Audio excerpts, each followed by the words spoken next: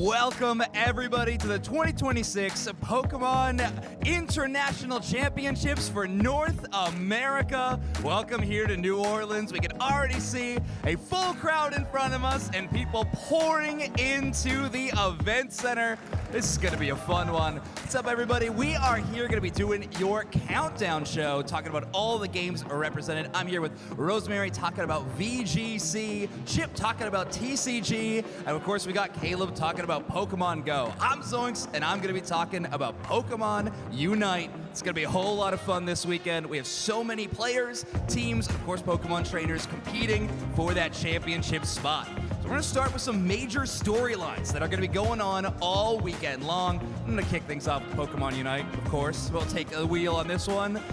Pokemon UNITE, this is the final stretch. The final world spot available in San Francisco later this year is going to be earned at this tournament. It is the only one left both in the east and the western parts of the world. So this is a very, very exciting moment. One more team will lock up their chance to fight for a world championship title here on the NAIC stage. How about you, Rosemary? What's going on at VGC? I think that's the same vein for the rest of the games competing here this weekend. We only have a handful of slots left and a couple of championship points for our competitors to lock in their spots in the leaderboard to make it to the World Championships. And if you showed up this weekend and you don't have any championship points or you're outside of that realm, then you could earn a direct invite by placing in the top 4 of your respective games. So those are also spots that our competitors are fighting for. But I think the biggest thing for the Pokemon video game is that this is the first international championship on Pokemon Champions, and that is so exciting. We're gonna have so many Mega Evolutions, so many new Pokemon, and I hope that the trainers are really going to get creative with what they bring to this final tournament of the season. That's right, and speaking of first too, for Pokemon Go, this is the first season where we've had unique metas for every international. So this is actually a first time meta in overall for Pokemon Go as well, where you got Kecleon, Grumpig. Pokemon Go metas are already weird, and it's about to get a little bit weirder in this final tournament of the regular season. And for the Pokemon trading card game, we've of course got a brand new expansion, Legal Chaos Rising. Certainly going to mix things up. Special red card, a brand new powerful trainer card added into the mix. Also Mega Greninja potentially floating around out there. Cannot wait to see what these players have brought for the event this weekend. Interesting. All right, so we got Mega Evolutions, brand new metas, some really interesting decks, and even tech cards. There's a lot to look out for in our tournament, but of course, one major thing you got to be watching out for is these incredible players that have traveled from all around the world to be competing in this event. We got some really exciting ones picked out that we think you should all have an eye on to be watching over the weekend. Rosemary, why don't you start with some of our VGC players? I would love to. I think this first player needs no introduction. Wolf Glick is the 2019 NAIC champion, also won the World Championships in 2016, and just got second at the Indianapolis Regional Championships, our first regional in Champions, with one of the most off-meta picks we could have expected, Mega Steelix. Definitely not on anyone's radar heading into that event. So can he make it to a second NAIC championship title? That's to be left question for this weekend. Federico Camporesi is also one of our competitors coming over from Europe that has a shot to win a second NAIC as well, being our reigning NAIC champion from 2025. He's coming back and hopefully able to show us what he's got for champions. And finally, last but not least, from Argentina, we've got Juan Salerno. He is the player that is at the top of the global championship point leaderboards right now. So really proving us this season that he's the best in the world. Hopefully he can get that IC title he's been really striving for.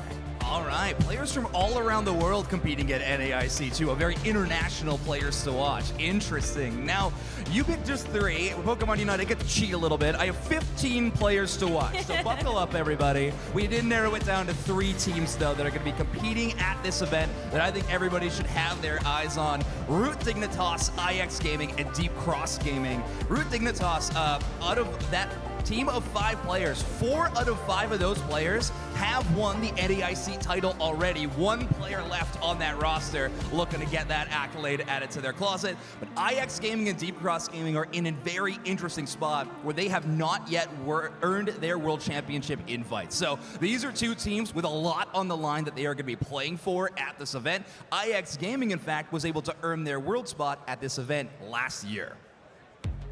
That's right, and you know, this is what I love about internationals, because people come from all around the world. Even as a North America international, it is indeed an international, and that's no different from Pokemon Go as well. Leading it off, we have its accent, a 2-time North America international champion, the defending and reigning international champion, as well as the World's 2023 world champion. Definitely looking to repeat his success here, where his claim to fame really started. And of course, we got Beelzebub, the reigning world champion, coming from India.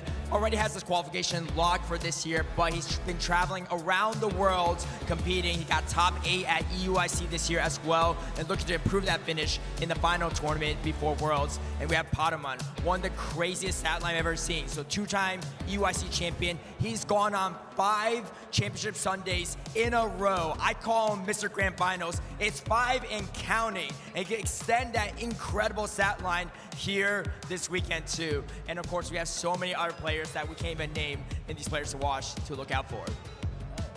Yeah, of course, tons of storylines in the trading card game as well. Nearly 4,000 players competing this weekend. Going to be incredible to see. You can do 15 players to watch then. Yeah, If you have 4,000 players, you can do 15 players and to watch. I could talk about them for a while, but we've narrowed it down to just 3 here for this pre-show. Pedro Pertusi leading this charge, the Latin America International Champion from earlier this season. Him and his testing group always seem to come up with a couple unique tech inclusions for whatever given metagame we approach, so I cannot wait to see what they've landed on for their 60 cards this weekend. Riley McKay from Canada, one of the breakout stories from last year's North American International Championships. He came in basically as an unknown player, made it all the way into Top Cut. He defeated Tord Reklev in Top 4, did lose in the finals, but then propelled that momentum into the World Championships, where he was able to take the World Champion title. So I'm very much looking forward to seeing what Riley has in store this weekend, how he can back up last season's incredible run. And then for the TCG, a man who needs no introduction, Tord Reklev, 5-time international champion. He won the Las Vegas Regionals earlier this season. One of the best players in the history of the game. Someone who, when there's a brand new card pool to work with, always seems to find something unique. Cannot wait to see what he's got in store. All right. Yeah, the Tord Bag of Tricks is going to be real interesting to see what shows up. That's awesome. There's a lot of amazing players to watch, like we mentioned. But how about all of you watching, especially at home? We got a whole lot of rewards you can earn just by tuning into the stream. So if you want to link your account, you can earn a lot of really cool things for each of our individual games. So we'll start with VGC. Rosemary, what can people earn by watching your stream? Well, after watching NAIC for only 60 minutes, you get to earn a special Blastoise and a Cherish Ball. There have been a couple of different Pokemon distributions for Pokemon Champions, including Charizard, so now you get to add a Blastoise to your collection, and this is going to be really fun. It can Mega Evolve, you can get a really powerful ability with a Mega Launcher, and hopefully someone gets to show us what Blastoise can do. If it's not at NAIC, maybe it's you next season. Ooh, all right. Make sure to get in there and get some early distributions for champions. Exciting. For Pokemon Unite, we got some classic drops as well. We got a 2026 sticker you can add to your player card, as well as a Platinum Blastoise emblem. So make sure to be tuning in to NAIC to get those rewards for Pokemon Unite. How about Pokemon Go, Caleb? A lot of great rewards for Pokemon Go. You can see Potamon, one of the players to watch. You can get his exclusive Seeking with Icy Wind exclusive move, which he used to win EUIC, but also it's relevant for this tournament, and it's relevant in the Open Great League meta, where he just won in turn a couple of days ago. So really cool Pokemon to claim there. Of course, you get the Elite TM as well to get those very exclusive moves you can't regularly get with regular TMs, and then you get rare candy XLs, and of course a lot of fast and charged TMs. So you get a little bit of everything to help build your perfect team for the next tournament. And for the Pokemon trading card game, there are lots of incredible rewards in the Pokemon trading card game live. Watching for just 30 minutes gets you 4 booster packs from the newest expansion, Chaos Rising, legal this weekend. 45 minutes gets yourself some special illustration rare cards, the Mega Dragalge EX and Roxy's Performance cards that synergize well together. So if you're thinking of building a Mega Dragalge deck, these are 2 nice ways to pick up a couple cards for that. And then what I'm most excited about are those sweet cosmetics. We've got the Mega Blastoise deck box, Mega Blastoise card sleeves, the coin, and that avatar jacket. For tuning in for 60 minutes. I think I'm going to go backstage and make sure I have my laptop open so that I can collect these rewards myself this weekend. Yeah, not a bad call. I mean, when there's that many really cool giveaways, you got to make sure to get in on it, and here is how you earn those Twitch drops. So follow these steps, make sure to link your account, and make sure you don't miss out on these really cool distributions for each one of the competitive games that are happening here live at NAIC, but we want to make sure people watching at home will also have something to earn for these awesome events that in person are truly so fun. I know people saw us on camera for a moment earlier on. We are dressing the part for this event today. Already a lot of festivities. Don't worry, the energy is going to turn up to 11 here very soon with the opening ceremonies. But with this countdown show, we get the chance to talk about our games a little bit before. We talked about players to watch. We made sure you all know what distributions you have in the game. But some of the major storylines, let's face it, we got some analysts on here. Let's get nerdy. Let's talk about some of the fun stuff that maybe people aren't expecting to see this weekend. A sleeper pick, a rogue deck maybe. What could be some fun stuff to look forward to? Rosemary and VGC, what's maybe a sleeper option in this Champions meta we can look forward to? Well, I feel like I've got to set the stage a little bit in terms of what we've seen so far in the Pokemon Champions meta. And so if you haven't tuned in to Turin or Indianapolis, then this is definitely your primer for the weekend. Charizard Y, Mega Floette, those have been the 2 standout Mega Evolutions, and the rest of the meta has really centralized around those Pokemon. Basculegion, Kingambit, Sneasler, Incineroar. Those are all been some of the more popular Pokemon in Pokemon Champions. So when I think about sleeper picks that I'm really excited to see, definitely those underutilized Mega Evolutions. Seeing some Mega Crabominable out in the field, or maybe we get a chance to see another Mega Steelix. Just those Pokemon that I think just will stand out amongst that field when we have seen the meta be so top heavy. All right, interesting. Some cool options. I personally am vouching for Mega Crabominable. That would be so much fun to see early success, especially at a tournament this big at NAIC. Pokemon Unite is in an interesting spot when it comes to rogue picks, just due to the rapid release we have had of new Pokemon added to the game, and now finally being tournament available for the first time here at NAIC. Pokemon like Feraligatr and Typhlosion, even Articuno having its first tournament of competitive availability. There's some really interesting options that these competitive teams, when they're in practicing, often in secret, with their own strategies, will be able to showcase on stage. So that will be really exciting. But if we want to get really in the weeds, there is some fun Pokemon that I think have maybe been asleep for too long. I'm always a huge fan of Mimikyu when it comes to these top tier events. Sometimes that on-stage environment that we have in Pokemon Unite opens up to these high skill expression Pokemon that maybe aren't metagame defining, but sometimes a player is just that good while playing that Pokemon. So I could see some availability there. Would love to see that. Not exactly rogue, but it could be a really fun option. But how about Pokemon Go? You certainly have some spice in your game when it comes to these, creative team builders. Yeah, definitely. And like I said, this is the first time ever meta, maybe the only time ever meta for this tournament. So even though there are some theoretical meta to it, no one's ever seen any of it put into practice in an actual tournament. But there's a lot of top meta picks. However, there's a lot of sleeper picks as well that people have been trying in practice tournaments. And the real question is, will it really rise to the top, or is it, an actual, not performing well Pokemon? But Shadow Pidgeot is one that really stands out that a lot of players have really tapped into. We got Wilmer as well, Satsu. These are weird Pokemon, even for Pokemon Go, and Pokemon Go already has a weird meta. And I'm very excited to see the creative spin that these players do, because usually some of the top players are really in the lab cooking something special, and it's really cool to see them play it on stage. All right, Chip, you can't say Dragapult.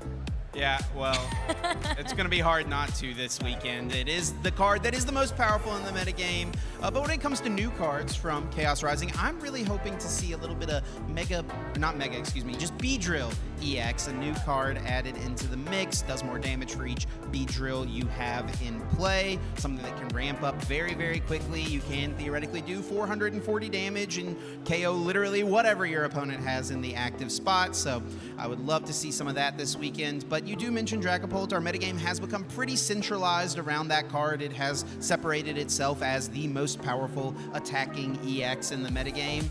And usually when that's the case, even though it's a new expansion, there's kind of like a solid 55, 56 card framework that players are working with.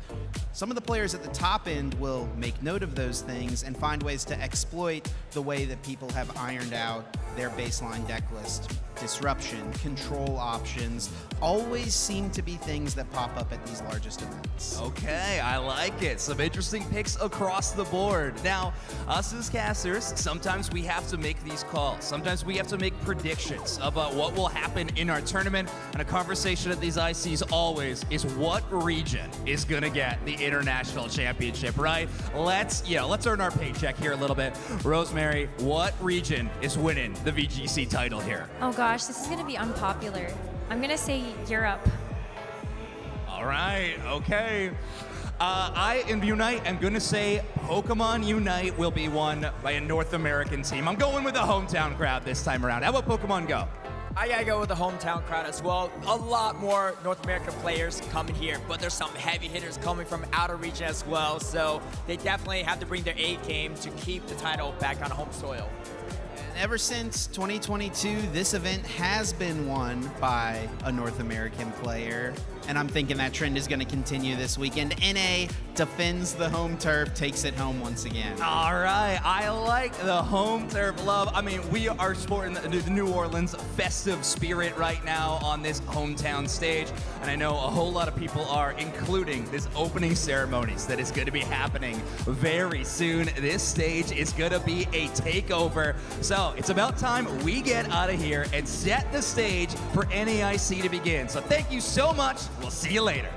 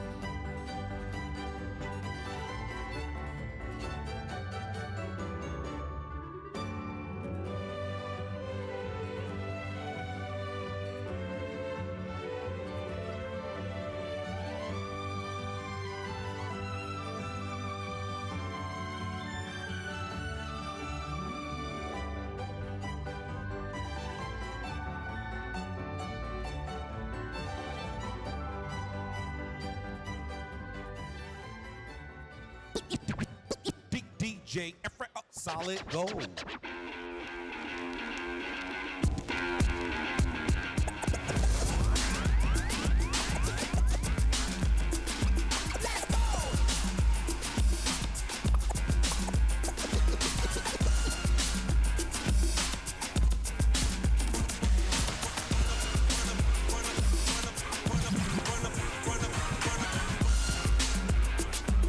Welcome, Pokemon trainers and fans from around the world. Welcome to New Orleans. Before today's battle begins, we start with a sound that represents the modern heartbeat of this city. I am DJ Solid Gold, blending my beats with past music from past events to set the tone for this weekend. Here we go.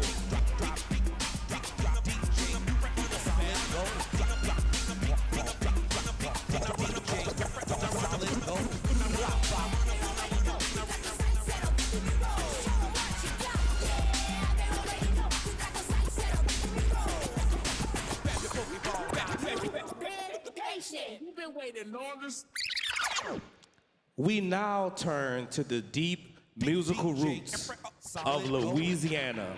Today, you'll experience the sound that defines the region, from smooth rhythms of jazz born right here in New Orleans, to the powerful spirit of gospel, to the vibrant tradition of Cajun music. This is the sound of Louisiana.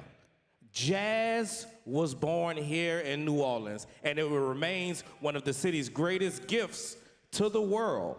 Please welcome one of its celebrated voices, Anais St. John, alongside her New Orleans Jazz Quartet. Hello, Pokemon friends. My name is Anais. Are you ready for some jazz?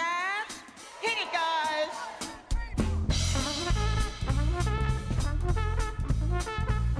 A tisket, a tasket, a green and yellow basket. I wrote a letter to my mommy. On the way I dropped it. I dropped it, I dropped it. Yes, on the way I dropped it. A little girlie picked it up. She put it in her pocket. She went to trucking on down the avenue without a single thing to do. She went pecking all around. Then she dropped it on the ground. She took it, she took it. She took my yellow basket. And if she doesn't give it back, I swear that I will cry.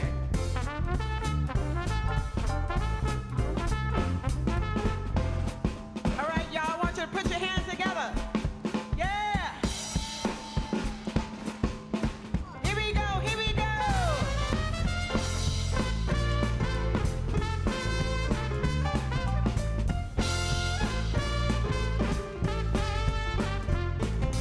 I got a girl in Baltimore, Eliza Jane. Streetcar runs right by her door, Eliza Jane. I got a gal in New Orleans, Eliza Jane. Sweetest thing you ever seen, Eliza Jane. Oh, Eliza, Eliza Jane. Oh, Eliza, Eliza Jane. Come on now.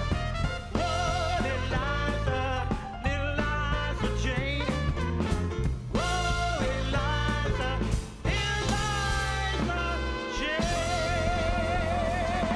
Thank you very much. That's what I call a good time. Next, we turn to gospel music. Music of spirit, strength, community that thrives across Louisiana. Please welcome with me one of the city's most dynamic ensembles, the Joyful Gospel Choir. I'ma tell you about the God I learned the name. Every time I face, I learned the name. Nobody said it was easy going for the goal. Gotta take risks, gotta be bold. But I'm here to run a race, here to run for, here to make names, here to be a star. When I finally make it, I'll be at the top, the best of the best. Yeah, I'll be walking victory road. Let us all out. I'll be walking victory road.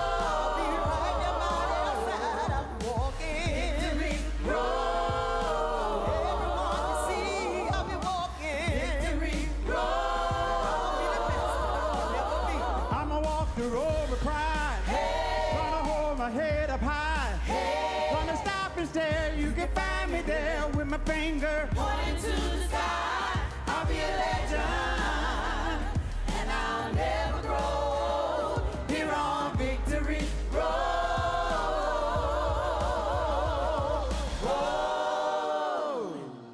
Yeah.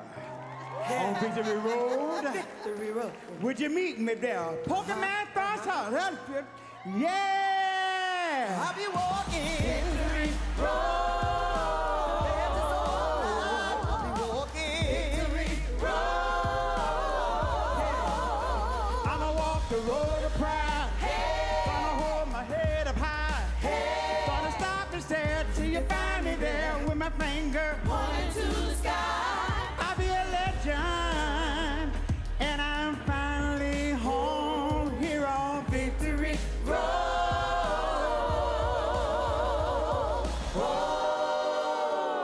I'll be a legend on Victory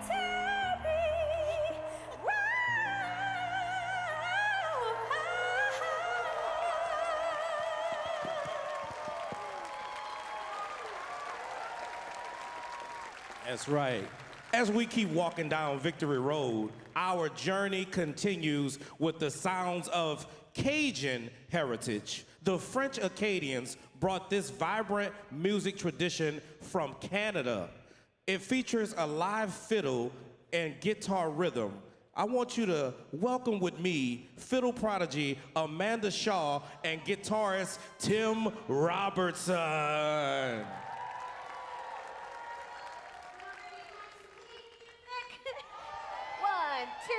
One, two, three, four.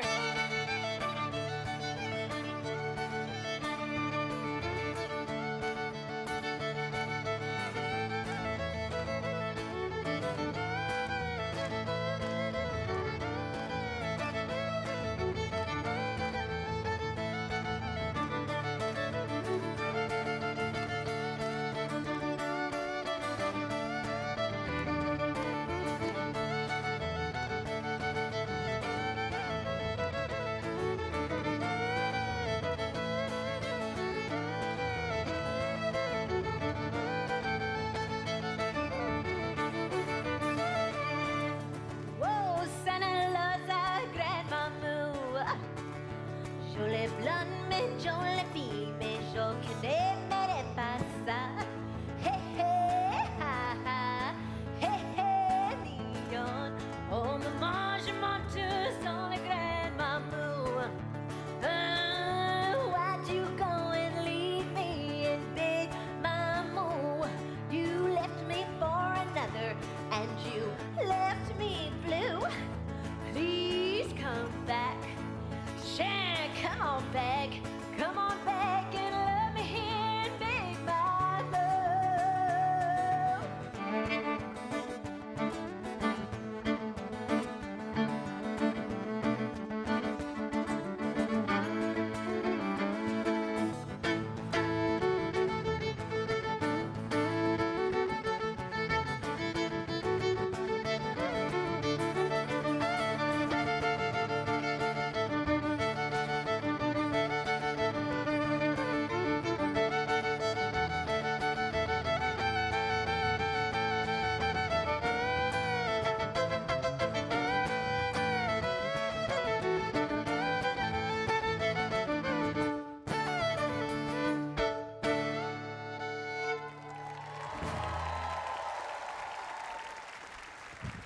As you can see, in New Orleans, rhythm starts early. Many say here, children learn to dance before they can walk. Rhythm lives on through its world-class drum lines in a city like this. And now, as our Pokemon trainers prepare to begin their journey, we send them forward the only way New Orleans knows how. Through rhythm, energy, and for unforgettable sound, please welcome the electrifying Black Magic Drumline.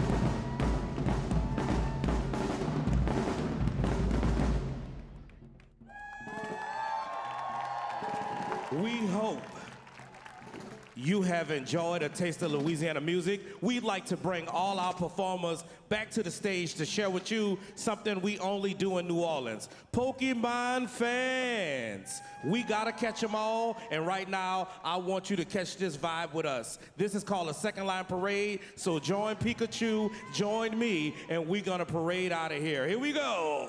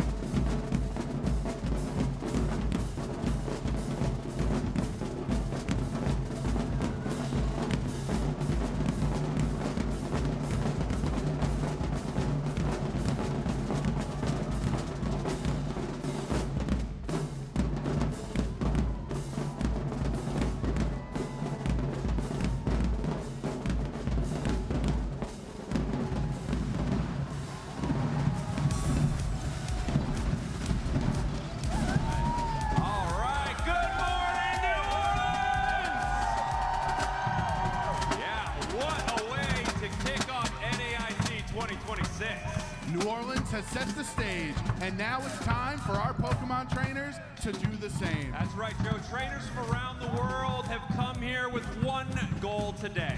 To prove they have what it takes to rise to the top. I like that, rise to the top. Very good. Over the next few days, we'll witness strategy, skill, and unforgettable moments that you only see at a Pokemon International Championship. Our trainers are competing for a prize pool of over $500,000, Pokemon TCG booster packs, and of course, a direct invite to the Pokemon World Championships and PXP in San Francisco this August. That's why every match matters, every decision counts. And it all starts right now. Welcome to the North America International Championship!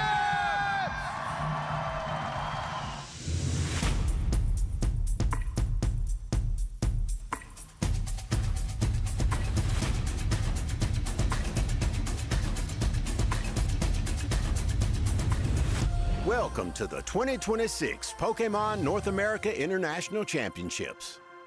We're back in the Big Easy, where thousands of the world's best trainers have come to battle for the title of NAIC champion. Last year, two-time world champions Luminosity Gaming completed their IC sweep after a tense 4-game set against Revelation. One of the best to ever do it, Luminosity Gaming! Its Axon battled tirelessly through the loser's bracket, resetting the bracket in the grand finals and winning his second NAIC title. Race for its Axon, he is your 2025 North America International Champion! After coming up short in the past finals, Isaiah Bradner pulled it all together to claim his first NAIC trophy in the Masters division. Isaiah takes the KO, and he is the North American International Champion. And Federico Camporisi claimed yet another champion title for Italy in an exciting 3-game match against teammate Marco Silva. Federico Camporisi is your 2025 North America International Champion. Here we go.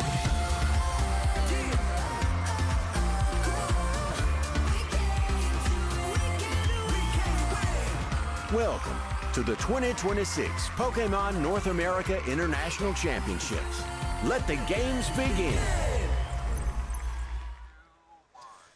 Hello, everyone, and welcome to New Orleans NAIC 2026, and here for Pokemon Unite, the final stretch. One final team will qualify for what's the final stretch with one final team qualifying for Worlds here live in New Orleans. Hi, Jake, your resident content cowboy, E to the Ha, joined by the one and only Doomsnacks. Hello, Doomsnacks. Hello, cowboy. So excited to be back here in New Orleans. Last year didn't disappoint. This year is not going to be any exception to that.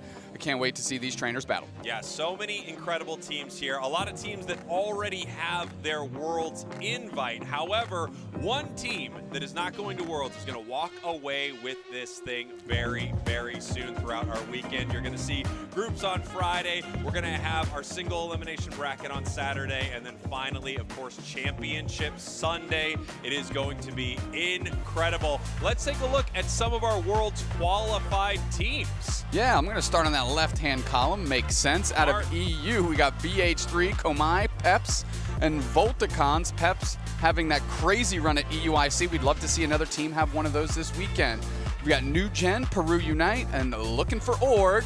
Big shout out to them, looking for Org. Love it. Stamina Esports to round out that left column. And I'm going to hit the left column again. You know what? No, I'll go right. We're going to talk about Fames, Force Gaming, Tuzi, all out of Brazil. From North America, Evil Geniuses, Lunex, Root Dig, all here in attendance, by the way, from NA. S8UL Esports out of India, and then Legends reappear out of OC. I'm going to be honest with you, Cowboy. I'm having a hard time reading with these sunglasses on, but we press on. But you're forced to wear them. They said that right before we started, they said put these on. Yeah. Instead of starting at left top, I'm going to go bottom right and then across. Amazing. Zeta Division Reject Exist Fennel CC from Japan. Zora Tires Gaming, glad to see them back. Yep. T1 Team Nemesis, all times champion to start the bottom half of the left-hand column. Take it the rest of the way. And now I'm going to move up that column still. We've got Tryhard, Team MYS, Strong Basketball Player 1, probably the best name I love that had. so much. So good.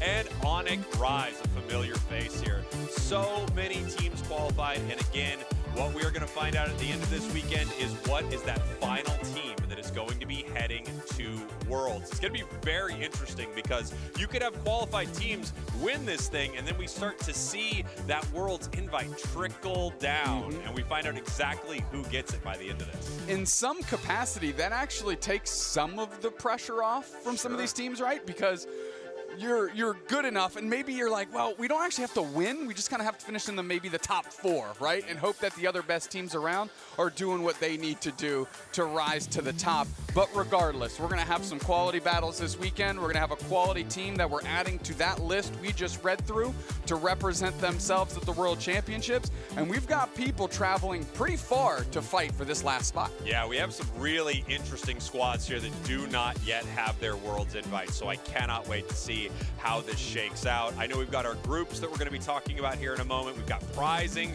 coming up here in just a little bit. And hey, let's take a look at it. We've got our prizing right now. That is $50,000 that they are competing for this weekend. Obviously, if you've already got your World spot, that's all well and good, but you would love to get that $16,000 first place prize. Money's great. Yes, I keep saying this. It's really, you know, what's the expression? Money can't buy happiness, but you've never seen a sad person on a jet ski. Yeah, it's exactly That's what they say. No question about it. And they immediately said, get back on camera. Like, you know what? Let's stop talking about money right here. But we do also have our groups to run through to kind of give us some texture for what our day one's going to look like, break it down, and do it in a preposterous order that makes no sense. We're going to start with C, of course. Group C, Extinction out of North America doesn't yet have their spot. And then DCG Taiwan. This group is like, I cannot wait to see what happens here. Also, Fulcrum and Louisianimals. That's a great name. Right up there with some of the best we've ever had. And this group is really a group to watch. Where are you going to go next? Gotta go to Group B, so we're going to go top right. We're going to go to the northeast here. We've got Evil Geniuses, Not Enough Tanks, No Sweat, Phantom 5, and the goofy Goobers. Taking a look at Group A, where we maybe should have started. Root Dig, all in.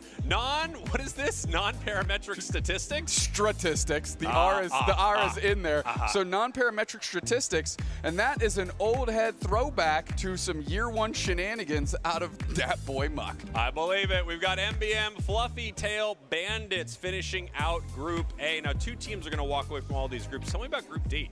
Lunex Gaming, Rush Hour, who are right there at the top and probably who you would expect to leave from that group, but trying to contend for that day 2 spot. Outrage and Mammo's Moving Company. You gotta love Mammo's Moving Company. I mean, when a team has a name like this, I'm forced to root for them as we take a look at our final 2 teams. Group F here, IX Gaming, 2Z Esports for Fun, and Xianggao. Oh, so you went F. I was reading E, and I was like, he's not saying any of these correctly. Yeah, so I don't know if you noticed we've been bouncing around. Yeah, not that thing I started. But DreamMax Aftermath out of Brazil, Citadel Gaming from NA, Manga Knights, got it, out of NA, and Pirates of the Sky Ruins, another quality team name. Yeah, huge team names. The question are they going to be able to compete with some of these favorites that you see in these groups? You know, you think of a team like Rush Hour that came this close to getting their Worlds invite. They are right there once again. Can they make it through this bracket? Can they head to Worlds? So many good squads. I can't wait to see how this shakes out. Is a team that doesn't have an invite, are they going to make it all the way through to Championship Sunday, or are they going to win their spot tomorrow? I don't know. I don't want to throw a bunch of bad energy to our top teams, but I really want 2 teams in the finals that are playing for that final spot, right? Like let's get something real on the line at the end of the day. That's what I'm hoping for. Yeah, and look, again, whoever wins on Sunday gets more money, and we've already talked about how that's important. It's one of the best things. But of course, I also want to see that match that really seals who is going to be heading to Worlds. That's the one I'm most excited about for sure. Yeah, because at the end of the day, like you said, the team like Rush Hour that fell just shy of qualifying themselves, they're showing back up. That's really what's on their mind the whole way through. And when you look at how far some of these teams have traveled, you know that they're fighting for that world spot because they spent the money to get here to try and fight for it. No question about it. Take a look at our broadcast schedule here. And you know what? I can't imagine bouncing around this. I think it would just be absolutely insane. Let's talk about what's coming up first. Root Dignitas versus All In is going to be the first game of the day here. Now, of course, it says matchup subject to change. Doesn't say subject to change. And that is because we're going to try to bring you the absolute most important and best matches throughout the day, but there are also so many teams that you just have to see. Exactly right. So we're trying to leverage the front end of the broadcast on those, kind of fan favorites, top teams. And then as the day continues, we're going to adjust and try to give you those elimination matches or those qualification of the next day matches, however that shakes out, because those aren't necessarily the same thing all the time. So many good matchups here. IX and 2Z, I can't wait. DCG, Taiwan, and Extinction. That's a very good one. What a game. It's wild because Extinction, near the end of our regional league, it actually felt like they finally leveled up. They were the best form of Extinction that we have seen. And then bringing that to this competition could be incredible. You've got DCG Taiwan, notable player on this squad, Slash, who is your 2-time world champion from Luminosity Gaming, here to try to win that world's invite. Both Extinction and DCG do not have an invite yet. I mean, IX Gaming doesn't have an invite. So many big teams still looking for that last world spot. Yeah, just another fun thing that the world's contending teams. Okay, so I like this graphic. This is every team that is in this event that has not qualified for Worlds. So ideally, throughout the weekend, as we start eliminating these teams, we'll cross them off this list, maybe even shade them. Art, were you there for this conversation? What conversation? What you were talking about right now is exactly what I pitched. I pitched this graphic. This is terrific. Great job. It's shocking to me that you're pitching the exact same thing to me right now. Okay, well, that means it's perfect. Actually, is it that shocking that no, that not happened? at all, actually. If this doesn't happen right now, I'm going to lose it because 2 people in that are kind of the same. both came up with this One idea. and a half independent human beings have said that. So anyways, these are our world's contending teams. Throughout the weekend, we'd like to either eliminate them or at least shade them out. You know, let's have some respect for them. Let's just shade them out. Yes. So you can still see the name and know that they battled hard this weekend. And then we'll see that list and we can cross compare to who already has their world's invites, fighting for the money and the sick amount of cash that we said. Yep. And the team that is fighting for the world spots is very exciting. Yeah, I mean, looking at some of the big names here. Confirmed, they will gray them out. Ah, beautiful. We've got Love that Citadel, DCG, DreamMax, Aftermath, kind of a mashup team of some incredible players right there. IX Gaming, Rush Hour, a lot of teams that I think could still do very well in this competition. And again, depending on where your bracket shakes out, depending on who you face off against, depending on how it goes into the single elimination, a team that you might not expect could get that spot, especially through single elim. Yeah, that's one of the most exciting factors of what we're looking at here at NAIC is that last world spot comes from this event, and then we will officially have every single team locked in for the World Championships, and that's a very exciting place to be as we head into August. Yeah, cannot wait. Let's take a look at our format for this weekend. Take it away, old meat. Let's dive into the format for Pokémon UNITE at the 2026 Pokémon North American International Championships.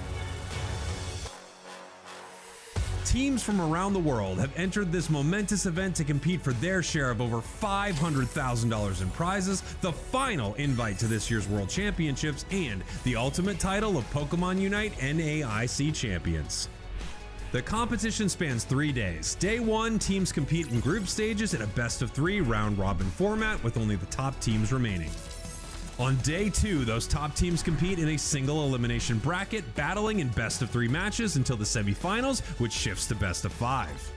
The final 2 teams will compete in a winner-takes-all best-of-5 series on Championship Sunday.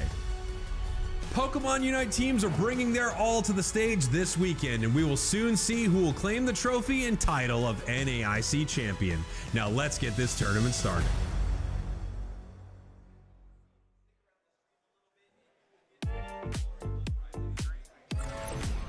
Thank you very much, me from the past. And now let's take a look at that brick. Let's take a look at whatever that was for a second right here. No, you know what? I'd like to think it was Can we go back to that stage? Can we go back to that stage shot? The stage shot. Is that possible? We didn't really get a good look at it. I'm hearing no. We can't go back to it. You know, no. We're being told we will go back to it. There we go, as we're getting set up on our big stage. Obviously, there's so much competition happening. We have our main stage out here where our players are getting set up, and we also have the Unite Hive where a ton of players are playing here in our group stage. You can see All In, your orange team, Root Dig on your purple side here to start our broadcast off as they are getting ready. You know, Doopsnack, something you and I have been talking about a lot, of course, are all of the new Pokemon that are going to be available this weekend, as well as some like big meta picks that are going to be relevant this weekend. I know something that really influences this game is the fact that it is a worldwide competition, and we just had the regional event where, you know, a lot of the big teams out of Japan qualified. I know that most regions are going to be watching them, taking notes, and deciding how they're going to implement their meta into their play for sure. Yeah, without a doubt, and that's what's exciting.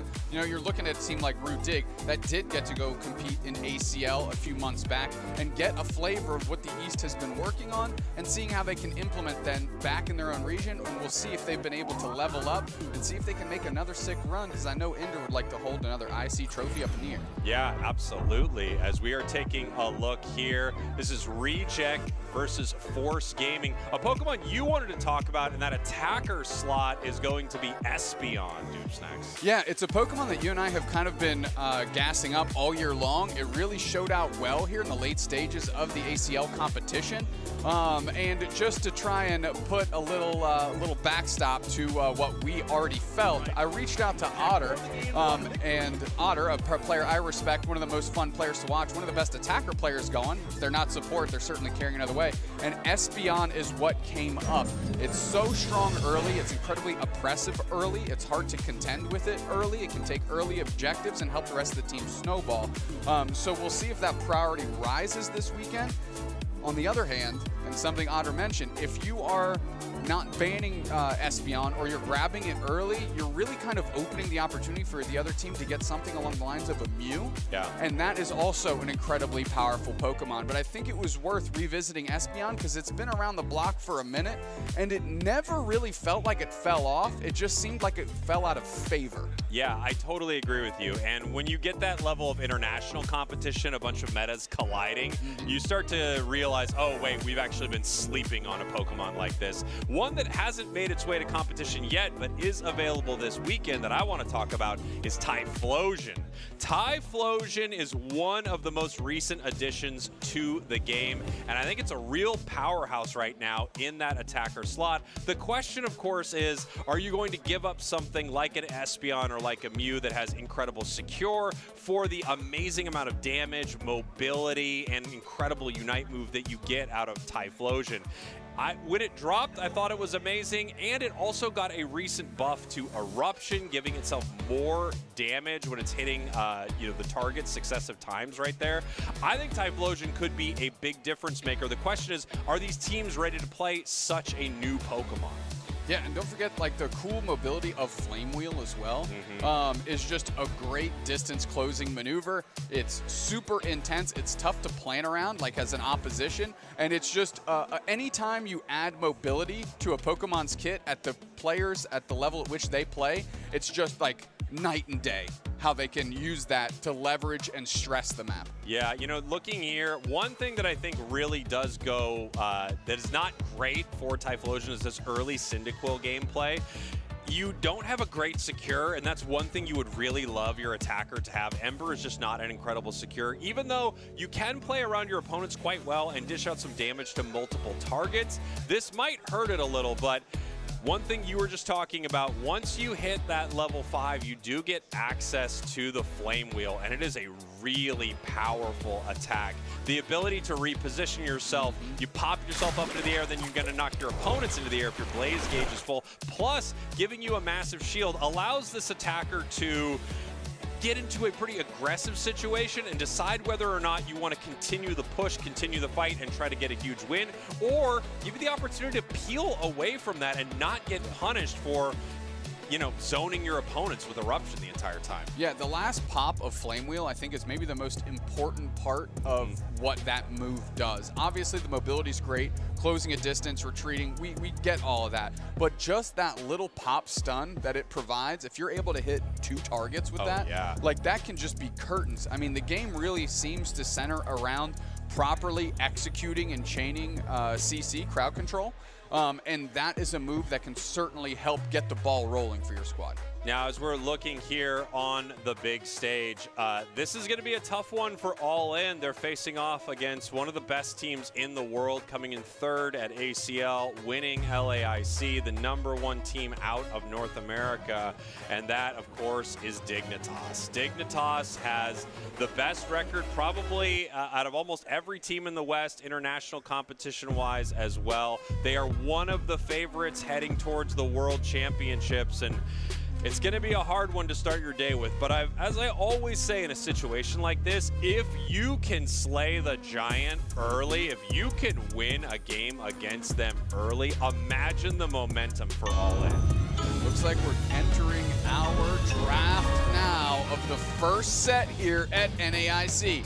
Root Dig on the left-hand side of your screen, All In on the right-hand side, and we're starting with the Rayquaza map. Yeah, Rayquaza is going to be the starting map all weekend, but then we can bounce around to Groudon, Kyogre. Do we have a set schedule, or do they pick, right? I don't know now. It's Rayquaza. Starting on Rayquaza's map. And then whatever happens after that, we'll know. Let's take a look at these bands. Psyduck, Comfey, Snorlax, Zacian, Mew, Machamp. And now we'll see if that Espeon comes into play and it's a first pick. The priority is there.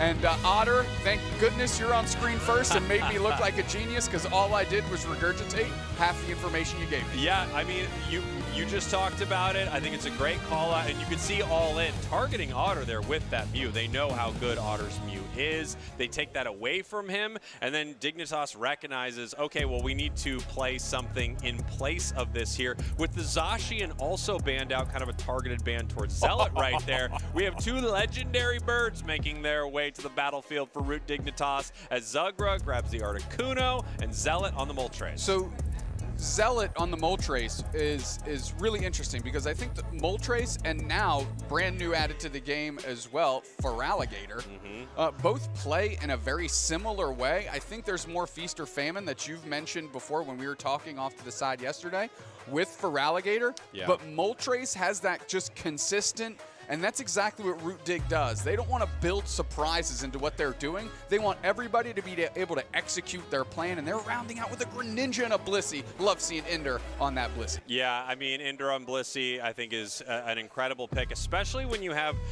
two Pokemon that I think are great targets for this Unite move, Bliss Assistance. You've got Toon, obviously, on Greninja. And then Zealot is going to be in the mix a lot on this Moltres. And if you can keep it around longer, give it the ability to get those healing heat waves off, I think it's going to be really difficult to shut down. All In with their final pick, Anon, a Pokemon that, you know, they're definitely known for, the Zoroark right here. This is a strong pick, but a pick that a lot of teams don't run without Comfey, and as you can see, Dignitas banning that away. They're still gonna play the Zoroark. I've seen this go very well and very poorly. I would be a little worried for All In. One thing that I love to see is Zapdos from All In. I think this Pokemon is brutal, especially in the early game. Here's the thing, All In, you know, they might not be Root Dig, but All In, those are all familiar names. Yep. You know, Tie-Dye, Big Mac, Azmat, Elo, and Anon are all players that have been in this competitive scene for quite some time. So nothing's free out here. No, this is a legit team for Dignitas to deal with. Now, speaking of legit teams, they are going against Root Dignitas here, one of the best in the world to start our broadcast. We had to start out with something pretty exciting here as you're taking a look at, of course, our battlefield. Thea, Sky, Ruins. Our teams are getting into it right now. Root Dignitas, your purple team. All In, your orange team. The first match here at NAIC. Let's get into it. Now, you talked about Zoroark and how that's going to be able to survive here. Everything on Root Dig, save the Greninja, has an incredible early game. It's pretty darn strong, which this is going to make it difficult for Anon to not only get online, but get ahead, which is where it wants to be, because it's not going to be battling with the Comfey right now. That was banned out. And you can see we have Tie-Dye in here trying to slow down this Moltres, not able to get that here, but it's something Zealot is going to have to deal with right now. A lot of damage. Zealot still only level 4. Ooh, big time Barry. Are they going to be able to actually take this KO right here? And they need to back away. Massive invade. Huge invade. Great work out of Tie-Dye, and that Hoopa first pick paying dividends already. Big Mac, Azmat, that's going to be a tough one for us, at least for me, in that bottom path. Seem to having to retreat because guess what? The Espeon's taken over. Yeah, and that's going to be a problem. They're just leaving Otter in that bottom path all by themselves as we have 5 members of All In, quite literally all inning in the top path. Right into the back line is Anon looking for Zealot. Tons of damage. Buzzwole closes the door, but they get knocked out back the other way by the Froakie. Toon looking to evolve here. Anon does catch a reset. All In, not looking too bad there in that engage. Yeah, that was a great engagement for them, but they left everything to Otter in the bottom path. Now Otter, level 6 right here. You can see that one combination into Zapdos almost taking it down immediately. So while they had a good fight in the top path, they are just letting this Espeon get stronger and stronger and stronger. It's going to be the biggest thing on the map. I now think that prices All In into going all in on moving as a team of 5 and hope that Root isn't rotating to match. Decent invade here between Big Mac and Tie-Dye. Now Otter has to step up in the face of 2 tons of damage on Big Mac. Ice Fang reposition, and now Otter's trying to get to the bush. They can't. They get knocked out on the backside. Zugrug's getting beat up by Elo, Poppy, Big Mac's there, and the team all in is rolling together. I said that might be their way to find success, and it's looking pretty good right now. Yeah, it looks fantastic as they're continuing this push right here. The Safeguard helping the Moltres get out, but once again, the Zoroark continues pushing forward. All in, not afraid to scrap with Dignitas at all, trying to take every fight they can, and what a massive start for them. I'll tell you what, the patience from Anon right now to not completely collapse on Ender and get back with the team shows that this team is playing intelligently. Right into the back line is Big Mac, tons of damage down. Tie-Dye darts back through with the trick Phantom Force. Big Mac does go down, All In makes it back to pad. I actually think Root Dig got the better exchange there. They're better on experience right now, despite seeing All In take some good team fights. Yeah, All In's had some great fights, but you know, there's an important metric that these teams are looking for. It's not just the score line here. Of course, that's how you win. You want to be the strongest thing on the map, and that's what Dignitas is focusing on. Yes, they lost a couple of fights, but look at what they're doing here. I mean, yeah, Anon is level 8 right now. There's 3 level 8s on the other side, one of which is Toon. Big Mac taking tons of damage. Wow. Toon can't close that out, and the big combo by Anon does a lot of damage, and Zug can't close the door on them. Nice little maneuver by Tie-Dye to get Anon out of danger. I mean, I got to say, I love how this is going for both of these squads. You can see it feels like Root Dignitas completely composed, even though All In is stressing them throughout this entire match. We now have Azmat level 7. That's going to give them both of their moves there on Zapdos. A miss there. Woo! A miss from Otter, and then you can see that big-time Electro Ball doing some damage. Yeah, downstairs, though, Zealot and Ender working hand in hand to beat up on that goal zone. And you see Zealot's Unite move was used, and that circle above the rim there on that goal zone means the Moltres is engaged. Tons of damage back down on Big Mac, who is struggling to evolve to Mamoswine. That's a problem. Yeah, it's a big problem, and this is what Dignitas has been trying to do all game, right, is keep this level advantage. Now the Greninja's 10, the Moltres is 10. We have the Espeon very, very close. They're out-leveling the side of All In. Now they're outscoring them. Even though All In has had some great fights, Dignitas still in control of the match. Both teams doing a great job getting their wild Pokemon experience off the map, which is going to be important here at the next skirmish. I'm taking a look at Unite moves, and we do have pretty much full up on Root Dig, only a couple on the side of All In. It's going to make it tough to battle. Yeah, no Hoopa Unite yet. They are still level 8. No Zapdos Unite. They are still level 8. And Root Dignitas, we already have a level 11 on their side in the Moltres, and they're continuing to score in the bottom path. Here comes an All In push. Yeah, we've got Zugrug who can use their Unite move to protect the goal zone. That's exactly what they do. That Iceberg gets set. Tons of damage down. Iceberg is gone, but they are buying time. Here comes Ender. Greninja catches the Blitz Assistance, and they're putting in damage. That giant Shuriken goes down. The chase begins. Hazmat taking a ton of damage. They have the eject button into the bush. It's not going to be enough. They're knocked out. The rest of All In is on pad, but Root Dig is taking control. Yeah, beautiful play there from Dig. We talked about this Bliss Assistance, and you saw the advantage of it right there. The Hoopa is 9. The rings are unbound. Greninja goes down, and here comes All In. Oh, nice engage. Earthquake. Ice Fang reposition gets Otter put down. Now the rest of the team has to turtle up around this goal zone. No, they actually just peel away. Give the Regieleki to All In. Great use out of the rings unbound. Hoopa Unite move gets the whole team through, and honestly, credit to Big Mac. That's a heck of a Mamoswine play. Yeah, that was a great play there, and you can see just the aggression still here from All In. Yes, they are losing a support or defender in some of these plays, but they are not letting Root Dignitas have a comfortable match here. They are continuing to pressure them, continuing to put a lot of energy towards their central area, making sure it's harder and harder for them to get the experience they need. Meanwhile, wow, I don't know what that was right there. Until I cannot believe they get out.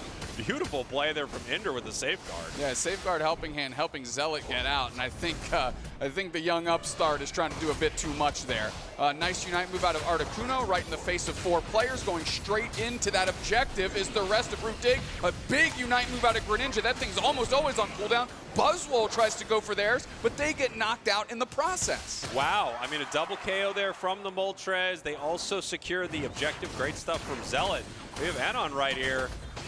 Just handed some experience over to the side of Root Dig, really. Not a fan of that, Cowboy. I've liked almost every engagement All In has selected, and that might be the first misstep, but you can see how quickly the dominoes fall once you give yourself up and you're that far behind on experience. Yeah, it is a really tricky spot for them to be in right here. Looking for a KO on Zugrug. You can imagine that one probably going their way if they just could have caught them with their move there. Zug now heading back to base. 195, 111, but I really do think the thing to look at here is the level lead that we have on the side of Root Dignitas. That is a level 14 Moltres. However, All In's had some great plays, some big catches, and if they can make that happen here soon, they could still win this thing. It is not, oh, wow, Otter. It is not far off for them. Nice engage. I mean, Zealot, that's an easy knockout for a Moltres in that position. Big Mac, you know, did get some vision. They'll be back in time. They've got their Unite move still in the tank. However, this Regieleki is marching, and it's going straight towards the goal zones of All In. Now, All In right here is ready for this fight. They have extremely aggressive positioning. They could look for a full rip here on the Rayquaza, but if they catch someone, here comes Zugrug. This could be trouble. Oh, put up, put down, Buzzwole right in the middle, forcing out the Articuno Unite move, goes straight for the rip into the middle. Rings are unbound, we're in the middle. The Anon is looking for somebody to hit, but they're going to get buckled. Rayquaza's there, it's on the Razor's Edge, it's taken by Root Dig, and everything in the kitchen sink thrown at that big objective. All In just happened to be in the way. Yeah, All In really went for it right there, but what a patient, well-executed, beautiful fight from Dignitas. Ready for the secure, looking for the KOs. It does feel like they weren't stressed at all about the play that All In was making, and this is an absolute massive victory for them here in Game 1 at Ray, especially without this buff being transferred. Even with a minute and a half left, I can't imagine a scenario where Root Dignitas could lose this now. Nope, they're just going to get those last dinky points in, right? Pockets are pretty light. And Root Dig, again, firmly in control as we've got 1 minute. If I'm All In, I'm hanging out, I'm maybe pressing buttons, but really what I'm doing is talking about Game 2. Yeah. What are we going to do? How are we going to adjust? Because what we just cooked up didn't work. You know, I got to say, I really do think All In had some great moments. They played a good game, and they could be a team that could beat Dignitas right here, but I felt like even though they were constantly stressing the map, putting pressure on Dig, I don't know if they ever really felt it. It seemed like Dig was completely calm, cool, collected, in control of that match. I'm trying to think. I don't think there was a particular moment, right? I think All In was finding quality opportunities. This only exception being when Anon went in like real late at like that 3-minute mark or 3:15, whatever it was. That was like the first time it felt like they weren't on the same page, right? I feel like they were playing really well, understanding that they were behind on experience, but finding quality opportunities to claw themselves back in the game. But that one specifically felt particularly egregious, and the moment Root Dig got Anon down, they flooded the central area and then grabbed all their wild Pokemon as a team. And all of a sudden, what turned into be an engagement that didn't quite work out ended up developing into something way worse. Yeah, there you have it. Root Dig here. Massive victory to start their day up on the main stage. It's one of those interesting things when you're a team like Root Dignitas. It's kind of expected, right? You're that good, but they put on a show. There's that Bliss assistance into Greninja. Greninja chasing down the KOs there. Yeah, I mean, that Articuno Unite buying just enough time to give Ender and Toon the opportunity to step up and put some pressure back the other way, and they found success here as we are going straight into our Rayquaza. Our Articuno was caught, uses their Unite move, and Anon was trying to get in the middle. You see them use their Unite move there, go over the wall towards Tie-Dye, get back into the middle, but when they finally converge into the middle, it almost lined up everybody to just get nuked by Root Dig because they were still playing on the perimeter.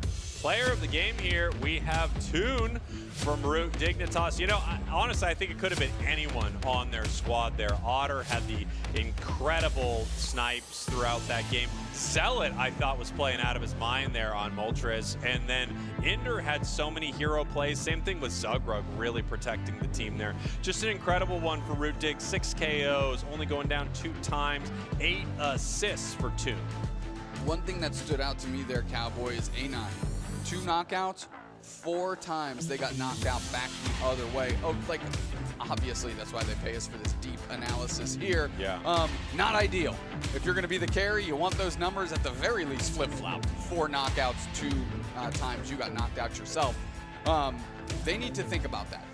Yeah, I just think Zoroark is one of those Pokemon that obviously they had some nice moments with it, no question. Sure. But it's one of those Pokemon that feels like if it has a Comfey in the hands of the right player, it's a 10 out of 10. And if it doesn't, man, it needs a massive level lead, right? But even with it, it's good. I wonder if they have something else, another pick. I just don't think it's it in a situation like this, as we're seeing Toon about as happy as I've ever seen him. the person to smile ratio between Toon and Zugrug in the floor. Yeah, if you look at their smile ratio, their frown ratio is through the roof. Like those two guys, I mean, they could frown you for days.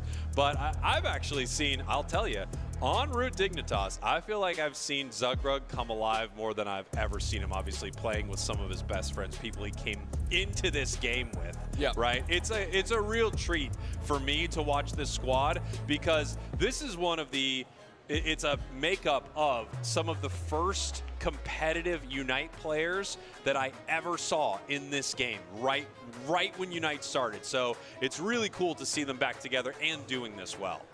Absolutely agree. Absolutely agree. You know, we poke fun, and it's only because we feel like we can because we've known these guys for so long, and we've had the pleasure to watch them so long. And there's a reason they're still here. It's because they're so good. They're that good, yeah, and we're going to see what All In can do about it. This is a squad of, again, known players in North America. They had a great match into Dignitas. I can tell you there are a lot of teams that would not have played into them that well. We're going to see how they want to handle Game 2. We talk a lot about how you're going to shift things up in the draft. I do think you want something else besides Zoroark, but I don't know if they're as comfortable on anything else. It might just be this is their best pick and it's what they're going to go with.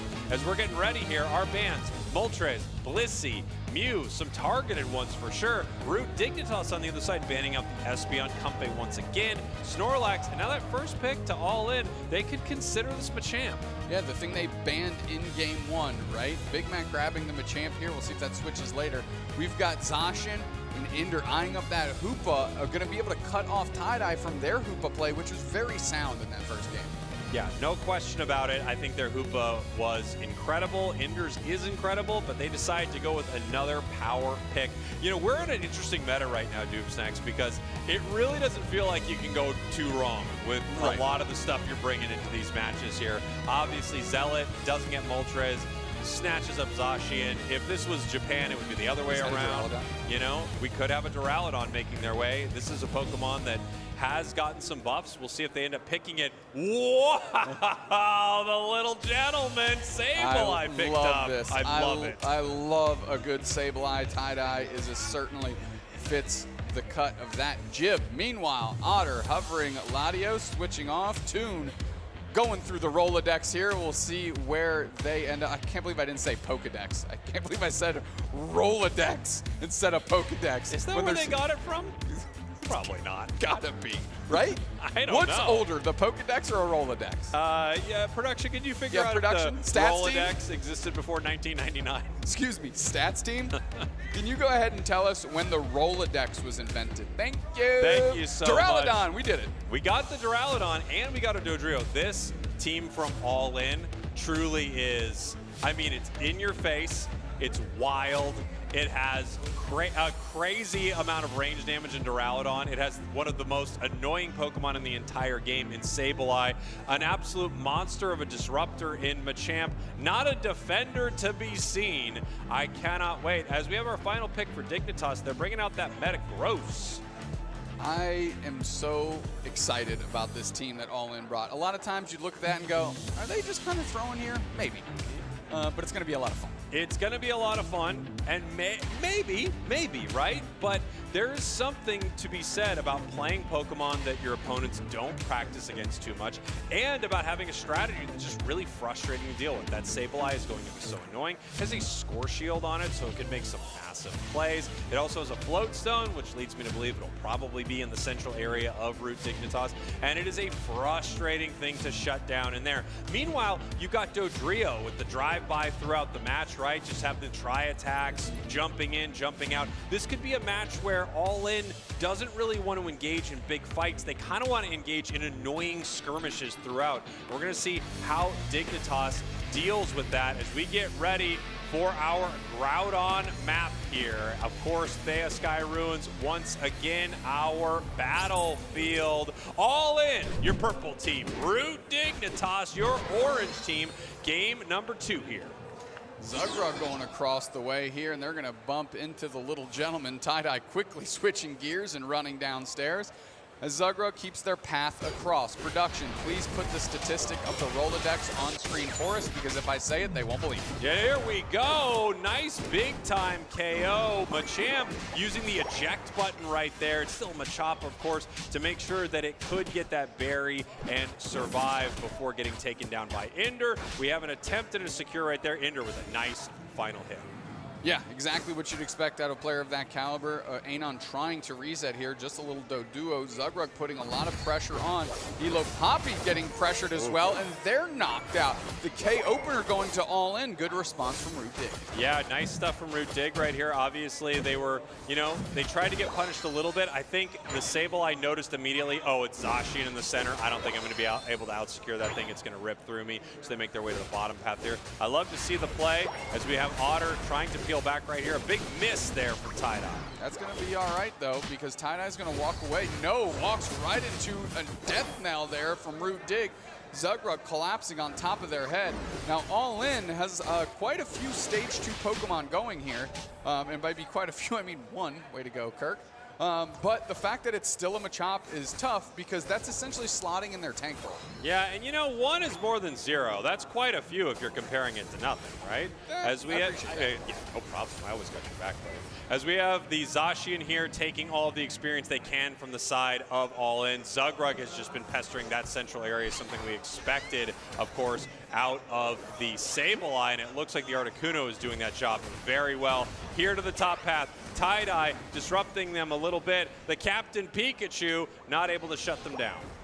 Elo, between Elo and I think it's Big Mac on the Machamp, they are having, obviously that's going to be their support core, right? They're trying to get themselves opportunities for this Duraludon Dodrio to really get in and put work, but it hasn't quite materialized yet. All In moving pretty disjointed despite how well they moved together in game 1. Look at Zealot right here. Biggest thing on the map, looking for their secure, getting picked off there. That's the kind of plays we were talking about, though, early. If they can continue to make those skirmish plays, move in, huge amounts of damage, shut down, and then peel away, that could be big for All In. However, Root Dig handling them so far in this match. Yeah, a pretty decent look. Zugrug and Otter going to be scoring this bottom path. Here comes Ender to put in just a couple more. Note they're going to let Toon score. Good job. Plus 23 on that goal zone. And now we're heading to the bottom path here. Easy, simple objective for Dignitas. No one from All In anywhere near it, as we have 3 members of All In. The top path, they are looking for that Regieleki, and they are going to take it. Zugrug now pressuring Big Mac, who's in the central, trying to get to their final evolution, get those extra 2 arms going, and become a Machampion here. As the rest of Root Dig is stressing the goal zones, despite the fact that the Sableye with the goal getter, with the score shield, is on All In. And now we have the Sableye Dodrio running to the bottom path right here. They're going to try to make something happen. Good Mewtwo Unite. Yeah, good Mewtwo Unite. If only it caught the Dodrio as well, but you know what? It didn't matter. Compute and Crash picks up that KO for Root Dignitas. They are marching towards this Tier 2, but they also can peel towards the still available Tier 1 on the side of All In. Machamp, not on the battlefield yet. It's a Machoke, and it's going down. So All In, obviously, we kind of see the thought process behind their strategy, right? When they got the knockout on Zealot, the Zacian in the top path, but they haven't been able to replicate that since, and now they're just kind of losing bodies left and right because they're so small they can't contend. Tie-Dye just trying to get vision, but realizing that's going to be an absolute blender. Zugrug with that big Articuno wave around it is going to gobble up the Sableye pretty easily. Yeah, I mean, the Sableye really can't engage with it too well without entering that blizzard, as we have Sableye trying to make their way to the center, get some information for the team. All In looking to take a fight here. They need to win. Articuno, the fact that they just put the big iceberg down on the goal zone just because they could. They're going to take a quick knockout on Dodrio. Zealot did go down the other way, and the Duraludon's trying to put pressure, but it's Zugrug taking over. I mean, you're just looking at this legendary bird. It's so oppressive. It really is. They're using it so well on the side of Dig. You know, I was wondering how much of it we're going to see. This is the first time seeing it in competition here in the West, and it looks like Articuno, a powerful pick for Dignitas, and it really allows Zugrug to play a role that I don't see them on that much, which is a very aggressive take-away experience and take away the map style of defender. Normally I see him on more playmaker defenders, you know, things like Crustal, things like Umbreon, but this is a really aggressive Zugrug. I love it. Yeah, not only aggressive, but using their Unite move tactfully, right? They put the iceberg down on that goal zone. We just saw it, and because of that, they're able to defend it 2v1 in the face of All In. Now, Root Dig getting some points back the other way. The pressure continues. Duraludon with that cannon just melting Root Dig, and that's a great exchange for them. An opportunity to score is on the table. Yeah, this is really nice for All In, and we saw once again these plays that we talk about right here where they're able to disrupt them. Look how much time they were able to have the Duraludon riddle damage into that Articuno because of the disruption of the Sableye and the Pikachu. And that's what All In's looking for. You pair that with Dodrio moving in for a big-time Tri-Attack boosted, and that's how they're picking up these KOs. But can they make it happen more? The problem is, to me right now, is the Duraludon's only level 10. If it was a level 12 in that little foray, I mean, Articuno's gone. Zugrug gets absolutely pummeled, especially after the combination with the Pikachu and the Sableye. But because they're so far behind on levels, their plan is now not strong enough to actually get knockouts. Yeah, I mean, it is tough, right? The longer you can keep this Duraludon around doing damage, the better. But you're right, if this was a level 13 right now, it'd be a lot easier as they're moving in the compute and crash looking for Dodrio here. And they do go down. Wow, once again, another player down. This is what they're looking for from All In, these huge plays. They're shutting them down with the Volt Tackle, and they're letting Azmat just, you know, destroy them with these flash cannons. Yeah, they were able to flank Root Dig really well. The compute and crash went in, but what it actually did is isolated two players of Root Dig in between the sandwich. That was the Pikachu and the Duraludon. And when Duraludon was outside, Azmat was outside of that Rock Coliseum. That's almost free reign, and it was just shelling that damage in again with that cannon. Then Duraludon, you said it got a buff. It's looking pretty solid in these moments, and now that it's level 12, it's got a real opportunity to do some damage. Yeah, it does. Between its Unite move, the shutdown from multiple members, the huge amount of stuns, the reposition from a champ, the Volt Tackle on Pikachu, you could see multiple members of Dig get leveled here. However, this is also the kind of Pokemon that wants to flip and rip our objective, which is going to be Groudon here in just 15 seconds. Root Dignitas in control, but this match very close here. Zugrug getting caught.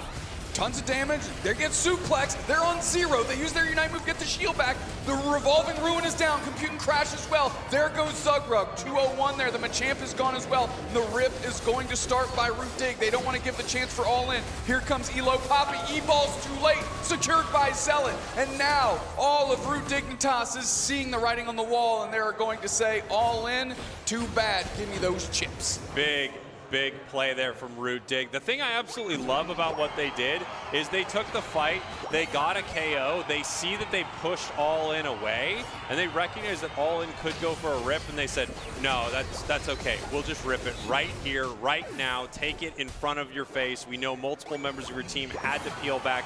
The aggression from Dignitas right there to know that they can finish the game. Very impressive. It's why they're one of the best in the world. And now, Root Dig calculating their opportunities here. We see the Articuno Glaciers are down on the 2-goal zone. It's going to make it even harder for All In to move forward and try and counter score here, despite being down 260 points, which is theoretically manageable. Big Zacian Unite move, and that's 4 players down, chopped down very quickly. Root Dignitas, well, it's all gas, no brakes today. Yeah, big stuff from Root Dig here. Amazing first set of the day. I think All In performed extremely well. I'm impressed. You could see them heading to day 2, but of course it's going to be tricky. I don't think a lot of teams are going to be able to shut down Root Dignitas in this group stage, so it's not surprising to have a tough game against what could be a future world champion. Yeah, All In, again, a good series of games, but it just shows that Root Dig, despite having moments where it's like, oh, the other team kind of has a chance here, they insulated themselves well. Like, even going into that final fight, if they were to lose Groudon, the fact that both exterior goal zones had that Articuno Glacier on them to put like an extra, an extra hurdle in front of All In to go score was worth its weight in gold and probably would have bought them a reasonable amount of time to respawn back in and be able to defend pretty effectively the goal zones despite that. So Root Dig even building safety nets to the safety nets out here to make sure that they insulate themselves from any potential shenanigans. And look at them, 2-0, off to the races. Yeah, great start for Dignitas. You know, it's going to be a long weekend. Of course, they're looking to win this entire thing. They're looking to prove once again that they are one of the best, if not the best team in the world here, taking down All In to start our day. I don't think All In, if I were them, I would not feel too bad about that matchup. Of course, you want to win right there, but I thought they had some impressive plays, and we could absolutely see them in day 2. I agree completely. You can kind of see how amicable both of those teams are. Again, these are players that have been around the block for a very long time. And this is that computing crash where the Duraludon and Pikachu got to sandwich everybody on Root Dig into their own Coliseum. And, you know, as I like to say, the Coliseum turned into a mausoleum real quick. Yeah, and there we go. Big time Duraludon Unite move, but you can see with Machamp going down, Dignitas said, that's fine. We're going to take this right now. They know Dodrio was peeling away. They couldn't get back there in time. The Electro Ball doesn't hit. The Pikachu Unite move is too late and gets almost no value. I love when a team takes the win there. Big play from Dignitas. Impressive victory. Yep, very well done. That's what you expect out of them. But you said it multiple times, and I will reiterate too, All In had a great game, and I think that's a pretty exciting place to start if I am on that side of the map. Otter, your player of the game. Yeah, and we have 2 Pokemon that Otter couldn't pick up here, Mew and Espeon. Espeon banned out by Dignitas here. And still, we've got another option, Mewtwo Y, 10 knockouts from Otter. I gotta say, I saw Otter, I saw how much they were doing throughout this match. I did not recognize that they got 10 knockouts. No, I think some of them came at the end there, but it just shows how well Mewtwo Y can just harass the other team and has great ability for chase down as well with those long shots that it provides. And Otter is the king of spacing, right? Almost seems to be right on the periphery, right out of danger, but always getting maximum value from their own moves. Taking a look at the damage here on All In, you can see exactly what we talked about here. The Dodrio, 14,000. The Sable actually more at 16,000. The Machamp at 14,000. They are not looking to take big fights. All of their damage really came when they're getting a single KO, or in these moments where they get one and they can move in, get more and more and more. Well, it wasn't enough to stop Root Dignitas, that is for sure, as we're taking a look at our heat map and stat distribution here. That's where Otter was living, and that's mostly where he does live, in that bottom path. And there might not be a better player in the world than Otter in that attacker spot at the bottom path. Yeah, I mean, of course, doing all the work on the side of Root Dig as all 5 players. I think you can give them all credit for delivering on their responsibilities. But right now, we've got an interview on stage. Take it away. All right, thanks, Soup Snacks. Got an interview. It is, in fact, an interview, of course. I'm here with Root Dignitas' Inder after a very solid start to the tournament, already a big one. Inder, how good does it feel to be back on the NAIC stage? I know you've won here already. A lot of your team has. I think Toon, maybe the only one without a championship at NAIC. Does Toon really want this one? Toon wants all of them, so yes, that's for sure. Okay, got it. So making sure to add this trophy to that case as well. Seeing the metagame has been really exciting, right? Because we've had a little bit of a break from a lot of major competitions here in the West. We haven't seen a lot of new Pokemon releases that are competitively available now.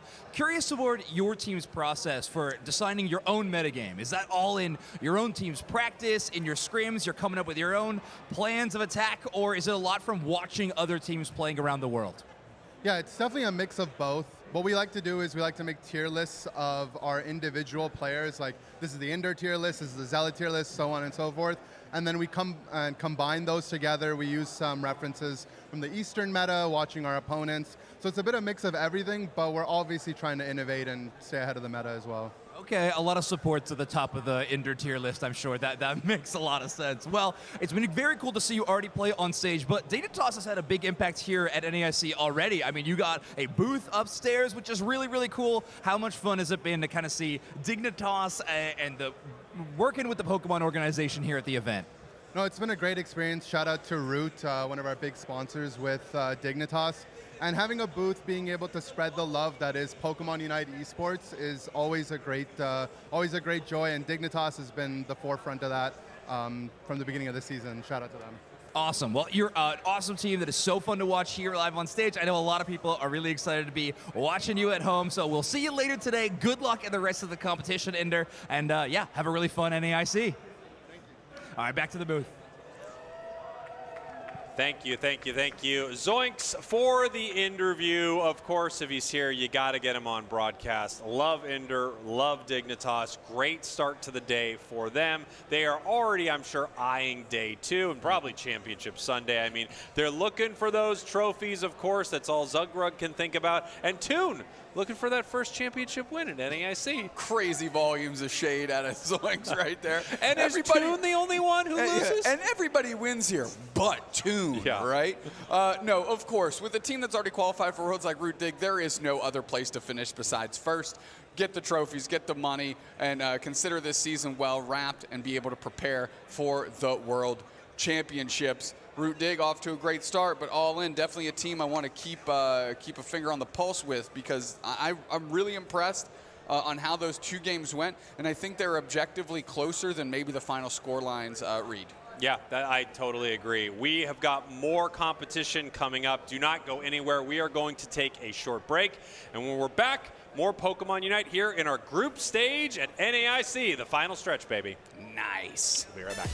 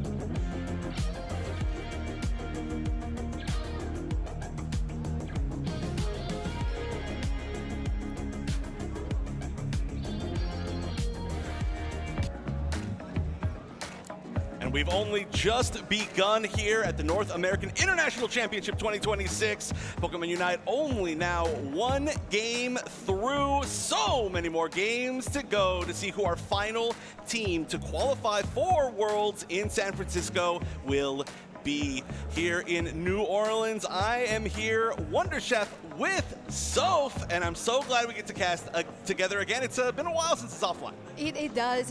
It was Worlds last year, but it was amazing. We got some banger matches then. We're going to have some banger matches today, and that is exactly what I'm looking forward to, because we're going to be matching right now Evil Geniuses. So if you're not aware, if you haven't watched really how the regional league did, right, Chef? We had Rudig, Evil Geniuses just dominating all throughout that regular season. So these two teams that have qualified for Worlds, they are already feeling super comfortable, but they are facing now no sweat. They have a very steep challenge ahead of them. Yes, there's going to be a really interesting kind of like field of play, I feel, here at the NAIC this year, which is maybe one that we haven't really seen before, where there are always, of course, a lot of teams vying for those final spots at the final stretch. That's why we call it the final stretch, is, of course, it's the last chance to qualify for Worlds. But there have never been this many Worlds qualified teams at one event. There also has never been a format that we've had in any other season that we had this season, right? So many teams, we got a chance to see in the last chance qualifier, put on some ridiculous work. They were so good, but that was really the only chance we got to see them the entire season, right? Yeah. And there are a few of these teams that we are going to get a chance to see over the course of this weekend.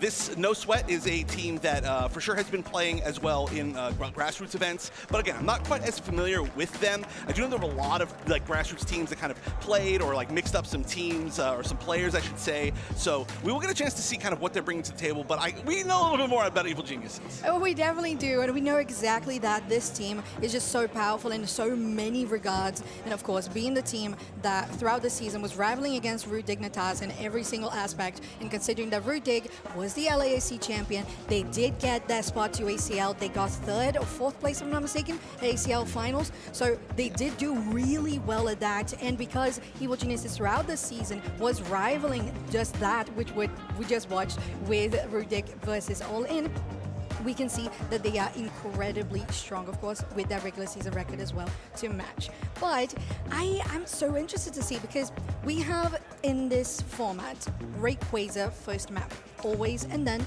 we have loser picks the map on the side, right? Like we had in regular season. So Rayquaza being the first map, Chef, do you think there's anything in particular that we're going to be seeing today in regards to strategy? Well, I do feel like we are going to see some more chaotic first games, right? So in the last set that we just got a chance to see, we got to see, I'm getting all the names mixed up already, but the team that went up against Root Dig. All In. All In, thank you, yeah. Oh, all right, you're good at this. I'm not. I'll figure it out one day, you know. But yeah, All In, they went super chaotic in the first game, right? They played multiple Pokemon that were able to really just kind of try to find a pick and then try to turn the game into like a 5v4. They played some speedster play with the Zeraora. They played a lot of really aggressive invasion play. So especially with the fact that there are so many teams that I think are set in stone, I mean, not think, they are set in stone as Worlds qualifiers already. I think that having Rayquaza as a first map is a good chance for a lot of these other teams that maybe people are not expecting to win to really try to throw those teams off balance, play some different comps, and we have such a wide meta right now, right? I mean, ACL, or not ACL, PJCS, the other Japanese tournament, was All-Star Draft, and we had great first picks the entire time through. Yeah, right, because just the availability of Pokemon, not just in regards to them being available in the game, having been released, they're just very good all around. The pool is very wide. It's very deep, I would say, and very just variable. You can make such great choices with different compositions. Like you said, you could have something a little more aggressive, just going for dives. You could go full deny dives. The Articuno has been doing so well, and it's just amazing to get that control. We saw the 3 legendary counterparts in one of the games that we watched from Dig and All In as well. And as you mentioned, with the idea of Rayquaza, right, for the first map, we saw with All In a pick, like you mentioned, with the Zoroark, a Buzzwole, just trying, and Mamoswine, just trying to displace people and just get them isolated to get that 5v4 that you were mentioning. And at the same time, it's hard to pull off these as well when you know you're facing such a just strong opponent like it was Dig, like it is Evil Geniuses right now.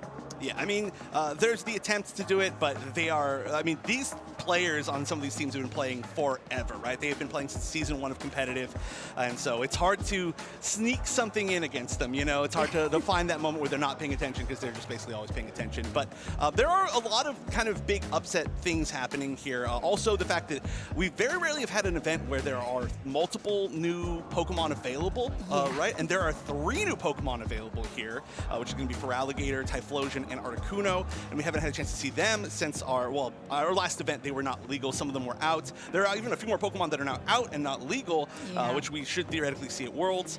But that's a pretty big meta shift, right? And like you said, we already saw Articuno. Do you think we're going to see any of the other 2 new Pokemon?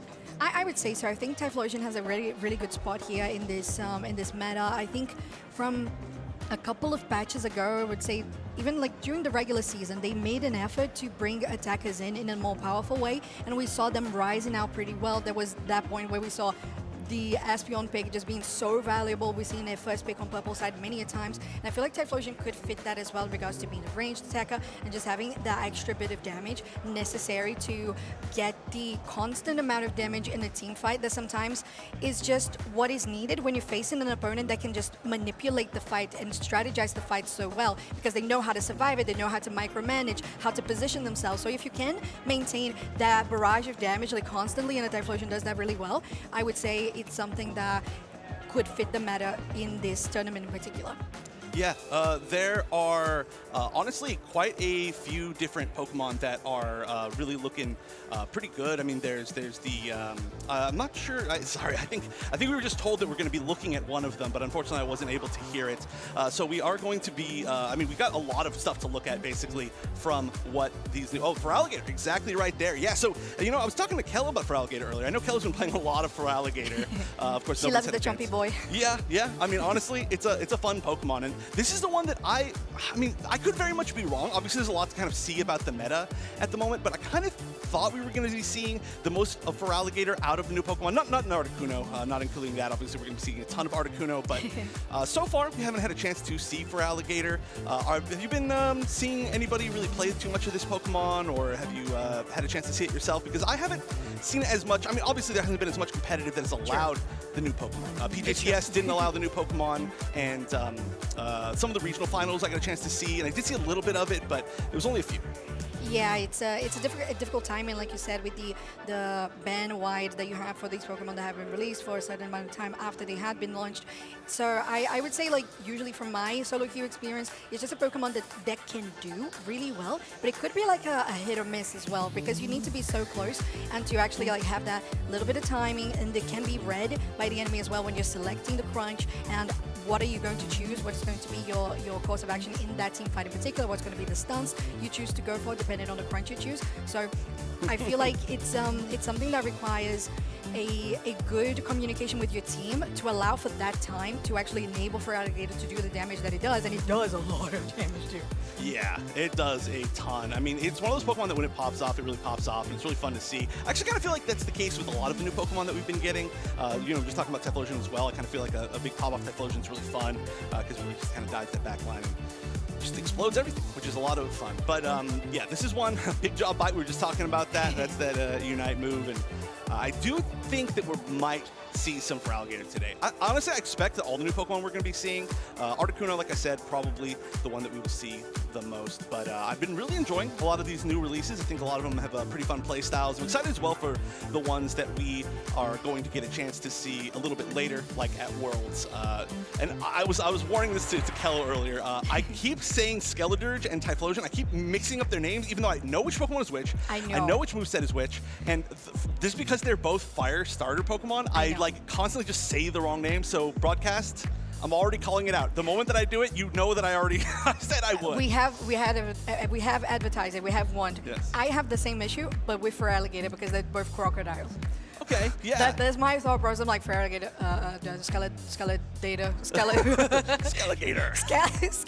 Skelegator sounds actually very sick. That is kind of cool.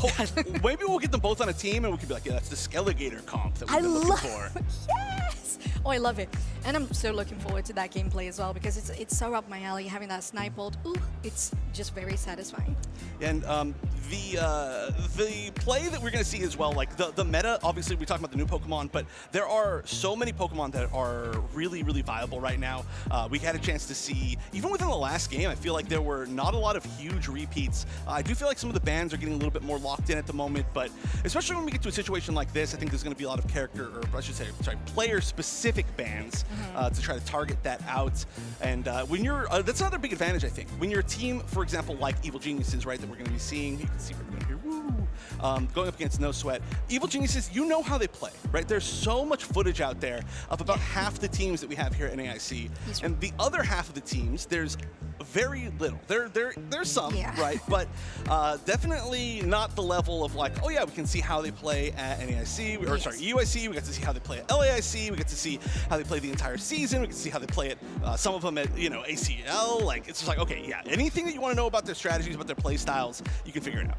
Yeah, no, definitely, and it's a case where when I was, you know, just getting that study in, having teams, 4 teams in NAIC that have already qualified for Worlds, that is just like a different experience for them, and also an extra pressure for these teams that we have accounted for as we don't know that much about them. And that's the fun part about internationals anyway, because we're talking about an open tournament that can allow people to come in and just have that first experience, or just trying to consolidate their experience in general. So, and I would say that for these teams that have been established, like you said, there's a lot of footage.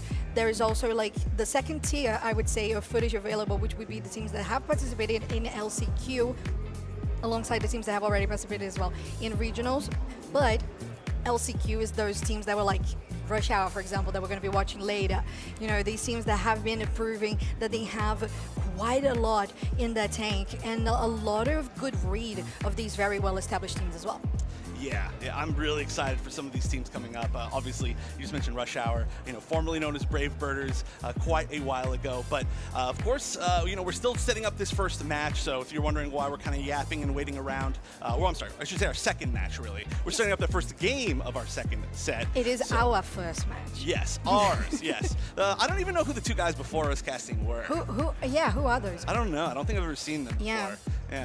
Yeah, not very distinctive features like a mustache or something. They don't have anything like that. Yeah, I mean, their outfits are pretty plain. Yeah, like very just blended in with the crowd. Yeah. I'm not good at names or faces or anything. But, no, of course, we'll be seeing them again today. And then after us, you're going to be getting a chance to see Zoinks and Kella, which are, of course, a great pair. So really excited to see the entire crew out here today. Like I was saying, I mean, we are still setting up this first match. This is going to be, too, I think, a lot of offline first experience, I guess you could say, for a lot of these teams. Where, again, I feel like we're going to be seeing this a lot throughout the entire weekend. Is like some of these teams have played in person, I don't know, like 30 times, right? Evil Geniuses, all these Worlds players. experiences, ICs experiences, so many of those LAN event experiences that are like the highest tier possible. ACL even is going to all the way to the east, and playing in Japan is just quite a lot in the tank. And it was such a pressure, right, for all in that played this first match with those casters that we don't really know that much about, but we know a little bit about Verdig, who won the series. So we have that as an example of a very strong team versus a team that is usually just trying to get that experience in, trying to understand how to face things. And at the same time, we know as well that some of these teams, like we saw in LCQ, some of these teams, they have a very interesting like coach stuff. Like some of these teams that we talk, I think I had an interview on LCQ with a Latin American North team that had, it's completely new, just clean slate team. That's cool. In roster, but the coach just made them get to, they got the spot, right? Crazy feats, and I feel like that's what we're going to be getting here on NAIC. There have been so many cool upsets. I'm not sure if we have it available, production, but I know that we're, of course, still waiting for this first match to get started. I wonder if we have the ability to see all the qualified teams that we have so far. If not, it's cool, but I would just love to see that, because that really is kind of setting up the stage. Yeah, so hopefully we're going to get a chance to see that soon. Look at that, how quick they are. Shoutouts to production. We can see all the different teams now that are qualified for Worlds. That's going to be in San Francisco in about about a month and a half, I think. I'm not good at math. But we can see here, of course, EU with 4 spots, LATAM South with 2, LATAM North with 2, Brazil with 3, North America with 3, and they're all here today. India with 1, OC, Legends Reappear. That was actually pretty cool one to watch as well. So there's I mean, of course, there's a few others. I believe there's 2 pages to this, but APAC teams we got a chance to see as well. We have 4 APAC West teams, 2 APAC East teams, 2 from Korea. Zortargus Gaming, I'm really excited for that one. And then Japan with basically infinite qualifying spots because they earned them all by earning 2 at ACL and then having their 3 from PJCS. So Fennel and Reject, kind of the teams to beat. But any teams you're really looking forward to? Oh, for Worlds? Okay, so I would say, like I was mentioning, the LATAM North team I talked about, they are currently looking for org as name, so that is them. And I think that was super interesting to see them bringing through something so new. So having that go into the world stage is like the biggest pressure that it could be. I think I'm interested in that. A couple of other teams from Asia as well, like Zara Tigers at T1, I'm super excited to see. But speaking of Asia, we do have an Asian team in Deep Cross Gaming coming from Taiwan with our DS Lashcan. Yeah, that is a team that I am very excited to see. They are, I mean, they've really had a rough path, I think you could say, throughout the whole season. They've been really close to qualifying, and they've been doing really well, but they've been just short. And it's some great players that we've seen before, and then, of course, Slash as well, who we should be pretty familiar with from previous seasons here in North America. But they've come all the way here to try to earn their final spot. There are a few other regions as well that have shown up to try and qualify. I mean, basically, well, I guess only one of the teams from any of the LATAM regions can qualify, which is going to be DreamMax Aftermath. That's a nice little combo that they've got going on there, so they should be pretty exciting. We do have Tuzi as well, who is here just representing, which is always going to be really fun to see. Oh yeah, and like you said, Tuzi not being in this graph, although playing in this event, because Tuzi is already a team that has qualified for Worlds, but they are going to be playing today as well.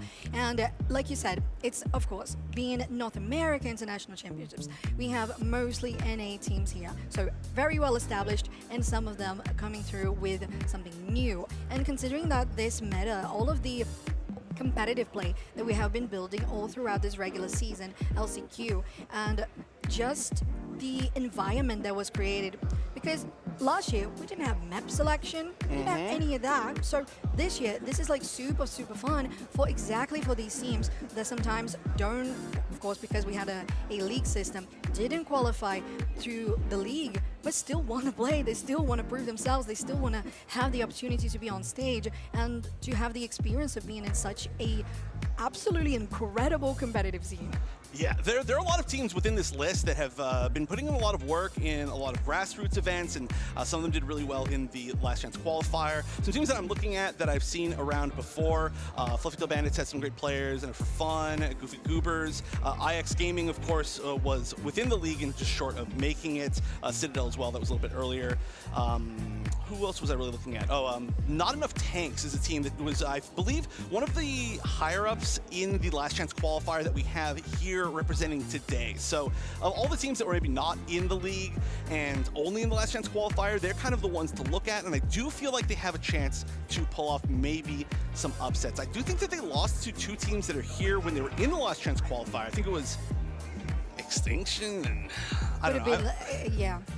There was a lot of matches that happened then, right? Extinction, Lunax, maybe? That could have been the case. Yeah, I think that may have ended up being it. And then, of course, Rush Hour, which is the last one that I want to talk about. Actually, no, I'm going to talk about non-parametric statistics.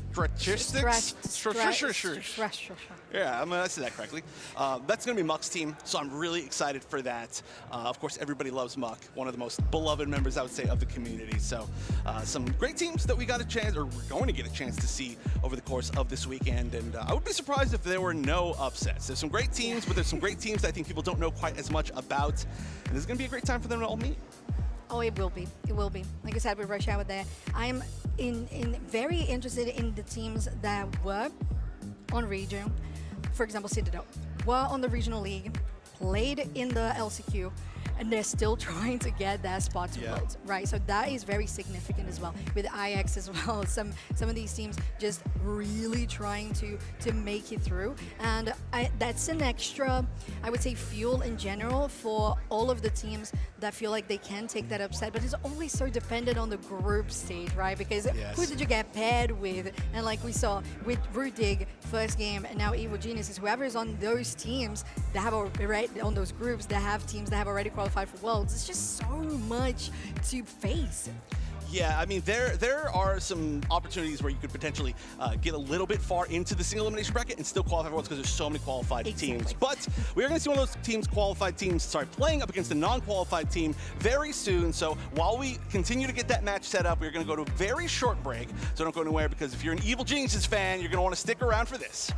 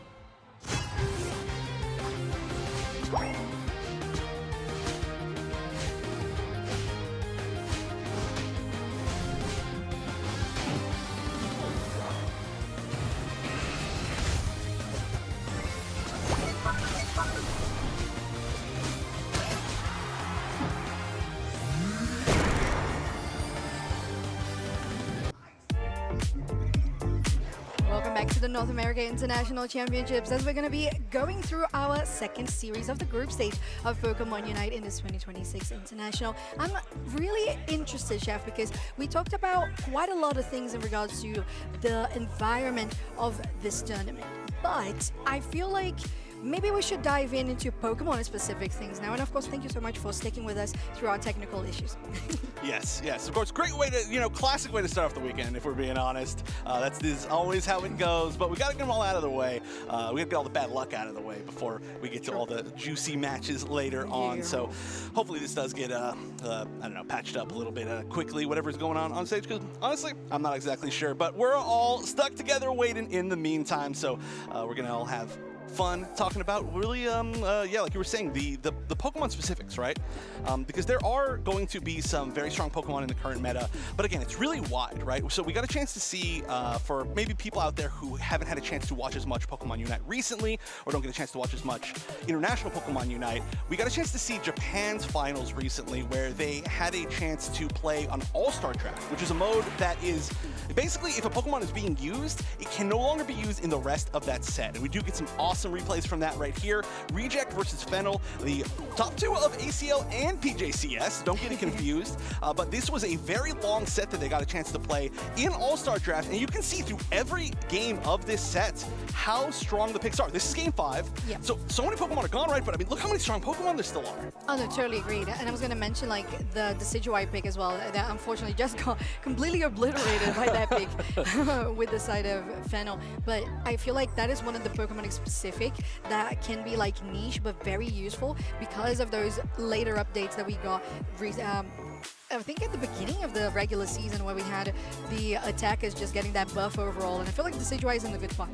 I do too. I mean, we had a chance to talk a little bit before this, the casters, and we were talking about who we thought were interesting Pokemon that were pretty important in the meta. And Decidueye won, especially watching how a lot of the Asian regions play. Both this, and then we got a chance to see Ice's team win their regional, and Decidueye was a really key part of that. So really, I'm curious as to how we're going to see any of these kind of sniper Pokemon being used, or how teams are fighting it, because sometimes they just don't have a chance to ever fight back against it. But this, you can see right here, was kind of how things ended for that tournament. Reject once again getting second to Fennel, by the way. Again, very close set, exactly like ACL, but Reject has just not quite been able to close out either of those. So we'll be seeing both these teams in Worlds in San Francisco. Great teams. We've already had a chance to see a lot of them, and their rivalry will continue. However, 3 teams below them actually joining the Worlds roster because they were both. This is, by the way, one of the best pop-off moments. That's amazing. I like this is just so much raw emotion. I love that. It's incredible. Oh, Fennel just giving us just the greatest performance then. Like you said, it was such a close series in general, game 5.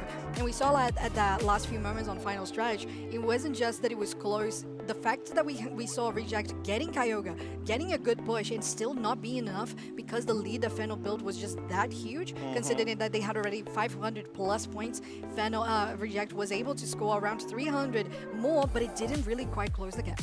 One of the best sets probably in Pokemon Unite history, if anybody hasn't had a chance to watch that, is the PJCS Grand Finals that happened, I don't know, it was like 2-3 weeks ago, something like that. I don't know, time flies when you're watching Pokemon Unite, but great stuff. And realistically, that is a really good sign kind of what we're going to see today. Again, some of the newer Pokemon were not really in that tournament, but we do get a chance to see the rest of the Pokemon and how much any of them are used. And really, it makes it even more confusing, I think, for us as casters, right? In that last game, we got a chance to see Machamp, who was banned out in our previous event, first pick, or first ban, or within the first bans very quickly. We got a chance to see Psyduck, who was banned out a lot, and there was like Moltres, and I can't even remember because there's just so many. I mean, Decidueye was a pretty early pick, but that was game 5 of All-Star Draft. And they are that deep into their pools of Pokemon, and they are still getting picks like that. So we really are going to be in an interesting spot for today when we are not in All-Star Draft. No. Anything can be picked, and this pool is still, I mean, not even just as wide, but wider, including the addition of some of these new Pokemon. Totally agree. And like you mentioned, you have not just the pick of the Moltres. I would add as well, on top of that attacker we mentioned with the Decidueye, the Mew, always so frequent. The Espeon as well. So these attackers have been doing incredibly well well. And in general, I feel like the compositions that can go around them, they can be very versatile. The Decidueye, a little bit more niche, a little more specific, because you really needed to defend this bird Pokemon. And I feel like it's just very frail, very fragile. You have to be very specific on how you go about these compositions, whereas with the Psyshock, with the Espeon, you have a little more liberty because you have a stun, you can create a little more space around you. The Mew literally can do anything. You have the Surf, you have the Teleport. You can do so much damage from such a big distance with the Solar Beam that you can just be safe on your own. So a lot of things that can be used on top of that. And you mentioned the Moltres as well. Is there anything in particular about this Pokemon that you feel like is the most impactful? Because like you said, it has been picked or banned all the time. Yeah, Moltres, it can do so much damage as what is already considered kind of like a tanky brawler type Pokemon. So it really can fill a lot of different roles, and I think significantly over the course of this game's life, we've seen when Pokemon can kind of fill multiple roles. They can be, a little bit of a defender and attacker, aka Blastoise, so they can be a little bit more of like a support and an attacker at the same time, aka Mew. We're gonna just see a lot of them, and so far, that's exactly what we've been seeing from Moltres. Now, again, I did mention though that there are a few Pokemon that we're not gonna get a chance to see this weekend because there have just been so many Pokemon released all in a row. They are just on a tear right now. So we get a chance to look right now at Skeledirge, who is, I'm actually really sad is not legal because this is going to be a fun Pokemon to watch. Oh, it's so weird. Like you see here, it's an attacker and it's just such a fun Pokemon to play. I've been playing quite a lot of it as well. The playstyle here is more definitely like glass cannon. You're ranged, you have a lot of damage, and you really need to stay protected because you are very fragile, just like the Decidueye. You are not going to be able to survive that much, and of course, being a 3-tier evolution, you need to go through quite a lot of guaranteeing the XP and getting the EOS Pokemon, the EOS coins with the wild Pokemon, there we go, to guarantee that you get into a comfortable spot. And in this trailer, I was like, hey, another one we're finally not going to be attacking Cramorant. And then they put in a second Pokemon to get hit from the AoE, and it was Cramorant. So, never really truly out of danger. Whoever made these trailers, one day I'm going to meet them. One day I'm going to talk to them and be like, why? Why do you bully Cramorant all the time?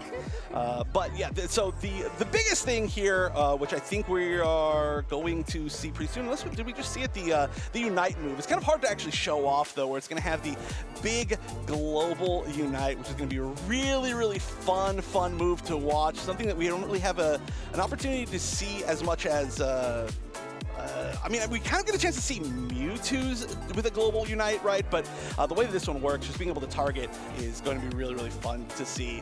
So Skeledirge, I do hope that we get a chance to see. Okay, there we go. Yeah, we didn't get a chance to see that yet in this trailer. Whoa, wrong direction. But that's going to be honestly one of the most fun moves to watch. And I'm glad that, theoretically, again, it should be like legal for Worlds as far as just being within time to be able to play it. Exactly. And I hope that it's not going to have any bugs so that we can have this Pokemon at Worlds, because we're going to see here in a little bit of gameplay.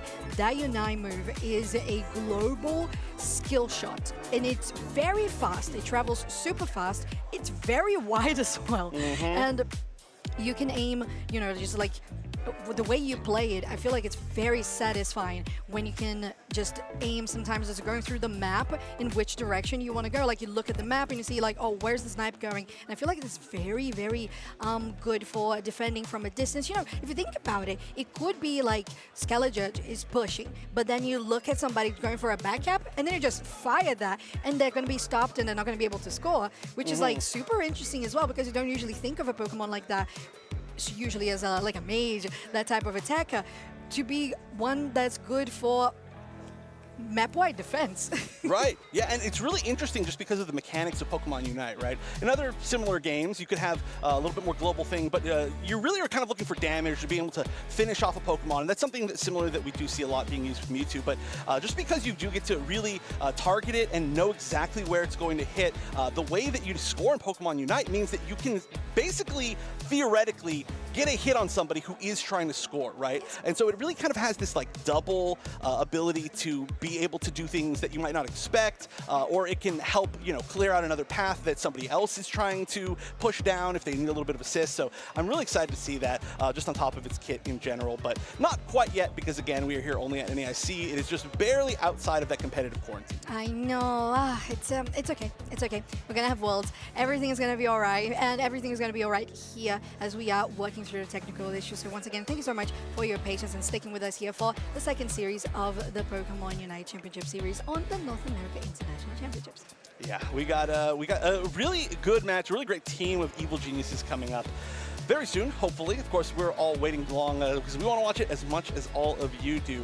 Evil Geniuses, one of the teams, and we did get a chance to talk obviously about a lot of the teams, but it is really interesting how many teams that have already qualified for Worlds have shown up just because they want to continue their momentum, right? I mean, they want to obviously win some big prizes, but the true prize that I think most of the other teams are vying for has already been achieved by these teams. And you can see them right there, their cool little track jacket jerseys.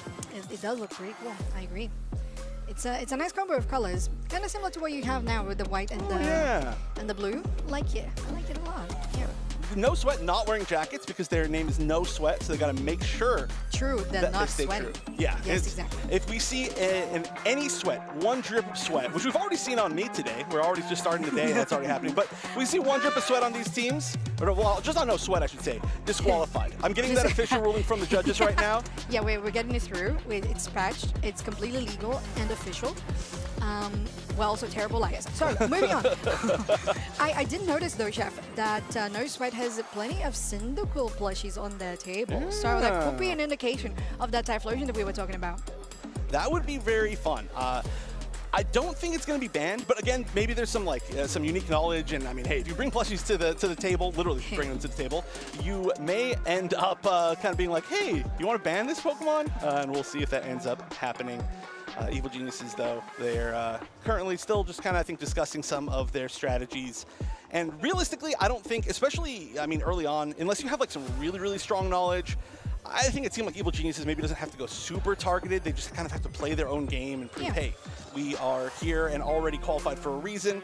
And you can see there's like confidence. It's pretty lighthearted up there, but I mean, this is some amazing players. Oh yeah, I was gonna say, like, in general, this situation for them and for the other three teams that have qualified for Worlds and are playing on NAIC this weekend, it's just a case of like it's a playing ground, a testing field. You're just trying to get maybe new things or establish even more the strategy that you have already cooked. So a couple of these are possible for the teams that have found themselves on top already.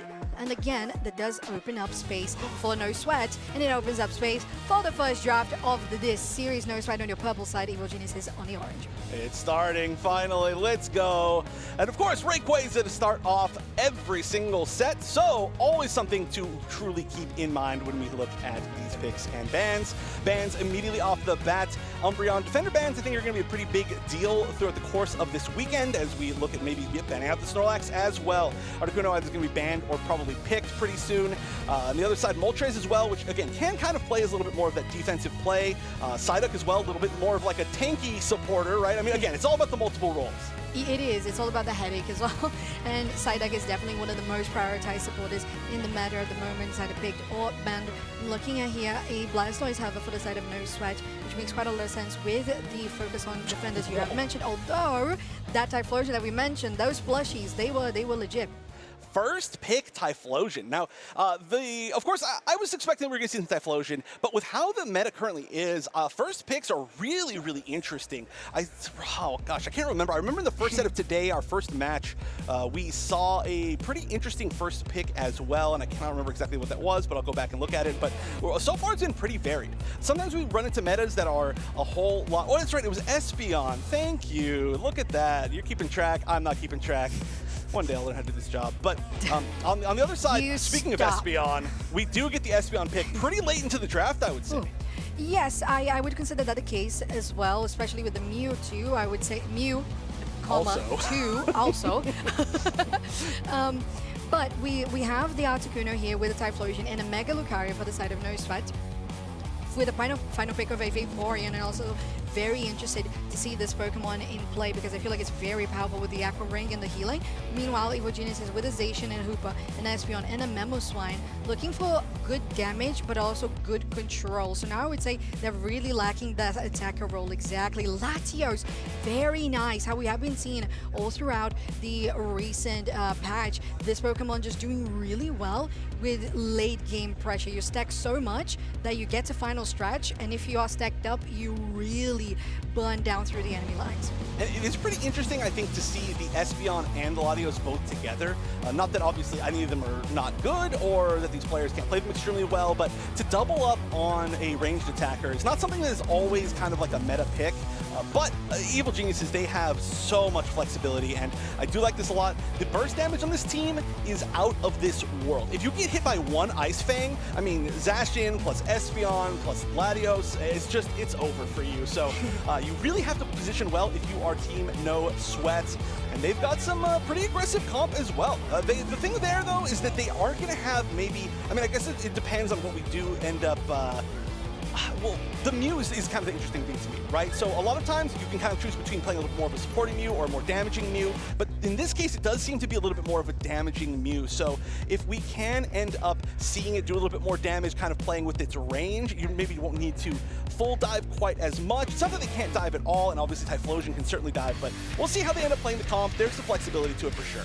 There definitely is. And we're getting into our first game of No Sweat versus Evil Geniuses in the group stage would be of NAIC. And like you said, there's a lot of diveability, but there's also quite a lot of protection and setup on the side of Evil Geniuses. Your orange team versus No Sweat, your purple team. And already we're going to see an invade here. Ducky going in, trying to at least be annoying. And if there's anything that the Swin Up can be, it is certainly annoying, despite, of course, the fact that you're not really at full power until you get that full evolution. This early game with it can be just obnoxious. And already we get to see the steal on the blue buff. That is a great steal. We're going to see another steal from just one of the ball toys. So a lot of experience going to the way of Ducky. And this is going to be huge. I mean, you really need to get this Typhlosion online. Again, it's a triple evolution Pokemon. And can it even get anything? Wow. Ducky stole every single buff here, so Evil Geniuses with a very strong start and really making that Cyndaquil starve. Meanwhile, here on the bot side, we know there's always pressure to get the level 4 already with the evolutions, just the same case that you have on the top side with Evil Geniuses. Now here with Naldi having to go to the bot side, still trying to find that level 4 Dark Raptor, almost taken down, but before people push here on bot side from No Sweat. Yeah, really figuring out how to play catch-up is going to be the big question mark of how No Sweat is actually going to do that. And so far, oh my goodness, we're going to see that evolution already. All that stolen experience. I mean, one of the highest level Pokemon in the game right now. That dash through the wall was amazing, but Ducky's in danger now. But Shanti is also in danger. That Mew is almost taken down. The Cyndaquil, it is a confirmed death with the last auto from the Espeon. Now Evil Geniuses maintaining themselves in a good position on the team fights, and especially on the levels. That was an interesting place for them to kind of team fight. I did not expect that was going to turn out into a fight, but right now, Evil Geniuses are not relenting on the pressure. So I mean, you can see, look at this, 3 to 4 members already kind of walking into the center area. And at this point, there's not even anything left to farm in there. They're just kind of asserting their dominance, making sure that nobody jumps on them. And now they're going to back up. They're going to take this 8-minute experience in the center as well. That's gone untouched because nobody was even that far east on the map. Things are looking a little bit tough for No Sweat. They can certainly make a comeback, but they're going to have to take their time and make sure that they don't really get any more of a deficit than this, because they have Pokemon that need to stay somewhat close in level. They definitely do. Dark Raptor here takes a lot of damage on the top side. Christmas super healthy. Well, you have Zeta trying to help too, but with that Phantom Force, Roland is just doing really well in helping out and having even more space. But it's not a trick. Cooper this time around, a portal now getting Chris Smith into a good health position, but back into the fray. It's Zaid and Dark Raptor that's also doing pretty well with his Mega Lucario. Now, well, actually, their Christmas pretty low to be moving forward right there, but definitely up in levels. We are going to be chasing down as well. Nice! What a catch! That was just barely on the edge. I thought maybe that they weren't going to have a chance to get that. Oh my goodness! Ducky is just living in this west side center area. I want to see the Ducky heat map at the end of this game production. Just west. Yes, yeah, with not even anywhere in any of the paths. It's just going to be in the center area of the enemy team. But I love that heat map, one of the best things we've ever added. We are going to be moving up to fight against this Regieleki, though, and it's being burned down pretty quickly. Ice on the bottom being taken by Espeon, and up here, the final hit. Looks like it might have gone to, actually, the Vaporeon. Not what I thought. Yeah, usually not what you would expect, but it is what is the case here. Now you're looking at finally now to getting into a much more comfortable spot on the level 8 compared to what you had previously. Evil Geniuses, though, still with the power spike of level 10 with this Luster Purge Latios on Kyrios. And that is just like we said, setting up for the perfect late game. Right. I mean, this is kind of one of the tougher situations you can be in. We still don't see really a lot of the power spikes that we need to see. Oh my goodness. This Latios, by the way, is starting to get out of control. Its damage is getting ridiculous. For anybody who's not as familiar, Latios does scale. You get Eos energy, or not Eos energy, Eon energy. Too much energy in this game. I need some energy. But it scales really, really well into the late game, even for a Pokemon that doesn't evolve, and it does more and more damage. Okay, so we actually had Shantu there using their Mystical Mirage, and they were close to the Hooper and the Latios, so there might have been a little encounter or skirmish in the central area that they had to pop their Unite move. But now, with nothing, literally nothing on the block, as now finally the yellow spots are spawning. Bot side, there is another KO for Vin here on this Espeon, allowing for Evil Geniuses to push on this bot side, allowing them around, I think, a 20-point overdunk with the top side. Having that Hooper round bound will bring the rest of Evil Geniuses. Dark Raptor has to use their Unite move. They're so low in HP, they're able to get finished off. No, not yet. Just trying to get their Unite move with the Eon Blast, and they do. There for Kyrios, as now Evil Geniuses has control over this pad. Zaid, he's completely destroyed on pad as well. Typhlosion trying to get something here with Nadal, with that Mewtwo, but they are not going to do so because the portal was perfect by Evil Geniuses.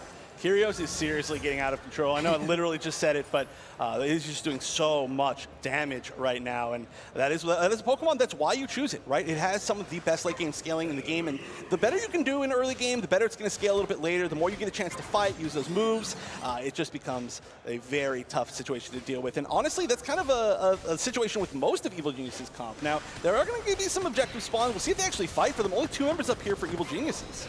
Okay, with that, Regieleki getting attacked, but it has reset, so it's going to be on a lot of HP thus far. Dark Raptor, though, with Feral there. They're trying to get into a good position to protect and have No Sweat. Maybe he could like this one, but the Psychic Solaire is going to allow Evil Geniuses to be in a perfect position to continue pushing and take this Regieleki themselves. They have all control over here, but that is a Mega Lucario trying to get a steal, but it's still going to get confirmed by Evil Geniuses with a huge push on top side. You have to respect the attempts, right? I mean, they're doing what they can. And honestly, I would say the positive side, which is disappearing as I say it, but the thing that NoSweat can look at is they're not behind by that many points, right? Once you start becoming behind by like 200, 300 points, that's when you see situations like we saw in that PJCS Grand Finals that we got a chance to watch replay of earlier. Right now, though, I think points are less of an issue than experience, right? Yeah. I mean, level 13 on the side of Evil Geniuses, and of course it's that hyper-scaling Kyrios. It's very scary. It's scary. It's scary and scaling. Scary, the scary carry. Scary scaling. This is just, it's an absolute tongue twister. I'm going to need you to start talking because I need to untie my tongue. Just reset the brain. Okay, cool. Yeah, I'll do that for you. Right, Evil Geniuses at the 3-minute mark with the level 13 on the Latios, level 12 on the Espeon. They have all the damage necessary to continue a team fight successfully. Has always been so well set up by Ducky on this Mamoswine with such a great pressure from the get-go, allowing themselves to have that experience boost. But we're getting close to final stretch, and No Sweat is just trying to get the level 13 themselves for the Typhlosion, although Shanti is getting completely just erased off the map, although there is enough HP on that bar to keep them standing. Now Evil Geniuses has isolated Dark Raptor here on the top side of the central area. Another knockout, make it 2 for Kyrios. But on the other side of the jungle, you have Chris Mid again with Ducky, just making sure that there's no buffs available, even to look at for No Sweat. This is, I mean, you know, in like old medieval stuff when they like siege castles and you cut off the food that goes into the castle. It's like basically what's happening here, where it's just No Sweat is not allowed to get any sort of, I don't know, bags of wheat. I don't know what they ate back then, but they are just, I mean, they've got some levels. They need to make one huge engagement here. Potatoes, yes. potatoes. Okay, we have Pharaoh having to pop that Unite move. They have enough to continue just for a little bit longer, but it's still going to be Typhlosion in a tight spot there. But they are going to get taken down. No, not yet though. Evil Geniuses is trying to isolate Mew. Is going to use that stuff with a Mystical Mirage to get some damage. They have to use the eject button to get away. Now Evil Geniuses is going to just hunt them down one by one. No Sweat, only has Mew standing, and 1 minute and 30 on the clock. And I don't even know where Mew, well, okay, I was about to say, I don't know where Mew is, but yeah, we found back at base. Yeah, 3 seconds after saying that. Rayquaza, of course, being the objective just means that this is going to be even more of, I would say, a one-sided victory, almost certainly for Evil Geniuses. So a pretty solid showing from them is the, I feel like it's a little bit of an understatement. They really, truly controlled this entire game. And honestly, No Sweat did do a pretty good job of not allowing them to completely run them over, but they were just behind by maybe 1 to 1.5 to 2 levels the entire game. And when you're going up against a team like this and a comp like this, like Evil Geniuses comp, you are not going to be able to fight them when you're behind. So, I mean, 40 seconds left, but realistically at this point, we know who's won. It's more than a 500-point lead. Yeah, exactly. Yeah. Just well, not even feasible. Yes.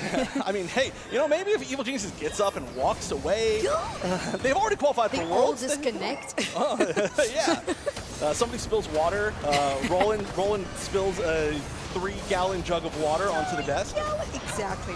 So I was going to say, it's interesting how you mentioned that. It's the gap that was created by Evil Geniuses on, firstly, on experience, and then consequently on damage and how they were controlling across the map on points. And that is going to be the first game of this series. Evil Genius is 1-0 up in this best of 3. We know that No Sweat didn't just completely crumble. They had something that was working, but now they need to figure out, we need to shut down Ducky early game, because if they get those steals, that's not going to work. So they need something that has to evolve quick. They can't afford the Typhlosion right now with a 3-tier evolution on that central area. The thing about Pokemon Unite is that it's such a fast game, it's such an aggressive game, that it's so easy to get a snowball effect. So if you get something like Ducky taking away almost the entire enemy center area at the beginning of the game, that can just snowball into a lead throughout the rest of the game, right? Like the Typhlosion, certainly it wasn't a bad pick, and it did put in some work, but it was not the level at all the entire game that it really wanted to be. I mean, it did end up being their highest level. You can see right here, level 13, but realistically, I mean, it should be, the entire team should be higher level. So it's just a tough situation to be in. Ducky did an incredible job of invading with the Pokemon that honestly we don't see invade all that much, but is extremely annoying to invade with. So big compliments there to Ducky, a great player. But like you said, you know, if they can figure out a different strategy, like maybe a defending center area, maybe choosing somebody in the center area that's a little bit, I don't know, tougher, like they can fight a little bit more, things could go a little bit better for them. But Curious will be our player of the game, one of the most player of the game players in UCS. True. Yeah, it's true, they are. English. That is absolutely correct English. I can say that because English is definitely, I'm winking, my first language.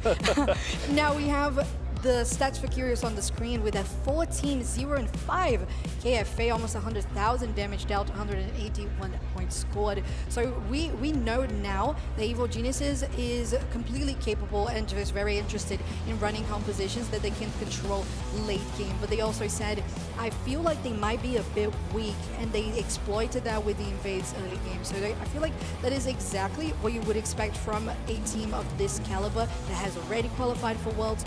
They just know how to control beginning to end, even if on the draft that composition would be late. Yeah, it definitely could be depending on how it goes out, but I mean, the way it played was just so good. And one thing that I do want to point out about those comps, the last time we just got a chance to see them, one thing that can be a really big issue, which was what No Sweat picked, which was that the Lucario, right, the Mega Lucario. Now, obviously a great Pokemon, very, very powerful, but whenever you choose a Pokemon that really just choose to kind of one-on-one brawl with the opponent, if you get behind in levels, it becomes so, I mean, honestly, just kind of useless. And I'm a little bit harsh to say, but again, not a player issue. That's just how it is if you are playing that type of Pokemon and you are under level against something like, for example, a Zacian. Like, no, you're never going to be able to do anything in that fight. So you have to make sure that if you choose a comp that includes things like really just any of the brawlers, that you have some sort of early game strength as well to be able to uphold your early game. Yeah, and like we said, like that usual rotation that we have from central area going into the top side would be so necessary, not just for the Cyndaquil there, but also for that Mega Lucario, because then you can help out for the carry in that case, right? The early game Pokemon that can do well in that side to actually manage to do something more, but they just both buffs being stolen by Ducky was really great work by them. Yeah, and the Baltoy and just everything. Yeah. Really the whole game stolen by Ducky. They were. Great players. I mean, some players on here, I believe Ducky is going to be their first time going to Worlds, playing Worlds. I think that's correct. Sorry if I'm wrong on that. I do think there's a couple players on here that's going to be the case. So, I mean, well deserved. I'm really loving how Evil Geniuses has kind of even like grown as a team over the course of this season. Obviously, they got put together as far as these players at the start of this season, but all very strong veteran players. Some of them a little bit more than the rest. So we are going to go back into this pick and ban. Looks like Groudon will be our second map picked, and already we're seeing some familiar bans. Although Hoopa out pretty quick. It's true. I feel like it was a very good choice, and interesting as well to have the Portal plus the Phantom Force as well, so you have the displacement but also allowing for the damage that was done. I feel like that was key too, because sometimes you would see the Zacian actually almost taking them down, but also immediately almost getting taken down themselves. So the Hoopa was definitely super necessary there with Roland. Now we have a first pick here for the side of no sweat on the purple. That would make sense, of course, to go for the Psyduck that was not banned this time around. Psyduck, the top carry in the game, the top support in the game, the top tank in the game, just do everything. No, we've seen so many times where, specifically when Keller and I cast together, for some reason, Psyduck is just constantly taking the main objective all the time. We're getting like triple KOs. It's just quite good. But Espeon as well, extremely good. So we are going to be seeing some pretty similar, at least defensive choices already from the side of Evil Geniuses. This is a pretty great combo, by the way. We've seen them a Champ Espeon combo a lot, but Psyshock after an Ice Fang is pretty almost guaranteed one-hit KO. Yeah. Oh yeah, it's just so good. Oh, Umbreon was also banned in the previous game, and No Sweat is going to pick it alongside that Psyduck. So very high priority picks alongside the Mew. So on paper, they have a very good composition thus far. So they would definitely need here a brawler, someone that is going to be getting the melee damage to actually sustain. Oh, interesting here, right? The Darkrai. Okay, it's been down in popularity for a while. Yeah, the Darkrai is a really interesting pick.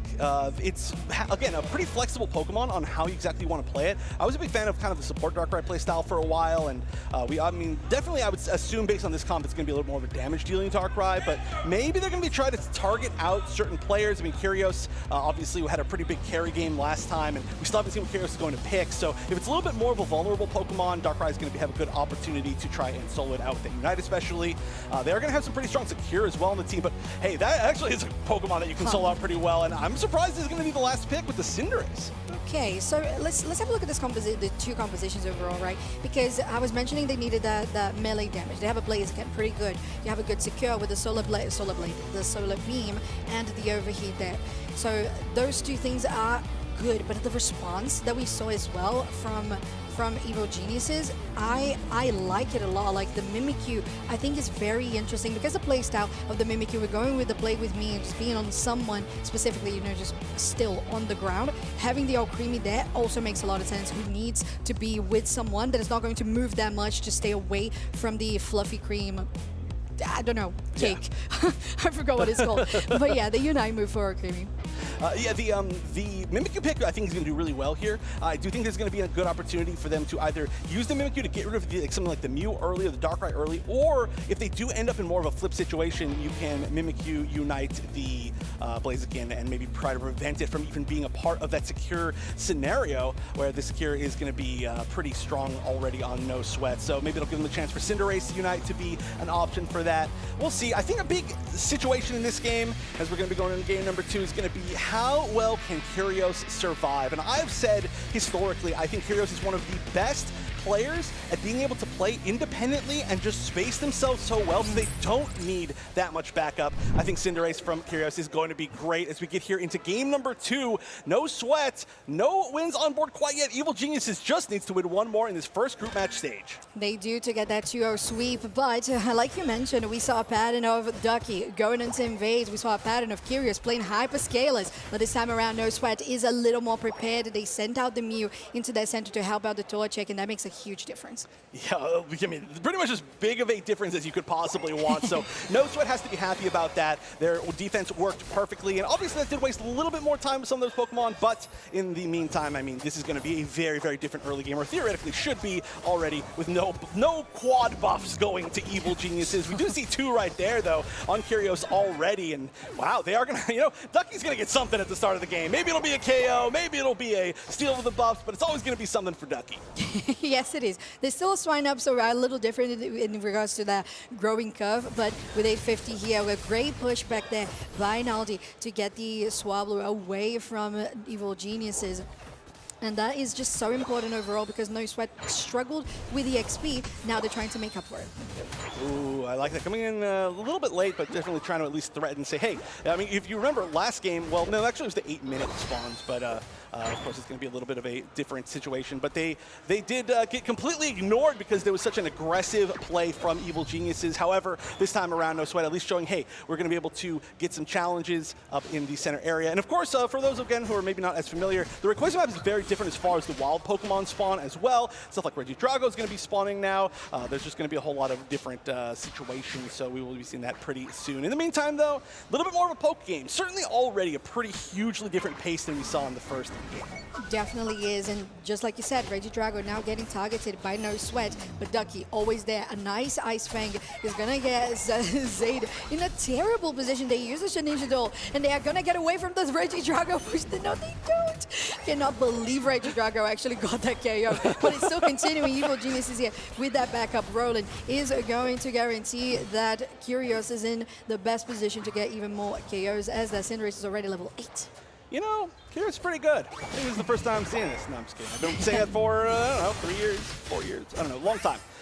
Well, yeah, certainly it has been 4 years at this point. I can't 3 years time. We are going to see the spawns up top here, and there's really not going to be that much of a challenge already. We're going to be seeing this Mimikyu really starting to pop off. Even at the 1v2, they're going to eventually have to back up. I mean, we see that Kremi with the supports, but altogether, the fights are starting to look a little bit more like game number 1, and there's just not a real good challenge for No Sweat quite yet. Oh, a very nice dodge there. Now, Christmas is running that Trick Room, which is interesting too, but it's a 3v2 now.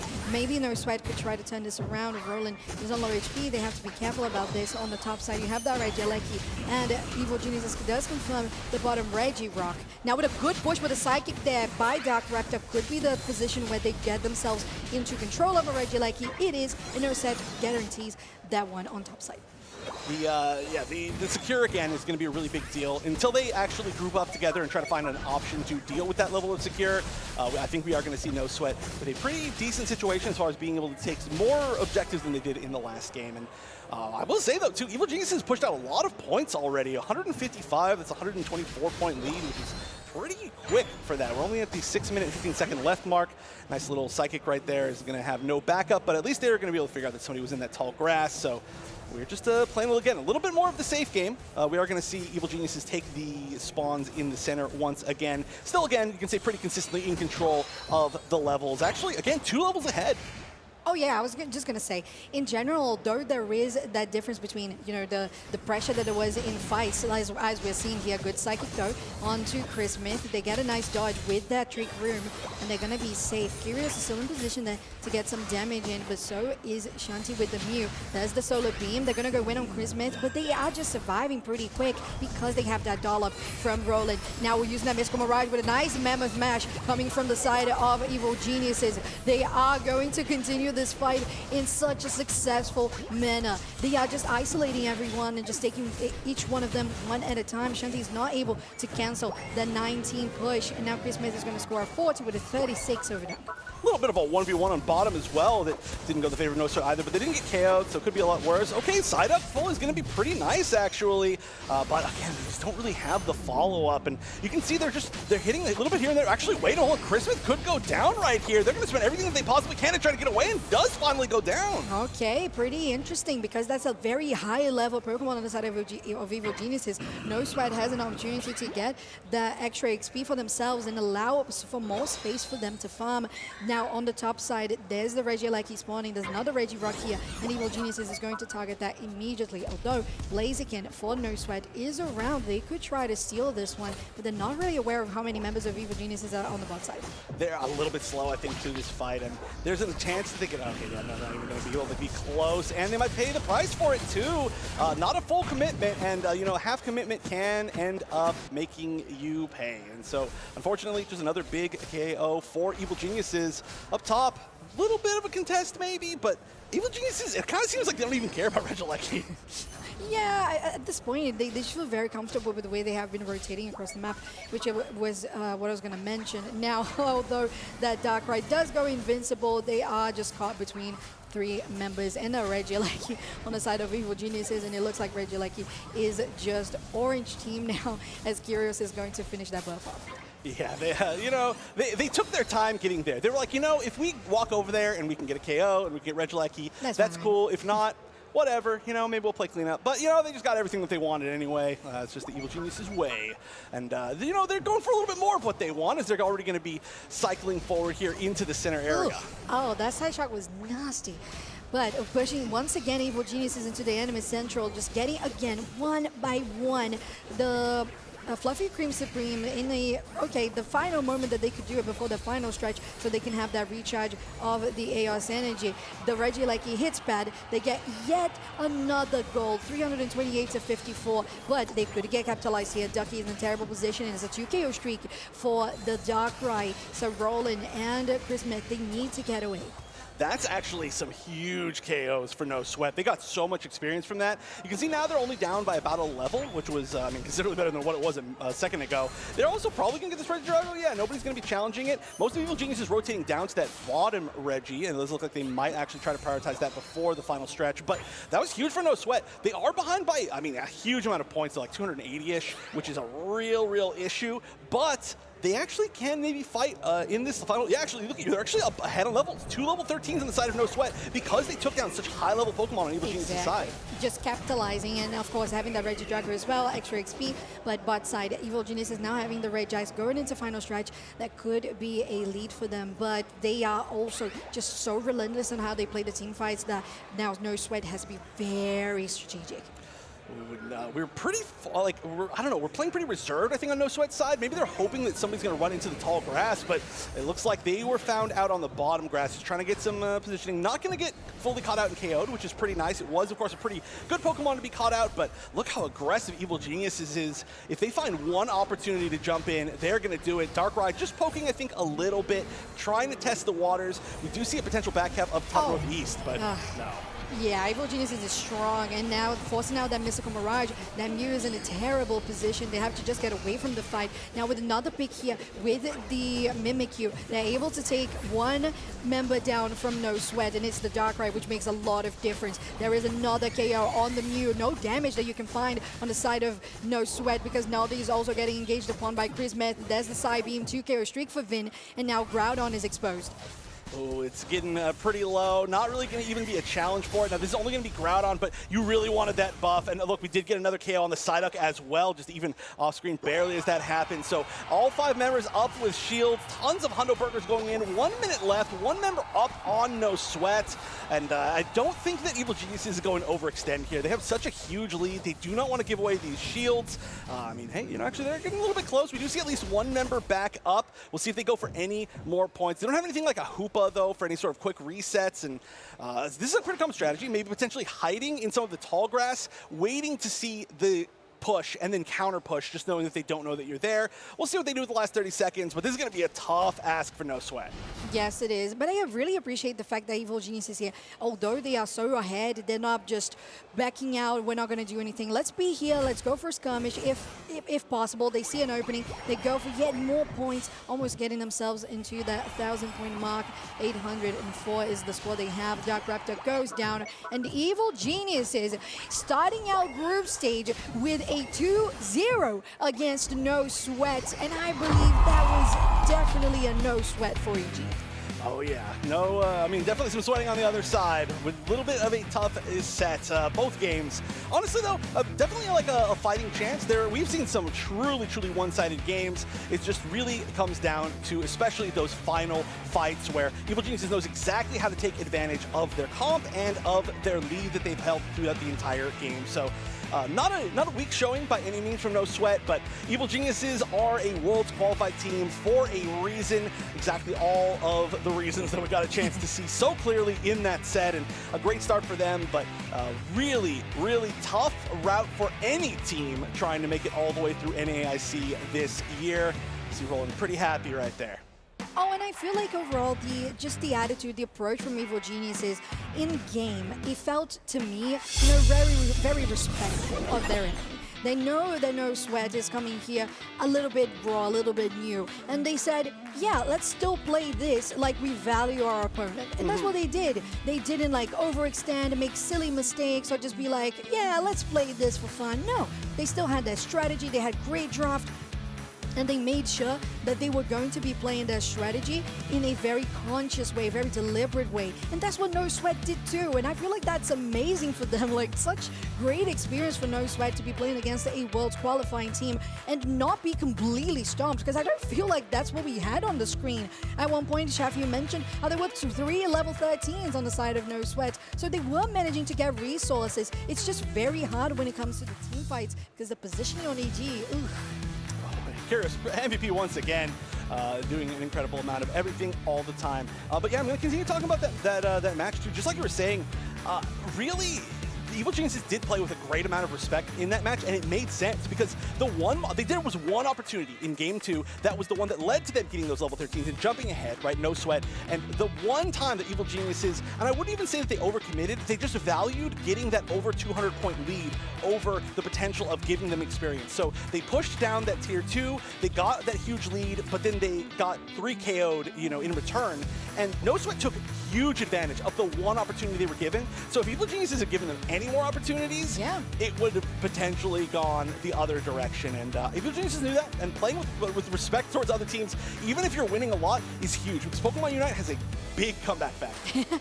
Yes, there is, especially in the first game where we were playing Rayquaza. We know how the flip factor works, and that is exactly why I feel like I'm happy to see Evil Geniuses performing the way they have with this 2-0, because sometimes it just feels like, wow, it was a little one-sided. There was such a huge power difference in regards to experience between the two teams, but this felt like so par on par. I respect you. I want to play my best game against you. No Sweat was like, yup, we might be sweating, but we are taking that opportunity. We see a window, we will take it. And they were just gathering so many good resources where they could, with Reggie and Leckies, with those knockouts like we saw, having the opponent be at such high level that you get a lot of XP, getting Reggie Dragos. And all of it was very well utilized by No Sweat. Oh yeah, they did a great job. But we're going to get a chance to talk to their opponents now. Evil Geniuses up on stage, as we're going to get a chance to talk to one of the members. Whichever one we talk to, I think they're all awesome people. So let's see who it ends up being. All right, that's right. Evil Geniuses starting out their day, of course, with an incredible victory. I'm here with Ducky. Congratulations. What a start, but I think kind of expected for your crew, right? How does it feel being up on the big stage again? It feels great. It's been a couple months. Everyone, there's a little bit of nerves going into the first set of the tournament. So to be able to win 2-0, it feels really good. I gotta ask, you're already qualified for Worlds, so I assume that your eyes are on the horizons a little further than this group stage. Obviously, you're looking to win here at NAIC. Is there a team you would love to see get that last World spot? Do you have any friends that are playing in the competition today? Yeah, I'd probably say Extinction. We, as a team, we're definitely friends with them. We scrim with them sometimes, so yeah. All right, so moving forward, San Francisco Worlds, you're obviously looking for a big win. You haven't had that huge international win yet. You got so close at EUIC. How do you think this tournament's going to prepare you for that? I mean, just more LAN experience, I would say. You know, this will only be our third LAN of the year, so. And playing on LAN is so much different than online, so just more practice for that is going to be great. And I gotta ask, for your team, I feel like I've seen you guys really hot, and even when you're not winning all of your games, I think you guys are an extremely solid team. What do you think is the difference maker for Evil Geniuses? Like, what sets you apart from every other squad? I would just say all 5 of our players are very mechanical. If we're playing together as a team, you know, having good macro and stuff, we'll definitely just diff every single team mechanically. Amazing. And who on your team throws the most besides Roland? Low-key, probably me. I can't lie. But you know, we don't throw that much, so it's okay. Yeah, that's true. You guys do not throw that much. Great start to the day. Congratulations. I can't wait to see what the rest of the tournament looks like for you. And I hope to see you on Championship Sunday. Good job, dude. All right, we're going to send it back to the booth. Goodbye. Collateral damage to Roland in that interview. Unbelievable after just winning the game. But no, great that we got a chance to talk to Ducky, who obviously was a pretty big part of those games going well, especially that game number 1. Yep. But again, also a player who is just getting more, like you said, in-person experience, you know, getting a chance to get even more experience before they head into Worlds, and already is looking quite strong. So very impressive stuff from them, and we do, I think, have some off-stream updates. Yes, we do. We have an updated group stage for NAIC and Pokémon UNITE. Group A, we have Root Dig. They have scored their second win of the day, 2-0 is their score. All In have also won a game, so they're getting themselves into a 1-1 position alongside Fluffy Tail Bandits on 1-1. Now MBN unfortunately has lost 2 games. With the side of Group B, we have Goofy Goobers also on 2-0. NEG that is looking to get 2-0 pretty soon, but now have confirmed their first win. Not Enough Tanks and No Sweat plus Phantom 5 have all lost 3. Now, one thing I gotta go back. Sorry, one group. We did see Deep Cross Gaming, of course, the Asian team actually lost their first match. Oh wow, you can actually go back. Goated. Thank you, production. Thank you, Noah, will say. I think that's who we have today. But yeah, look at that. It looks like they lost against Fulcrum, which is certainly an upset, I would say, in as far as everybody was expecting. Of course, that's a really difficult group. Now, especially, too, if we get the chance to see that Fulcrum is really a team to be wary of, that is looking like maybe one of the scariest groups, and also one of the only groups that has 4 people in it, so pretty big right there. Lunex, by the way, in Rush Hour, our grand finals of Last Chance qualifier are 1-1 right now. Both win a piece, and then, of course, the last few stages. We go back to the second page. Thank you, production. Sorry, I had to point out the upset, because, honestly, I expected Deep Cross Gaming was going to maybe win out pools like Me too. Completely. I agree. That is very interesting information that we have from Fulcrum there. And with the final 2 groups with E and F, we have DreamHack Aftermath, so my fellows from Brazil, 2-0 in that group. Sure. I mean, it's all our fellas. Citadel Gaming in 1-0. IX, well, Group F hasn't played yet, so Citadel and DreamHack Aftermath are doing pretty good in that Group E. Yeah, nothing quite yet out of the last group, but of course we just started the day, so we are staggering them a little bit. That might be what we're going up against next. I actually don't remember what the next matchup is, so I'm going to pretend that I do, but I certainly don't. Oh, look at that! Extinction and Fulcrum. So that's actually cute. Go. So now that we just learned that Fulcrum defeated, our singular APAC team coming here, we now get a chance to see even more about them as they get to play against Extinction, who we just heard from the interview is friends with Evil Geniuses and is, of course, one of the best teams that we have seen. So we're going to see a lot of really interesting information already early in the day. We're only 2 sets in and already seeing some upsets, seeing some big plays. More to come right after this as we continue the first few matches of the day here at NAIC 2026.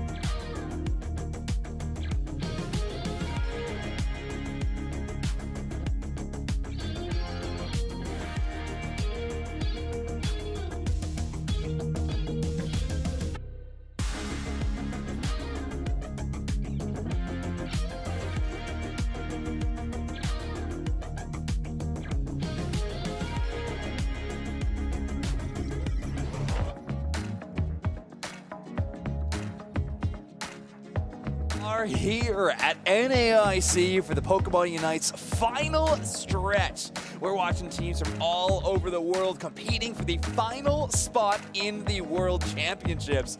And of course, here in North America, we got a hometown rivalry about to happen on our main stage. We're going to be seeing two incredible teams momentarily, but for now, you get to see us. What's up, everybody? I am Zoinks, joined with Kello, and this is going to be an awesome weekend. How you feeling so far after two great matches, Kello? I think it's been a great start to the day. Some great matches, and I mean, it's not over. We are only heading into our third round here for this group stage, and I'm really excited to see what these teams bring, especially because we already had Fulcrum play their first game of the day. Would you like to update us? Yeah, I would love to. This has been an interesting group stage already. I feel like the two main stage matches that happened sort of went as expected. We had two powerhouse teams playing, and they're already looking in great form. However, we did have an interesting group that we're about to be observing in Group C. Right now, Fulcrum, Extinction, Louisianimals, and Deep Cross Gaming from APAC East.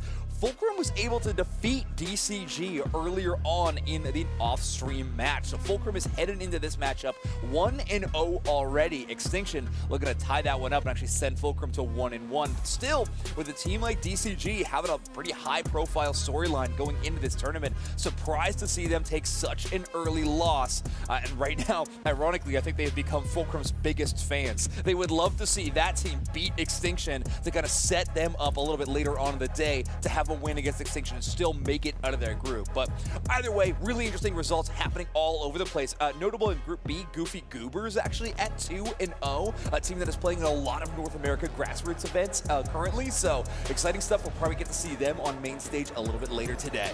Yeah, and that's the thing. Every game is very important when it comes to that group stage, wanting to get into that top 2 position. That way they can make it over through to day 2. But we are heading straight into draft here. We have Extinction there on that first pick position.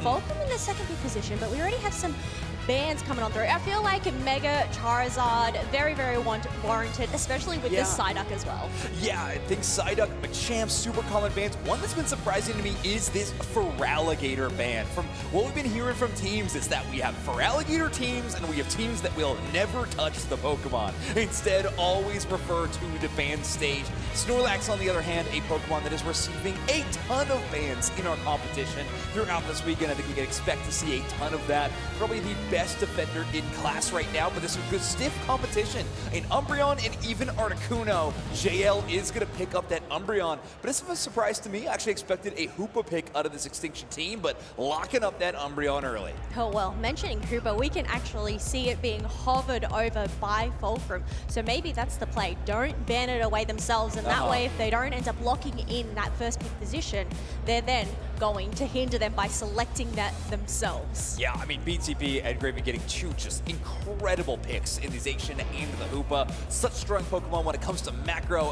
Zacian specifically, in just some small moments throughout the match, is so powerful. Extinction, though, they are not lacking for any kind of power options either. We're locking in that Mew. Feels like Mew and Espeon, the two biggest attackers in the game right now that we are seeing pick priorities all over the place from. So Warreach picking up that Mew. Let's see what Fulcrum decides to respond with. A couple of fire types currently being hovered, but let's, of course, last second switch to the water type. There's Blastoise, even countering my analyst predictions. That's wild work from the water type. You got to balance out the fire, okay? Right. Water and fire, there is some balance there, but I think picking up that Blastoise there, especially because they didn't have a defender pick, locked on in, coming in, bringing in just some extra crowd control, some extra bulk over to their team. That way they can go and protect that Typhlosion. Yeah, well, if you want a Pokemon that's pretty solid at getting around some of that crowd control, Galarian Rapidash is actually an awesome choice. Love this speedster pick.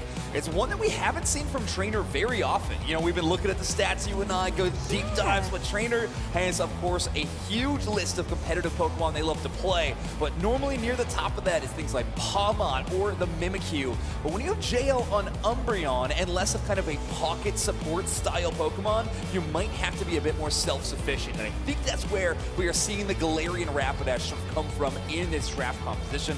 On the other hand, Fulcrum are rounding out their comp with a long-range attacker in the Inteleon. This could be pretty powerful. One of the only Pokemon that can kind of outdistance Mew in a lot of cases, not only in team fights for damage, but also for last hit secures on wild Pokemon.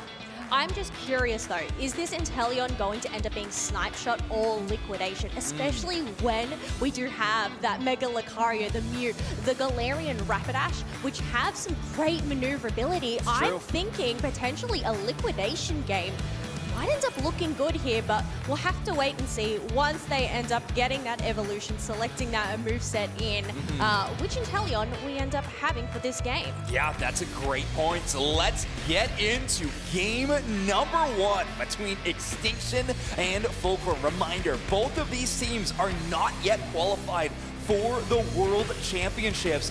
This is their chance to lock up that spot to San Francisco and forge ahead in the tournament.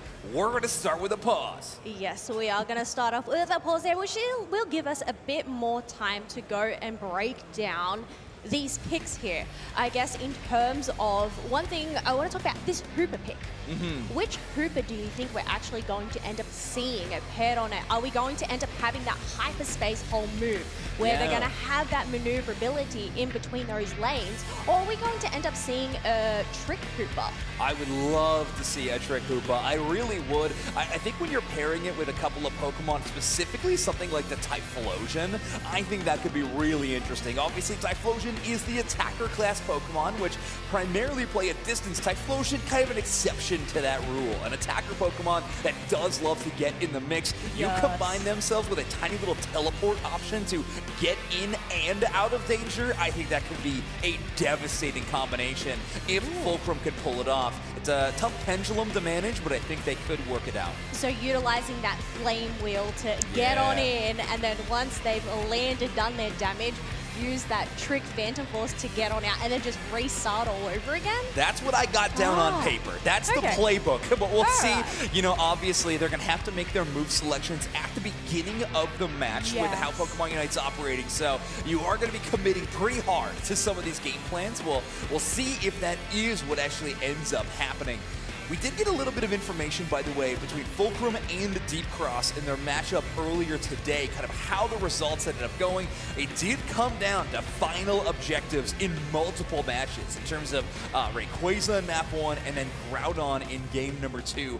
Both of these moments were, you know, up until the last second of the match, and then the tide's completely turning. So we'll see if Fulcrum can make that happen again against Extinction, or we'll see if Extinction in their first game or first match of the day could start off with a lot of tempo. I guess in that instance, it's really going to be important for Extinction to get quite that point lead earlier on.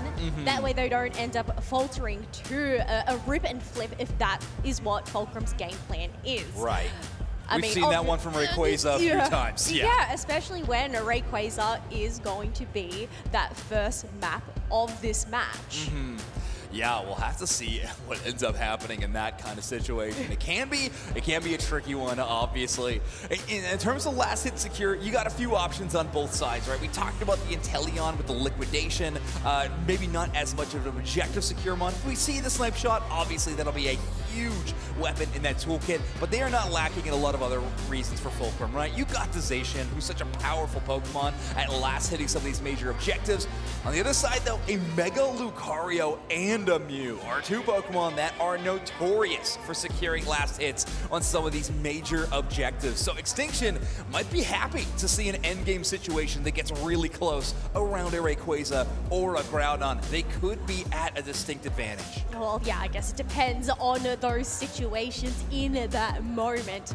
While Mega Lucario and Mew are the threat, well, Fulcrum would likely be aware of that. So is that going to be their targets heading on into these major objectives? You've got to take care of that Mew ASAP, but well, are they going to have that dive potential? Are they going to be able to pull off those combinations like we mentioned with that Flame Wheel Typhlosion to try and get into the back line, or even utilizing that Inteleon to try and get that lockdown? I mean, that's the thing. When you put pen to paper, we can say all of these things and, you know, plan ahead, but when it actually ends up coming to in that game, well, there's many more factors to to go and consider. Exactly. When we're zooming in on the micro, there's some really interesting things that'll actually end up playing out. But that's also the case with the macro a bit, right? Kelly, let's zoom out a bit. We talked about Fulcrum in their tournament storyline already having a nice win against a top team in Deep Cross Gaming, but Extinction, ooh, okay, hold on, let that energy. All right, fine, Pokemon, keep talking about you. I'm so sorry. But no, Extinction, I wanted to talk a little bit about their storyline headed this tournament as well. Like we mentioned, neither of these teams have yet qualified for the World Championship, so both these teams going to try to be the top-ranked team in this North America tournament. But Extinction also so close to qualifying in the North America Regional Leagues as well, falling just outside of that top 2 spot and not picking up their win. Extinction is a team that has come close quite a few times. They're going to need to put it all together to close out this one, starting with this game against Fulcrum. Well, yeah, that's the interesting thing. I guess in terms of these two teams, throughout this season, we have become so familiar with Extinction via the regional leagues. As you mentioned, coming in a third, even then coming in that top 5 position for the last chance qualifiers. Whereas Fulcrum, well, we have a lot of players coming together. They only actually ended up getting together at the beginning of this month. But these players, they have been playing the game, participating in a lot of grassroots tournaments along with the last chance qualifiers. But that's the thing, coming together as this squad, we'll have to see how they end up making that magic happen out on the field. Yeah, I can't wait. I mean, obviously, I'm so excited to see both these teams play. One, because anytime you see an Extinction match, you know it is going to be an exciting endeavor. They got certain players on there that are just electric to watch, right? You have Trainer on whatever Pokemon they decide to end up playing. Metallic has always been just a really exciting player. And Rex is one of our more dynamic defender players, I think, that we've seen in a lot of tournament play. But on the other side, seeing this Fulcrum team that was able to get a win against DCG earlier today, I cannot wait to see what they have in the tank. But we got a lot of really incredible teams at this tournament, right? We are in no shortage of powerhouse squads at NAIC. It always happens at these international championships. NAIC, though, is the strange one where we do really have a final stretch, a last chance qualifier for the World Championships, which brings out a ton of squads. We got teams from Brazil playing in this tournament as well, teams from North America, APAC, of course, a lot of representatives, and it does create some very interesting storylines about what region is really pulling ahead, especially with Worlds on the horizon. Yeah, it's like we had the last chance qualifier. This is the last chance qualifier to try and land themselves that final spot to the World Championships in August. So, you know, that's the thing. We are already talking about how much is on the line, especially just going into day one. You just want to try and gather that momentum, get that advantage earlier on. Right. And I guess it's also just that boost to that morale earlier on. Getting to do well. Like, are Fulcrum going to continue riding that wave of that first win of the day up against Deep Cross Gaming? Or, you know, coming on the stage, coming up into quite a well-known team. You know, you gotta not let these names, I guess, put that pressure on. Yeah, or, I mean, some players, they do play a bit better with the pressure. At least they claim to, you know? It is such an interesting thing breaking down the differences between where Pokemon Unite is primarily played, at least here in the West, in terms of competition for our league play or even our qualifier tournaments, end up being online events, which can be a very different experience than playing not only in venue, but then another step playing on the main stage. That environment can be completely different. You got the communication of your team, of course, in your ears, but also the white noise of the event to block out the crowd. You're trying to focus on the game. There's action happening all over the place. It is a challenge for players who haven't experienced it too much. Thing is, though, Pokemon Unite's been on the circuit for a minute now. A lot of players have had a chance to play on these huge stages, and so they do have some experience. So we do end up adding a little bit more credence to these teams who sort of cut their teeth, you know, on ICs and things like that in the past. But you mentioned group stage, kind of being that mental roller coaster. With the way our tournament structure works, right? We have group stage in day one, single elimination bracket in day two. If you were gonna iron out any of that nervousness, any of these moments that you kind of need to regain your focus, now is the time to do so. You might have a little bit more allowances, but getting probably multiple losses is gonna spell you not make it into day two. You gotta iron out that mental immediately.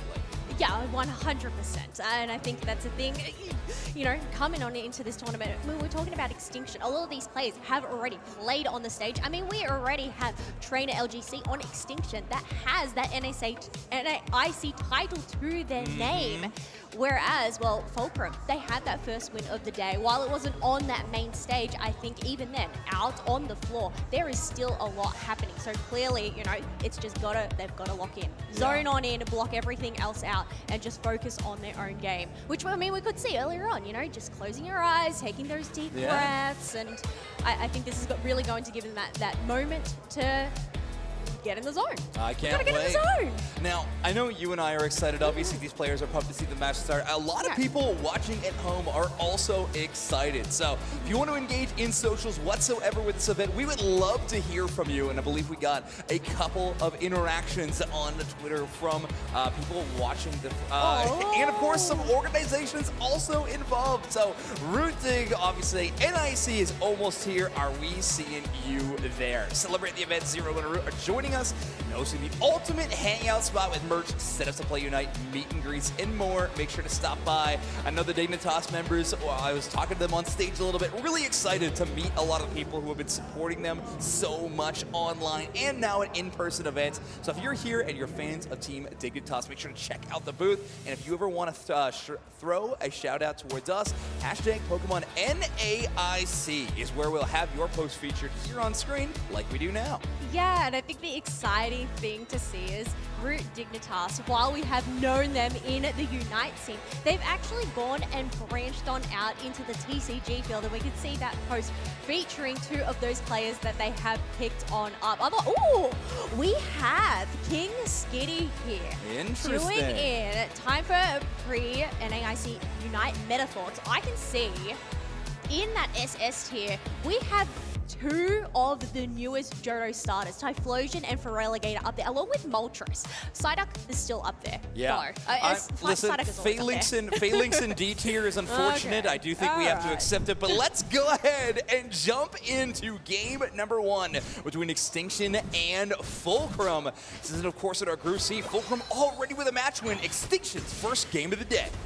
Heading on in, sending Trainer into that central area as that Galarian Ponyta to go and get those buffs. Otherwise, as we pivot up towards that top half, we have Zash and Hooper trying to just put the pressure on this little Eevee who does have to dash away. Yeah, so far pretty successful, right? That is a ton of damage. Vaporeon's gonna have to return, of course, to the enemy central area. This Eevee in a tough spot. Phantom Force stun is gonna pave the way for the K opener. Gravy on the Zacian, gonna take down the first knockout. Yes, we do have Fulcrum that does have the numbers advantage up here, which means Lucario does need to dash on out, but Metallic so low is able to get away. No, they don't! As we have that call coming on in and taking him out. Yeah, nice work. That Ember having a pretty huge area of effect, hitting multiple targets. In the end, Trainer LGC will get the trade, but they go extremely low, and that stun from the Hydro Pump. Great cover from JL. Problem is, Skeleton from the Sobble is going to pick up the KO. Of course, trades happening back and forth. A very hectic top half to start the game.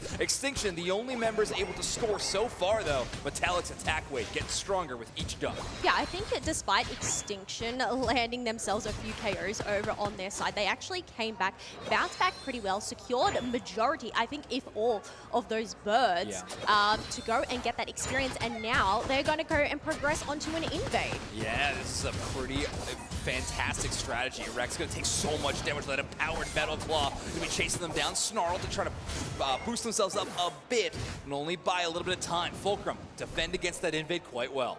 Yeah, defending against that invade, we do have that buffs split up between those 2 players. Metallic does have the double buffs over on their side, but we have no objectives for this map because it is that Rayquaza. Right. But Extinction are going to go and lock in those wild Pokemon in the middle themselves. All right, our first sign of a Hoopa build so far. We do have the trick being showcased from Hoopa right now, and of course, showcasing that extra button that Hoopa gets to play with Magician Berry Steel.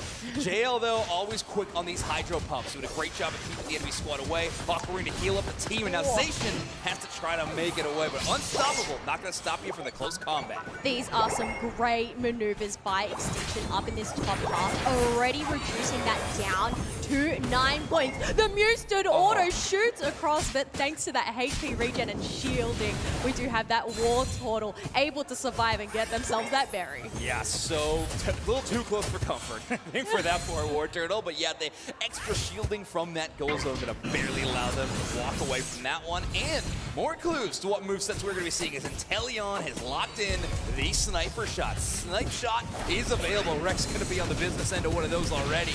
Austin Goats gets in the mix, but great push with the Surf. Level 9 for Trainer already means they have access to that Unite move, trapping the Typhlosion, but the mean look is a little too early. Bora not able to close out that KO with the Solar Beam. A bit of a stop to that fight as both teams retreat.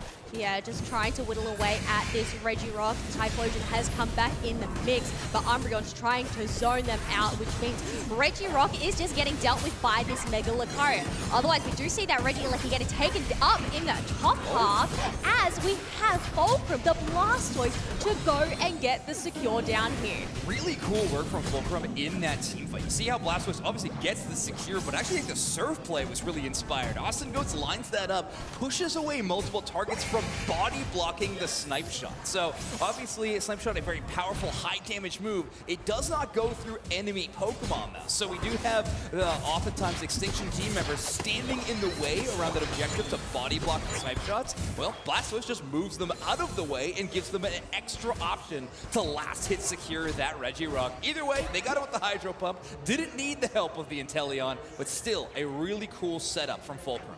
Yeah, it really does come down to that timing coordination between these squads, and even if it wasn't exactly demonstrated there, it still ended up going into Fulcrum's way. Meanwhile, we do have some members just getting up some more wild Pokemon, going in for another engage on these double defenders by Extinction.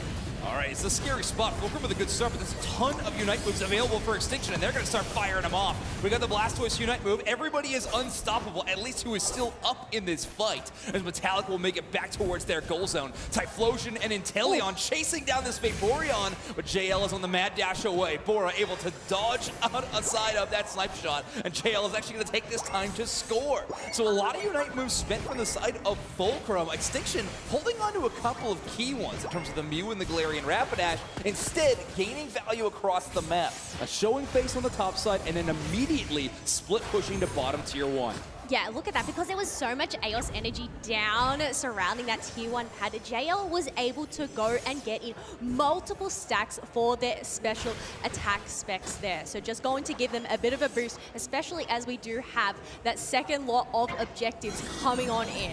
Wow, okay, Fulcrum actually got a setting up in a way we often see Hyperspace Hole Hoopa set up with a bit of a split push, but now they are going to use that Unite move, a very safe portal in the backline. Hoopa going to lead the charge with that Hyperspace Fury. Regieleki will be secured, but it will be Extinction picking up the Regice. That'll be Mew with the big secure Trainer, taking down even that Hoopa Unbound. And Inteleon the next one to fall. 3 players left from Fulcrum, left to defend. Yeah, it's 5 versus 3 down here on this pad as Mega Lucario is just throwing out these punches against this Blastoise.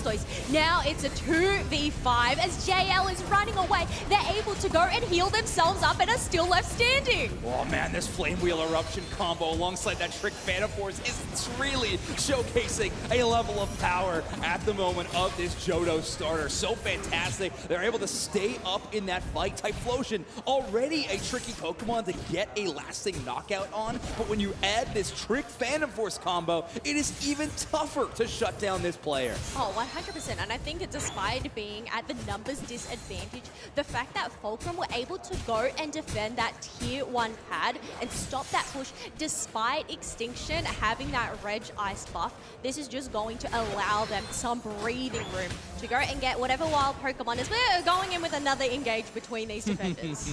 Yeah, exactly. Our water type defenders just trading like ships in the night sometimes. They got too much HP and too little damage to actually close out some of these KOs there. And I need some help from the rest of their squad a bit later.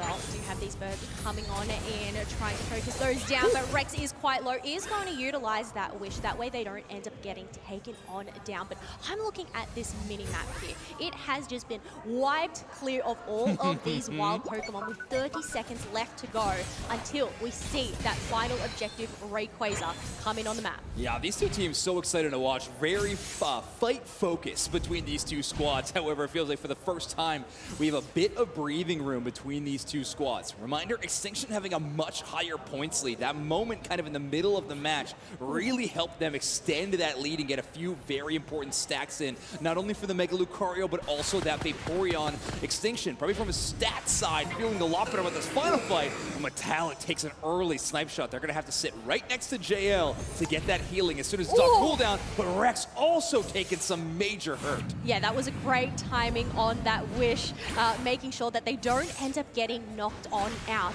Otherwise, Inteleon is going to lurk about trying to find some more hits. But, well, JL, they're doing their job and just healing up whatever snipe shot lands their way. Yeah, Extinction has access to 2 different healing moves, both from these evolutions, but that will be a serve to kind of start things off. Extinction has to Typhlosion, get right into range. Eruption, but they're trapped right now in that Galarian Rapidash Unite move. Mew does have the defensive Unite, and it actually combos it enough to take down that Blastoise. The fight is going back and forth, though, as Vaporeon goes down. Metallic gets to work, and that's 2 members down for Fulcrum and 2 down for Extinction, and now Galarian Rapidash is KO'd.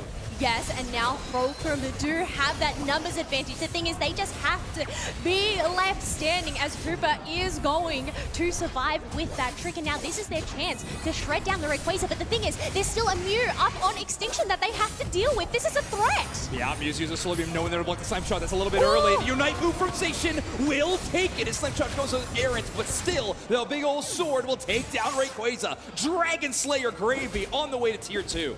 Yeah, going to go and get in that first Hundo Burger, the Inteleon is, and now Fulcrum have gone and taken the lead. Another Hundo Burger to just go and create a buffer for Fulcrum with less than 30 seconds left to go. And because they've broken both of those bottom tier 1 pads, they're going to go pivot towards the top. Awesome target prioritization in that final fight for Fulcrum. Taking down the Umbreon and Vaporeon first meant that any hit from Inteleon or even Typhlosion was lasting damage. No more healing moves to work with in that final fight. Kind of left Extinction, up the creek without a paddle. And that will mean Fulcrum will take game number 1 and start with a lead in our series. Wow, way to see Fulcrum come together. Yes, they didn't exactly have the point advantage heading on into that final team fight, but I think just being able to keep cool, calm, and collected as a cool cat,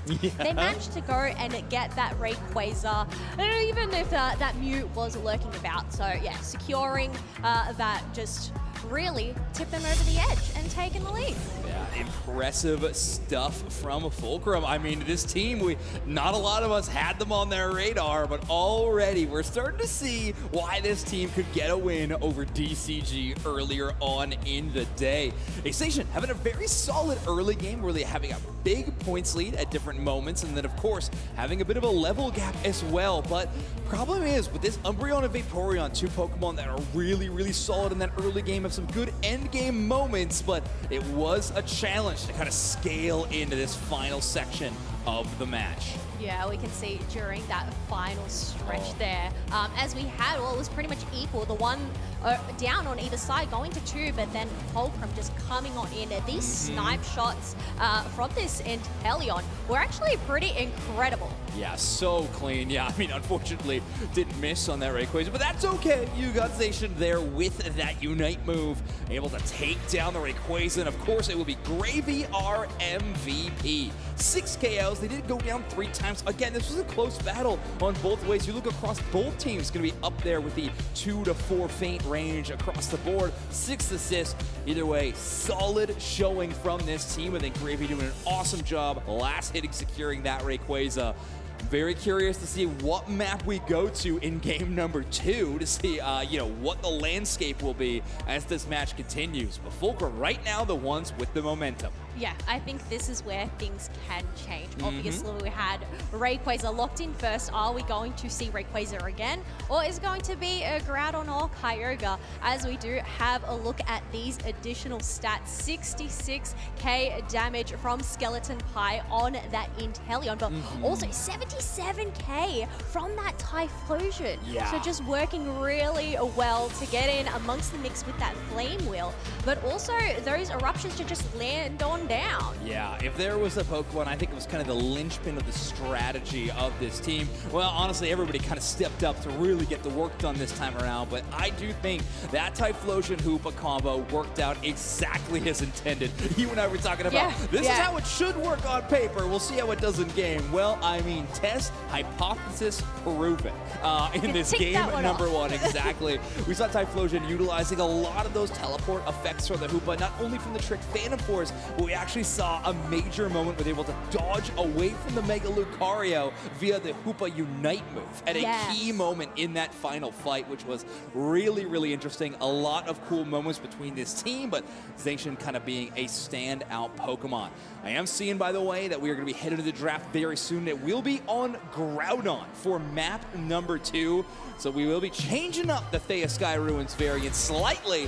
Let's get into it. Extinction, Fulcrum, draft for game number 2. We're to start the same way we got into game number 1 with a Mega Charizard Y-Band and a Feraligatr band. Yeah, and Extinction have gone into that first pick position as well. So only have that one pick. Are we going to end up seeing Umbreon being prioritized here? Yeah. Or do you think if Hooper isn't actually banned on out, they end up opting for this Hooper? But yeah, so far, same bans across the board for both teams. Yeah, I do think you could consider a Hoopa first pick in this situation if you're Extinction. The other one is probably Typhlosion. I think we're going to be seeing the power level of that Pokemon more and more as the weekend goes on. However, Extinction feeling it was a bit more of a game 1 nerve situation and are going to be locking up the same Pokemon for their composition. Fulcrum, very happy to take this step in turn. They will pick up the Hoopa and Zacian as well. Obviously, extremely excited about how game number 1 went for them. Why change it up now? Yeah, why fix what isn't broken? It ended up working out well for them, but I can see some different picks being hovered by Extinction. Are we actually going to have an early lock-in Metagross? Or are we getting baited here? I doubt the Metagross. I believe the Urshifu is kind of where I am landing on this one. Trainer does love that Urshifu pick, but give him a few options. Obviously, going to be very moveset dependent on where we end up. We're going to choose neither of those. That's awesome. We're going to catch up a little bit in our draft with the Inteleon and Blastoise getting picked up yet again, and there it is. Extinction finding a chance to play the Zoroark and Comfey. Fulcrum, a very important choice for this last pick, in my opinion. Would love to see something like the Mimikyu in this location to shut down this Zoro-Comfey duo, but it looks like the hover is going to be that Urshifu. That's a lot of Pokemon with incredible play around final objectives, Kello. I think we could be looking at a Wicked Blow Urshifu. Not with that moveset, or they're changing some items. So we might end up seeing some Wicked Blow action for some last hit secure around major objectives. I could see it happening. You reckon? I mean, I guess so in terms Probably not with the Razor Claw. We're probably looking at Water Bear, but still. I was going to say, especially considering there is, well, Mega Lucario, Mew, and that Zoroark, I feel like a Water Bear having that liquidation, just that rush to go and chase them down could potentially work out. But, you know, Wicked Blow, I mean, you do have that lockdown with that Unite move, the great securing tool. So we'll have to wait and see. I mean, we ended up having Zacian secure the Rayquaza last game, so maybe they don't need the extra secure. Urshifu is also a really fun one, right? With that passive, that Unseen Fist, able to do that damage below shields into a Pokemon like Umbreon or potentially even the Mega Lucario, right? That can be self-shielding quite a bit. Have a chance that even in an endgame team fight where Unite moves are popping up, Buddy Barriers are flying around, you have a bit of a damage response.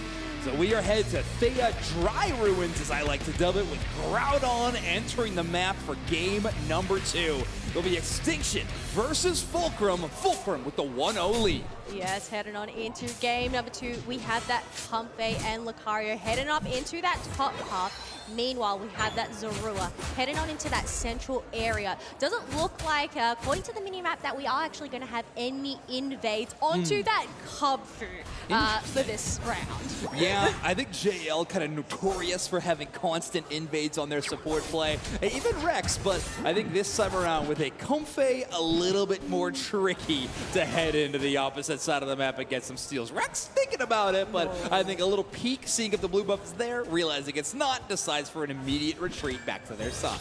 I mean, I guess knowledge is key. Seeing if it was there, maybe they went and progressed, but you know what? Instead, they're just going to go and assist Bora on this view, just whittling down this Squirtle earlier on, but we already have those berries to go and replenish that HP. Exactly. Now here with the first set of Natus, Trainer versus, of course, Accelerate. This is Accelerate. Okay, I see the name. It's great. Will be a fun matchup between the two to watch. I mean, obviously the Sorok's going to have a bit of help in the form of JL's Comfey. That is a scary duo between the two. I mean, they might both be on their most iconic Pokemon at this point. JL, a ton of these Comfey games in pocket. And of course, Trainer, maybe the most scary Zoroark player worldwide, potentially. Yeah, Zoroark is definitely made of nightmares as they're going to go in, land themselves that KO on that Squirtle. Urshifu is trying to fight on back as Comfey's going to latch on back, and that is now a 2 KO streak, paving the way for them to go and empty out their Aeos energy in this bottom half. Yeah, make it a 3 KO as well. Trainer getting some stacks in, but even getting greedy, they're going to remain in that central area. On the other hand, Gravy also getting outpaced by Metallic by about a full level right now. This is Mega Lucario at 6. That's for Zacian at level 5. You don't see a Zacian getting out-leveled in the early game too often. We'll see if they can change that around and kind of scale into the late game a bit more. But either way, a great start for Team Extinction at the moment. 77-0, really paving the way in this game number 2. Well, I think this is an interesting call from Fulcrum here, knowing there is that middle objective. They're actually just going to take the chance to go in and get in some little dunks in this top half. But Extinction are quick to answer back, go and pick themselves up another KO onto that Hooper. Yeah, Regidrago secured by Fulcrum though, so incremental gains across the map, just nothing in team fights quite yet. By the way, we do have confirmation that Accelerate is going with the Wicked Blow Urshifu, so that big old punch is going to be available. That is a lot of presence around some of these major objectives, the first of which are about to be spawning in about 5 seconds. Regis in both top and bottom paths are about to enter the fight. Fulcrum, a little desperate for EXP, means they're going to roam and find it wherever they can. Gravization going to take a full enemy central area clear instead of early presence around the Regis. Yeah, I guess it makes sense considering Zoroark, they've already got their Unite move. They have that level 9. They're just going to prioritize these objectives. Right. Meaning that does end up going for free over to that Zacian, who has at least reached that level 8. Otherwise, it is going to be that 4v3 down in this bottom half as Zoroark's headed for the heels, being able to pick themselves up another 2 KO streak. Jeez, this feint attack combo from Zoroark is so scary to see, and Trainer just kind of sets it up better than anybody else. The trigonometry that is going on inside Trainer LGC's brain at any given time is unfathomable. I love watching this player play. You can see these reset where that reset dash point goes to, and they line up multiple KOs. It feels like every time that combo pops off. Oh yeah, not only using that math to try and capitalize on those goals, you got to get that trigonometry in there as well when you're playing that Zoroark. Regieleki has been shredded on down to 3/4 HP as Extinction's trying to look for another opening. Those birds end up getting shredded on up. Zacian trying to get some protection from this home base means neither of them end up getting taken on down just yet. Yeah, I think we see Trainer go a little more aggressive in that team fight if they had access to that Unite move this time around. Just to get those resets off the cooldowns. But without that availability, right, exactly. Maybe just having a little too little in the tank. Mew Unite move to add that invisibility for Bora Reach, but it won't be enough to get the secure. Regieleki is going to be picked up. So Fulcrum now with a Regidrago and a Regieleki. However, the other one is sliding the other way as Regirock's buff will be fading. Boston goes with the check button of the Blastoise, is going to get a ton of space. And now that Urshifu's got a lot of shields to work with. They were able to walk away from that Zoroark Unite move. Trainer LGC back up to about half HP, but not enough room to defend that tier 1. That is actually incredible that Zoroark didn't get taken down there. Yeah. They got hit by 3 Unite moves. It ended up being the Blastoise, the Urshifu, along with that Zacian, but I guess thanks to that Pocket Comfey, they are still left standing. Nonetheless, Fulcrum were able to get in more points on the board, now at 102 to 205 with Extinction now in the lead, and quite a great presence around this Regice. Yeah, you can just see the commitment that Extinction plays to backing up Trainer on this hyper carry, right? I'm not sure that JL has used the left analog stick on their controller a single time so far. I believe the Comfey has been roaming and at least just popping off and then immediately jumping back on. That's Zoroark getting those flower stacks in at any given time. That's why they got a level lead like they do. That is a level 10 station who is just being absolutely shredded. They got a bit of backup now, though. Zoroark trying to get this combo complete. Mega Lucario's there, but the Urshifu will finally take down the Zoroark. Yes, a breathing room for Fulcrum to go and take down that absolute beast of that level 12 Zoroark is at least going to give them that experience their way. We already have Urshifu catching on up with these levels. So, I mean, despite the slow start from Fulcrum, things are at least starting to go their way. Exactly. They have some momentum to work with, but it might be Extinction's chance to respawn. A ton of Unite moves to work with. The only one vacant will be this Mega Lucario, so they will be absent of that Mega form. Rex takes a lot of damage, but again, that Wish is going to bring them back up to healthy. This is an early Unite move, just trying to get some space. Hoopa Unite move to work with as well. Hyperspace Fury won't get a single stun, but Wicked Blow is charged up and has a lot of room to work with. Ebon Fist chasing down Metallic, and they're already gone.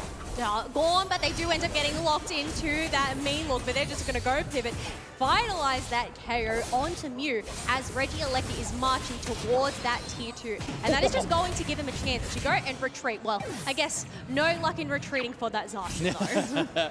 I think against a team as solid as Extinction, any successful offensive push will always come at a price. And I think Trainer making sure that is at the cost of more EXP for this Zoroark. They pick up kind of a staggered knockout in that fight, and were able to knock out the Regieleki before it lands. So important for Extinction. They hold Fulcrum to only 102 points so far. After one big successful push on the tier 1 on top side, they have not had much room to score elsewhere. You can see here, bottom tier 1 is still at a full 90 HP. Fulcrum has only had a chance to score once in this match. Extinction holding the defensive line everywhere else. Oh, not only the defensive line, but they have this defensive buff with that Regirock now secure. Less than 5 seconds to go until Groudon appears, and now the game is on. All right, space stolen by Extinction right now. They kind of push Fulcrum away, but the problem is there is still a Blastoise who can earn a ton of room with that Hydro Typhoon. Bit of a skirmish on the top side.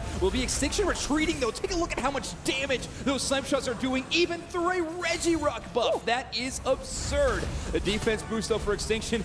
Very happy about it at the moment. Blastoise going to have to give up a little bit of space. Again, their Unite move is so important in these team fights, and here it comes. Oh, great Hydro Typhoon, but it doesn't end up hitting that Zoroark. Mega Lucario is protected, though, in that tall grass as they're just trying to surf on back. We have Umbreon running away from the mix. Oh man, that grass knot shot out by the Comfey, not going to be grabbing anybody right now. Mew, the only Pokemon that's kind of unhit. They are going to use their Unite move as Groudon's down to about half HP. Watch out for Accelerate's Wicked Blow Urshifu. They are right next to the Groudon Unite mobilization. That is so much commitment from Fulcrum, and they will pick up the Groudon and all 5 members of Extinction. Fulcrum have so much to work with. Groudon buffs and not a single defender happy and healthy up in this fight for Extinction.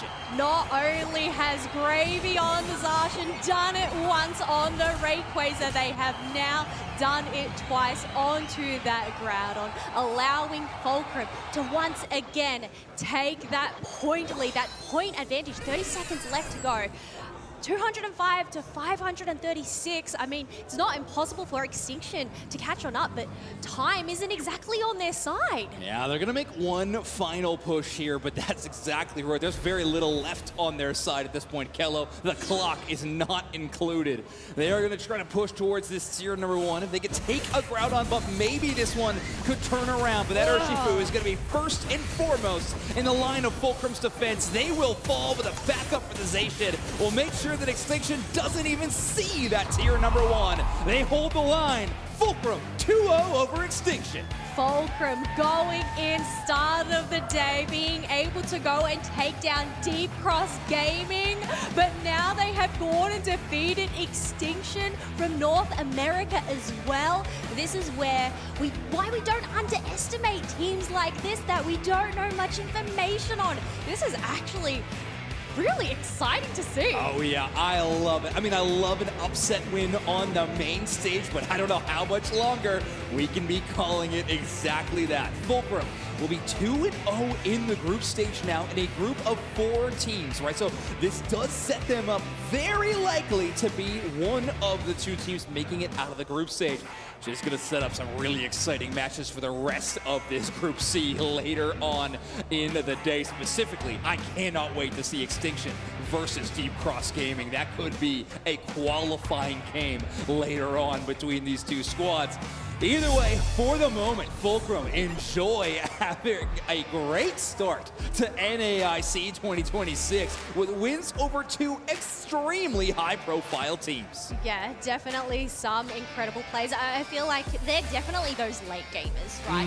Yes, they don't exactly prioritize getting in as much points earlier on. They did end up having some losses in terms of these team fights, but really it just comes down to this final stretch. The way they're able to come together, utilize this Hooper to try and get that maneuverability, but then just hone on in onto Extinction, land themselves those KOs, and then get that ground on. Yeah, I'm trying to take a look at kind of what's going on in these final moments. Ooh, big stun from the Blastoise on the Mew. Slows things down. I think the Zorak was able to jump in, but yeah, Mew's attack not really being able to pop up. That was their one chance to maybe out-secure, but there were so many factors set up there in Fulcrum's favor. I mean, you have Urshifu set up to go. Unite move from Gravy, who is going to be our back-to-back MVP. I mean, major moments. The player that's stepping up, I do think you could consider that to be our most valuable on this team of Fulcrum. 5 KOs, 2 feints, and 6 assists,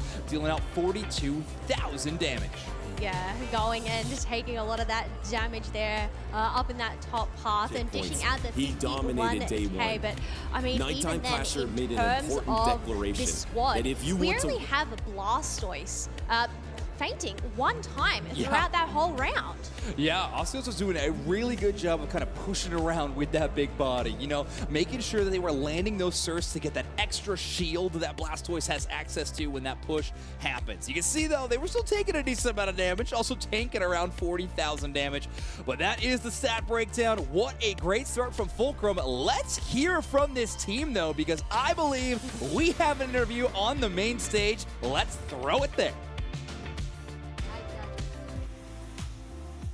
All right, thank you so much. I've got Accelerate here with me from Fulcrum. After such an incredible beginning to NAIC, you have beat 2 teams that we were thinking were going to be doing pretty well on group stage. Now tell me, who is Fulcrum? Fulcrum is a group of my friends that we formed to go to NAIC. It was just a call. I was like, I can go NAIC, it's close, and then everyone else, they're further away, but they could make it, so we made it. That's incredible. A round of applause for Fulcrum for really just performing absolutely incredible in their debut on an international as a group of friends. And you played Dark Bear Urshifu in this last game. You had a very, to me, solid composition both times in the series. The Zacian as well was also a highlight. Do you want to talk a little bit about how you guys were preparing for draft, for example? Our main strategy is to get Zacian and Hoopa, because when you have those 2 characters, the game becomes super easy as you have a winning top lane, and top lane's the snowball lane.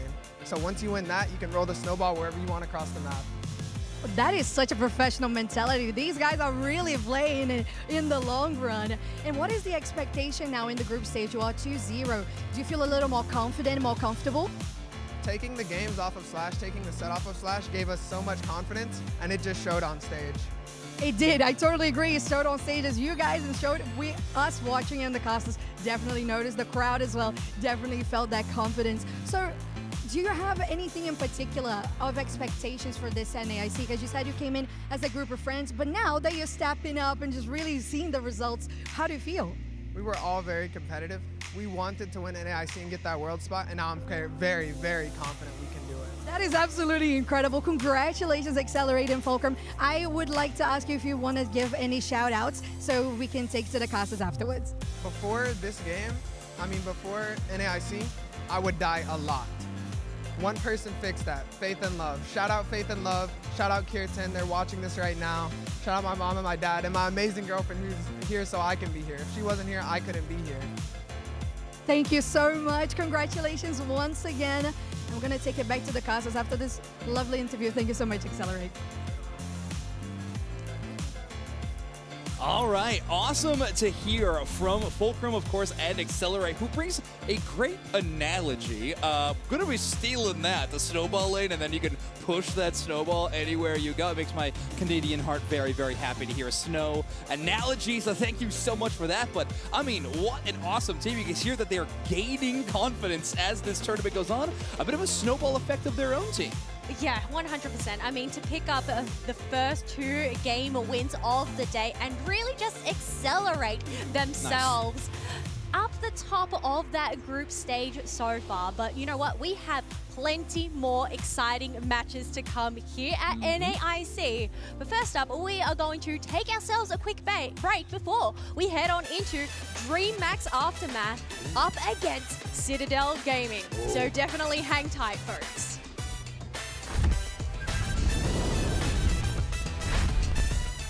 You.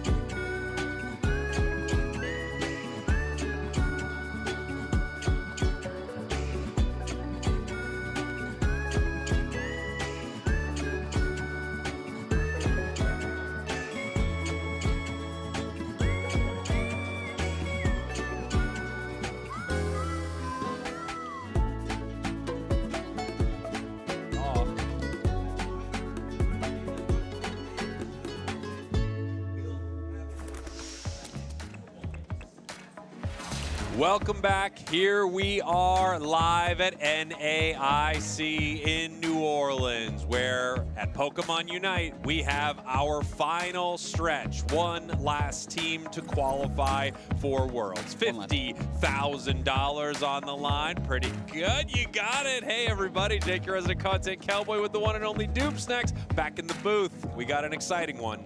We sure do. DreamMax, Citadel. But how exciting was watching Fulcrum? Oh my gosh, We were having so much fun in the back watching Fulcrum. A really just systematic team. Yes. They really impressed. A lot of these grassroots teams are already impressing us specifically this weekend. That's what NAIC is all about. Yeah. It's one of my favorite things to watch a squad like that have an opportunity to push forward in this tournament. We're taking a look at our bracket right here. Root Dig, you saw them earlier today. Well, now they are 2-0 in their bracket, all in, going 1-1. Fluffy Tail Bandits 1-2, MBM 0-2 right now. And non-parametric statistics have yet to play their first game in Group A. Well, that's good for us, because that is a garbled mess of syllables that we'll have to get through if we're actually casting them. Fulcrum, again, sitting on top of their group 2-0, taking down Deep Cross Gaming 2-0, and now Extinction 2-0. And you have to think they're in pole position for making day 2 after taking down what most people thought were the 2 guaranteed locks into day 2 out of that group. Yeah, I think no question, right? I have to say, seeing Fulcrum take down Extinction there got me very excited, because there's a real possibility that the match later today between Deep Cross Gaming and Extinction will be a match to decide one of them moving forward and one of them being eliminated. And these are 2 teams that you could have reasonably said before this tournament could be walking away with their world spot. One of them looks to be leaving in groups as we head on over to our next couple of groups here. Group E, DreamMax, Aftermath, and Citadel right now undefeated in their group, and that's what we're about to watch. Tell me about Group F. Let's talk about Group F.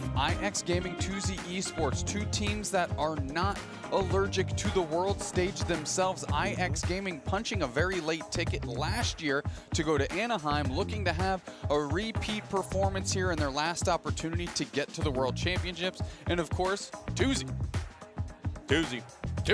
Ready to go to Worlds, but of course, ready to make a statement here in this tournament. I feel like they've had a bit of an up and down season, you know? Obviously a stellar finish, securing their spot, but they were in the hardest region in the world, LATAM this year, which was just unbelievably tough. Yep. So it's cool to see them here in New Orleans live. I'm excited to watch them play. And yeah, IX Gaming, such a hot start for their league, but we're not able to make it happen. The spot's heading over to Dignitas and Evil Geniuses, and now we are heading up to our big stage as our teams get ready here.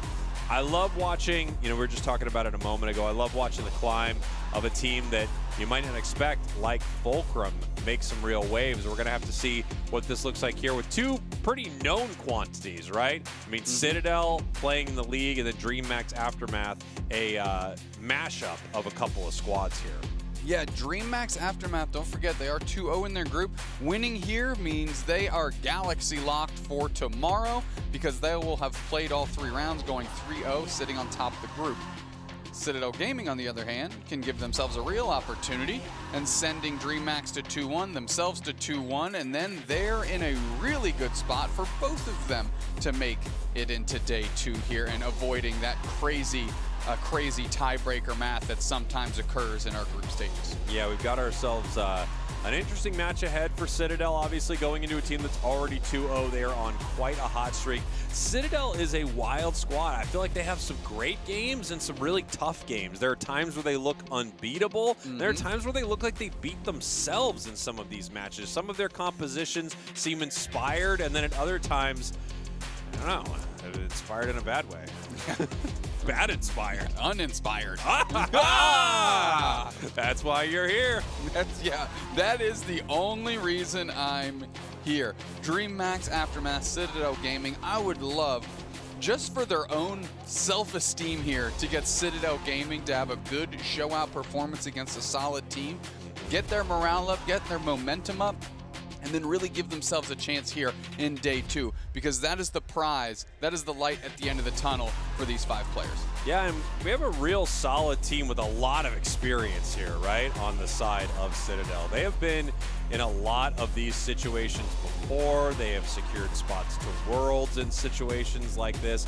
We'll see if they can make it happen here in New Orleans.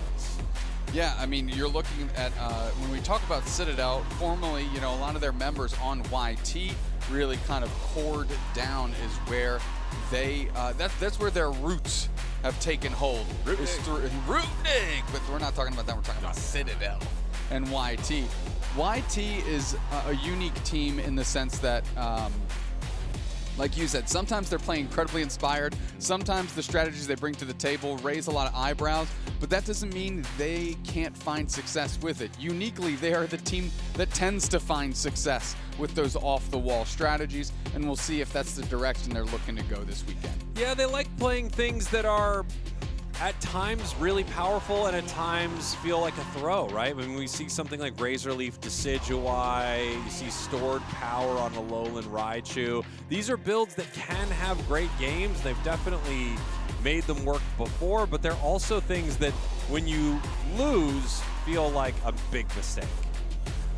Yeah, and that's the tough part. But when we're looking here, we've got So Sad Sam and Akilo, again, 2 of those members from YT in days past, that this Citadel squad is going to have to look to make sure that they are anchored and ready to go and don't show up shaky, because they have had, like you said, a very tumultuous road this year, and that's why they're finding themselves at NEIC fighting for that last spot. Both of these squads being undefeated, then walking up on the big stage. We're going to have to see how much it rattles these two, kind of as you were talking about briefly there. Citadel has a lot of experience with this. I feel like it's something that they could handle, but not every member of Citadel is completely locked in for a moment like this. Or we're going to have to see how locked in they are, because they just don't have the on-stage performance. Now we're heading in to our first draft here, DreamMax versus Citadel. Egg Solo's picture sends me, brother. It's so good.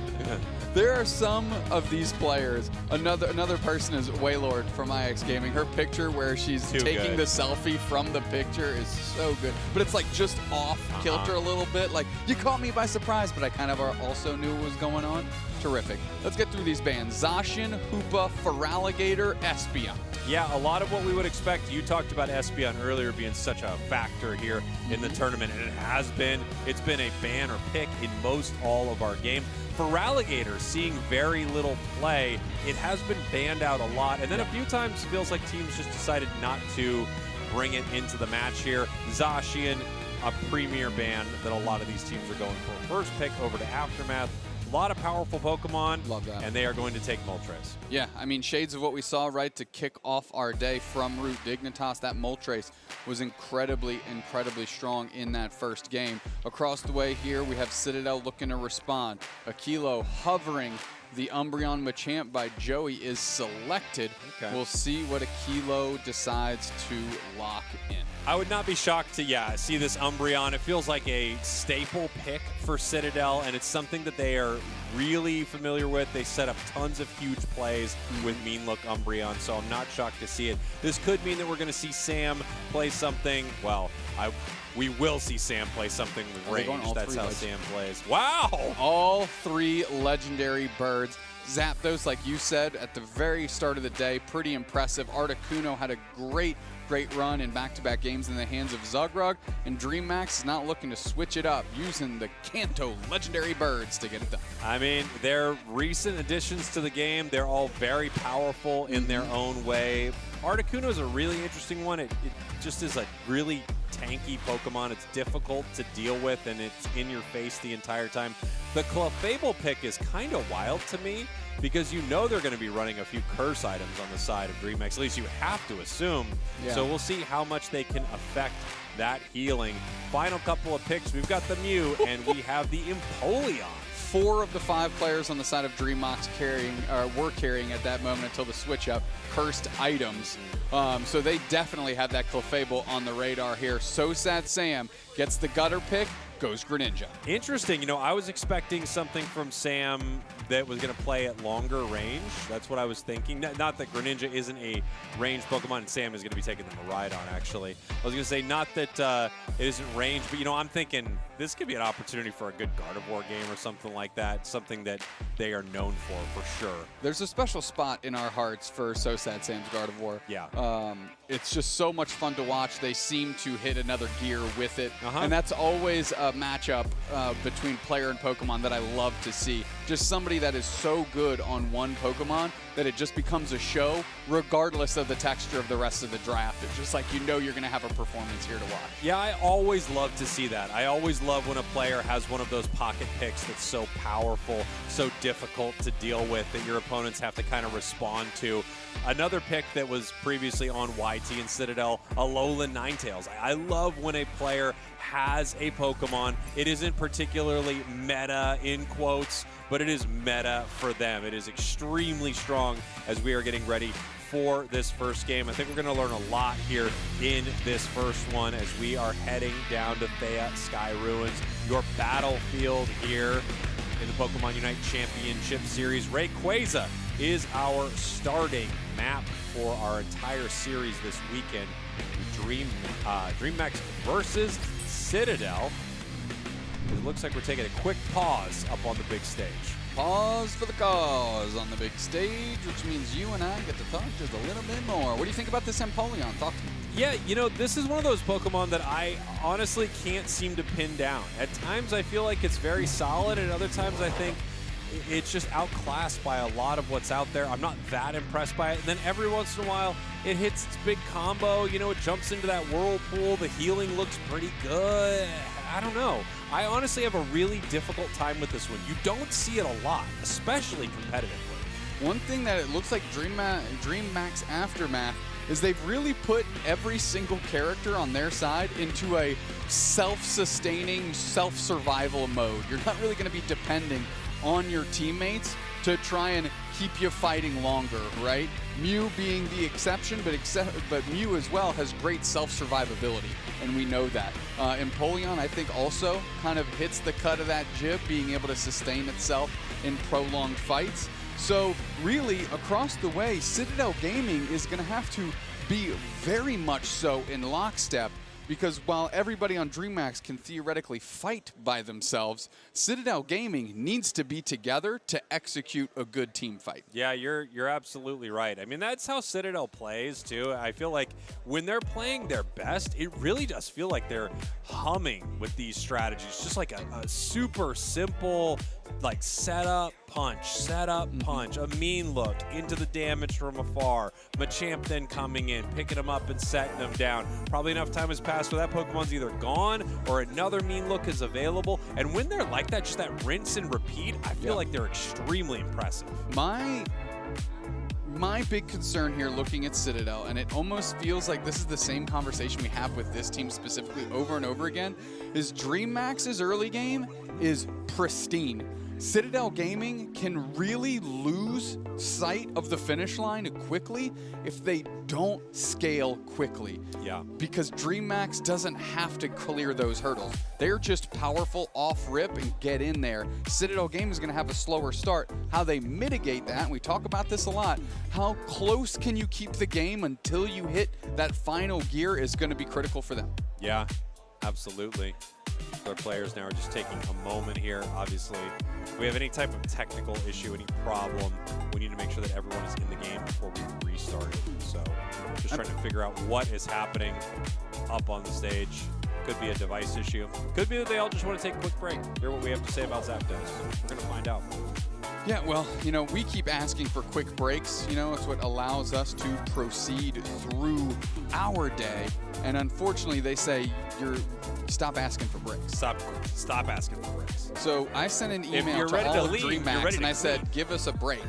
And they said, we're kind of ready to play. We said, we need a break. He said, okay, we'll do it for you, Snacks. I said, I appreciate you. Yeah. And I'm hearing that we've got something we're going to throw up on the screen here. We're going to take a look at some tweets here from the community. Thanks, Pokemon Center at NAIC, snagging some Ascended heroes. It's a nice looking full art jamming tower, but my eyes are on Team Rocket's Honchkrow. Why? Because that card is pretty sick. It does 60 times the amount of supporters you discard. And I believe it's for 2 energy, right? And you can use Team Rocket's energy to fulfill the darkness requirement in that. Deals a lot of damage pretty quickly. Definitely chucks haymakers. You don't got to tell me twice. You got to tell me 3 or 4 times. 3 or 4 really times? Let it sink in, yeah. So Team Rocket's Honchkrow. It does 60 times the amount of supporters you discard as part of that attack. So it can deal a lot of damage. You're playing a lot of supporters in that deck. The word is the card in the center there has a pretty hefty price tag on it as well, so they got a great pull out of their set. I don't know if they want me to say the price. They said a price, but I'm thinking, am I saying a price here? Yeah, is this what we're doing? Meanwhile, first time ever seeing the NAIC Pokemon Center from the inside. So many incredible options to choose from. Thanks, Rosie, for allowing me to join the reservation today. The main event begins tomorrow. Yeah, it's hype, dude. It is so The sick. first time I saw the Pokemon Center, I couldn't believe it. It's very cool. You're a kid in a candy shop. It's so exciting. There's so many fun things to uncover, too, you know, because you don't know exactly what's going to be in there. At least that's been my experience. You show up to the event like, I don't know what plush they have in there. I don't know what the new merch is for the event. It is very exciting. Can I tell you something I picked up when we got to go through the Pokemon Center? Yes. A 4XL NAIC crew sweatshirt crop top. I'm Fun. excited to wear that. Love it. Pokemon Center. This is Steph. We Steph talked to anime. Steph yesterday. Yeah. Right before she went into the Pokemon Center, believe it or not. Spent the morning admiring all the Pokemon Center stuff at NAIC. Thanks so much to @Spraggles for the free access. I don't remember giving that to her. What's that? We're fired? Perfect. Great. Pokemon is responsible for the free access. Pokemon with the free access. Actually, we recommend people, and they say we're revoking your access. Don't Please you stop. dare. You better stop it, they say to us. Steph is pretty incredible. Love Steph. And yeah, it's always fun to get to go through there. Maybe we snuck through there a little earlier as well. I don't know if we should say we snuck in. Yeah. No. But we were allowed in. We were provided allowed in. access by Pokemon. Again, thank you, Pokemon, for allowing to get in there legally. And not through nefarious We didn't sneak in. means. Snuck in is just a way of saying, tell me about this Honchkrow. Yeah, Team Rocket's Honchkrow.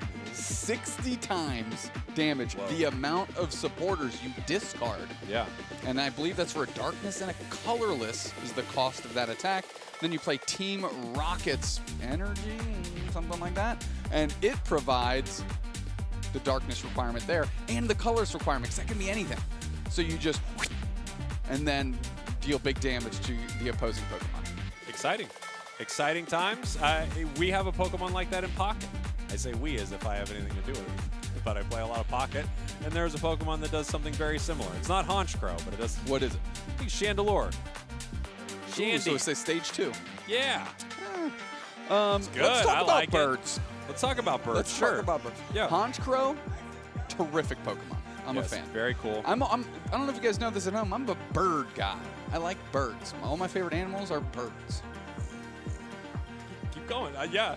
No, that's great. That's kind of where I was going to stop. I thought you were going to be like, my favorite animal my is... favorite animal is, well, you know, lately I've been vibing on giraffes. I do think they're cool, but it's not my favorite animal, okay? Favorite animal.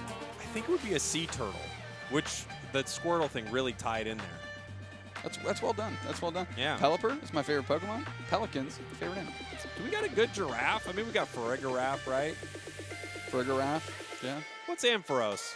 It's What, like is a it sheep giraffe that rig? grows up, right? Wait, what'd you say? A sheep that grows up, Ampharos?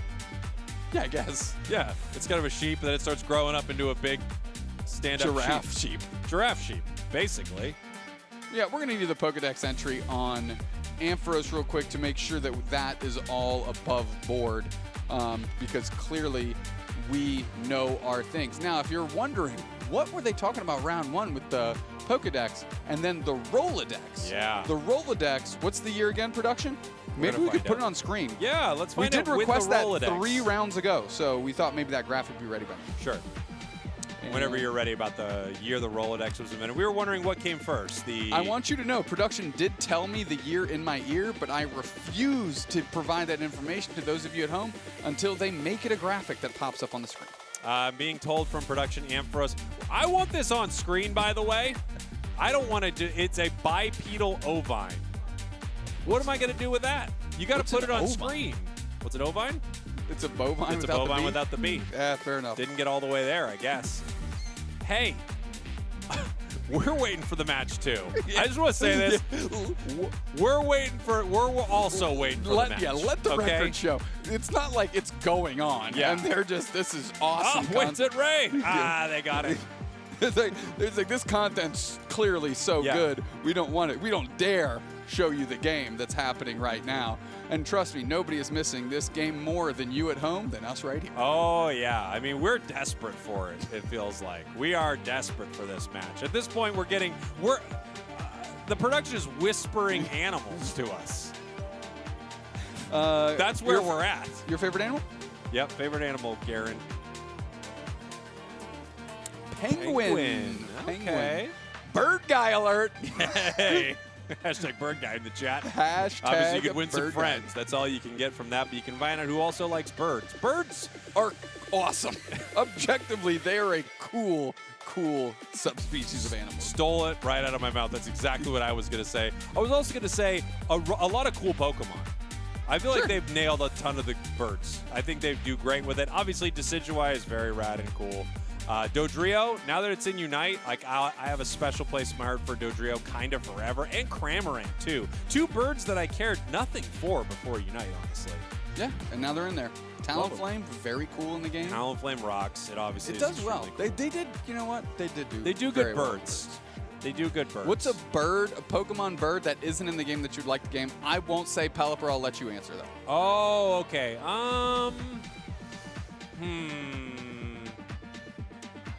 Does Corviknight would count, right?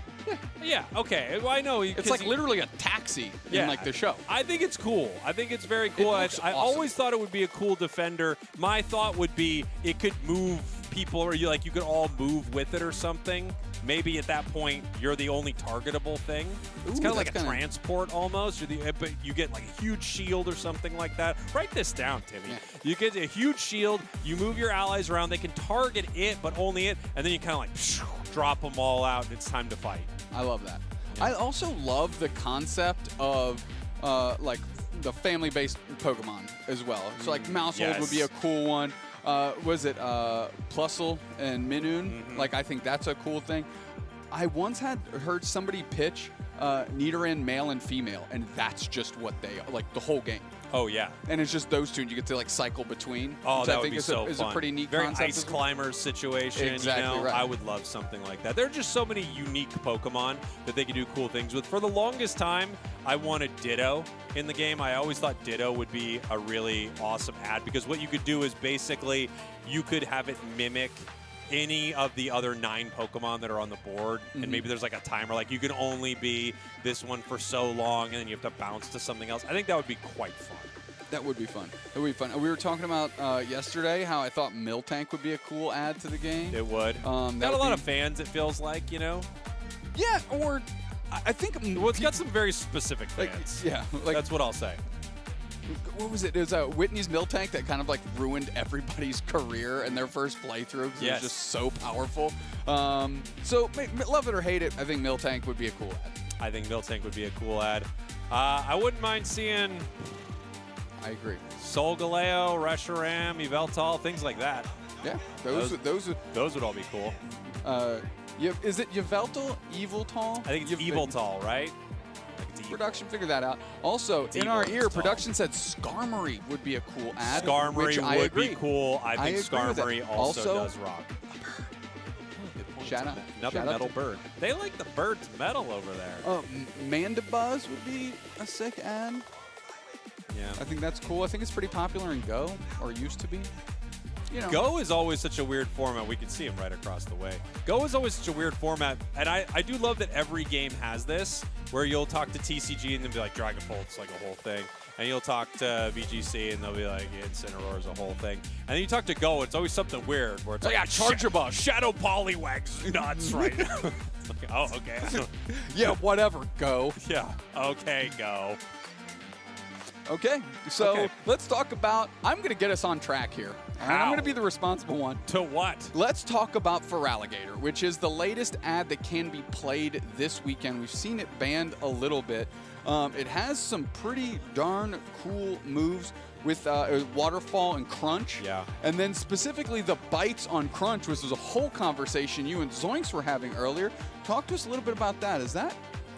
I got you. Yeah, thank you very much. You never know if it's a sparkle or if it's just some food. Yeah, Zoinks and I earlier were talking about Crunch because Crunch has, oh my gosh, are we seeing some gameplay of it right now? Crunch has a pretty strong ability to do 3 different effects on its bite. There's the one that removes defenses, which also has the biggest pop because of that. I think it's strongest Crunch, and I apologize, I don't remember the names of Crunch. No, one's Gluttonous Crunch. One's Gluttonous Crunch. I think that one is the Lifesteal. And then one is, it's like Clamping Crunch. Clamping Crunch, yeah, that's the slowing. Something, yeah, with the And slow. so the one you're talking about is the one we didn't quite get to. It's like disaster. It's bad when it happens. It's that kind of crunch. And it is bad. We'll find the name here in 1 second. Yeah, I think it's quite strong. This Pokemon, to me, actually plays like a really bulky assassin at times. All right, here's a Crunch. What do we got? Destructive Fangs. Yeah, pretty close. Gluttonous Fangs, Clamping Fangs. We got the other two. Destructive. What'd you say? Dangerous? Yeah, something. You're very close. I felt like I was extremely close. I knew I wasn't dead on, though. A lot of damage from it. I think the big thing with this Pokemon is really moving into a fight, of course, with Waterfall, getting a Crunch, and then you kind of decide how deep you're going to go. Because you could continue with your auto attacks, wait for your next Crunch to be ready for another huge burst of damage. You also can Unite in that moment, give yourself some more damage on your opponent, the amount of crunches you've hit on them. But with how much damage you do, you really can get 2 stacks of crunch on an enemy at a time max before you just finish them with your Unite move, which does extra damage based on those crunches. It's pretty solid to burst down, like you're going against Mew right here, to burst down an attacker or speedster on the other side and then start to move through your opponents. I think that's what it's best for. Yeah, the fact that also the Unite move has a pretty low cooldown comparatively to some of the other options, which means, if you've scaled well, Feraligatr is always there to scrap, right? It's always ready to go, which is why it's really that feast or famine type Pokemon that we were talking about at the very beginning of the day when we were watching Root Dig. It's because Feraligatr does play... Oh, we're in the game! It looks like we're heading back into our game right here up on the big stage. DreamMax Aftermath. Everyone in the chat, no! Talk more about birds that can come to the game. DreamMax Aftermath, your purple team. Citadel Gaming, your orange team. Let's get this thing underway. Let's do it. Into the top path, Immortals and Joey. We've got the Machamp and the Umbreon. Well, I guess future Machamp, future Umbreon, squaring off against Mew and what is eventually going to be the Empoleon. Right now, just a little Piplup. Here we go in the bottom path, having to deal with 2 of these legendaries. And yeah, they do go down. I know you're looking for those early stacks on your Clefairy there, but it's going to be tough into Zap. Yeah, I mean, having all the way up to 6 energy, you usually want to be at 2 or 4 in that first foray to get that first stack in there, and that didn't quite happen. Piplup with a quick knockout. Revenant Gonna get credit for that one, as now Citadel Gaming is putting a little bit of pressure on. Can they get a target down? Yes, they at least take down the Moltres, but Revenant is not willing to give up. Yeah, peeling forward here. Comfey E-Girl looking for the KO right now. Not able to make it happen with the Frogadier. We're going to see if they can get any of this experience. Big Electro Ball there. They are going to get pushed out here before these birds. Enough of it heading over to the side of Citadel that 2 of them evolve. Just in time, Aquilo with that Moonlight going to help stymie the pressure that this Piplup is trying to put on them. Stepping forward to Kexola, and they, right now, as the Mew, are caught in the mean look, getting pressed down by Immortals. Huh. I mean, really going for these stacks on Clefable, just being very aggressive. And look, it's very powerful. You need them to get a lot of healing right there. The Electro Ball doesn't pick up the KO. Joey now, however, is online. They will have submission. Citadel Gaming has responded very quickly to, despite was a pretty rough start, and there's Revenant with another knockout. Big stuff here. Joey in some trouble right now, picking him up, setting him down. From our production team, I tried to make a Rolodex joke, but I couldn't find the right angle, so I kept turning it over. Anyway, I think it's at 1956. I hope they figured that joke out one day. Yeah, I'd love to find it. We are not strangers to bad jokes. Because production puts a bunch of them on our screen all the time. Hey-o. Hey-o, zinger. Unless we really want them, am I right? Yeah, buddy. Here we go. 42-7 is our score line. Not much to write home about yet. So Sad Sam looking to get in there with a charge beam. Immediately cut off from their own pad by the legendary birds. And here comes the rest of Dream Max Aftermath putting the points in. Yeah, points going into this bottom goal zone here. We have the Moltres stacking up. This is just a really difficult path for them to deal with on the side of Citadel. I mean, Zapdos and Articuno together, that was rough. It really, really was. Revenant now is the Empoleon. A lot of pressure on Immortals. Here comes Lucky using that Blizzard to try and buffer everybody out, and they're able to get the knockout regardless. It doesn't really feel like Dream Max Aftermath is struggling here.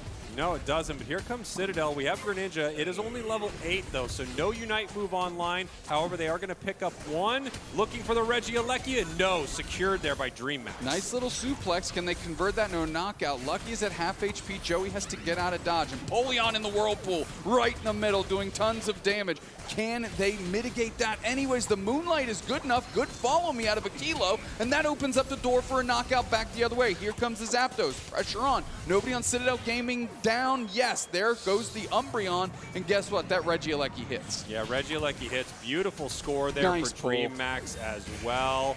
Yeah, obviously leaving it at 4 sets up a big play. Zap could look for this with the 35. They also could leave this and just get a lot of experience between this path still. Something pretty fun in the fact that EMP is the person playing Zapdos.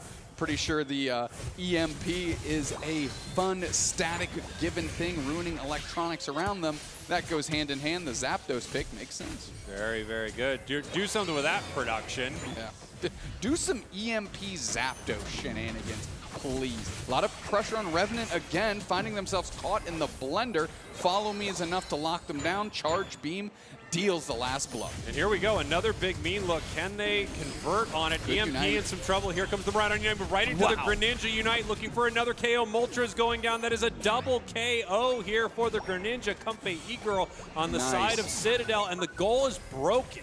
That was incredibly well done by Immortals, getting super deep, using the Unite move. Clutch, mean look, awesome Greninja follow-up Unite. Follow me, heals, and then all of a sudden, you have yourself a goal zone gone. Citadel Gaming catching up in experience now, and the score line is getting close as well. Yeah, here we go. Going down, Immortals just in a little bit of trouble right there, being caught by the 3 birds as they head down to this objective. Should be a good one for Dream Max, but we do have Citadel. They're going to decide if they want to contest this or not. Regirock getting extremely low. Here comes the Shuriken, and no, it is Zapdos that gets it. Even the Machamp Unite can't secure it. Yeah, they're all peeling back. Nice little suplex. Can they convert on Lucky? Forces out the Unite move. That's a knockout on Machamp. Now the rest of Dream Max is pushing. Right on top of everybody is Aquilo, trying to make sure their HP is good. Great reposition back the other way by the Mew Surf, and that's going to be good for 2 more knockouts. And now it's just Comfey E-Girl that was trying to hold it down, but they get dispatched up pretty quickly.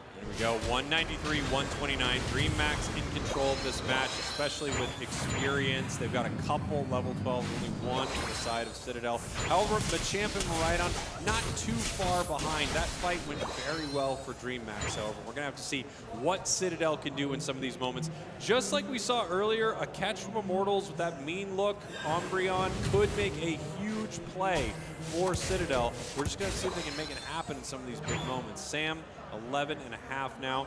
Everyone actually has a decent amount of experience considering where we are in the map. 4 minutes though. Yeah, absolutely. Comfy Eagle is level 13, so they're going to have to fight well around them. Good follow me on the backside from Akilo.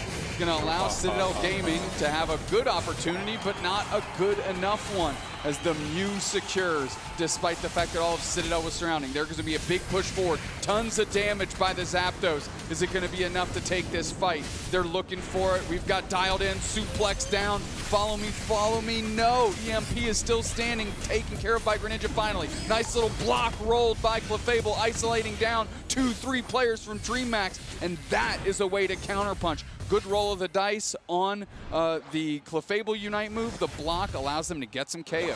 Yeah, big stuff there for Citadel, and while they didn't get the objective, that was stolen away. They won that fight in a massive way, taking huge KOs in the top half, as now they're going to try to position themselves around this objective. With the Tier 1 goal zone from DreamMax, this is going to be pretty tricky for Citadel. They're very deep. Massive Ice Beam catches 3. They have to step back now. They're trying to. Moltres pressure is there. Registeel walks towards the purple side. Big charge beam into the heart of DreamMax, and here comes the rest of Citadel. Great counterpunch caught in a blender is DreamMax, and Registeel is taken by Citadel. A great buff for them going into the first Rayquaza of this best of 3. Yeah, and even like you just talked about here, just being caught in that blender, it's Citadel Gaming is running a Jamba Juice out here, because that is what they do. If they can get you in that mean look, the combination they have picks up KO after KO after KO, and DreamMax is going to need to be careful here. That is a level 15 Greninja right now. If they can catch it, great. However, if they get put right back in the blender, I think Citadel's taking this one. So yeah, follow me into mean look, into charge beam is enough to get it done. Here we go. Looking for their moment right here. Nice big play from Zap. That's going to mean Citadel has to peel back here. They're going to need some HP. As we have DreamMax continuing their positioning, we could split a line right down the middle of the map, and these teams are basically equidistant from each other here. As we see Mew pushing them away, big boosted, no one wanting to make the decision. Citadel looking for someone there, Joey having to peel back. Listen, they're biding time. You need to calculate when this Moonlight is down and then engage as soon. Tons of damage, watch the Moonlight, and that's the follow-up. We've got the Whirlpool down in the middle, and Empoleon goes deep into the engage. We're going back the other way. Machamp is there, Articuno Unite repositioned with the eject button, but we're looking to scrap. 3 players down, DreamMax gets leashed in, gets caught, gets buckled, and you want to talk about easy as 1, 2, 3. Those legendary birds can't sniff what Citadel Gaming just put together. Beautiful play there. That is a quadra KO from the Greninja on the side of Citadel. Not a single member of Citadel goes down in that fight. It was a huge dive from Machamp, right? Looking for their moment right there, hitting the Unite move. Then the follow-up from Citadel picks up another KO here. 243, 329. They are now ahead. Articuno has to peel away as Citadel is looking to put some more points on the board with only 30 seconds left. Yeah, not even 100 points separate these teams. So one misstep here by Citadel could be a quick score back the other way, especially with that T1 open. But they're going to look for bodies here. Citadel Gaming, Citadel pad, 3 players down, and now it's easy peasy. Citadel Gaming winning game 1. Beautiful stuff there, Citadel. Only 10 seconds left. That is going to be game number 1. You know, it felt like they had some real rocky moments throughout that. DreamMax had some very strong plays, especially early with those birds. But when they all got together, as we talked about, Citadel really could put on a show. You know, despite the cursed incense, the cursed items that we saw out of DreamMax, really difficult to overcome a fully stacked Clefable Moonlight heal. Yep. Especially because I don't think DreamMax was timing their engagements very well around when Moonlight was on cooldown. Right? And that's why I've actually thought the Empoleon engage at Rayquaza was probably their best window, but no one followed. I mean, Empoleon went deep, Revenant went deep and had a really good chance here. and nobody was there in support, which really just put them out on an island and easy to knock out from that point forward. Here were some of those big plays they make. You know, they catch him with the submission with Champ. They can use the mean look after that. They also can hit the Greninja Unite perfectly, which they did multiple times. We're getting ready to show moments of that final fight right here. Big time charge beam, obviously, always doing insane damage. Reggie's steel buff, I'm sure, helped a lot here. Getting to peel back. There's the Empoleon, but I think the Machamp Unite move here, pushing 3 back. What a massive counterplay there by Citadel. Yeah, I mean, well done by Joey, right? Yeah. I mean, amazing call on that Machamp Unite, but I can't imagine that would be as successful if all of DreamHack jumped in at the same 19K. That is wild. Wow. I did not expect that number to be that high. Comfey Girl, 19 KOs. You knew the Greninja was cooking, especially because it was level 15 sitting there at Rayquaza. But wow, just the setup and knockdown there from Citadel Gaming, allowing their Greninja to get stronger and stronger and stronger. But 20 KOs is quite a game. I have to say, watching the match, I did not notice that this was a 20 KO Greninja game. I saw Comfey Girl having huge plays, but I did not see 20 KOs. No, they balled out of control. That was definitely a surprise. 134,000 damage healed. That is the bar in the bottom right-hand corner of your screen. And keep in mind, this is in the face of at least 3 cursed items that we saw get loaded into the map here. And eventually it becomes just too much to overcome. And that was definitely a point of success here for Citadel Gaming. Insane. I mean, the curse was one thing, but what would that number have been otherwise? 150, 160,000 or something like that? Just incredible stuff. We talked about how Citadel likes to play. They're together. They are in these moments together. They are in these fights together. They have this rinse and repeat through their fights. The submission with the catch, the mean look with the catch, into the damage from the side of Citadel. And then all the while, if their opponents don't take them down, they peel back to a kilo for absurd amounts of heals. Yeah, and I really want to say, I think it was a little tough to see the forest through the trees here, but the follow me was very strong this game. Yeah. I mean, those birds were constantly on top of each other for DreamHack, the 3 legendary birds, and one follow me clipping into all of them really allowed a lockdown situation to happen, right? You can mean look one, but you can follow me multiple. And the fact that those follow me's were always followed up by So Sad Sam with a fully powered charge beam was just shellacking damage and making these team fights very hard for DreamHack. Yeah, when they were together, Citadel just felt like they could not be stopped. And again, you have to give a huge shout out to Comfey Girl here with 19 knockouts. That is extremely impressive in a competitive match like this. 19 knockouts, almost 90K damage. So, you know, sometimes we see 19 knockouts with like 45, 50,000 damage because they're really just kind of cleaning up the trash, yeah, right? They're just farming level 4 Pokemon that never evolved. Yeah. Exactly. Or, you know, or you have your Charge Beam Miraidon have like at 110K and they're just coming in dealing the final blow to get credit for that knockout. But here, it was really just full control out of Comfey. All right, well, here we go. Citadel now with the first pick here. DreamHack is going to be taking the second pick. Gives them an opportunity to counter. We're seeing some of the bans right here. Zeraora targeted for Alligator. Espeon. What an interesting ban setup from Citadel. Clearly have a read on something, right? There's a, like, I think for Alligator makes sense. Zeraora has to be targeted. Espeon is going to be more and more common, I think, as the weekend goes along. Back the other way, they're trying to limit a kilo a little bit, but you can't really slow him down at this point. Immortal's going to the first pick, Snorlax. Well, I'm kind of shocked to see Snorlax there. I thought they maybe even would take, you know, the Machamp, maybe the Umbreon or something like that. They would go with the first pick on Snorlax. Next pick's over here to DreamHack. Maybe they recognize that they're going to be taking something like Articuno no matter what, as we have our second couple of picks to Citadel. I will say, though, Block Snorlax is really good into all 3 birds. Yep. I mean, just a heavy slam, you just throw up a wall, and none of them can use any of their toolkit to actually get into your backline. And quickly, we go Blissey into the Greninja, a combination we saw to start off our day as well. Yeah, I mean, Greninja, when it gets 19 KOs in a game, I think you bring it back, unless your opponents stop you. But once you're carrying that hard, I think you have to bring that back. We are seeing an Urshifu. We are seeing an Eldegoss. Eldegoss is always good. Agreed. Just always a good choice. It's incredibly strong, without a doubt.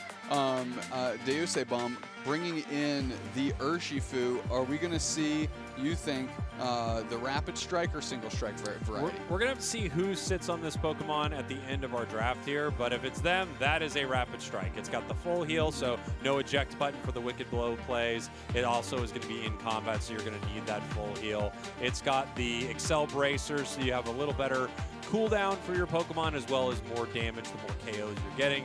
Final pick over here to Dream Max. You can take the Umbreon. I'm shocked Citadel didn't take it. I feel like it's like a signature Pokemon for them. Allowing Blastoise to get through is very interesting. We're going to have to see how we scrap. Joey grabbing the Buzzwole this time around, a Pokemon that seems to just always slip through the cracks, and then sometimes you'll just have a game it's like, how is not everyone playing this? We'll see if Joey's all tuned up, ready to go, and make a statement here with the Buzzboy. Yeah, Sam on Mewtwo. Why feels like a pretty decent counter to seeing Machamp on the other side. You know, with Teleport, you could get away from it as it's trying to move in and grab you for some of those really powerful submission plays.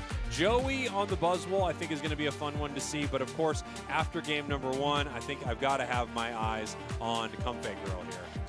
Yeah, I mean, especially bringing the Greninja back, you're going to have that Blissey support. Most importantly, on deep engagements with the Bliss Assistance is what I'll be looking for, right? Big, explosive plays from that character. Yeah. 19 KOs. Nothing to sneeze at as we get ready for game number 2. Groudon is going to be our final objective here on Thea Sky Ruins. You can see us take a little tour through it. Regidrago moving through the center right there. Citadel 1 game away from handing a loss to Dream Max here, who currently is undefeated in their groups. Citadel Gaming, your purple team. Dream Max Aftermath, your orange team. Let's get into it. Again, Dream Max 2-0 in this group. Citadel Gaming could improve their record as well, give themselves a clear shot into day 2 as the day moves forward. Dream Max, though, has the opportunity to punch their ticket right now and guarantee them this thing by going 2-1 in this match, 3-0 through their bracket and into that day 2 action. Citadel right now is heading towards the center of Dream Max. They sent 2 players, but they were stopped by multiple players on the side of Dream Max. They want to make sure that that Urshifu can evolve on the side of Dream Max, which can be difficult to do. They finally do get it, and it is walking to the top path right now, ready to do some quick punches and kicks.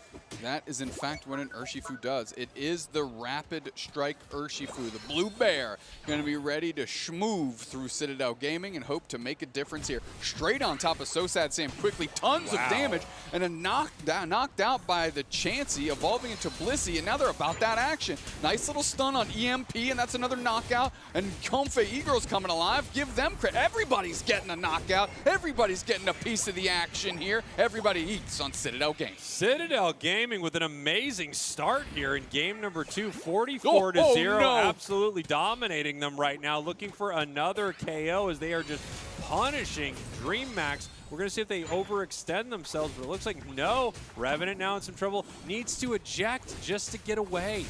I mean, everything feels like a mess for Dream Max. At least Deus Bomb was able to go across the map and start farming the central of Citadel Gaming, but they're collapsing. Immortals and Comfey E-Girl are on the chase. We're watching So Sad Sam level themselves up. Lucky's stuck at level 5, so is EMP. So Sad Sam, for some reason, still level 5, but feels so much further ahead. You know, I got to say, the thing I love about what Citadel did right there is they also didn't give anything up. Like, a little experience in their center as the Urshifu chases to the other side, but they didn't give up any KOs in a moment like that. You could see a lot of teams get too greedy right there, but I think they played that phenomenally well, holding their lead after that moment. Now 49-0. Greninja almost level 8. Suplex down is Snorlax, but really those Immortals putting their body in the way so that So Sad Sam could keep A pressing Deus Bomb as they're getting back right now. Knocked out is Revenant. Tons of damage. Comfy Eagle steps up and gets through. Looking for the Zapdos. Now it's Kaisola that's going to go down. KO Shrika 2, they want the third. Big strike from the Mewtwo. They get credit for that. Comfy Eagle, I mean, they are on fire. Wow. I mean, a quadra to start our match right here from the Greninja. Incredible stuff from Comfy E-Girl.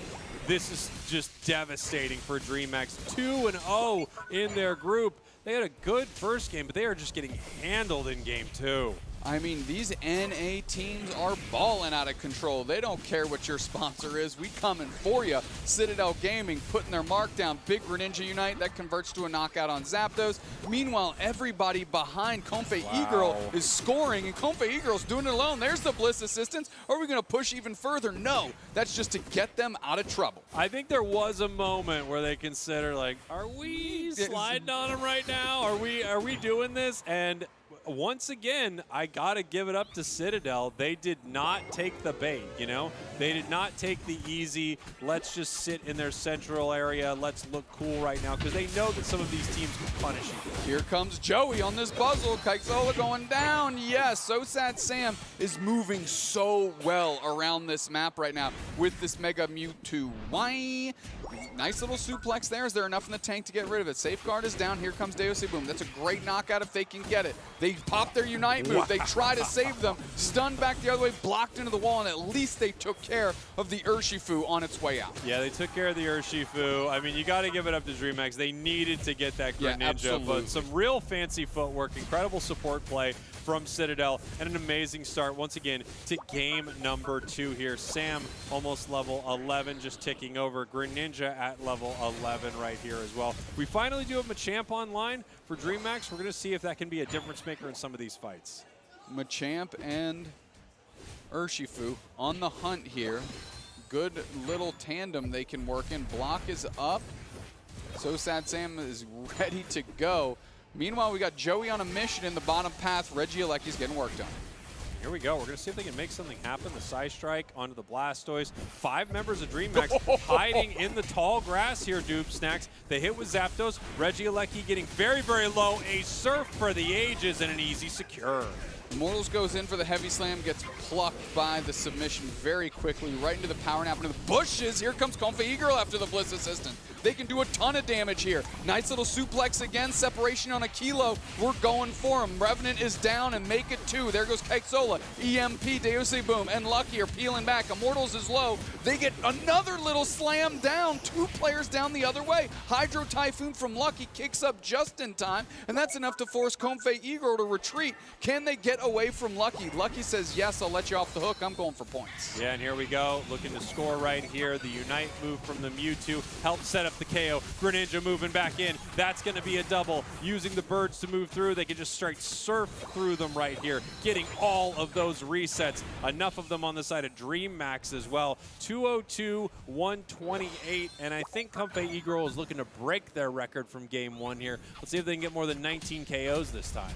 I mean, there is no other mission on the mind of a Kilo besides being in the pocket of this Greninja. Comfy E-Girl is the key to success in game 1, going to be the key to success in game 2.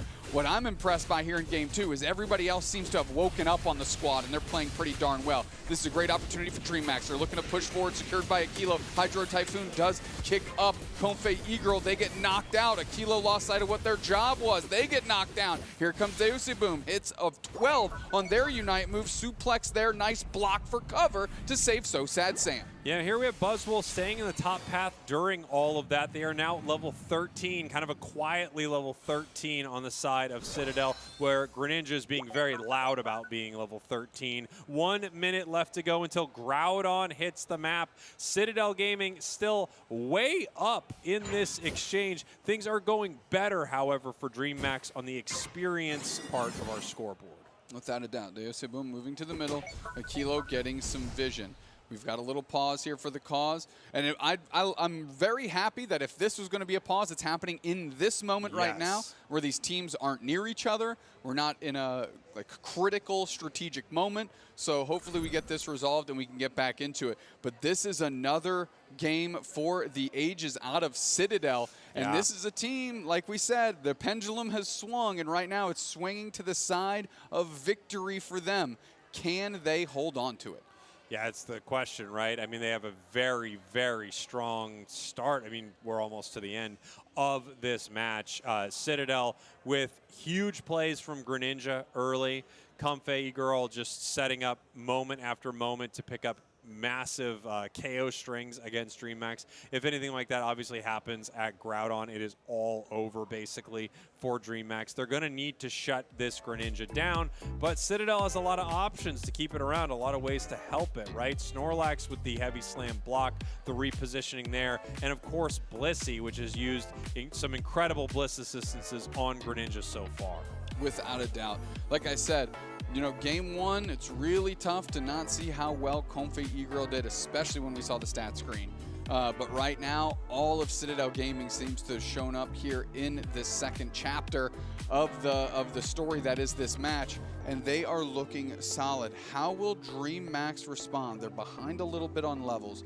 They're down about 100 on the scoreboard, and with only 47 seconds until our Groudon populates, how will they adjust? Yeah, that's the question, right? The Machamp is a playmaker. At any moment, if they could really catch someone with that Machamp, we could have something for the side of DreamHack. As we're now heading back into our match, Doopsnacks. Again, 40 seconds now until Groudon hits the map. We have DreamHack positioned pretty aggressively around this top objective, but I don't know that they're that interested in it. They would just like to make sure that Citadel does not grab it and also keep some strong positioning here. Exactly. Revenant going back. Machamp, like you mentioned, going to be the facilitator in this fight for DreamHack. So they're going to have to get a good engage, a deep submission, and a popular Unite move to let Deoseboom on that Rapid Strike Urshifu take over. It's just 15 seconds now until Groudon, as we have DreamHack kind of positioned all around this top L bush right here, looking for members of Citadel. If they can grab just one player with Machamp, they can make a huge play, as they are now looking directly on Groudon. The rip is happening. Straight in the middle. Groudon's already at half. We're going to have to throw everything in the kitchen sink. We're going straight for Big Greninja Unite, secured by Zapdos. So Sad Sam wasn't in the stratosphere of that Groudon, and DreamHack's Aftermath making a call for the ages. A heavy rip. Throw everything in the kitchen sink, secure yourselves a game 2, and for you and I, going to a game 3. Wow, wow, that was so fast, so aggressive, and Citadel really didn't have an answer for it at all. Like you mentioned, we had a player not even at the fight yet. I think they did not expect DreamHack to just take the series from them like that. It's not over, however, Doopsnacks. With the minute 20 on the clock and the entirety of Citadel up, they are going to look for a fight. However, those Groudon buffs give DreamHack an insane amount of damage in this moment. They do have one Unite move on the Snorlax. That's going to have to be a game-changing Unite. Oh, caught out of the heavy slam with the submission. Moving forward, though, Immortal's looking for a chance. Heavy slam is there, block for separation into the power nap. Didn't quite use the block yet. They are done and dealt with. What can the rest of the team do? Citadel is trying to shell in damage. Greninja with good spacing. Hydro Typhoon just in time. That cuts off another player. The fight rages on, but it's not going to be enough. Greninja pops their Unite move. They are dealt with. Deuseboom flipping the script on them. So Sad Sam might be a Mega Mewtwo. Why? But they're asking themselves, why did you even dare to step to us? DreamHack's Aftermath winning game number 2. Yeah, beautiful stuff there from DreamHack. What a fight from them, and what a decision, really, to rip in that moment. It was pretty dang incredible for them. I do think it's almost like a little bit of a game of chicken that was played right there, and I think Citadel thought there was no way they were going to make that play in that moment. Well, unfortunately for them, they did, and they're going to take the game. So, if you're taking a look at the composition of either team here, not a lot of great secure either way, which is what leads you into a false sense of security that the other team definitely won't rip because they don't have a good secure tool. Meanwhile, neither does the other team. Citadel Gaming and DreamHack Aftermath were both sitting there with less than ideal secure options. So going for it there makes sense to me, especially because they caught Citadel Gaming napping at the wheel. Yeah, they absolutely did. Just trying to take a look at some of these moments in our match here. Obviously, DreamHack felt like they were quite a bit behind in a lot of this. They just recognized they needed to make a play. Yeah, absolutely. I mean, a nice little push here by Citadel Gaming, which was just a successful team fight out of them. Nice little Hydro Typhoon back from Lucky, and that was signs of life that DreamHack weren't looking to give up just yet. Registeel secure Hydro Typhoon out of the Blastoise allows DreamHack Aftermath to get a deep breath and ready, and here we go, right into the rip. No questions asked. Cotton Cloud Crash right in the middle of the team. We're slowing it down. The submission is out. This is our Greninja's Shuriken's way too early, and the Zapdos secures with the Hydro Typhoon providing cover. Yeah, it's just tough when you just see Mewtwo kind of walking towards that. There wasn't a lot the Mewtwo could do in that moment, but it definitely could have put some damage onto the side of DreamHack, maybe picked up a KO, helped the team with that. Unfortunately, there was nothing they could have done with how fast that rip was. It really was just up in the air at that moment. Dale Spoon, our player of the game, 7 knockouts, went down 5 times themselves, 12 assists, looking a little better than game 1. They didn't give, 19 KOs over to the Greninja this time, but really just took the match there at the end. Yeah, absolutely. The Zapdos being the one to secure EMP again on the Zapdos. There's a joke in there somewhere. Great work out of DreamHack, great call. Like I said, not great secure on either side there, Cowboy. Not like your historically powerful secure tools. And in the face of that, DreamHack just kind of going for it and taking initiative does give yourself the best opportunity in that weighted flip. They had their moves well timed out. Great Hydro Typhoon by Lucky to break up any close proximity attempts to secure by Citadel. And then everybody else just hucking their moves right to the middle. Yeah, and just looking to see if they could get it. We saw the Greninja Unite move. Obviously, Zapdos with the final hit there, securing it. There isn't a lot of secure anywhere in this match. Maybe your best tool is going to be, honestly, Greninja Surf or something like that. So I think DreamHack felt very confident in that if they get this, they win. And I think Citadel's not going to expect them to be that aggressive in this moment, as evidenced by Mewtwo not even being. Yeah, I'm not exactly sure what. I guess we can take a look right here. You start talking. I'm going to check something real quick. Yeah, I was just taking a look at the heat map here and the stat distribution. Obviously this Water Bear is all over the map. They're always looking for a lot of great fights, a lot of different ways to engage, taking more damage than they even gave out in that moment. So a huge playmaker for the side of DreamHack, but really it all just came down to DreamHack's call to take the objective. Okay, so I was just taking a quick look to see why maybe they were sending the Mewtwo on a mission. It was level 12, didn't have its Unite move going into the last 17 seconds, but it wasn't that far away, and I think it might have naturally ticked up, so maybe they were scrapping for the level 13. What are your thoughts there? Yeah, I mean, I just think they really didn't expect DreamHack to do that, right? And I think part of the mind game there is knowing that if DreamHack loses that one game, this series is done. And I think a lot of teams wouldn't have the guts to do it. And maybe Citadel thought, rip it, they're basically taking the end of this match here and leaving it up to a coin toss. As we call it a flip for a reason, right? It's just a coin flip. They're just going to try to take the objective. However, as you mentioned, something that I heavily believe in, I just think when you are the ones taking the chance, when you're the ones pushing forward, you have a much better shot than just a 50-50 because you're not caught off guard. You know what's happening. You're not panicking. You're not throwing a Unite move. You don't need to. You are fully committing to this rip. And I think because of that, because of how they caught Citadel on the back foot there, that was a really sharp play, even though it does come down to a level of luck. It does. I mean, we don't want to say that it is all luck. No, it's not. But there's there's an element. I don't know what the numbers are, but maybe 35% of the time, Citadel get that. right? Well, right, and that's, we talk about a coin flip, a pure 50-50 is what that naturally represents. But that's why we like to use the term weighted flip, right? Taking agency, being the one to make the call, and naturally having your team on the same page because you've taken that initiative adds 5, maybe even 10 percentage points to that, 15, heck. And then all of a sudden you're looking at a 65-35 or a 60-40, and you're like, well, with our tournament life on the line, and we're behind in experience, and these team fights aren't going our way, that's our chance. Yeah. Go for it.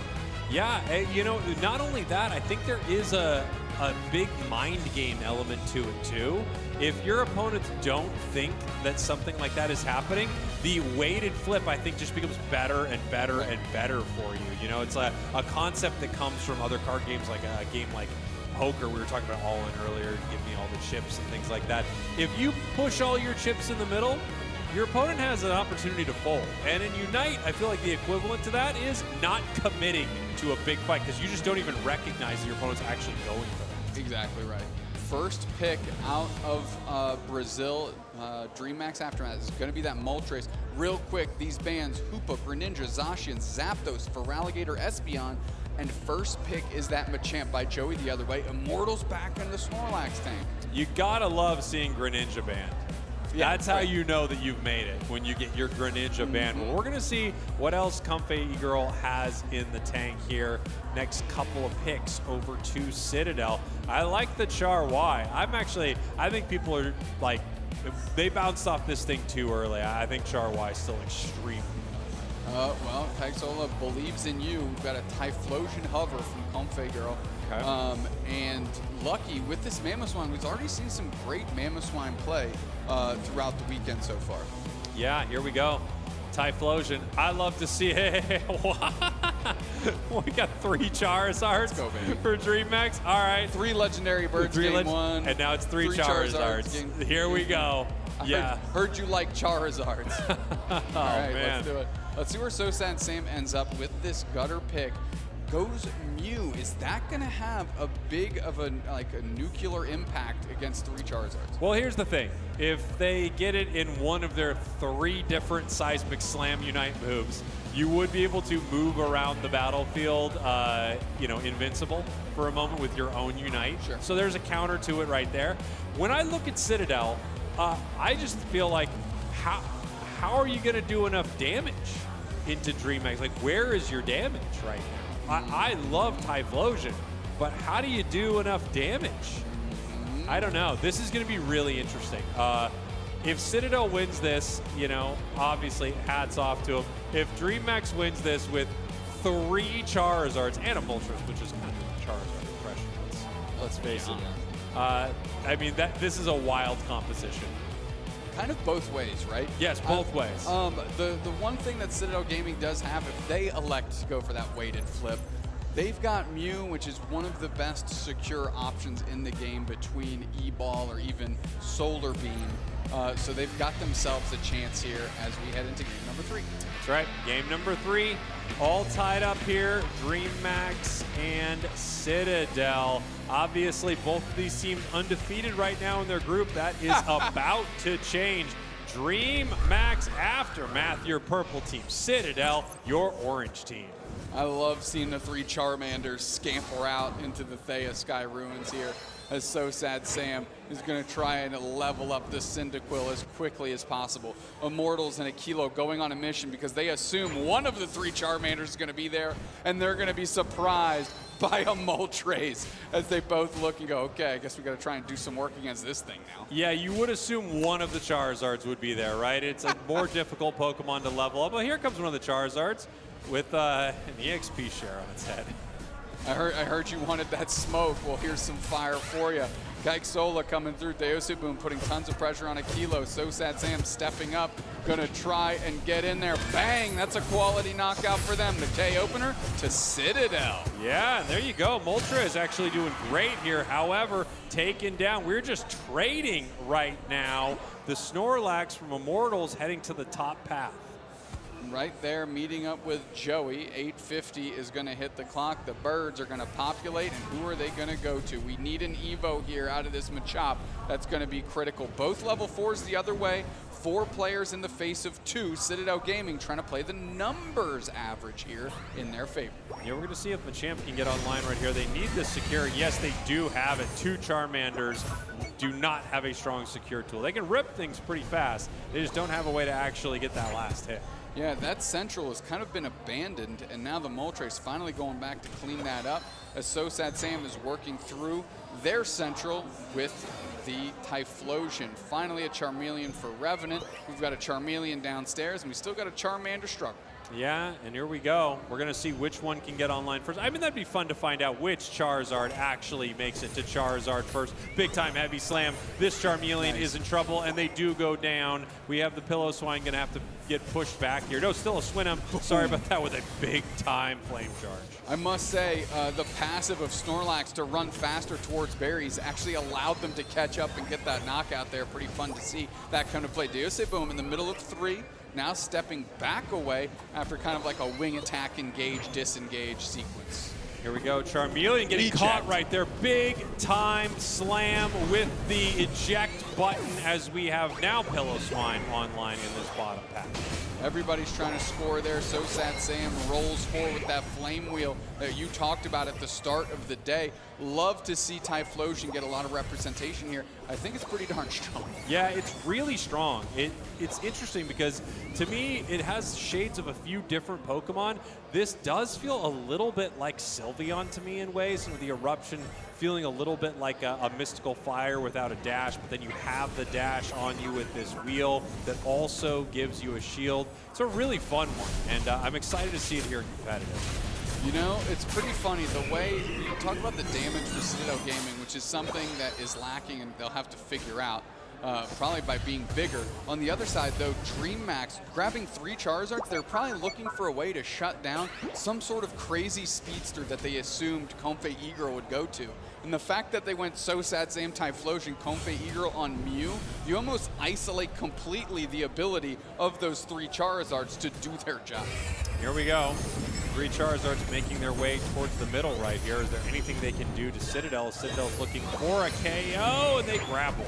Nice little solar beam there, good follow-up. So Sad Sam going to put pressure on these Swablu and Altarians, and they're going to keep leveling up. Listen, doesn't matter how much damage your characters do, if you're 3 levels above the other team, you're in pretty good shape. So Citadel Gaming is going to try to put the screws to DreamMax Aftermath and really cement themselves in this experience.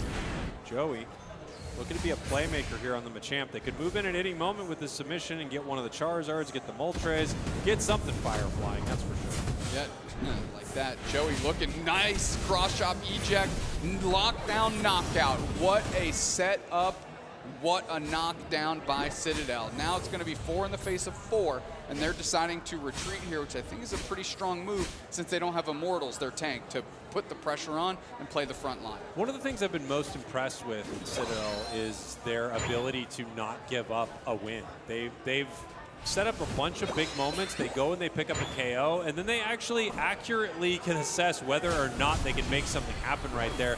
Lucky with a big-time catch, trying to rival the Machamp in the sky now. The Bliss assist the other way. The triple seismic slam! Well, if you got 3, use all 3. Why not? What's crazy to me is the Machamp is still standing, and this goal zone is too. Immortals pulls up for the smoke, and that's going to be enough to stymie the push of DreamMax Aftermath.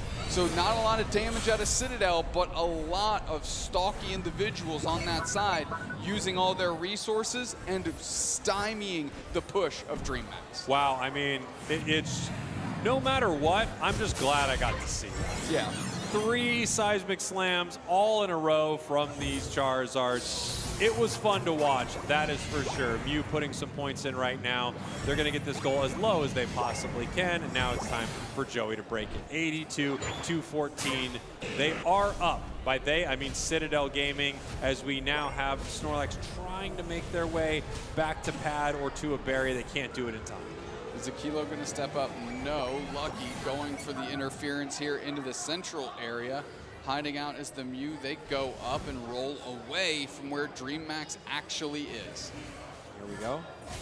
Members of DreamMax looking for another play. Another big catch on Mew, and look at the combination there. Yeah, I mean, the thing with Mew is its getaway tools are part of its Unite move. If you don't have that up or you're not willing to expend it, it is a knockout. There is a Seismic Slam on the Machamp. They run away pretty darn quickly. And now the points are going to go in here. A little late back into the fray is Joey as they get Seismic Slammed again. There's a Bliss Assistance into the Machamp Unite. Tons of damage, 2 players down. Moltres is down, Charizard is down. Seismic Slam number 3. Finally, Joey goes down. But on the backside, the Typhlosion isn't enough. It's the Mega Charizard X that's getting it done. I mean, the real question is, how many Seismic Slams does it take to KO a Machamp? And it turns out it is 3 consecutive Seismic Slams in a fight like that. It's pretty hilarious to watch. Must be frustrating to deal with if you're Joey. Absolutely. 3 Seismic Slams in a row and Moltres Cover Fire to get that Machamp finally knocked out. But what I'm impressed by was that Mega Charizard X in the back line and the work they were able to do to give that window of opportunity to the rest of the team. Here we go. 5 seconds till our top objective. We're going to find out what Reggie we have spawning up here. Citadel ready to take this. Oh, Reggie Alecki in the top back. Kilo going to score, and that's really just to draw attention. Immortal's going to cover the bottom path as it looks like DreamMax is going to surround that basement Reggie.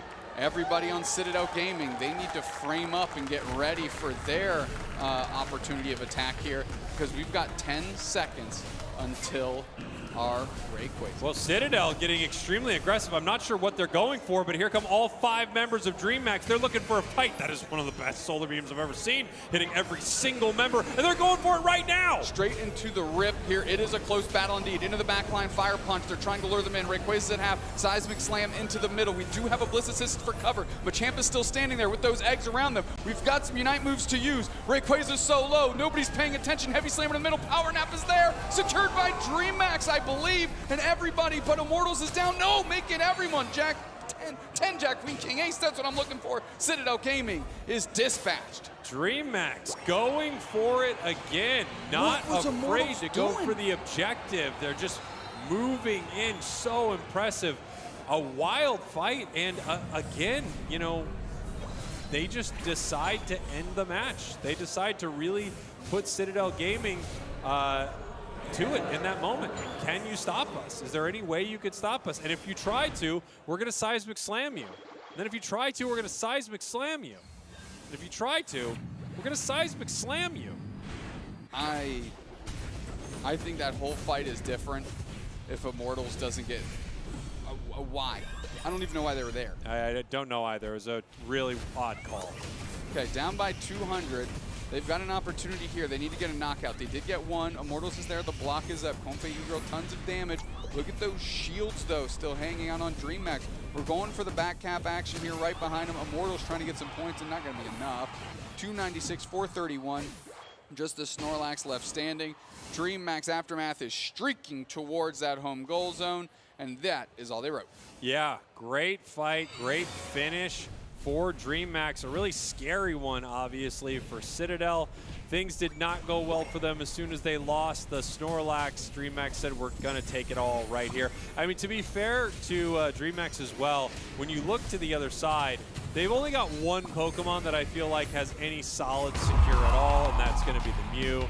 So they just thought, hey, we've got the advantage here. If you move in, we'll fight you. If you don't, we're going for red. You want to talk about a moment I want to see. You start chatting, I'm going to find this right now.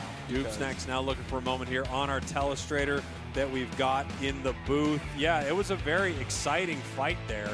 And I think DreamMax, just like we saw in game number 2, they are not afraid at all to take the fight, to really go for it in the moment.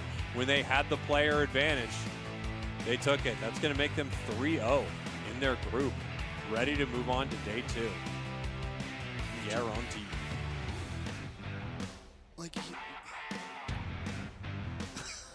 Doomstack's now just watching the play back here. We'll have to get the telestrator up on broadcast here in just a minute. But right now we got replay up on the screen. You might see some of the moments you're looking for. Big time Bliss Assistance there, the 3 Seismic Slams from the side of DreamMax. I mean, and if you can believe it, the Machamp didn't actually go down. Joey's still standing after that. Here comes the 3 consecutive seismic slams that were successful. Good Bliss Assistance Machamp Unite, but that becomes the beginning of the end as they get seismic slam for that 3rd time and burn down. And here we go, looking for Rayquaza. Again, not great secure on the side of Citadel. They're in trouble. They're being chased down. We've got the Charizards in the air. Who got the secure on the side of DreamHack? Was it the Charizard? It had to be, right? Is it Fire Blast? It could have been the auto there. I'm not sure. Come on. I mean, 3 seismic slams, hard to deal with. I'm with you. It is funny. Yeah. It is funny. It's a funny idea, and it worked. It worked. It worked. They got a lot of help from the other side of the map, just throwing the game in the trash can. I am not happy.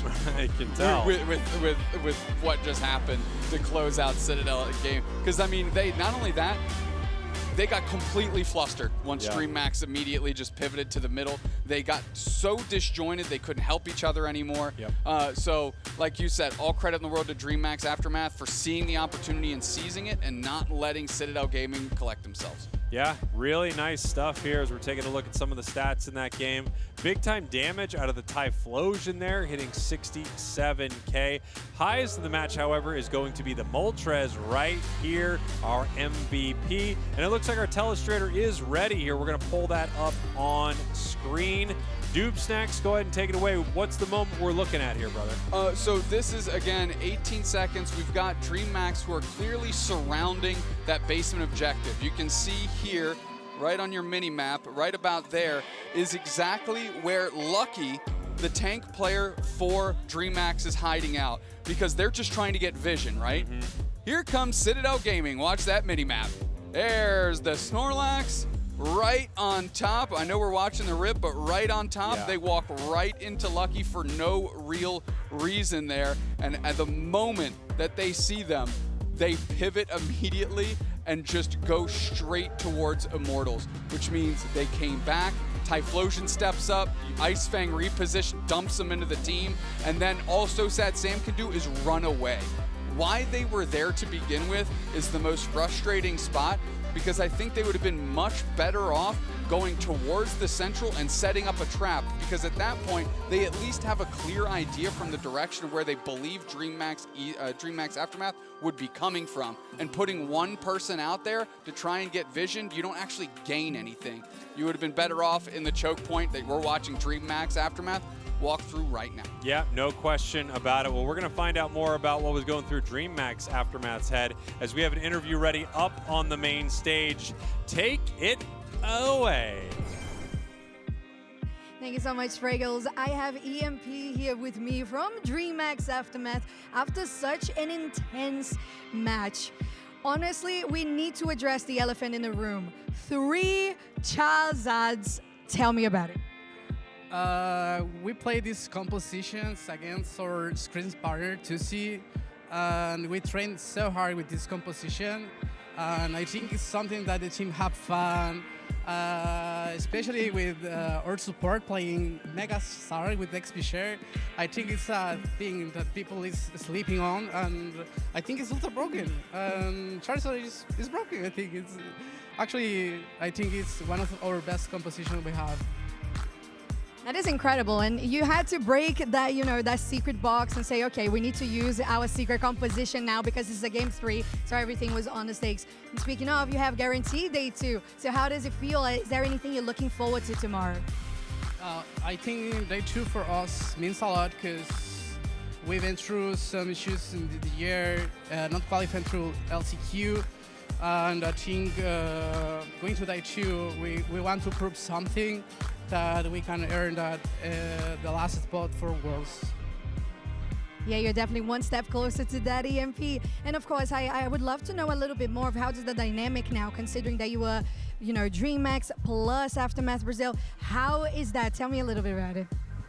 Bro, I'm gonna say something like, especially thanks to Theory, he's really supportive with the team, and DreamHack 2 is really supportive. Theory's Aftermath owner. I respect a lot Aftermath, I coached Aftermath in A. It didn't go well as we think it, but he's supporting the team in Brazil. I think it's a really good thing because we are here because of Aftermath and we are here because of DreamHack, and I think it's a good collaboration with both organizations. It is wonderful to see that come together in such a fruitful way as well. But I want to know too, how is the environment between you guys merging together to play? How is the dynamic? We have fun. We joke a lot with all of the members. It's a really good environment. We never had a fight on the team. Like, we never yell to each other. The environment is really healthy. I love the team. I love my team. I think it's one of the best teams I've been on. I think it's really good. I think, yeah, for sure. Love it, EMP. All right, so do you have any final words, any shout outs you want to give? Because you have confirmed day 2, so you definitely have a lot of gratefulness in your heart. Yeah, I'm going to say something like, fear the aftermath. Just that. Okay, fear aftermath. Is that it? It's not a me on the community, but I think we need to show some respect to Aftermath and DreamHack. I love both organizations. I feel in home with the DreamHack players, with the organization support and all of that. I think it's a really good thing that happened, this collaboration. It's crazy because I was like, oh, I'm not going to play Unite anymore. And Kaishola messaged me, well, bro, we need to go to NIC. I start thinking, oh, it's a really good last chance. So we're here. We are proving something. You definitely are. Thank you so much, MP. Congratulations for making it to day 2 of 2026 NAIC. I'm going to throw it back to the booth. All right, an incredible match there. DreamHack's Aftermath really taking the opportunity to win both of their games. They saw it there in game number 3. As soon as they catch out that defender, they are going for the victory, and they were able to pick it up. 3 Charizards. Looks like a little better than the 3 Legendary Birds, apparently. Yes. Yes, let's take a look at our groups here. Root Dig 3-0, they're on to day 2. Non-parametric statistics, my boy Muck and company, they're 2-0, and they're pretty darn guaranteed at this point, I think, depending on their tiebreakers with All In, which would be the team they'd have to play. Let's talk about Group B. You say words now. Yeah, Evil Geniuses and Goofy Goobers looking pretty incredible here. 2-0 for both of these squads. We saw EG earlier in the day, and they looked fantastic as well. Group C, for me, the talk of the tournament. We've got Fulcrum 2-0, Extinction 1-1, Deep Cross 1-1. These two will face off, and the winner of that is going to decide which one of them will head through to day 2. What an insane matchup that is going to be as we continue to move through our bracket. Both Lunex and Rush Hour, the teams where a lot of people expecting to move out of Group D, are 1-0 so far. Absolutely. Let's take a look at the last 2 groups. DreamHack's Aftermath, we just watched that. They're 3-0. Citadel Gaming 1-1. Their run isn't over. They win their next one. They're pretty much locked down. And then in Group F, IX, Tuesday, both 2-0, looking great. Yeah, a lot of teams you would expect moving forward, and then a few wild card. The Fulcrum situation is incredible in Group C. It's probably what I'm most excited about as we are taking a look at our teams still looking for their world spots here at Doob Snacks, an idea that you had in a dream that somehow became a reality. Take a look at this. All of these teams that are not grayed out are still in the hunt. The other teams have been eliminated from the tournament already. I love that they're grayed out. I love that we can still read the names too. Credit to them for showing up and competing here at NAIC. That's what makes this event so special, is all the folks that show up to actually game. I'm not going to read all those names. Nope. So we're on camera. That's what they just said. There's like, oh, you're not going to read anything? You're not going to read them. You're not going to read anything, then just go on camera. It's the thing that both of you really wanted, but if you're not going to read it, go back to on camera. We are ready for our break. We have more incredible matches. That screen is going to get updated more and more as our day goes on. Some teams will stay in the hunt for that last spot to Worlds. Do not go anywhere. We will be right back. Don't go anywhere. Don't go anywhere.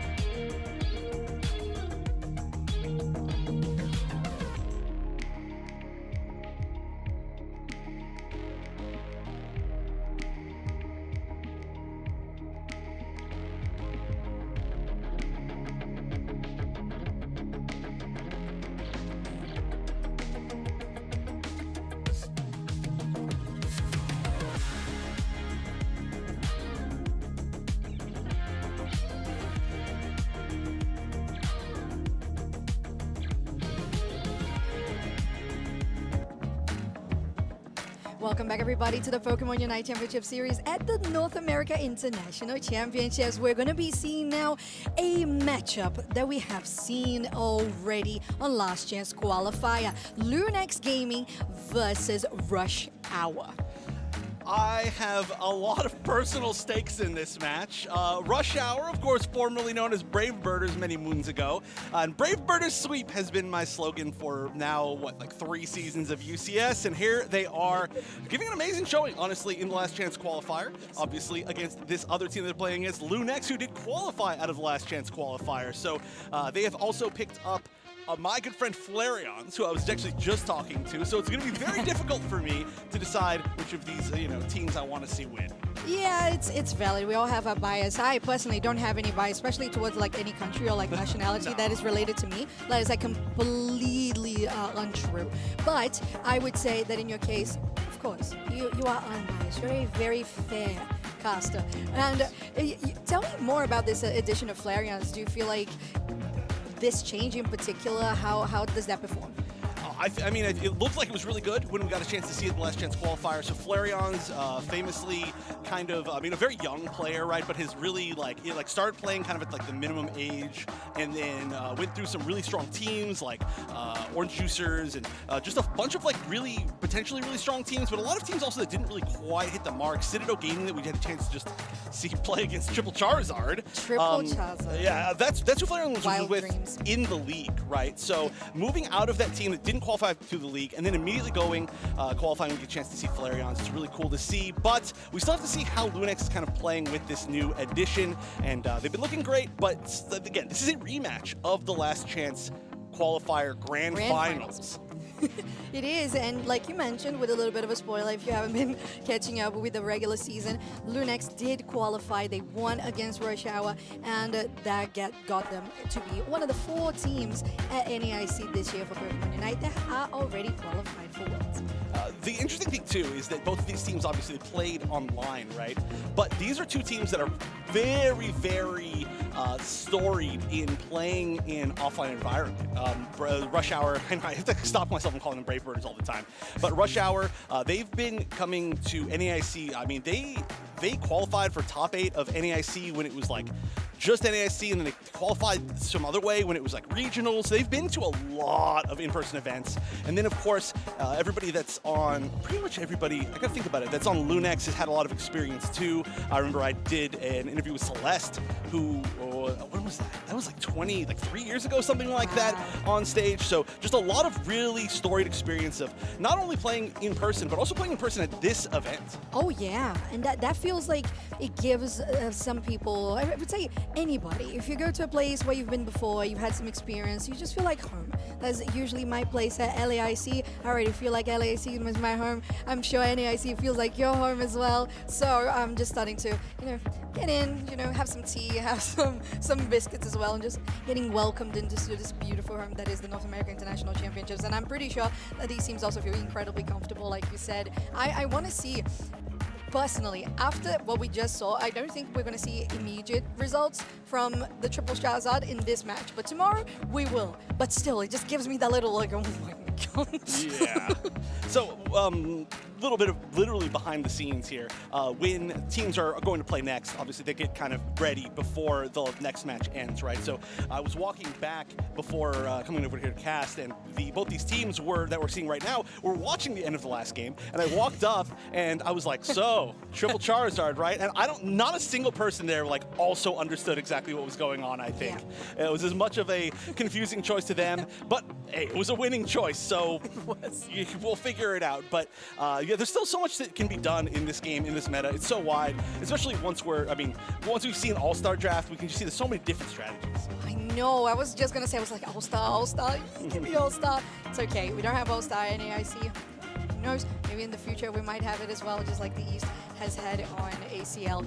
But, well, although the Triple Charizard, it's not going to have that much effect right now. People are still like trying to process what it is. Let's go back to the things that have been working, of course, because we have been seeing quite a lot of defenders that I just usually like repeated. You still have Umbreon Bands. You still have Vaporeon doing really well. Snorlax always really, really good. and especially like going for supporters, like the Psyduck pick. It's just, I'm not going to say inevitable, but it's just like so present all the time. Yes, yes. Psyduck has been really dominant now for so many of the events that we've casted. It's just so good at doing everything. It's great at getting the initiates with Psychic, or really kind of however you want to play it, but it's great at initiating, it's great at surviving, it's great at supporting, it's great at just doing damage in general. We've seen so many Psyduck games that are like 80,000 damage, 70,000 damage, and it's like, hold on, you're supposed to be a support. Yeah.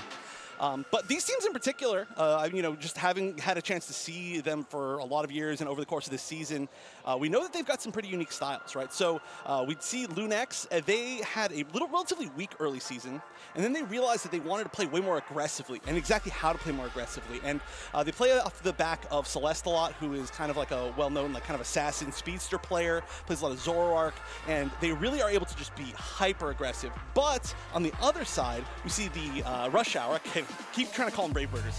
They do play a lot of speedsters, right? Colin Tang ends up playing, the Talonflame quite a bit. There's some other options too. There was one match I'll always remember where Colin Tang went, it wasn't Zoroark, because it wasn't a mirror. It was a speedster matchup against Overlord, and won the speedster matchup. Like, was just winning the fights, which was so impressive because, obviously Overlord is Overlord. So two really aggressive teams, and I assume we're probably going to see some speedster play on both of them. Yeah, I was going to say that definitely indicates a play style that is focused in early game as well, to try to get the rotates as quickly as possible and guarantee more pressure across the map. And of course, the speedsters, that is their role, that's how they play. So I would say, in that regard, having that pressure in the early game is going to mean that every single wild Pokemon matters. Every single farm that you can get and last hit for the, not just the air percentage, but especially for the levels, it means so much, because levels, they not only mean more damage and scaling overall, but also like unlocking those plus moves, unlocking those evolutions, and that means so much to these compositions.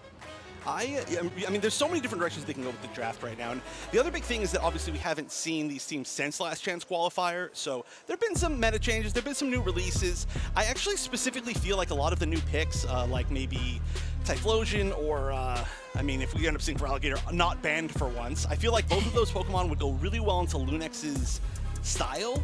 Maybe. They're very aggressive. They do play a lot of brawlers. I feel like maybe, especially like Oblivion might end up playing one of those. We'll see, though. There's some flexibility for sure with both teams, and we're going to get in the draft. Again, reminder, Rayquaza game 1 every set. We'll see what they end up picking. Lunex, your purple team here.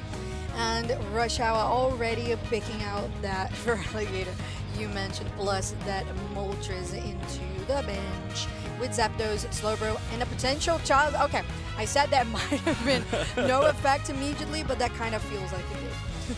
And we do see the Zapdos ban. That's a pretty interesting ban. I do think Rush Hour was using Zapdos a bit in their matches in the Last Chance Qualifier, so this is most likely going to be an already targeted ban. And again, they had a pretty intense set, and I believe they actually had 2 sets maybe in the Last Chance Qualifier, so these teams, even just from that alone, know some strengths and some weaknesses. It does look like we are going to be starting off with the Hoopa pick, which has been really important, I think, actually, for a lot of the matches so far today. But to see a first pick, we've seen a lot of different first picks today. We have from the Psyduck to the Espeon to the Hoopa. Absolutely, I agree. Even sometimes the Snorlax too. Right, on the side of Rush Hour, they go for a hyper-scaling brawler there on the Garchomp plus a Mew, so that heavy artillery from a ranged position. Meanwhile, Lunex here has a lot of options, I would say. For example, if you're not going for a Snorlax that has been hinted here, you could go, I was going to say Mamoswine, but yes, Blastoise is always very reliable, and the Espeon pick that had been going to purple P1, as I've been trying to establish. It's a purple first pick, so it's P1. It's going to be the Espeon there for Lunex. And this is a nice pick for Flareon. Flareon has suffered for a while of, sometimes the meta just doesn't really fit his playstyle, I think. Really likes skill shots, a really strong player when you can kind of express that skill, stuff like, sniping Inteleon or Mew, but Espeon as well can have some really, really huge impact on the game. I think he's a lot less happy when there's maybe some more just auto-attacking or some more passive Pokemon, but that should be, I think, a good fit. We are going to finish that up with one of the Charizards and the Blaziken. So So a little bit, I said that maybe some speedsters, but we are going to have some dive potential, just not with speedsters. True, very valid, very valid. And as we just saw represented in that Game 3 of last series, the Seismic Slam is a very powerful ability in that Charizard kit. And in this case, the Charizard X, it's Charizard White, the Mega Charizard White is off the table. That Metagross is an interesting pick here, just really showing that Rush Hour wants to have that close quarters kind of engagement. At the same time, the Mew always so reliable and just being a tool for any situation. Right, yeah, Mew also is a pick that, I mean, theoretically, Flareon could use, right? Obviously, Flareon's already picked, but it's one that just showing that you can use as well is going to be a nice little deterrent, I think. So we are going to have a chance to see actually a lot less speedster play, I think, than I expected. We ended up seeing the Metagross, which is going to be an interesting pick, and I do think maybe that being the last pick was a little bit of a mind game. Also, a Pokemon that we've seen used a pretty decent amount, I would say, from Lunex. So a lot of potential overlap as we get into this set. I mean, we are still at 0-0. It's still going to be 2 out of 3. We're still in all the day 1 matches. And there's already, I'd say, some altogether mind games. So good to see it. I'm a big fan, like I said, of honestly both these teams and what they've been doing the rest of this season. And excited. So excited. Lunex Gaming versus Rush Hour, your rematch of of Last Chance Qualifier, as we go immediately into a quick tech pause, as it should be sorted out pretty quickly, Chef. And this is just so exciting overall, having the rematch, having these teams, like you mentioned, haven't played in, like an actual UCS tournament since the LCQ. This is a big moment.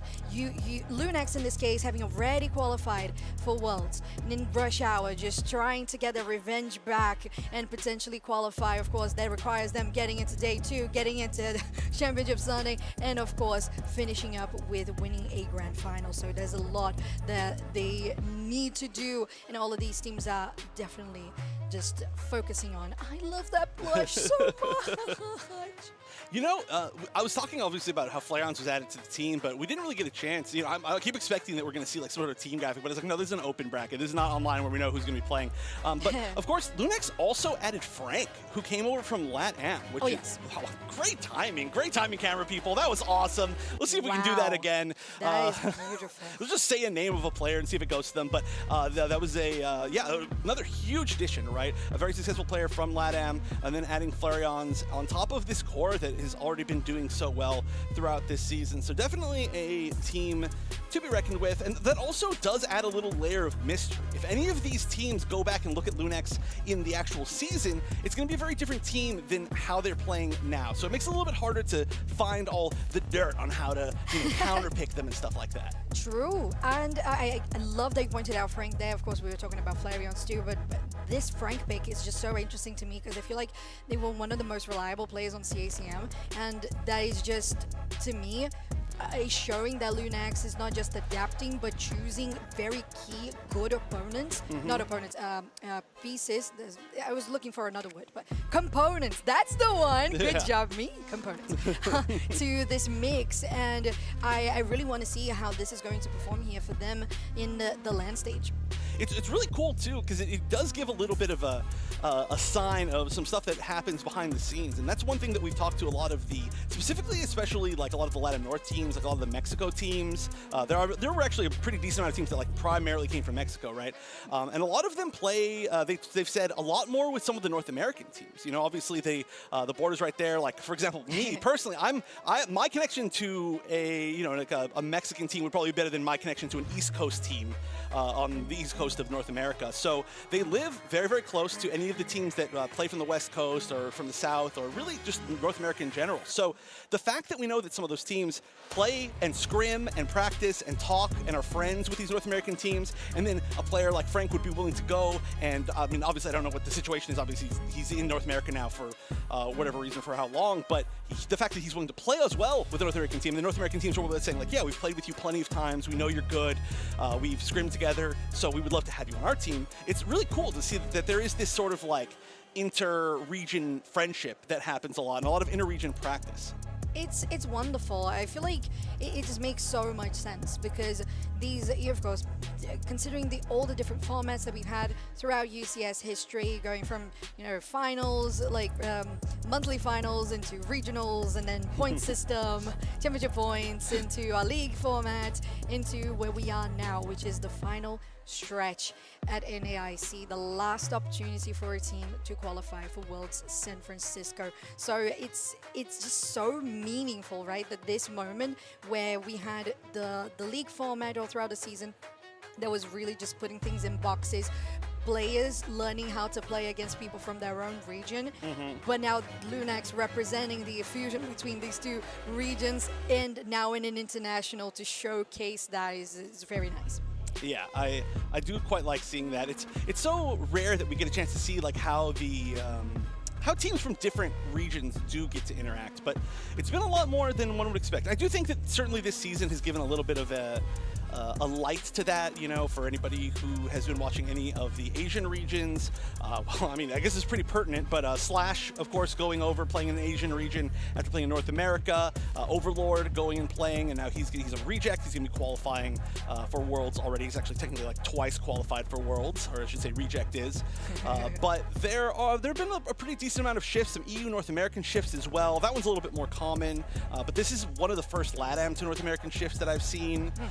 Don't think we've seen any of the other direction around either, but just in general, you can tell, so that these teams, even though you never really get a chance to see them play against each other except for at events like this or AOS Cup or Worlds, they do certainly exist in the same ecosystem, and there are friendships, there are trading partners that can really go pretty long distance, I would say.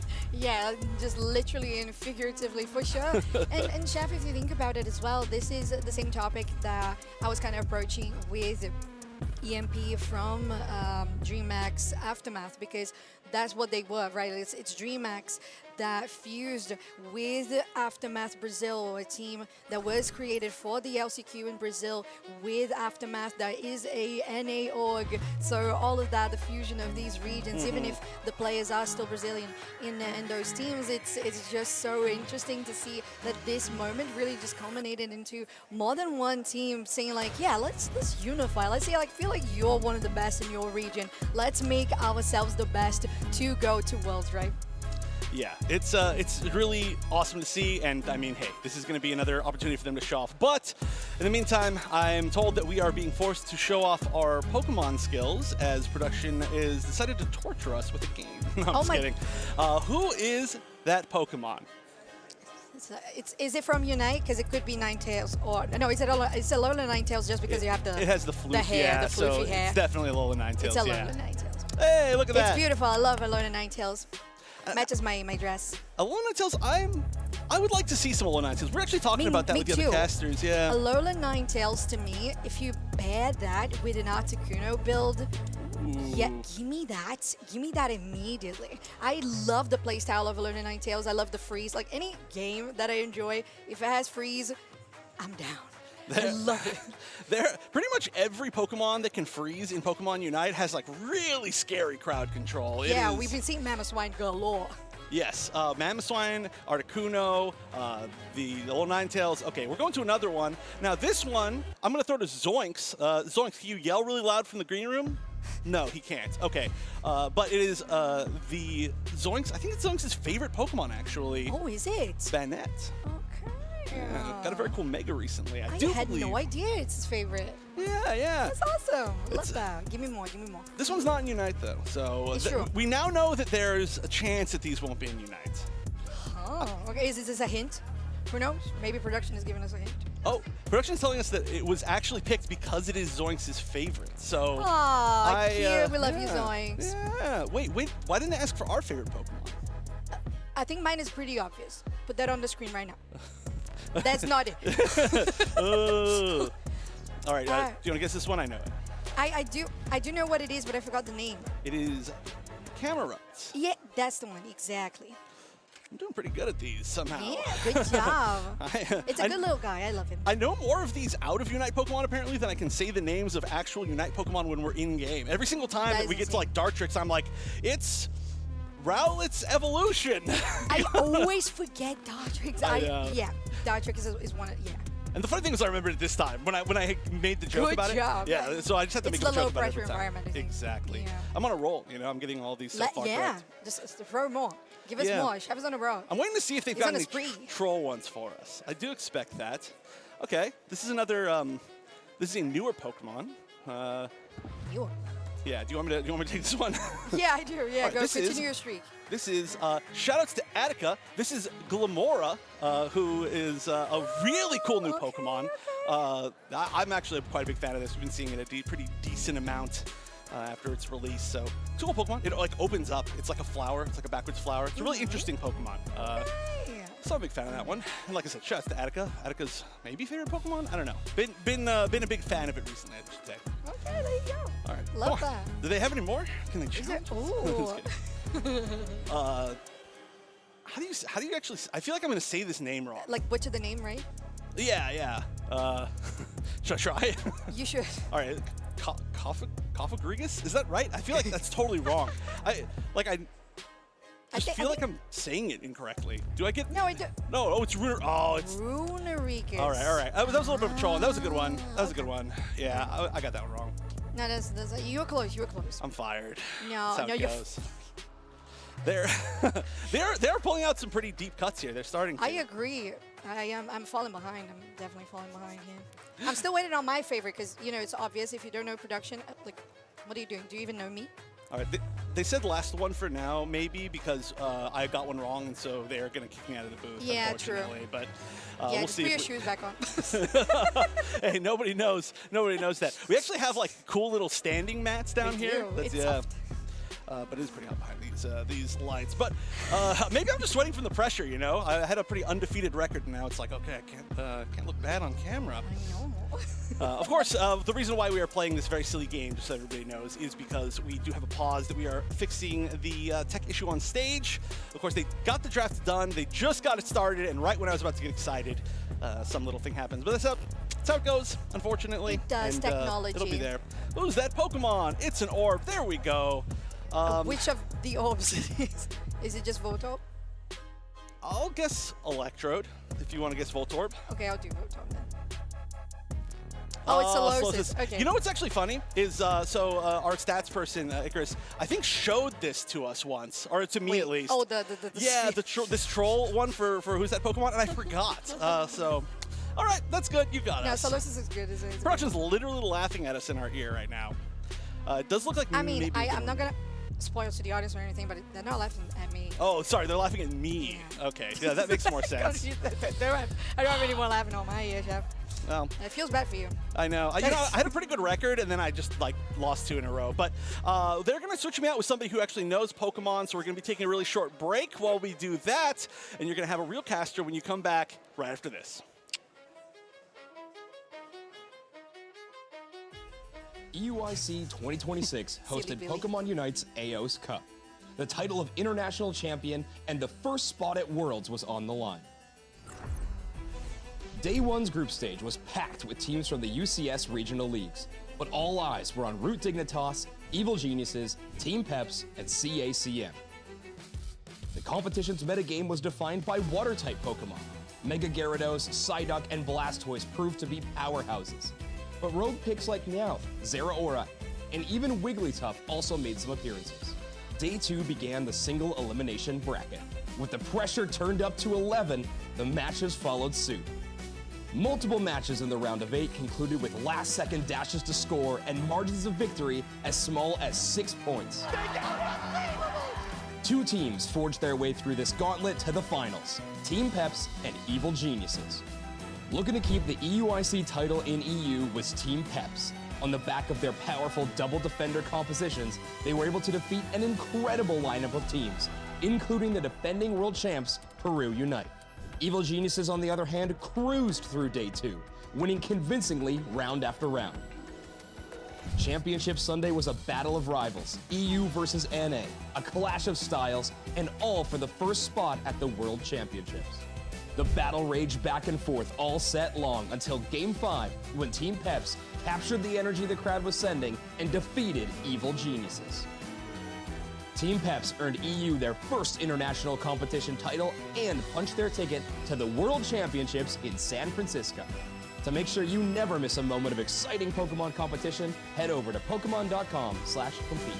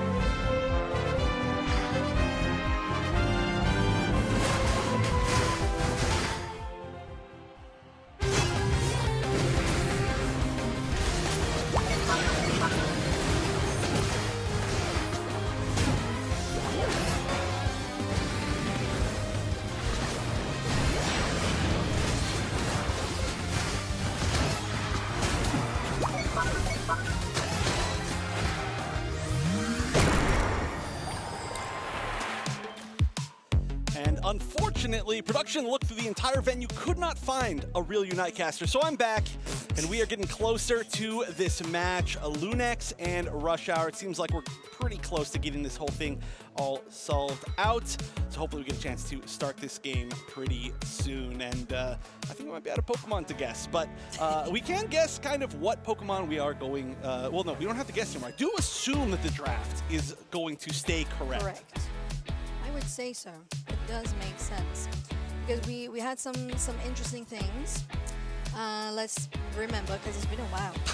Yeah. So we had the Metagross. I remember. We had Mega Charizard Y. Yes. No, X. Oh, that's right. It was X. Yeah. At this point, it's hard to remember because we've seen them all in one game. So I don't know. I think we're going to be reeling from the Triple Charizard game for the whole weekend at least. Yes, please. Give me that again. I also just love how DreamHack's Aftermath was like, yeah, we kind of had to spoil the secret. Right, so we'd love to have a confirmation here if the draft is going to be redone exactly as it was, or if we had technical issues during the draft and it has to be done differently. It looks like they're redrafting because they're drafting in a really weird order right now. Or, you know what? This isn't even draft. This is straight pick. This is just it's just straight pick, yeah, because there's no bans either. I didn't actually know our graphic could do that, so kudos again to production. Cool. Yeah. I've never seen this not in draft. Right. But yeah, so they're picking what they were picking before. So my assumption is, we are just going to stick with this. So yeah, okay. Hey, we asked for a refresher on exactly what the draft was, but yeah, big notes to me.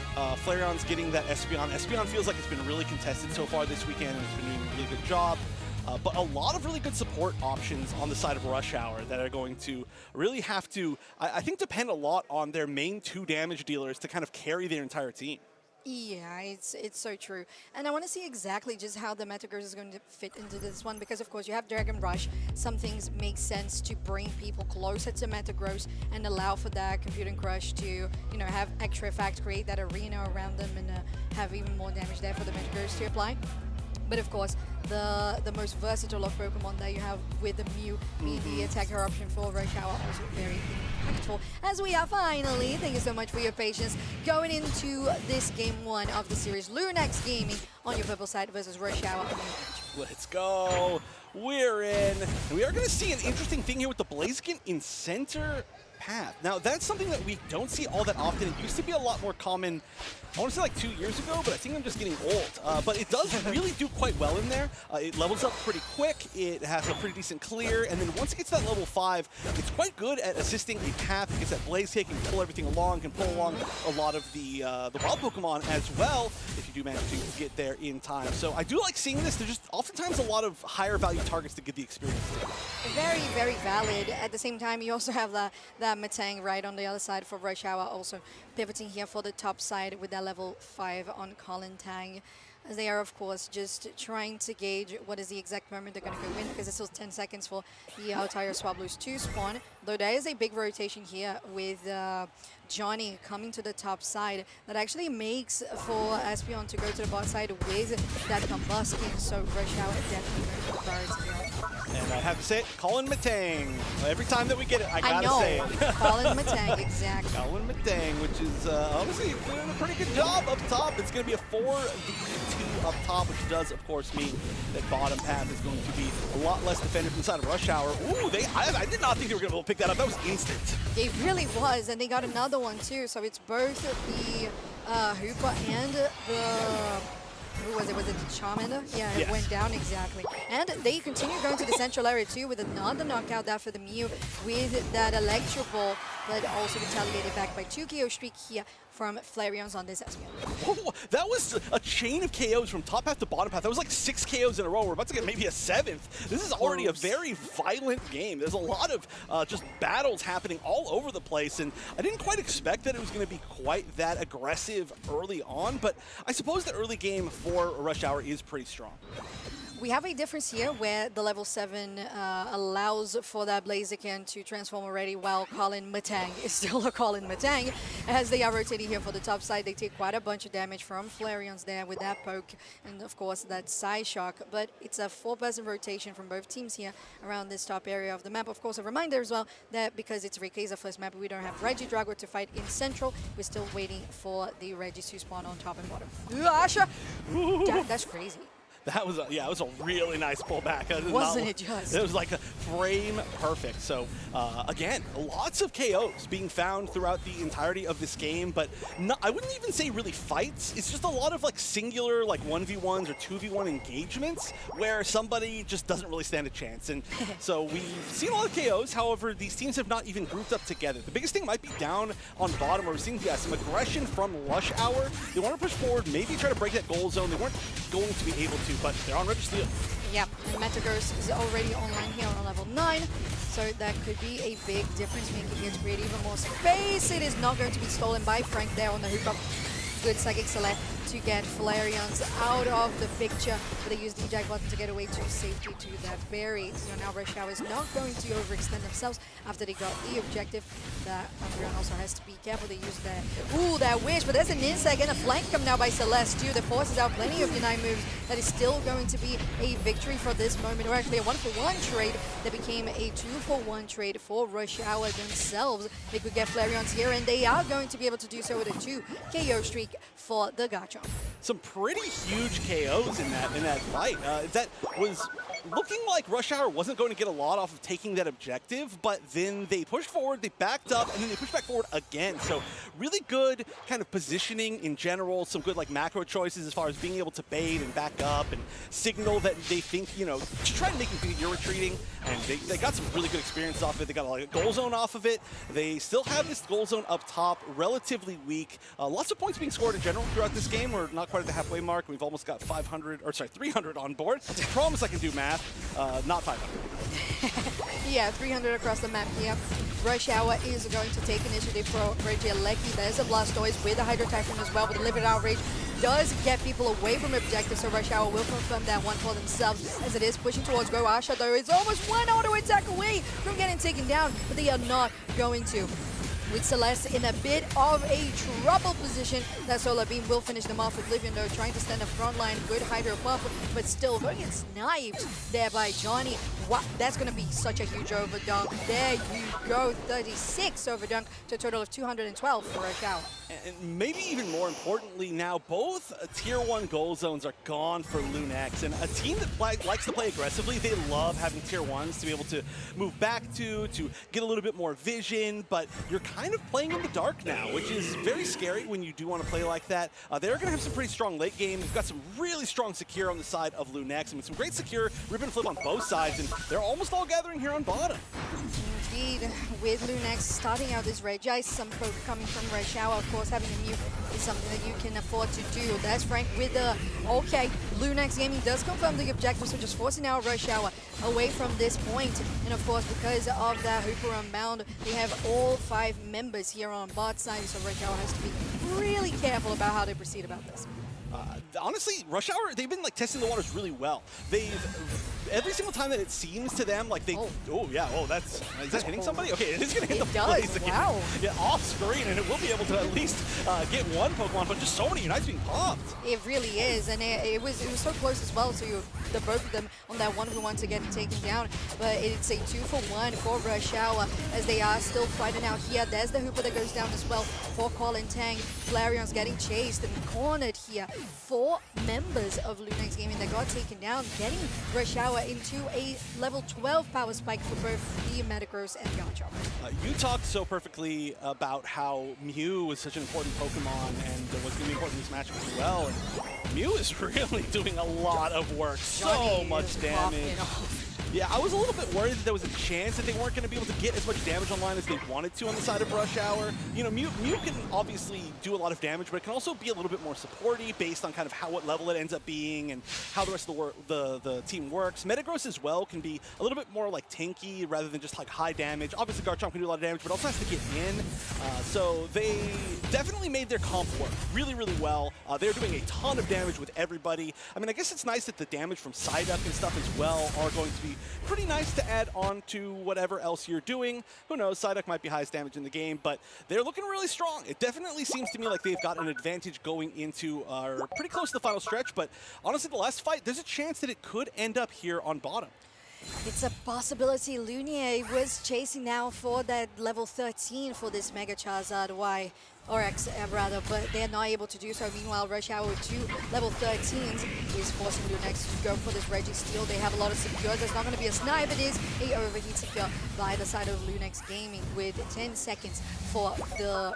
This is game 1. Breakways. 2 spots. Yes. So they are going to just be very safe. Again, Rush Hour has been super safe. They have not overextended maybe a single moment of this game. And whoa, wait, are we going to go for the Rip and Flip? This is already getting pretty low. Whoa, okay, Asher goes over the wall with delivered outrage as well. It's going to go on to Frank that gets forced out to use the eject button away. There's the Hydro Typhoon that gets Asher into the air, but it's going to be 1 knockout for the side of Lunex Gaming, make it 2 as they are in the great position here. Now Colin Tang has to be careful there, Asher as well. God, what a nice engage by that Mega Charizard, but going to be just so close for that Machamp, or actually the Garchomp rather, to take them down. But Lunex Gaming isolated everybody. Colin Tang trying to seal it. It's not going to be the case. Lunex Gaming takes the Rayquaza and 100 points behind are going to turn it around. Of course, having the Rayquaza buff is the biggest advantage here, rather than, of course, any of the other maps that we could have had. That is going to pretty much secure that they're going to be able to take the lead at minimum, which is exactly what happened on another Hundo Burger up top. We got the chance to see the pip there. So a 305-point lead at this point. Not insurmountable. There is a minute left, so we still got to watch out of this. But again, the fact that it is Rayquaza means that they're not able to steal away any of the buffs from the main objective. We also do see this attempt maybe to back up from this Blastoise that it looks like they did end up getting caught, and pretty much everybody is converging on them. We'll see if they can end up escaping, but if they can caught right there, that would have been a big opportunity to make a comeback. Still 400 now and 5 points to make a comeback. Yeah, it's quite a lot of points there. Seismic Slammer onto that Umbreon 2. It's going to get just immediately taken down. Delivered outrage just to try to get some more damage. But of course, we know that with this difference of points, it's just quite a very big lead to be surmounted. Although they have been able to take them down. Frank, although Hooper Unbound, they are going to take a lot of damage with that full power Sai. It's going to need 400 points. So it's 400 burgers. Nice Psychic Select here on the defense for Lunex Gaming. They don't have time to score. Colin Tang is going to take that side truck to the face with a side beam as well. And Lunex Gaming will secure the first game of this series. Honestly, a strong attempt for the counter push at the end, though. They got a lot of KOs. That was on the verge of potentially happening, and you can actually see, I think Lunex maybe not quite happy at exactly how close that maybe could have been. They obviously are locked in and they just want to win the match, but there were some moments right there where it did seem like they did lose control even after it ended, and I do have to say again, I felt like Rush Hour was in control of the match the majority of the time. They were winning a lot of team fights. They were really, they were getting so much mileage out of that Mew. They were in control of the points. They were in control of all the goal zones. But in the end, Lunex, they for sure clutched it out a lot due to the Charizard. So honestly, this might be the weekend of Charizard.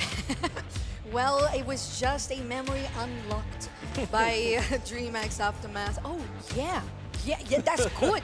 Let's play that. Let's use it. And the plays there, especially with of course, being Mega Charizard X, having that punch as well, right? Just having that little bit of a hindrance to enable even more chain SCC is just something that really works out well for them in this last moment. Celeste on a 2-4 and 8 KFA is your player of the game. 169 points scored, and it was, I feel like in this game in particular, you know how sometimes you're like, yeah, this play was really a standout. I feel like Lunex, the way they played late game, was such a collective effort that I can't really pinpoint. Like, of course, yeah, the Mega Charizard X was really nice in one specific play that stood out, but it was such a group effort. Yeah, it was definitely everybody all at once. You can actually see their damage is relatively close all across the board. Even the Hoopa with 40,000 damage, Frank doing a lot of damage and getting a 2 KO streak, I believe, at the end of the game, right in that final fight. So it was certainly a really well-coordinated full team fight, which is what we've been seeing win a lot of the games today. When we got to see, I can't even remember, Fulcrum? Is it their name? Fulcrum, yeah. Yes, okay. So they're such a new team, but they're already one of my favorite teams. Right? But yeah, we got to see them play. They are new Brave Birders. Well, I still got my old Brave Birders. You still have Rush Hour, okay. They're down a game, so okay.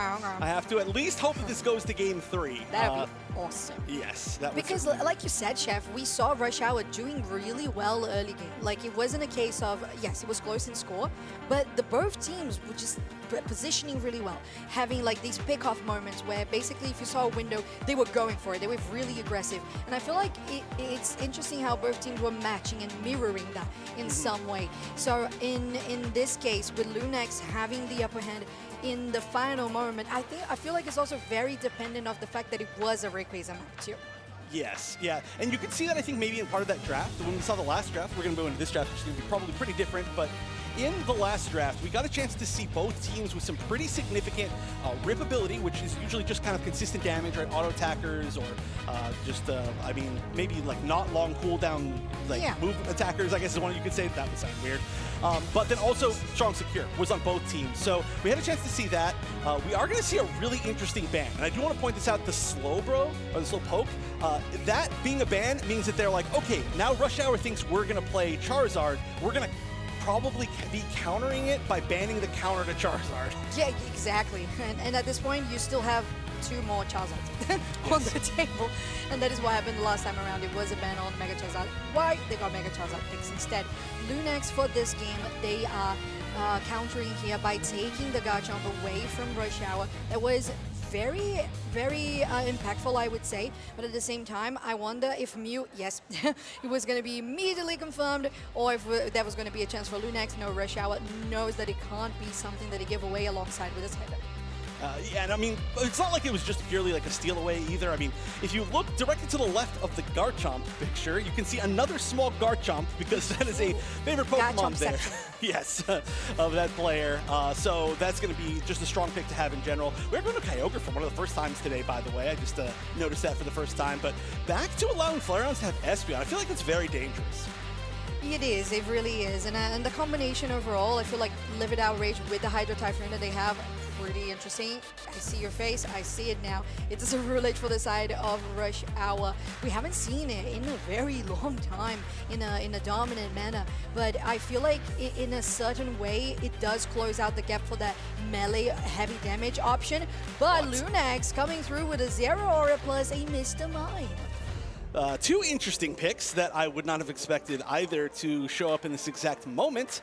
Zeraora has had some pretty good success in the past, but choosing it now is an interesting choice. Oh, and there we go. Yeah, I mean, I've been waiting for it. The Talonflame, Colin Tang, Talonflame. Colin Flame, Talon Tang. Sure. Yeah, I like that. That worked. It did ring. Okay. That's nice. It did make my brain go brrr. It was nice. It was good.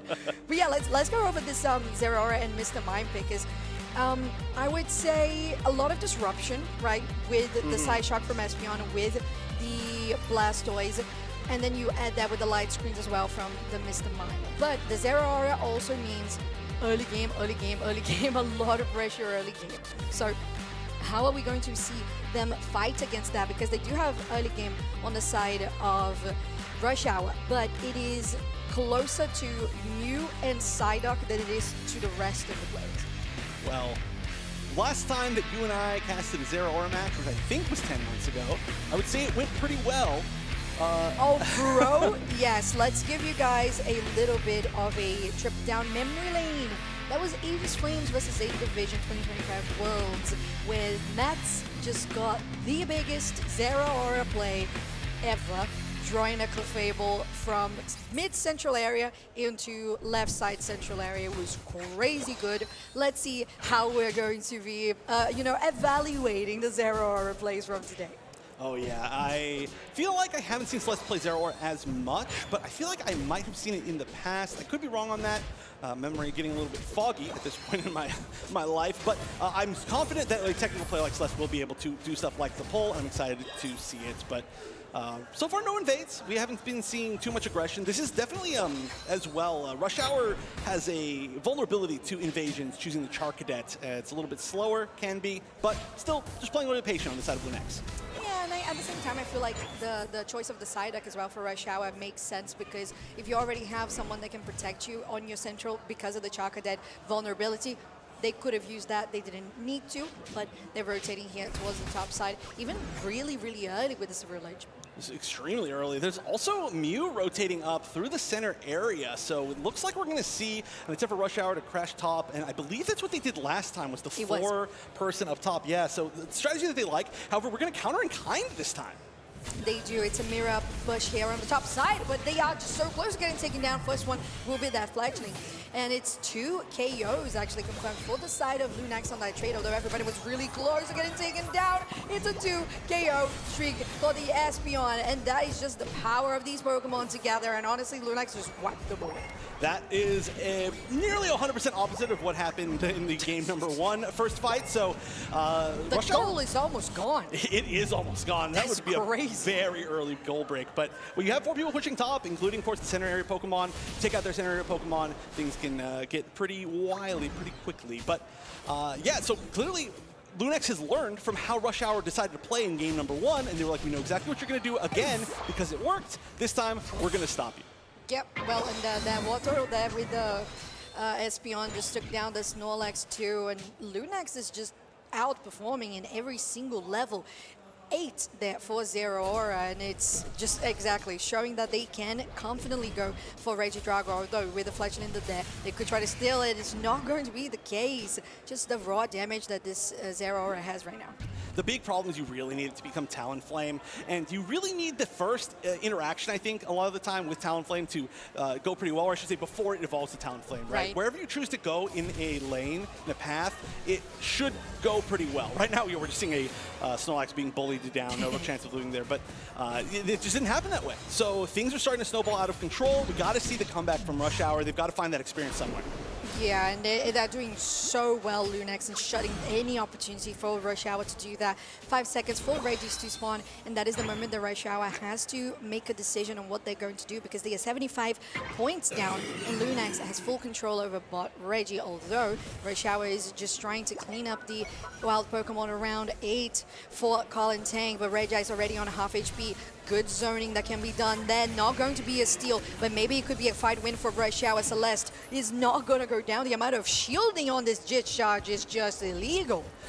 One thing I got to say, too, that we've been seeing so far in both games is this Espeon Secure has been really significant. Has been on the bottom path a lot, which has been the same Reggie. So just being able to get so many objectives with it, I believe also maybe being the one to get Rayquaza last time. Maybe I'm wrong on that. I can't remember. But it's just really important to have that Secure. And Espeon can do so many things. Wow, I can't believe they melted that quickly. Play? That play was good. That play was really nice, Luna, there. Just going for the Dragon Rage, what? Dragon? No, Dragon Rage. What was it called? Dragon Rush? Rush, yeah. Well, there's completely outrage, escaped me. right? There's yeah, outrage was for raging. Dragonite, yeah, exactly. and then Dragon Rush. Yeah, here we are. Right, we have a Fly, Colin Tang, Talonflame as well. Colin Flame, Talon Tang. I'm trying. My brain cells are dying. We're just doing tongue twisters on broadcast We for are. the rest of the day, actually, is what's happening. I hope everybody's enjoying the stream. Yep. Yeah. Actually, that is really the classic Colin Tang way, which is extremely tilting. They're obviously no longer Brave Birders, but only like one time I've ever seen Colin Tang play Brave Bird, which is actually pretty typical. Flies being used, I would say, 80% of the time at least in competitive games. That might even be an understatement. Flies are so good. It is. And right now, Lunex has accumulated a 115-point lead with now Snorlax. I don't know, it just feels kind of sad in some ways because the Snorlax alongside with the Psyduck trying to create some space for the Mew to do something, and the Mew gets in range and it just completely nuked immediately because the range on the Psyshock is already really, really good, and the immobility that is created by the light screens with Frank on that Mr. Mime is also just a great setup. And of course, the level difference is really significant right now. That's a really tough situation. You really, again, you need to find some experience on the side of Rush Hour. This is a much different game than we saw in game number 1. However, we did see Lunex make the comeback in game number 1, so maybe Rush Hour can make the comeback in game number 2. Very possible. Ooh, that block doesn't actually hit anybody. Going to the backline though. Oblivion is going to get taken down, no, but not before popping out that Hydro Typhoon, and it's going to be the Psyduck instead. Hit on that wall. The Flame Sweep doesn't connect, but is it a steal? No, Lunex Gaming has it every single time. And now, unfortunately, that is the final moment that they could use that block, but unfortunately the Snorlax was not able to help the fight as much. Now Luna gets caught up into the air, and they're really trying to put up a good defense here in Rush Hour, and they're doing so far because the rest of the teammates have arrived really back. And now with the Livid Outrage though, it becomes a little bit of a one-sided kind of body. Yeah, this is now kind of Rush Hour just walking free EXP into Lunex Gaming one at a time. There we go. There's maybe the dessert, maybe the last bit of that meal. He's cake. Have the cake. It's a berry. He's a berry. Is it berry? Okay. Yeah, berry cake. If Crustle was here, it could be the cake for sure. But definitely, true. Definitely a large dessert there. Oh, now creamy. Oh yeah, that's a lot more literal. An actual cake. Yes, which we did see actually doing quite well earlier. But Lunex continuing to hold on to a dominating lead. There was actually a decent amount of experience gained within that fight for specifically Colin Tang's Talonflame. But unfortunately, that alone is not going to be enough. We'll see if they can get a steal here. They are going to pop up that fly. They should maybe get it. I think. No, wow. It's Espeon every single time. Yeah, it's a priority for a very specific reason. The Psyshock is just that powerful, and if you are ahead, as they have been so far, he just does all the work on his own. Asha trying to connect something, not even able to take Celeste down. It's still a 2-KO streak for Flareon's, just showing that Lunex has things just written down, and it's just trying to write a history for day 2. The real question here now is, what do you do to make a comeback? Rush Hour. First of all, of course, there's 40 seconds left. They've got to try to find at least a level 13, ideally 2 level 13s. But even then, tough task, as we already see level 14 Garchomp on the other side. Crazy. And this is really interesting positioning, really far forward. We're going to see some points going in.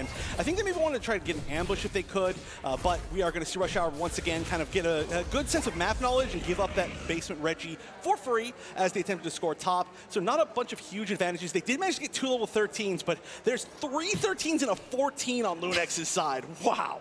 It's impressive how much they have accumulated of resources thus far. With Kyogre being on map as well, extra berries across the central area that could help out maybe Rush Hour turn this around. But 275 points is where Lunex is, as they are starting out that rip with Delivered Outrage as well. Going over the wall, it's still going to get confirmed by the Zero Aura, and it's going to be Lunex Gaming to try and continue this fight into a win. They are 200 points ahead. They have clean 3 members, and they are going to go for those Hundoburgers. Celeste just failing the poll because the Mew got KO'd before it could happen. But wow, what a great strategy from Lunex. They realized that Rush Hour was playing a little bit too safe, a little bit too spread out, and their rip and flip was so incredibly powerful that they could just control the narrative themselves before anybody could get there. That's another big downside of Fly, is that it is secure, but it's a really long setup secure. You have to kind of know things are happening, and they just unfortunately weren't able to get into the right position in time. So a really nice secure take. There's a minute left, and this is a scarier situation, obviously, because you can seal away the buffs, but there's already 3 more members down on the side of Rush Hour, and I gotta say, Lunex, they look like they are certainly wrapping this one up. 600 points lead. Yeah, I feel super comfortable for them right now, and Celeste confirmed too with the Zero Aura was pretty huge, although Colintang trying to go there, pushing them into their base. It's not going to be to that much fruition. There's knock up on 3 members of Rush Hour, or actually of Lunex Gaming, but it's such a difficult position for the Snorlax to be in because they don't have enough damage to back it up. They can't really break through the defenses of Lunex Gaming, and they almost accumulated 100, or actually 1,000 points, and 25 seconds to go. There's no way back for Rush Hour. Yeah, there was a nice little back cap from the Psyduck, but we are hitting the 4-digit mark here for the side of Lunex Gaming, and there's no physical possible way to make this comeback. So Lunex Gaming once again taking out Rush Hour. Game number 2, a considerably more dominant fashion, but they are looking like they found their footing, and they will be moving forward in this group. A very important match, I think, to help decide who is going to come out of this group into the next single elimination bracket that will be happening tomorrow. Yeah, it's such an just incredibly exciting moment because single limits one chance and one chance only in its best of 3s until we get to semifinals and the grand finals on that best of 5. So Lunex showing that they are here for, hi Flareon. They're here for a reason, and the reason is they have confirmed worlds already, but they want to practice. They want to be on their A game. They want to bring out all of the good strategy to prepare for every possibility. Love that for them. They was such a dominant game 2, but for Rush Hour, that game 1, Chef, it was so par on par. It was. Rush Hour, they had such a strong lead in basically every point of the game, and then it was just, unfortunately, the final moments that really led to them losing that big team fight. But Lunex, they know exactly how to make that comeback, and they showed that they cannot be given a single chance, or this is what happens. So, like I said, these 2 teams have played against each other a decent amount now, and the result remains the same. Neither of these teams out quite yet, just because, of course, we are still in this group stage. So, well, I should say we are not going to see Rush Hour out quite yet, as they've still got some more chances to play. But lots of strong opponents throughout the course of this tournament, as we are going to see some of the matches, or some of the moments that happened within this set that kind of led to this really dominant ending, I would say, that didn't seem like it started as dominantly. I know, and it's so crazy because if you look at the end game, you're like, wait, what? 1,100 damage? What is not damage? Points? Hello? Emotional damage. It's 1,000 points of emotional damage. It was points of emotional damage for sure. That was crazy because it was just building and building, like 100 points lead, 200 points lead, and all of the objectives again being confirmed by Flareons on this Espeon. The Psyshock is just so powerful, and if it doesn't get picked, it will get banned, and it's for a reason. Great plays as well coming from the Garchomp and Delivered Outrage, but of course your player of the game, Flareons, with 11 knockouts, 1 feint, and 9 assists.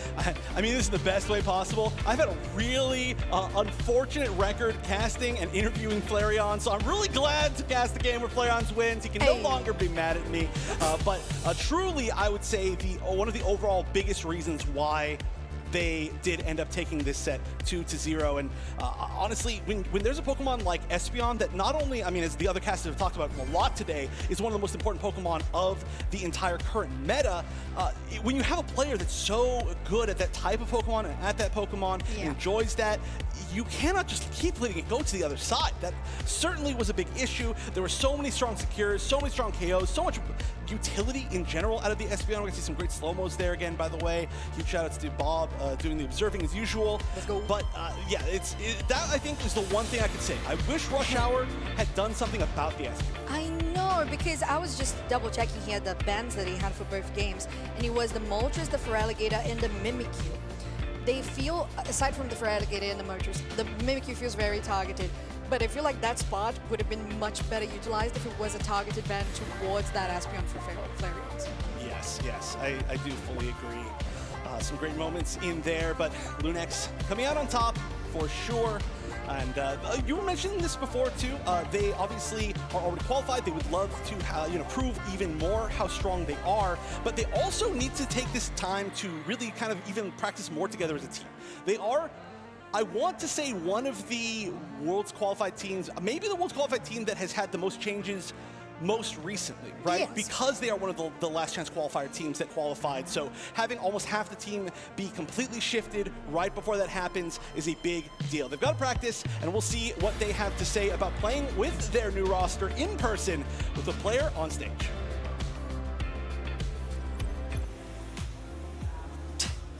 Hello, everybody. Dupesnax here alongside Oblivion from Lunex Gaming, now 2-0 in their group.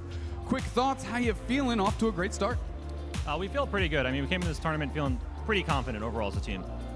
Well, confidence is the key. You are qualified for Worlds, of course. Now you're fighting for money and trophies. I know Flareon's is definitely hungry for theirs. But let's talk about Flareon's. Let's talk about Frank.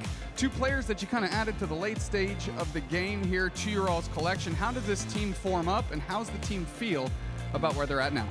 Well, we wanted Flareon's early in the season, but he went a different way.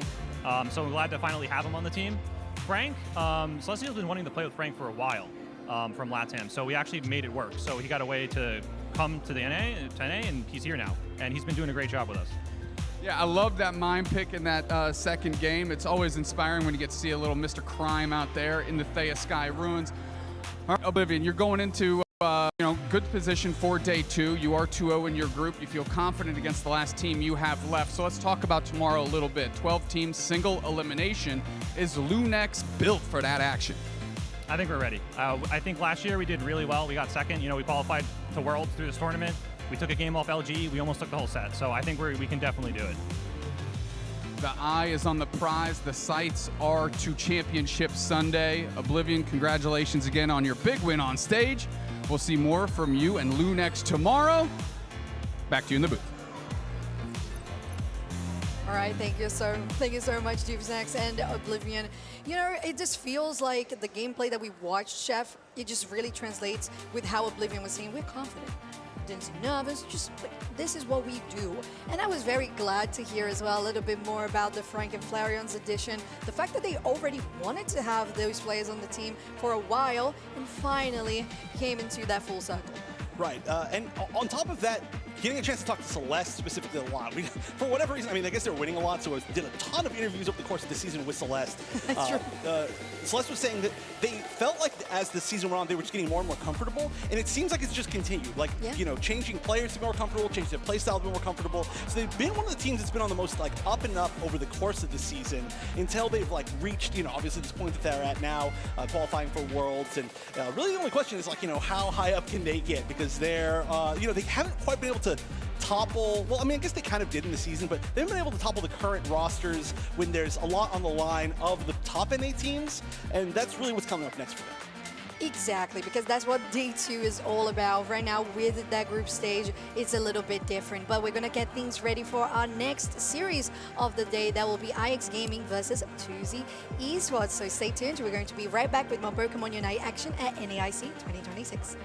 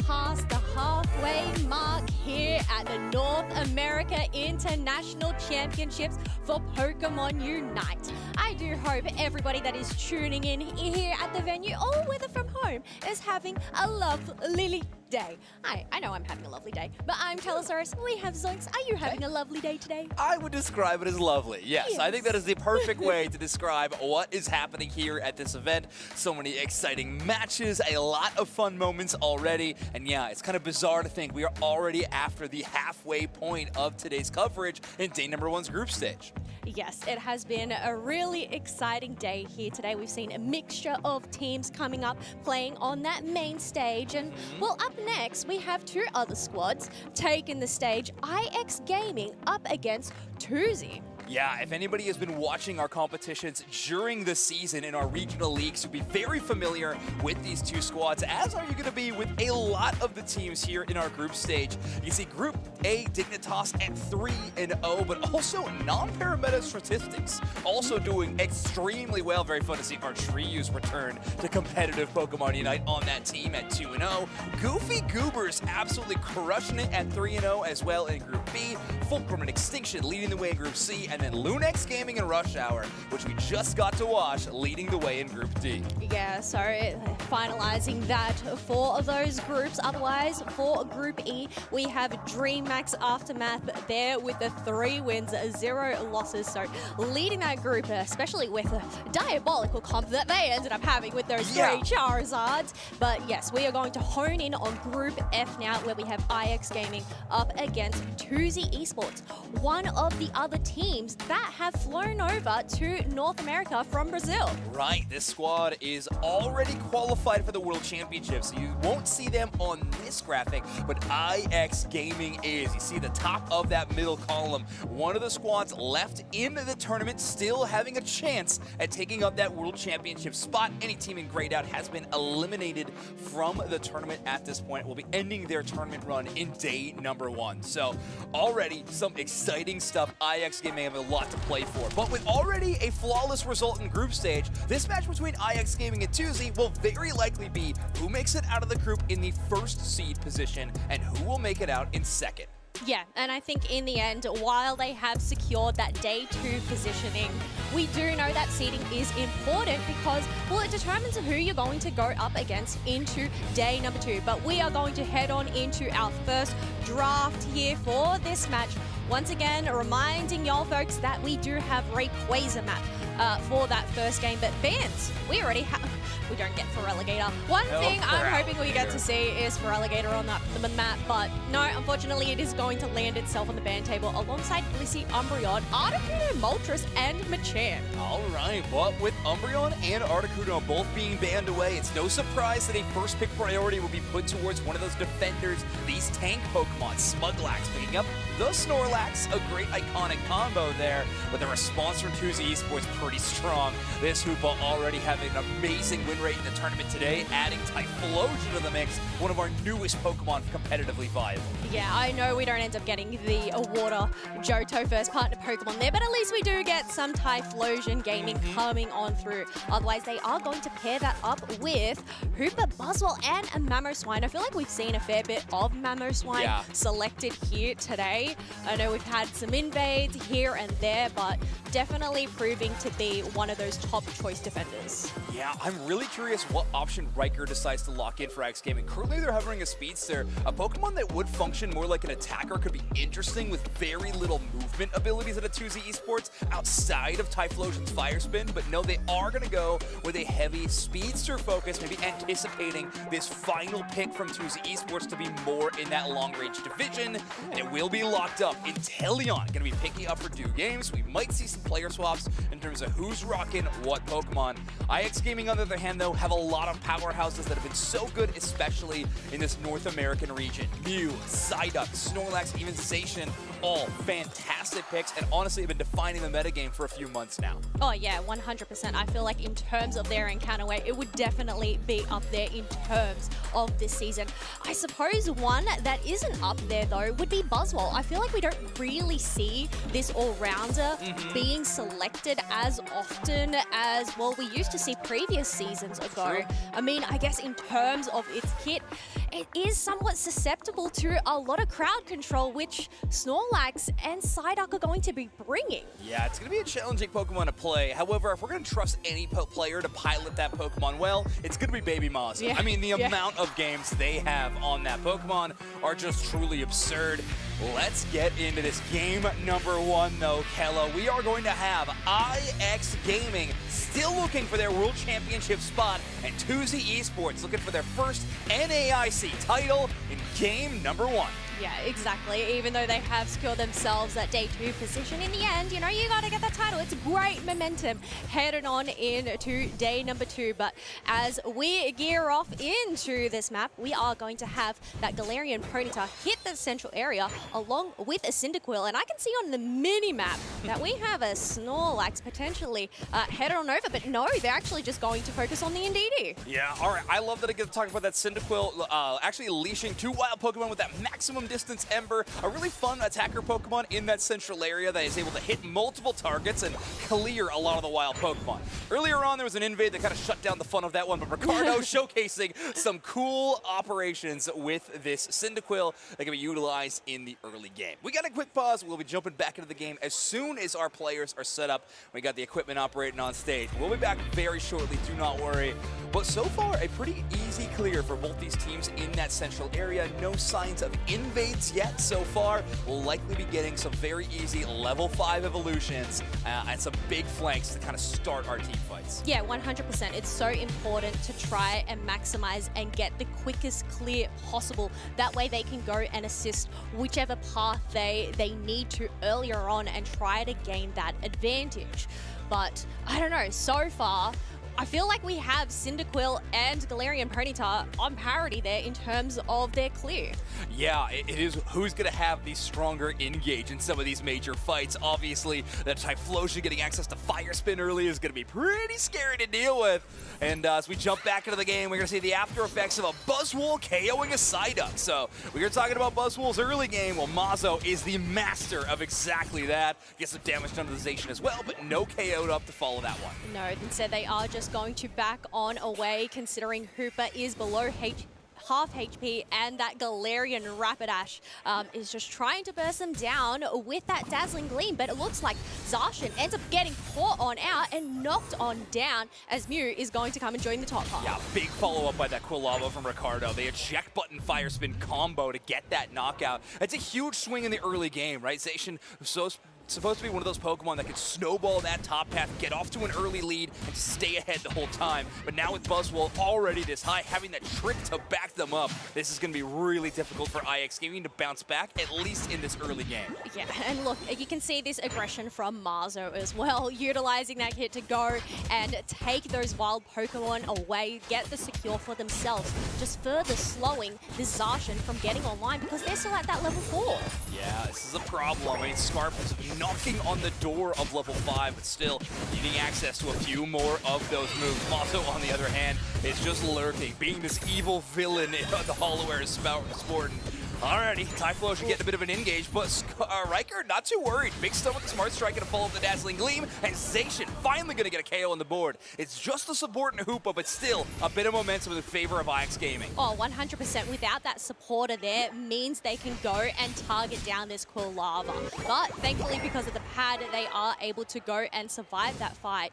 As we can see on the minimap, the Galarian Rapidash and Psyduck have decided to retreat from this bottom path and head up towards the top. And we are likely going to see a lot of those kind of moments from IX Gaming and their composition, right? They do have some big team fight Unite moves, but the long part is a lot of skirmishing, but Mew is just full comboed. Those stuns too challenging for them to deal with, and Atharos sets all of that up with a nice Ice Fang.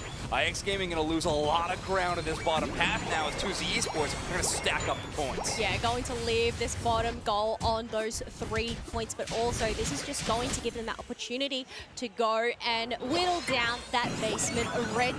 Meanwhile, we do have Reggie Alecki that has spawned up here in the top half, and we can already see that Piloswine is looking to join the party. Yeah, a slow flank out of the top for this defender, but they are going to be joining the crew. No Hoopa Unite move for kind of a quick transfer to the opposite side, and Smuglax is actually going to take advantage of that. Has a bit more space to get a few scores in of their own, but notice all of this space being bought by the purple team. IX Gaming taking this fight this far forward allows the Zacian to hit and knock out their Regieleki all on their lonesome. Well, this goal is left on 9 points, so 2Z Esports are going to let that one in.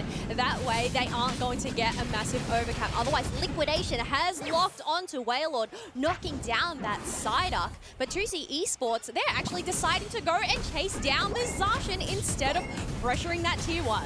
Yeah, interesting. Kind of suspecting the Buzzwole and the Teleon will be able to have enough firepower to get the job done, and also getting a knockout on Scarf will put them even farther behind. That's target priority number 1. But on the top side, Buzzwole is able to take down Smuglax, but at what cost? You can see even with that Regirock buff, giving the defense towards the entire squad, as a lot of damage done, they are going to have to recall or at least pivot out of that fight. Yeah, gotta go recall, get whatever wild Pokemon has spawned on in over on the sidelines. Otherwise, Hoopa is getting chased down by the Zacian, are able to get a boost from that trick, meaning that there's just no KOs just yet, and getting ever so closer to getting that Unite move. Yeah, and IX Gaming are actually doing a pretty good job of roaming and keeping up in score. We talked about how tough that early game was for them, but Riker on that Galarian Rapidash kind of taking a ton of damage early, but immediately pivots to the opposite side of the map. Great play by them, and big engage now on the Typhlosion. Oh, the Typhlosion has been locked down into that Galarian Rapidash Unite. Are trying to utilize that Unstoppable, but unfortunately, is it enough? Mamoswine coming on here, trying to make make IX Gaming into mashed potato, but no success just yet. Oh, Antharos cannot land the combo onto the Zacian, who is going to jump back to the fight. Scarf wants to make sure they get that defender down. Big KO for them. There will be a recall of the Galarian Rapidash, but that speedster will be right back in. Psychic from Waylord pulls the Buzzwole, but the Trick Hoopa going to pull them the other way. Battle of tug-of-war between these two supports as Smuglax paves the way with the Snorlax block, cutting off half this map in terms of the team fight, and Mew is able to take down the Hoopa before it can reach level 9. Mazo does land a full combo into the other side, and 2Z Esports are now up in a 4v1 advantage, including a Registeel buff. Mazo's Buzzwole absolutely fires in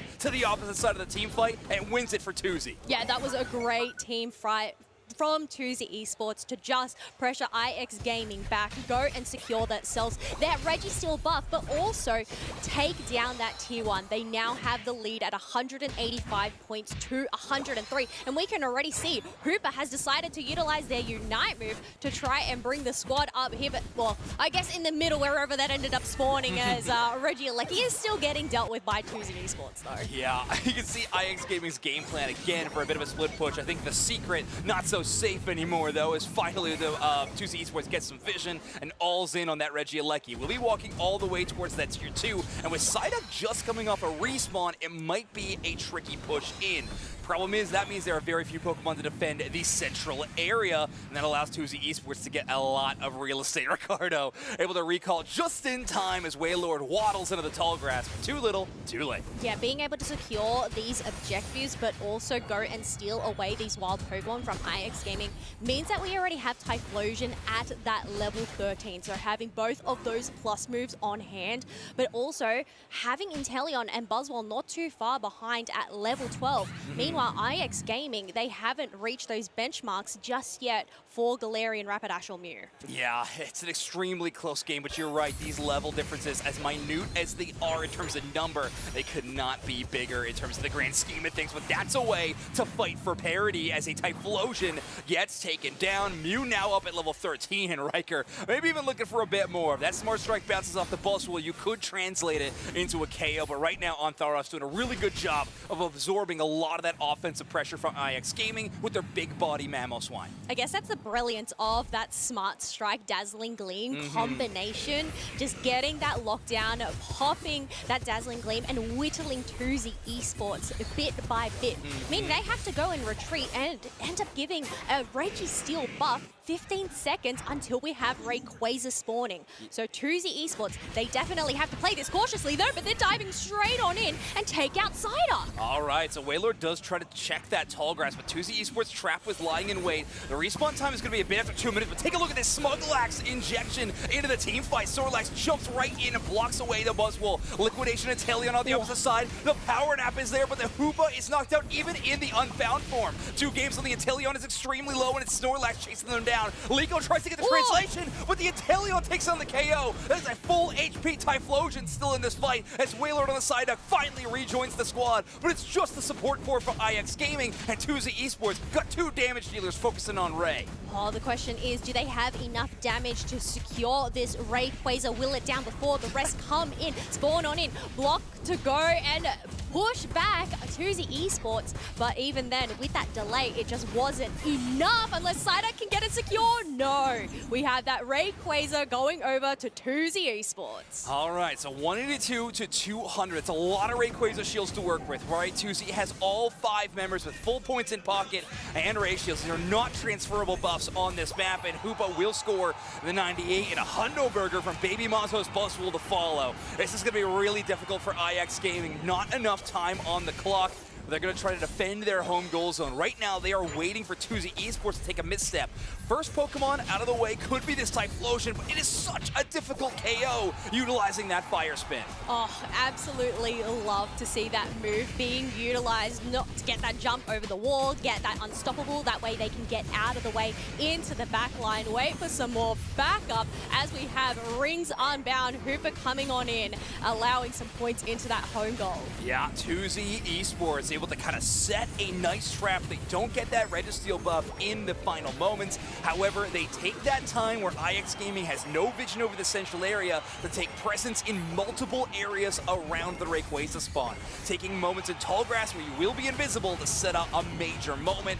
Wailord's Psyduck going down is huge. Smuglax tries to set up a play with the Snorlax. However, at that point, 2Z Esports just all over IX as they will go up 1-0 in our series. I guess that is the risk with taking a basement Reggie so close to that final stretch, is you're giving away that vision of where your team is. And you know, we ended up seeing that Psyduck get picked on out, take on out instantly, meaning that 2Z Esports, they had the numbers advantage to just go and snowball. So incredible first game from 2Z there.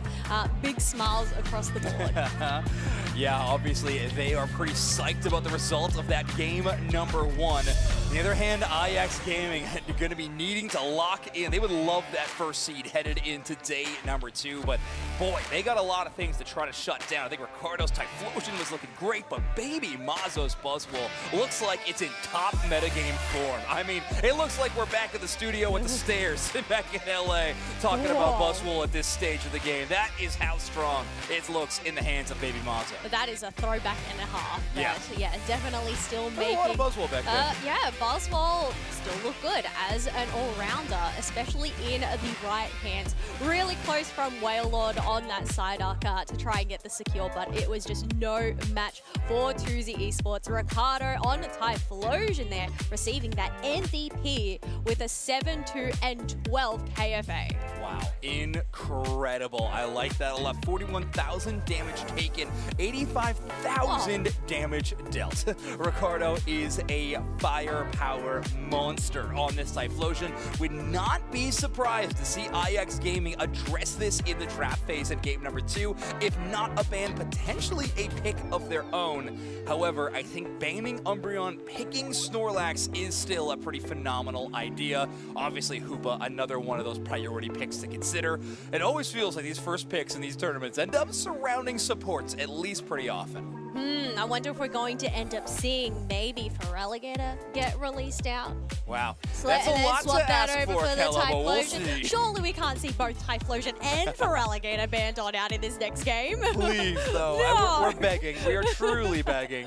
But either way, Ricardo looking awesome in terms of the stat line. Not only their heat map, but average EXP per minute. Playing that central area at 1661. I like to say my benchmark is anything 1550 and above. You are going to be leveling up extremely quickly. Ricardo is doing a great job of not only joining team fights, adding huge impact play with their damage, but also making sure they are never falling a step behind when it comes to leveling up and knocking out wild Pokemon.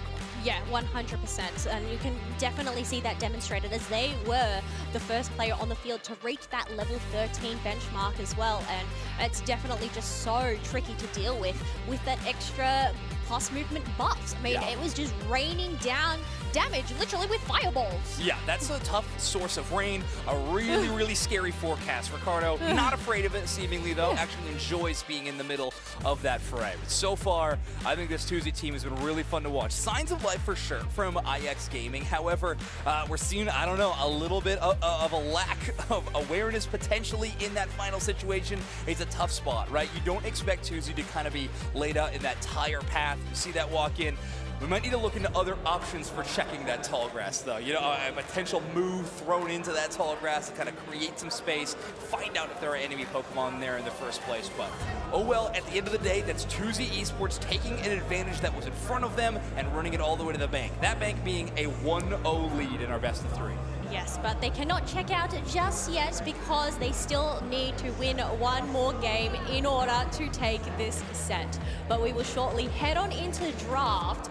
I believe we have a Kyogre map selection this time around as well. All right, so we're not seeing this map selected as often. I think by far, at least you and I, in terms of commentary, have been commentating a lot of Game 2 Groudon games, but instead it will be the Kyogre and IX Gaming with their first ban of the game. Looks like they already want to be spoil sports for Kello and I, and that will be Feraligatr and Blissey banned away. Machamp going to be banned from 2Z Esports, along with that Moltres. Yes, taking away that Firebird. They do not want to go and deal with that. Otherwise, IX Gaming once again hovering over this Umbreon, but no, they're actually going to go and pivot to this Snorlax. Interesting. So potentially threatening a pick of Umbreon themselves, but I was actually going to say I would love a Hoopa first pick from IX Gaming in this situation, Can't but do that a great response from Tuzi. They kind of read the room. Does IX Gaming want to play the Umbreon? If not, I'm sure Tuzi would be happy to pick it up, but forcing an Umbreon first pick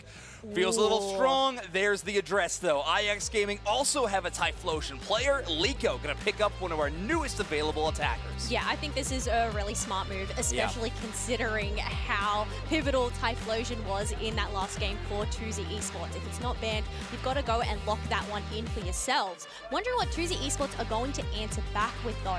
Looks like it's going to be Articuno and Eldegoss. I feel like Eldegoss, we haven't really seen much of the supporter. I don't think, if anything, here today. Yeah, not often at all. This is going to be an extremely bulky team. And reminder, we are playing on Kyogre map, which has a lot more access to healing and things like that. So playing into bulk and high HP pools is a pretty common strategy on this map. So we could see that, but the response from IX Gaming, I think, makes sense here. Zacian specifically, one of the better Pokemon at ripping down HP bars. Buzzwole, apparently when Maz was playing it, one of the better Pokemon known at taking down Zacians. Oh, okay, there we go. I would guess the Mosquito going in on that. The Sword Dog, we'll have to wait and see how that ends up faring up in that top half. But even then, you were talking about Pokemon that check tall grass. In the Kyogre map, we have a lot more tall grass. Even more, What are we going to see from IX Gaming to try and handle this situation? But no, it looks like we have Galarian Rapidash locked on in once again for Raikou. And this time round, we have Clefable to go and provide those heals. Are we going to end up seeing a double healing build here with Vaporeon also going in with that Aqua Ring? Yeah, that's an interesting question. At first, I would say no. I would rather see something like Flip Turn Muddy Water, but when you're running specs, I kind of have to assume this Vaporeon's going to be going healing mode. So we have extremely bulky compositions on either side, which I actually think really inspires this final pick of Tuzi Esports with that Mega Charizard X, a Pokemon that loves to get in the mix and brawl, enjoys when the enemy team is kind of grouped up together, but of course really leans into things like critical hit damage and burn effects that are going to be so strong against a healing-focused AoE comp. Well, you know what? At least IX Gaming only have to deal with one Seismic Slam this time round. Brazil has showcased the ability to pick 3 Charizards. That was nightmare worthy. They were all also wearing, I don't know if anybody saw the Unite Esports tweet about it. It was so funny. They were also sporting the same Hollowware, which I think was bizarre. We saw 3 Charizards all dressed up for fall. It was truly wonderful. Either way, we're not going to be seeing that this time. Just one Charizard who will turn black and blue sometimes. Yes, when it does end up getting that level 9, being able to have access to that Unite move, it's just a matter of, well, who are they going to use that Unite move on, and whether that fire is going to be enough, especially as we are heading on into the, well, will you say Thea Dry Ruins for Groudon? Is this Thea Wet Ruins? I don't know. I don't like saying Thea Wet Ruins. Let's you do know this. what? Game We're going into game number 2. Game 2 between Tuzi Esports and IX Gaming. Again, a 1-0 advantage for Tuzi Esports, who are a Worlds qualified team already. But reminder, IX Gaming competed in last year's World Championships as well. So Tuzi Esports playing against Worlds quality teams is going to be great practice before San Francisco. IX Gaming hoping they can treat it the same as they are looking for that qualification ticket. Oh, 100%. I think it's great practice all around for these squads, but also it's just that one step closer towards getting that title of NAIC champion. But obviously, there's still a long way to go. Still 2 more days to go for that one. We've got to focus in on this match right here. Exactly. I think that's a great mentality to a lot of these things. You can have goals, you can have aspirations, but when it comes down to it, in terms of locking in, the next moment in front of you is going to be the most important. So here in this Kyogre map, we are going to see a lot of battles happen in the middle of the map, of course, but right now in this pathing phase, it is going to be a contest between Scarf and Mazo, who can get leveled up more. Bottom path, though, is going to be the home of this first flank from our Central Area Pokemon, and Eldegoss is going to take the K-opener as Leozen strikes first. Yeah, this is massive for Tuzi Esports to go and win this bottom path, leaving this goal on 33 points. So putting a lot of trust into Mazo as that Buzzwole to just hold ground up in that top path. And I suppose they probably could do that, considering it's only Clefable up there. Exactly. You got a bit more room to work with now if you are that Buzzwole. Thoros, on the other hand, is going to be holding down the opposite side of the map on the Articuno, looking for its Unite move in a bit. Scarf on a bit of a incognito mission on the opposite side of the map. Not so secret, though, as Tuzi discovers where this Zacian is able to take them down. Good job by Baby Mazo on the Buzzwole to communicate that someone's missing on Thoros, chasing down Smuglax. Big push with the Hydro Pump is actually give them just enough space, and somehow the Vaporeon makes it back to Tier 1. Yes, definitely great use of that Hydro Pump to get that spacing, and thankfully there was a berry for them to go and replenish that HP. Otherwise, we have a push from Tuzi Esports already picking up 1 KO, and there's the second KO from Baby Mazo. So also leaving this top goal on 33 points, but now there's so much AOS energy for these players to go and get in the much needed stacks they need. Exactly, and I think just there a moment ago, we're starting to see the difference in just a level or two in terms of difference between these top path Pokemon, Buzzwole and Zacian, of course. Obviously, it was a 3-on-1 for the Zacian, but you can see that initial push got a ton of damage, but Buzzwole just being a little bit higher adds to those stats, allows them to kind of out-muscle the enemy squad. On Thoros using the Unite move to try to create that ice pillar on top of the goal zone to defend it, but it will be IX Gaming with their forward pressure enough to break that as well. Articuno with so much damage, not having access to Unite move to break that icy pillar, but instead just defensive blizzards around it. So far, working out quite well. Looks like IX Gaming are going all in for this bottom path. Now having that 6th member being that Reggie Alecki to assist them along their way. Some dunks are going on in, but Reggie Alecki does not walk in just yet. And now we have Mazo for some additional backup. Yeah, this is real scary. Even without that Super Swole Slam Unite move, Buzzwole is a scary Pokemon to see defending a goal zone. That is just too tough. You get pulled into the enemy flux zone, it could be curtains. It is a Gravity Clefable going to be trying to run back towards this goal zone, but now it's Mega Charizard X getting in the mix. Obviously, those fire punches will be tough to navigate around the gravity, but so far, Ricardo has found easy ways into the enemy backline. Smuglax trying to just defend this pad, as we also have Typhlosion coming on in. We have Charizard locked on down, meaning they now get knocked on out, but despite Tuzi losing 1 member, they still come out on top and are able to go and get a 35 overdunk on this bottom tier 1 pad at 170 point lead to 47 now. Okay, big swing from Tuzi Esports. Scoreline, experience, all really going fantastic for them. I don't hate this position for IX Gaming, though, or at least their response they make. They are clearly behind in basically every fashion you can be. Zacian doesn't even try to join that goal zone defense, knows it is likely going to be a foregone conclusion, and actually steals the enemy central area Pokemon. So Scarf, understanding they are so far behind, plays for a different way to catch up, and also just blocks that Mew boosted auto with the Metal Claw, by the way. Absolutely love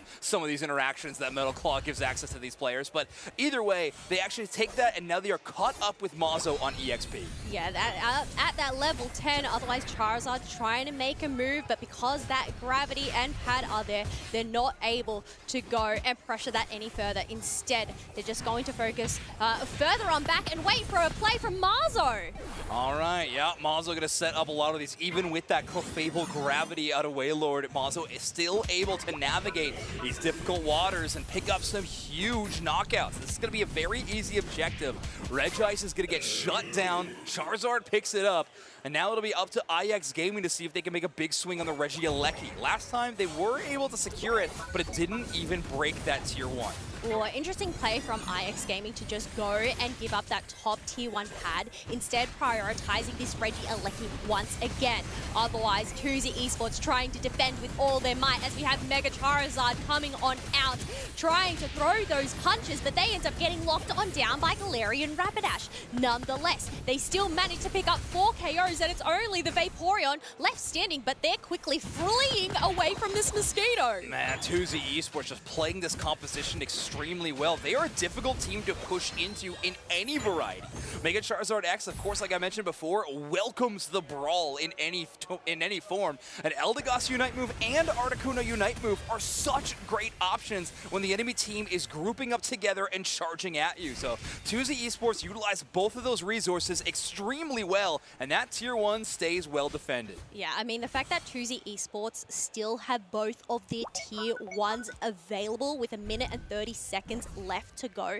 IX Gaming, they don't have that extra protection going on into this final stretch. And especially this makes it susceptible for invade. So they're going to quickly clear up a lot of those wild Pokemon for themselves, as now we have the birds. But look at this. We have no one from IX Gaming here to defend this tier 1, tier 2 pad. Yeah, we had Smuglax rotating down at first, but instead it just kind of elects to play with the rest of the team. They are playing pretty far from behind, so potentially getting one Pokemon down at any point in this series of the match could be fatal. So instead, they want to group up with the rest of the team and make sure they're giving themselves the best chance of success. Problem is that split rotate doesn't get them a lot of value anywhere, as Wailord kind of wary of a second push by this enemy 2Z squad. And reminder, IX Gaming is playing so far from behind, and Kyogre is not one of the easier buffs to steal away and add to your team in a big comeback moment. If 2Z Esports can carry this lead into a Kyogre secure, IX Gaming's path is going to become even more difficult. I think it's a really interesting play from IX Gaming, maybe just to potentially get vision up in that top path, realizing there was no way they would make a push, but now they are able to clear up some space in this bottom path by deleting that tier 1 pad. 10 seconds left to go until Kyogre comes on in. Some minimal engages just here, but we do have healers on either side to replenish that HP. Yeah, you can see Leozen tossing out those pollen puffs. Now that it's the plus value, going to give damage reduction to any Pokemon that it is holding onto as well. So Ontharos very happy to tank some damage while holding that pollen puff, but even utilizing some of these blizzards are going to do just the same. Mazo tries to engage on Smuglax, but pushed back by that Hydro Pump. Currently though, 2Z Esports are only interested in locking down the location, and they have isolated IX Gaming and pushed them completely out of the zone. Yeah, that's the thing. They just need to buy some time here, especially because they have the points lead, but there's still a minute 30 left to go. I can see on that mini-map that Galarian Rapidash, they're just soloing down some birds down in this bottom path, waiting to make an engage, I guess trying to get... Well, they have their Unite moves. They have their level 13, so I'm not sure. Yeah, it's not too much to wait for at this point in time. Smuglax is going to flip turn engage onto the Eldegoss. It is a Mega Charizard in the mix right now, trying to get it shut down. Wailord does use the Unite move from the Clefable, is trying to heal up the team as quickly as they can. They're extremely low. They do trade. Mute down for 30 seconds. Great KO from Liko, but that Galarian Rapidash is chased down. Ricardo going to take down Riker, and that is a major source of damage gone for IX Gaming, and there go the heals. Yes, and now the dominoes are going to continue falling as Typhlosion and Zacian are there to join the rest of the party in Nurse Joy's office. Kyogre's now getting shredded on down by 2Z Esports, and 4 members are still down for IX Gaming. 24 seconds left to go. Time is not on their side, even if they get some KOs and get some buffs. Yeah, this one is all but over. 2Z Esports with 465. Looks like they're going to hold IX Gaming to 2 digits in game number 2 and walk away from this one not only 2-0 in the match, but also 3-0 into the group stage. Great look for 2Z Esports, traveling over to NAIC, dispatching IX Gaming. Yes, definitely making a statement here on that main stage. Not only did they defeat the first 2 opponents of their groups 2-0, they go and get a clean sweep up against IX Gaming. So an incredible performance here from 2Z Esports, which we will see over in the top 12 for day 2. But you know what? It's not over for IX Gaming, because thankfully it is top 2 from each group to make it there. Yeah, they are very likely going to be moving ahead into the day 2 of competition already with their group stage results, but 2Z Esports are going to be headed into day 2 with their heads held just a little bit higher after that one, I think. About as close to a flawless game 2 as I think you can get from start to finish, having a lead in the top path early on, bottom path going great as well, and then never losing this bottom path until I think 2 minutes and 30 seconds. I mean, 2Z Esports, a dominant game in all sense of the word, and then really playing with ice in the veins in these final moments. You can see Kyogre barely even receiving any attention as 2Z Esports instead just play for defensive positioning. With that big of a points lead, they do not want to give IX Gaming any outs in this game, and instead just play until they have 4 enemy Pokemon down, and then picking up the Kyogre. There we go. We have Ricardo once again picking up the MVP for this game. This time round on the Mega Charizard X, we have 5, 1, and 14k SA. That is a lot of assists for Mega Charizard, and I guess just goes to show how many of those team fights they were present for. Yeah, exactly. Any damage over time Pokemon is often going to be jumping up pretty high there, but shout out to Leozen on the Eldegoss, also with 19 assists in that game. Also, a story of healing between these two teams, by the way. Wailord with 65,000 recovery, but 74,000 recovery for this Eldegoss.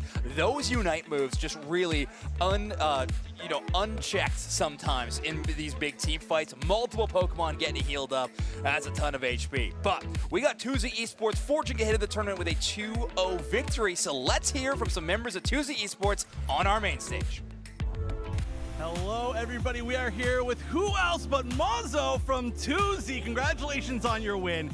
And my first question I have to ask, everybody backstage was talking about it. What happened to the beautiful, beautiful hair? You're still looking great, by the way, but we just have to know. Oh, thanks for that. Like, I've been looking like having a long hair for 5 years now. Figured out it's time for a change. Might go start going forward. I'm reaching my 30s now. It's time to like let go of being baby Mazo and maybe turn into adult Mazo for some time at least. All right, well, I'm already 35, so you got to hold on to being young a little bit longer so that I feel better. But no, I mean, great win, huge win. Of course, the team's doing great. You've already qualified, so I got to ask, what are your goals here, obviously, aside from just winning prizes? What were your main goals as far as, like, traveling out here to compete? Yeah, well, specifically this team now, we changed 2 players from the team we played in UIC, and we managed to qualify to Worlds with these new players. However, one of them doesn't really have experience in the World stage, and like on stage and everything. So it's very good for him to get practice. It's good for us to be back on stage as well and don't be like so far away from one stage event to another one. And it's also really good to practice in high stakes because we're playing against the best teams in the not Asian in the West. So so it feels good to be able to play here. Always great to play with a crowd. Always great to have a lot of pressure going into games. So that's always a lot of fun. All right, so the future is on the horizon right here. Looking forward even past this, which is great. Now, just a little bit more of a meta question. We've now seen 2 teams with Brazilian players choose and do really well with Charizard and Charizard X in particular. Is that kind of like a regional thing that y'all have figured out? Because I feel like we haven't seen it nearly as much in any of the other regions. Honestly, we saw people playing in Japan. We're like, okay, that should be good since they're playing it. And then we play it, and like my jungler really likes the pick. I'm like, just works out. Like, I guess for DreamX, their top laner also really likes the pick, and then he also saw them play in Japan, like, okay, let's just try it out. Well, for DreamX, I think they just all like the pick, the entire team, yeah. But no, of course, congratulations, big win. And I've always got to give you a chance, to talk to any of the fans out there, anybody who's been supporting you in the team. Beleza, então, galera, ganhamos dessa vez, passamos em primeiro do grupo, já faz 4 anos que isso não acontece. Mas dessa vez vamos, nossa bracket fica bem melhor amanhã por conta disso. Mas é isso, agora é estudar contra quem a gente vai jogar amanhã, ter o melhor resultado possível e vamos ver se a gente consegue emplacar dia 3 nesse campeonato. Sorry. All right, well, congratulations as usual. We're going to see much more of you over the weekend, and we'll send it back to the casters.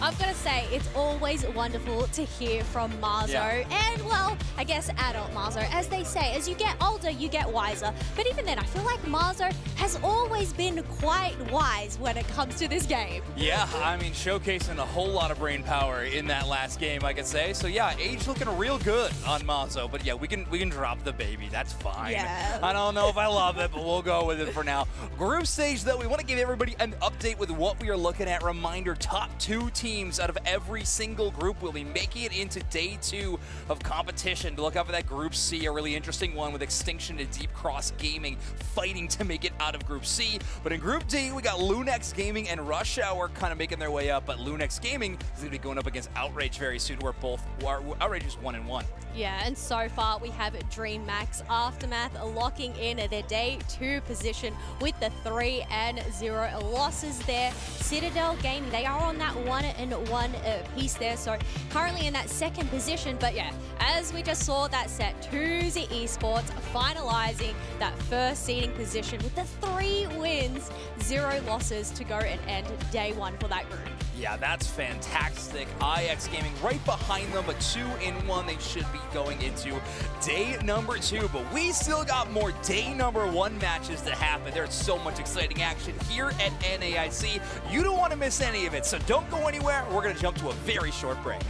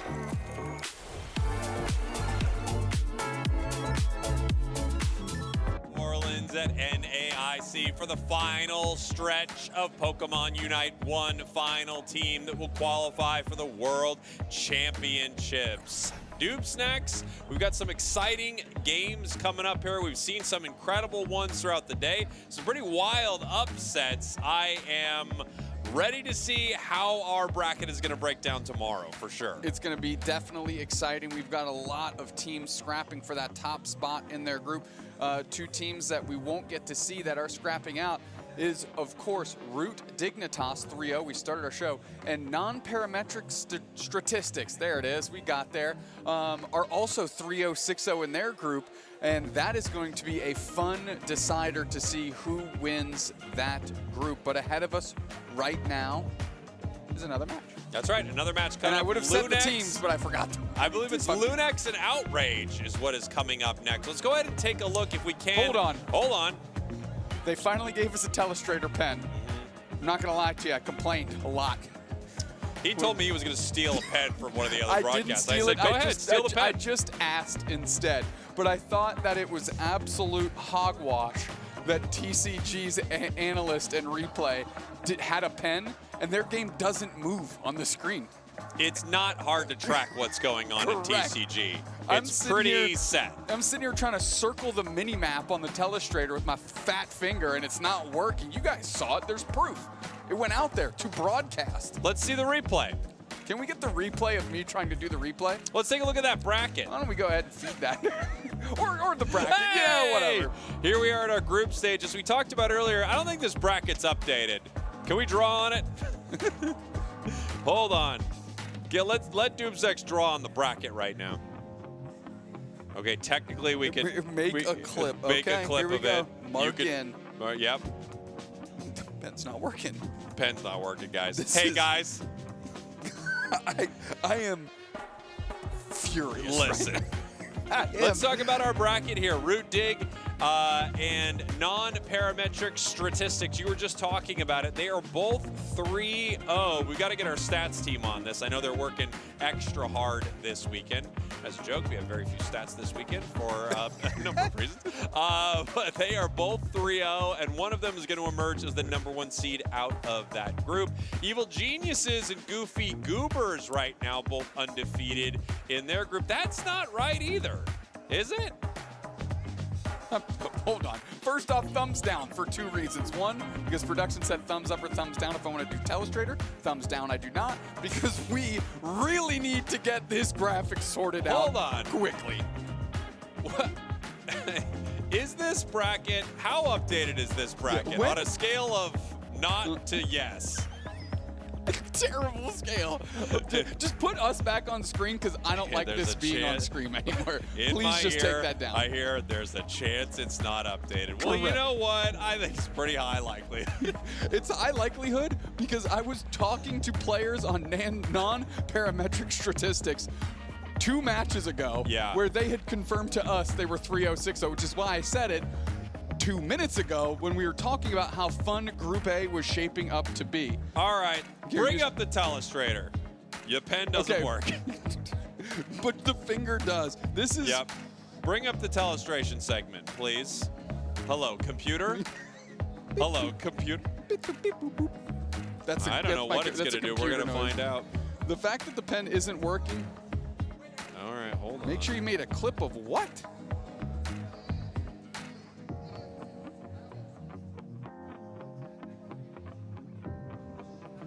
We don't know. This is not going to work. We don't know. Please do not go to the not. Telestrator. I want to see it still, but fine. But the fact that what's on screen.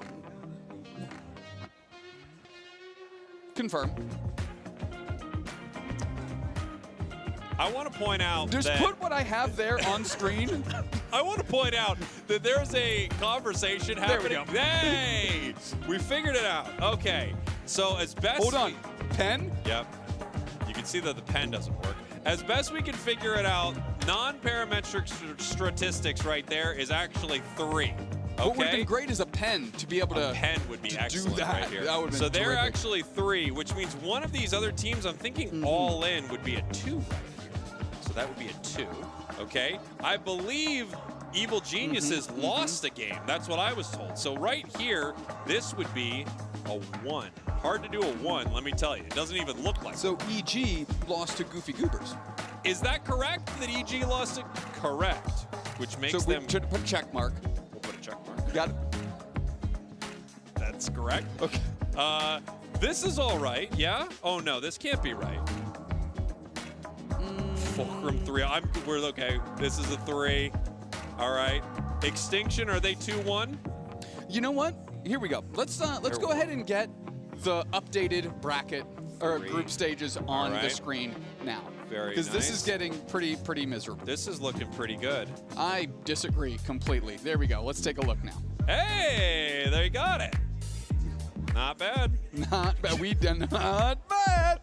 Okay, Not too Goofy bad. Goobers 4-0, EG 2-1, Fulcrum 3-0, Extinction 1-1. We still got some work to do in that group. Extinction Deep Cross Gaming is going to be on stage here in the next couple matches. Lunex Rush Hour sitting on top there, and Lunex squaring off against Outrage. So obviously Rush Hour would like to see Lunex win. Of course. To give them the opportunity to have the destiny in their own hands. Let's get to the next page, which we should have somehow gotten to minutes ago, but we've just been goofing around. Let's take a look at our next slide here. We've got 2 more Computer. groups. Yeah, DreamHack's Computer. just going 3-0. Citadel here, 2-1. They did lose to DreamHack, however, they did pretty well in the rest of their group, and there it goes. It's the end of that. It's the end of that because we are in the game, I believe. Let's take a look. Draft All right, stage. here we go. Lunex Gaming versus Outrage. Now, we talked about this here. Lunex could go 3-0 in this group, put Outrage down 1-2. There are some other teams that would love to see that happen, but if Outrage wants to stay in this with a shot, they've got to take down Lunex here. They have to. They have to. That gives them the chance, and then it has them battle out against that second place team, which they would have the tiebreaker advantage to because Lunex already beat Rush Hour. So this is a big game for Outrage here. Yeah, it's a big game for Outrage as we're starting to see the bans come in. All 3, nope, sorry, 2 of the elemental birds are banned. Those legendary birds, Articuno, Moltres, Zapdos, not yet banned. As once again, Feraligatr, a Pokemon I really wanted to see this weekend, on the chopping block and banned out. We might see through the texture this weekend, though, it stop being banned and start entering play. You've seen a lot of tournaments that go over 3 days have kind of their own metagame develop. We like to talk about that. So right now, it's the anti-Feraligatr meta, but we might end up to a spot where it's actually let through and eventually drafted. Yeah, it absolutely can happen, and we do see that. You know, eventually at some point, you're working on other bans. It makes its way through. Maybe it doesn't have a stellar game, and then it's kind of open again for play. Machamp is the first pick here for Outrage. We actually had Lunex decide to first pick Garchomp. To me, that feels like a counter pick, right? You're picking it because you can play it, but also you know someone in Outrage desperately wants this Pokemon. Zapdos is here with Machamp on the side of Outrage. Yep. Now Lunex for the next couple of picks. We got the Delmons. Love that. Kind of popularized, almost put on the map by Overlord at ACL. And ironically enough, there was a couple games where it didn't look that good, but there was enough in that performance to have people go, let's figure out what's going on here. Yeah. And now it's starting to have a nice little spot in our metagame. Counter picks from Outrage here are Snorlax and Blissey, so they've got themselves a really strong support core. We'll see how Lunex reacts. Yeah, I want to see what these final couple of picks are. Oh boy, this is going to be a tough one for Outrage. Anytime you can get Celestial on a Zoroark with a Comfey, that is going to be very, very scary for the other side. We have seen some teams ban just Comfey to make sure that something like this can't happen. We've seen Celestial play this Pokemon regardless, right? Just play Zoroark no matter what.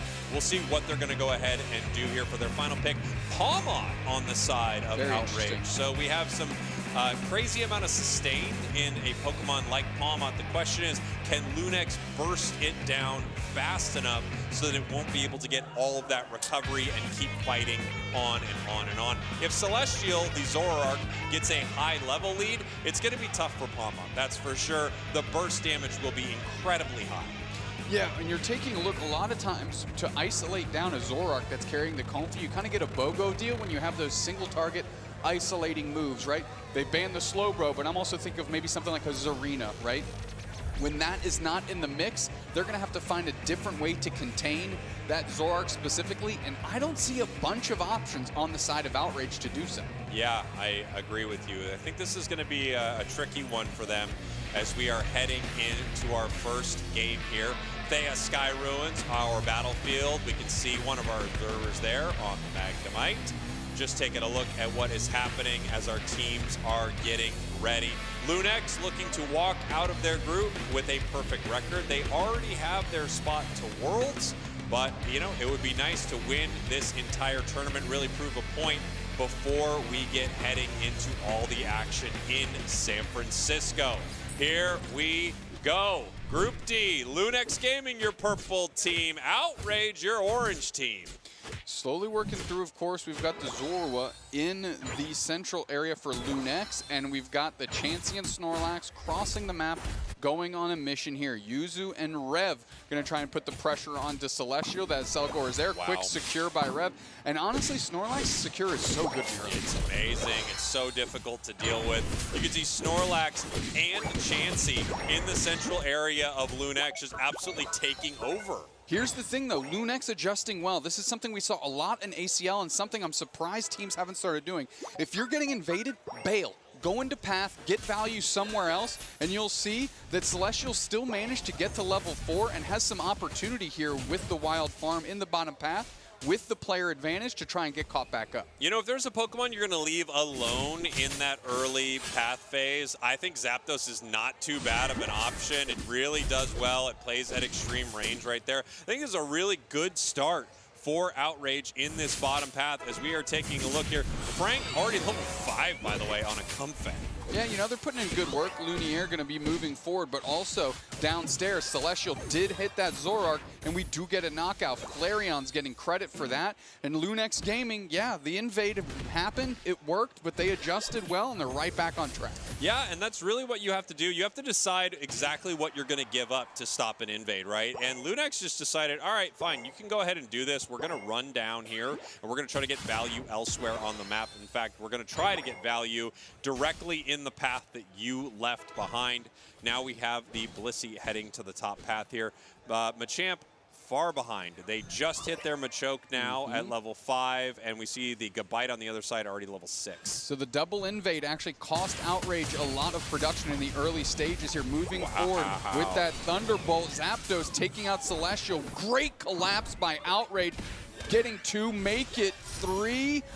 Good engage by Palmont, surf back. Flareon's is one of the best on Mew to ever do it, and they just showed it there with that survivability. Yeah, just a very scary moment for Lunex. They almost lost 2 right there. As you can see, Oblivion, the Delmise moving up to try to create a little space for that Mew, but the big catch, the Zoroark, did go down, and that's a nice one for Outrage. Without a doubt, Celestial moving forward, gonna dash through the Snorlax, make sure they heavy slam to get a berry. That opens up the window for a quick stack for Celestial. Here we go. All of this heading to the side of Lunex, but that's expected, right? Outrage has pivoted 4 Pokemon to the top path here, so clearly they had a plan. As we take a look here, we have Reggie spawning in the top path. It will not be the Alecki, so the Alecki is in the bottom path. Oh wait, no, sorry, this is, I forgot. We're on Rayquaza. It's always Reggie Alecki. Yep, Rayquaza map is the one we're starting on this weekend here. Predictability with the Regieleki in the top path. They break, and they're going to walk it down here. Just Luniere. Now Garchomp is going to have to step up and see what they can do. Dragon Rush over the wall. Suplex. They got to pop their Unite move to be able to give themselves a chance. Get into the back line. They do get a knockout on the Blissey. Here comes Frank. Nice little grass knot there. Picks up on Luniere, who's fighting by themselves in the face of a bunch. Real low is Val. Knocked out is the Palmont, and good adjustment out of Lunex. Credit to Luniere. Yeah, I mean, look, Luniere coming up there as a level 9. That was a perfect moment. I really did love the Palmont play, though. I don't know if you noticed that. So the Garchomp Live at Outrage is looking to take down multiple members of Outrage. And while this is happening, Palmont just walked over to the goal zone and scored 25. They thought, I can't fight them right now. They're dealing with members of my team. So they ended up scoring in the top path without even the Regieleki walking. I thought that was a real smart heads-up play, while at the same time, clearly, Luniere with a massive counterpunch. huge. Yeah, I mean, they overcommitted, so they got some value the way they could. Better to leave with something than nothing, so I'm with you on that. Good adjustment. Now, Lumiere is back in the Central. They're committing their resources. They're going to leave Celestial to level up by taking bodies out from the other team. Right on top of the Snorlax there is where the engagement begins. Yeah, Snorlax in some trouble right there, but ended up making it out. The hook just misses due to some repositioning there from the Snorlax back down to their pad. Machamp all alone in this top path as 3 members of Lunex move in. Submission right into the Unite move. Tons of damage put down on top of that Machamp. Val trying to hold tight. Palmot engaged, but it's right in the middle of the iframes of the score, which means they didn't deal any damage. Dragon Rush, Bliss Assistance on top of the Palmot to keep this rush going.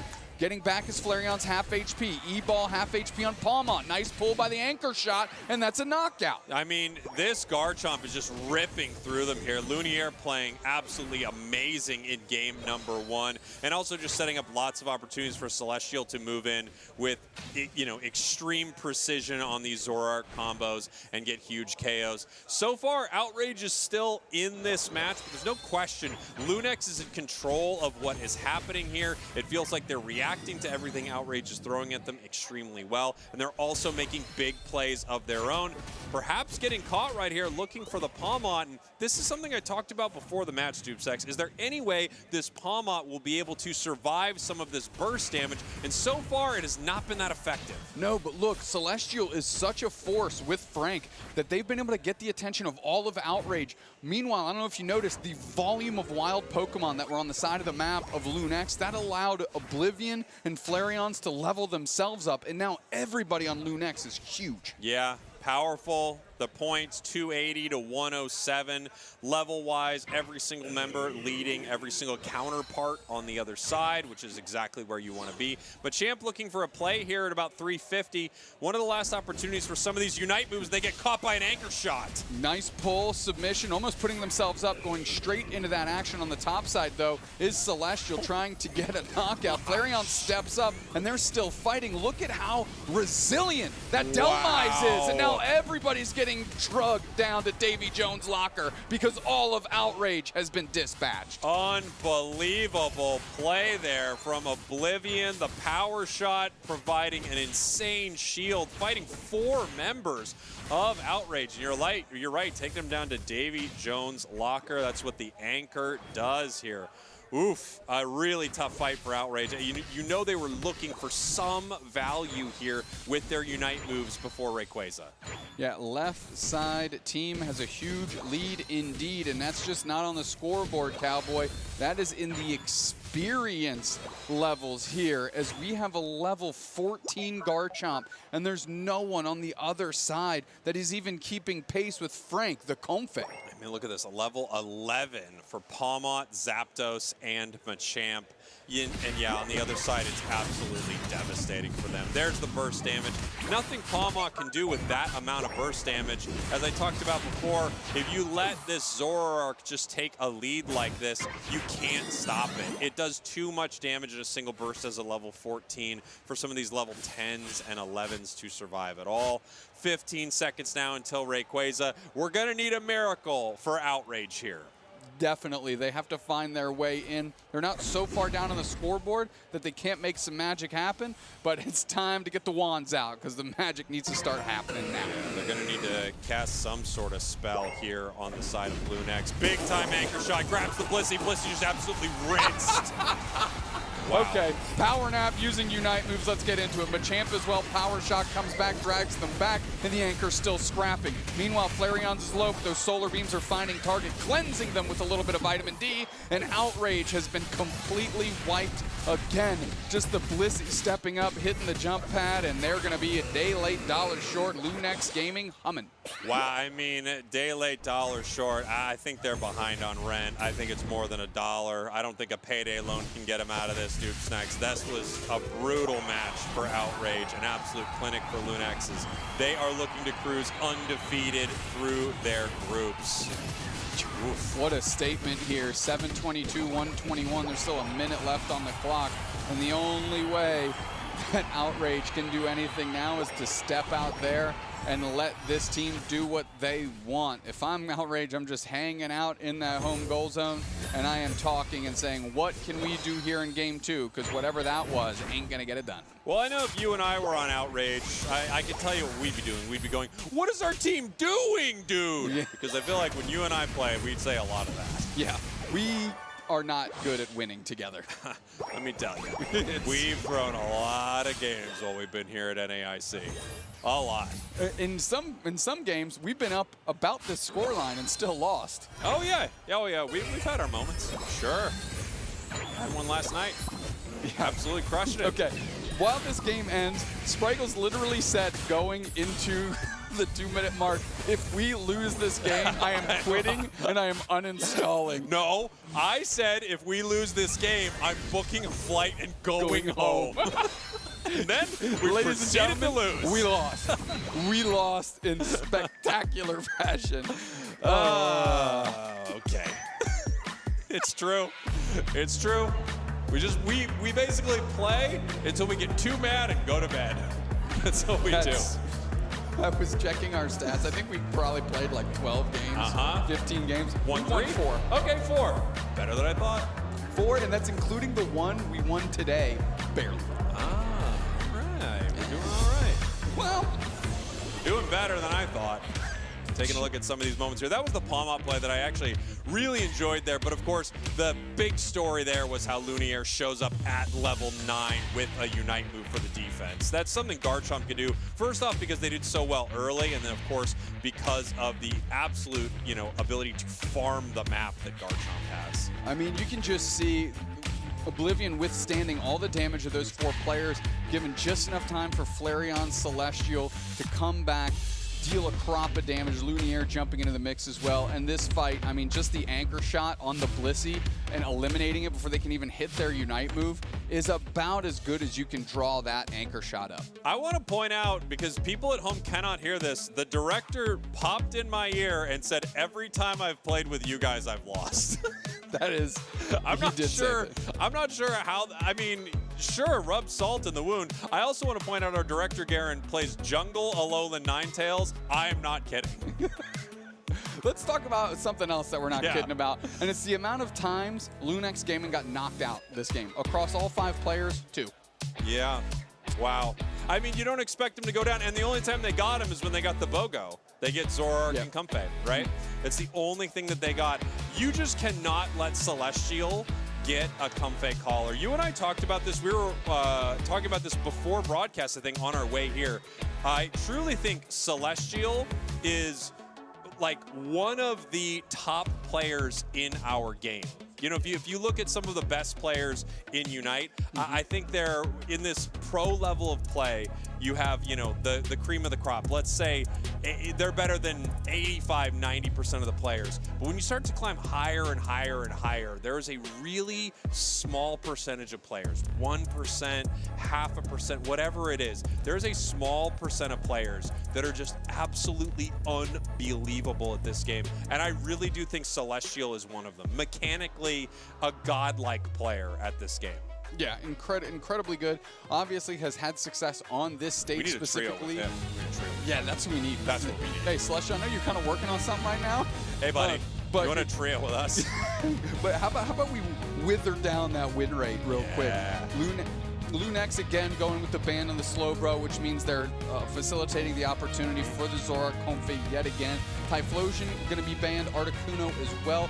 Moltres, the other legendary bird. Zapdos did not get banned, but was picked very quickly by Outrage in Game 1. We'll see how that shakes out. I'm shocked that they're not banning Comfey here. The only reason I say that is because I think you called it perfectly. That Slowbro ban says to me, we do not want you to slow beam us. If you do that, you kind of shut down a play that we have. To not ban Comfey, either you're picking it or you really don't find what they did to be that detrimental, but here we go. They pick Koopa anyway. I want to point out that something we've talked about year in, year out with the Slowbro ban, it's usually indicative of a team that believes they're stronger than the other and don't want the slow beam, which is incredibly powerful, to be the way that the other team gets to kind of cheese their win out of a squad that's stronger. So you just get rid of it.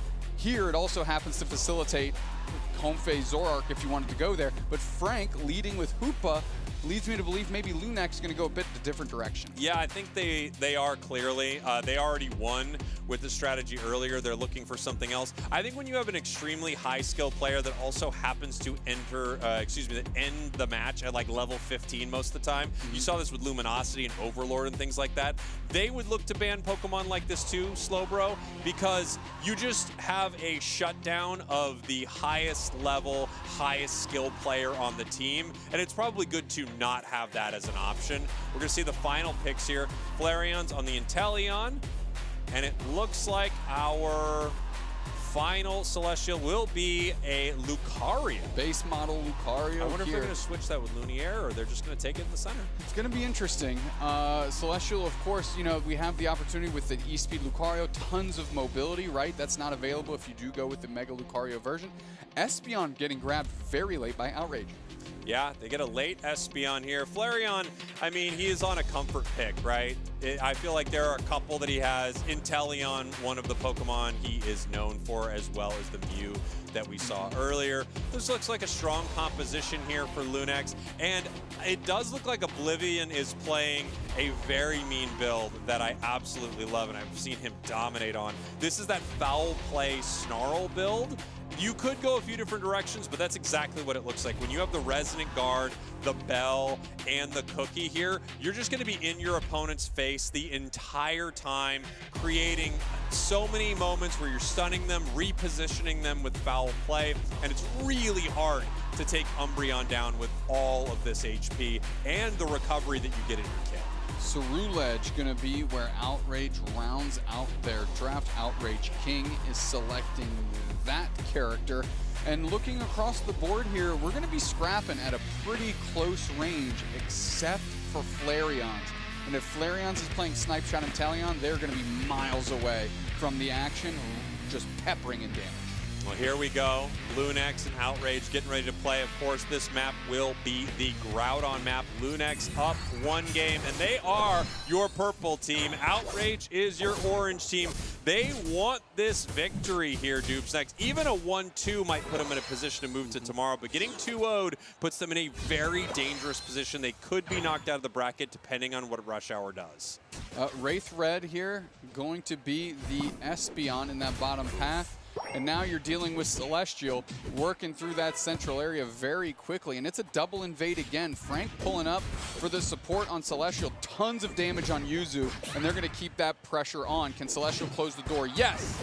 K-opener to Lunex. Yeah, this is not good, right? You had a double invade, and not only did you not get anything, you also just kind of like wore the buffs down for Celestial and gave a KO. Again, because of the EXP share, this isn't the worst thing in the world, but you're disappointed. You missed both buffs on a double invade.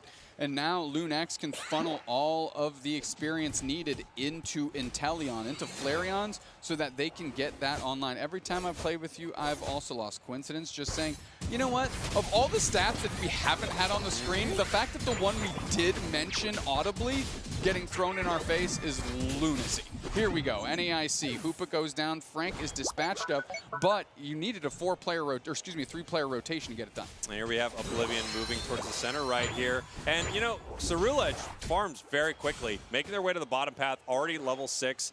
A nice little boon for the side of Outrage, who has been behind in a lot of these games. But their Espeon looking pretty good, at parity with the Drizzile on the other side. And Cerulege heading back towards the central area. Not bad for Outrage. Yeah, I mean, if you want to talk about the one benefit they got from sending the double invade, is it made Lunex not able to counter-invade the Charcadet, which has a really hard time getting out of the starting blocks. So getting that Cerulege online certainly is worth its weight in gold for Outrage right now, who otherwise has been fighting behind. All right, we're going to see a nice little secure right here. No one looking for Drago. However, we have a fight, it looks like, in the top path as members of Outrage are pushing towards the side of Lunex. But now it does look like they've peeled away from it as we get ready for this Regidrago. Being ripped apart by Lunex, already at half HP. Is anyone going to try for a secure? They are not. Outrage, on the other hand, looks to be deciding whether or not they want to move towards this top goal zone. Lunex now pushing bottom. Yeah, we need to go top and see where this action is, because Outrage is making a play here. Tons of damage on Luniere. Flareon shows up just in time, is able to get a quick knockout. Snipe shot goes wide, trying to pin down Outrage King. Big damage on Yuzu. Here comes Frank and Oblivion. Gonna put pressure on and gonna run into the face of Outrage. Another snipe shot, big on Yuzu. Not quite enough to get the knockout. Yeah, I think Yuzu with a really intelligent body block of that snipe shot earlier. The other one just got hit by a snipe shot, but I really like the play there by Yuzu to take the damage. Regice getting pretty low right here. No Unite move for Ceruledge right here. The snipe shot misses, but it hits the target. It actually gets the skewer. I thought he was aiming for Outrage. No, he was aiming for the objective, Jake. Well, listen, Oblivion went in with the snarl and then hit 3 players with the foul play stun, and that was able to allow Flareons to pivot from having to hit Outrage into securing the objective. They take that down. Everybody walks away standing for Lunex with another objective taken, and the lead continues to grow. Now we have King here in the bottom path with a Unite move. This is a Ceruledge Unite. They're not the highest level, but they're ready to take this here. No one from Lunex can do much about it except for Celestial. Here comes the Unite, and he gets it. Unbelievable. Big Unite with the Aura Cannon. Now Celestial is caught in the middle of a just absolute outrage scene here. They are knocked out, but tons of damage still existing on these players for Outrage. They're not able to get out. That's another knockout. Now we have the Unite move out of the Umbreon, the Moonlight Prance. They're gonna go close this goal zone to remove the Flux zone to keep the pressure on. Frank gets credit for the next. Wraith is running away. Regieleki is marching towards that tier 2, and Frank is gonna be able to dunk 30. Yeah, Frank very good at finding these opportunities to score as we have the Zacian moving forward, looking for the KO, picks it up on the Espeon, and they are just absolutely decimating them on this tier 2 goal zone. It is gone. 216 to 22. Now Celestial's literally gonna tick over to level 12. Outrage King is level 10. The volume of damage they just took before they hit into the Phantom Force was crazy. This is rough for Outrage. They're really far behind already. The fights are going very well for Lunex. A different look than game number 1, but you know, it's a mean look, and none the different really. It's just a rough one for Outrage. I mean, there's no fear now. Celestial's just in the back line, firing off the Unite move, using the E-Speed and Bone Club, Bone Rush to get through the entire team, along with the damage being just launched in from such a range from Flareons. Makes it really tough for Outrage to contest here. Celestial does go down again, so there's a bit of a shining light for that. Ceruledge Unite secures. Can they do anything with this? That's a knockout. Yeah, nice stuff. I mean, they get an objective here. They had to use a Unite move for it, and Lucario was mega'd at the time. They are going to try to score in this top path, which they do. The snipe shot goes wide. I don't think they're going to continue this push as Oblivion moves forward with the Umbreon, just to make sure there's not much they can do. Lucario getting pretty deep right here. This would be a great KO for them, and no, they're not able to secure. So the thing with Celestial there is they actually split Outrage. King was on the backside getting knocked out, and Celestial drew 3 players' attention, which was just enough to allow them to use Rings Unbound and now siege another goal zone. 278 to 80 right now. Here we go. Beautiful 23 points right there. Leaving this tier 1 up starves Outrage of some much needed experience. I think it's absolutely the right play here from Lunex. They're going to continue their level lead as we have Outrage desperately trying to make something happen at this bottom Regieleki. King steps forward. Regieleki is there. Espeon Unite does try and trap Celestial. They pop their Unite move again. They're E-speeding through. They're looking for targets. Espeon is down. Celestial's still going. They finally get knocked out, and now Frank is in support of Flareons. They get stunned, almost take a bunch of damage. The Snarl foul play doesn't connect, but Flareon somehow is finding more knockouts. And here we go. Nice big Unite move from Ceruledge. Hits a couple of them, but no one can follow up in this moment as we have Oblivion just pushing them away from this goal zone.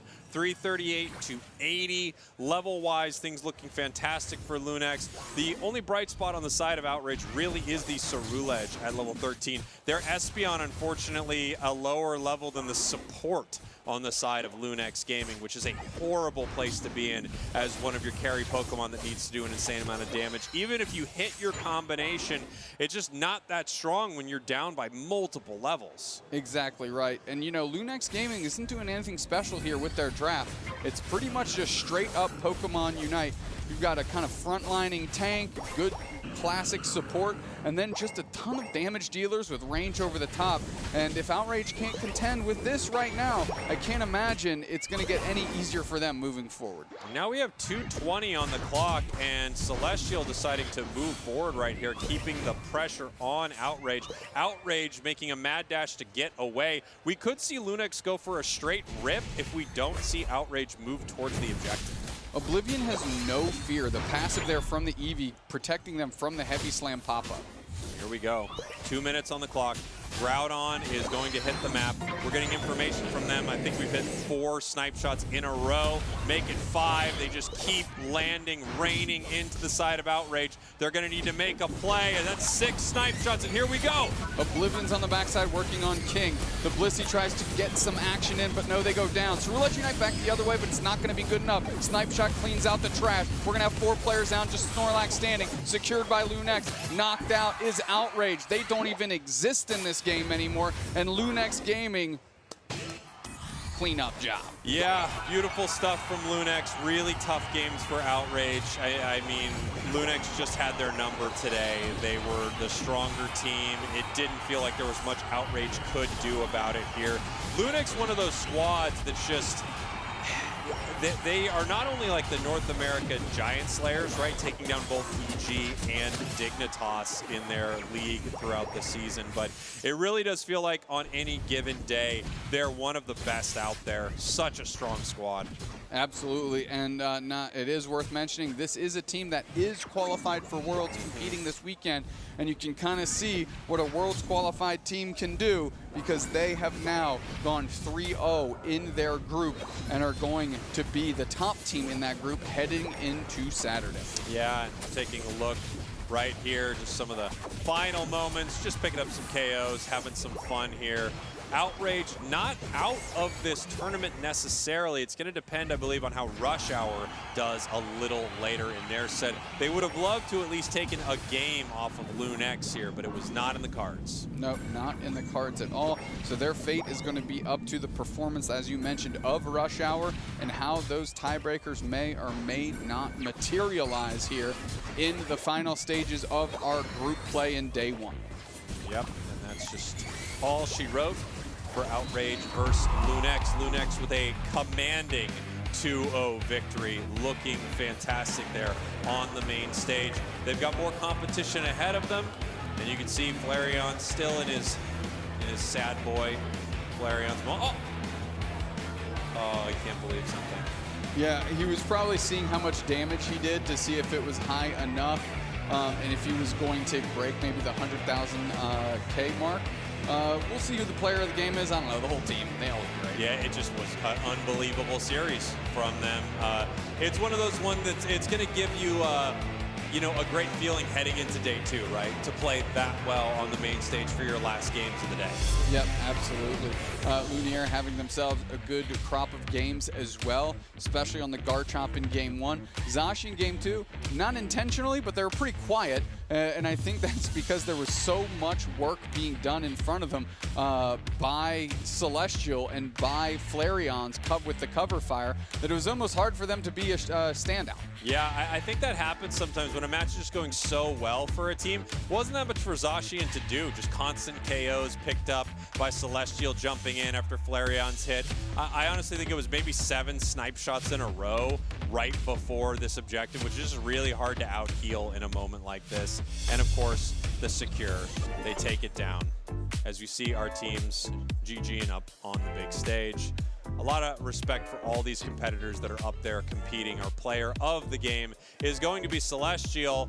8 knockouts, went down 4 times. Maybe Flareons was looking for that MVP. To be fair, they went 13 with not a single time going down. Pretty impressive stuff. Flareon's cough this game is going to be 25. That might be the biggest cough we've ever had. Production or stats team, can we get the highest cough we've ever had on broadcast, please? Because 25 has to be somewhere up there. That's up there for sure. Very, very powerful game from Flareons. But it's Celestial just dancing around him. 100,000 damage as well. Flareons did 134,000. Those snipe shots were hitting. they were hitting. I think the score, Celestial able to find the goal zone a little bit more consistently than Flareon's is what gave them the edge in the MVP race. But Flareon's and Celestial both having a very powerful and offensive game here. And the fact that they, between them both, got knocked out 4 times, thanks Celestial, says Flareon's, is nothing to scoff at either. The word is, this is our best KFA of the season. That's what I was just told. It's our best cough? It's our best cough of the season from Flareon. So you know what? He should have got the MVP. Yep, you know what? Give us the second screen we've been hearing about where we can have another player as well. Celestial, you did great. I'm proud of you. Let's get Flareon's on our screen when we have that opportunity and really show off that 25 cough. Yeah, I mean, it was an incredible stat line here. They looked amazing as a squad. They're getting ready for day 2. There are a lot of teams getting ready for day 2, and unfortunately, a lot of teams' hopes of moving forward. Hey, we have it right here. Who's that MVP? You're the MVP, Flareon. Yeah, look at the cough. 25 cough. Again, that's knockouts and assists divided by feints. And if it's 0, well, you just kind of assume it's 1, so we can get, you can't divide by 0. So, oh, and we have an interview with our caster selected player of the game, player of the match, Flareon. So up to the stage, take it away. All right, we are here with our player of the match, Flareon's from Lunex Gaming. Now that you have come out of day 1 with a 3-0 sweep, how are the vibes? How are you feeling? Yeah, I'm pretty good. You know, I had a rough performance last LAN, so it feels good to bounce back and get the, go 6-0 in groups today, and feeling good about tomorrow. Yes, you have had a pretty incredible performance here today. Now, obviously, you've just come to join Lunex Gaming recently. How do you feel like you're faring in within this group? Like, are you feeling comfortable? I mean, you're looking pretty comfortable. It took a bit for me to adjust. I feel like just the play style of this team is much more aggressive than I'm used to, so kind of just trying to adjust with that. But I feel like finally I'm starting to get the hang of it, and I feel like I've started to perform a lot better than what I did with them at the start when I started playing with them, especially in LCQ, which I feel like I didn't play very good in, but I feel a lot better now. Oh, that's good to hear. Definitely translated well with those snipe shots from Inteleon. But before heading on into day number 2, I guess, is there a team that you're most looking forward to going up against or hoping to go up against tomorrow? Yeah, I'm hoping to play Root Dig. I gotta take him down. All right, Root Dig, Flareon's is looking to take you down. But before we say goodbye to you and get you on your merry way, are there any thank yous or shout outs you'd like to give out to anybody here? Yeah, shout out to my team. Shout out our manager, Gardenia. Shout out Wutano. He's a goated sub. And shout out my mom and my aunt. I love you guys. Always got to thank the family and friends there. But thank you so much, Flareons, for coming to chat to us. Congratulations to you and Lunex Gaming once again. But let's throw it back to the caster booth.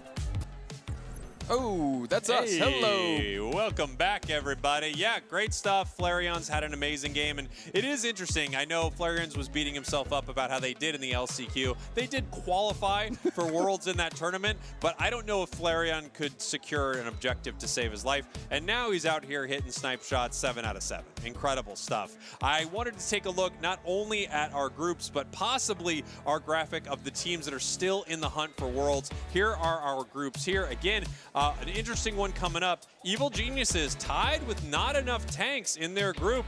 If they go down against Not Enough Tanks, I think that would mean Evil Geniuses knocked out in the group stage. Yes, that is what that would mean. Similarly, we have Extinction and Deep Cross Gaming, the other match we have to broadcast to you today, and that one is to see who leaves the group. Extinction, a team that you could say would be Worlds qualified. Deep Cross Gaming traveling across the globe to compete for this last slot. EG on their way to bubble out. At least they're already qualified for Worlds, so they can rest their laurels on that. But Not Enough Tanks with an opportunity to become legends today. And it looks like Group D here, Rush Hour is 2-1, which would move them on to day 2 with Lunex Gaming in the #1 spot for Group D. Heading over to Group E, DreamMax already qualified for day 2. Citadel Gaming qualified for day 2. And it looks like our Group F is also sorted out here, right, Dupes? Next, we got 2Z 3-0, IX 2-1. So we know a lot of what day 2 is going to look like. Hopefully we can get a bracket or a look at what that might be near the end of our broadcast. But I want to take a look at the teams still in the hunt for their world's spot right here. And as we talked about earlier in the broadcast, a lot of competitors here, if they are grayed out, they put on a valiant effort, but they are not able to get that world spot. We still have quite a few in the hunt. Citadel Gaming and Extinction are both in the hunt for their spot still.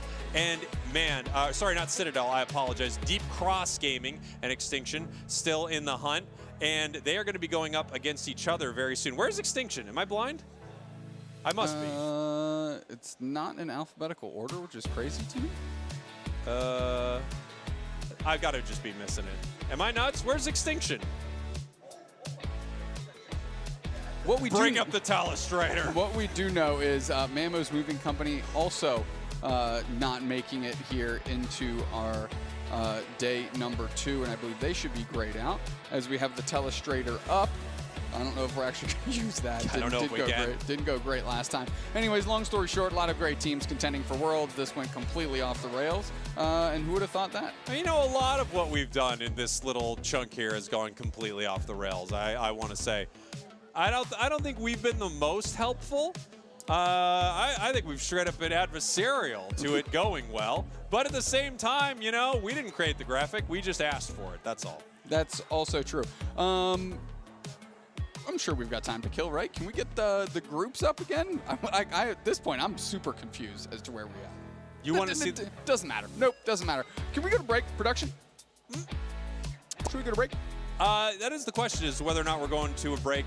And I know that up next, this is going to be one of the matches of the day. We've been talking about it. Extinction versus Deep Cross Gaming. One of these two teams you could easily see going to Worlds. One of them cannot, because whoever wins this moves on to day 2. Do not go anywhere. You do not want to miss this. Don't go anywhere. Don't go anywhere. Don't go anywhere. Don't even move your face.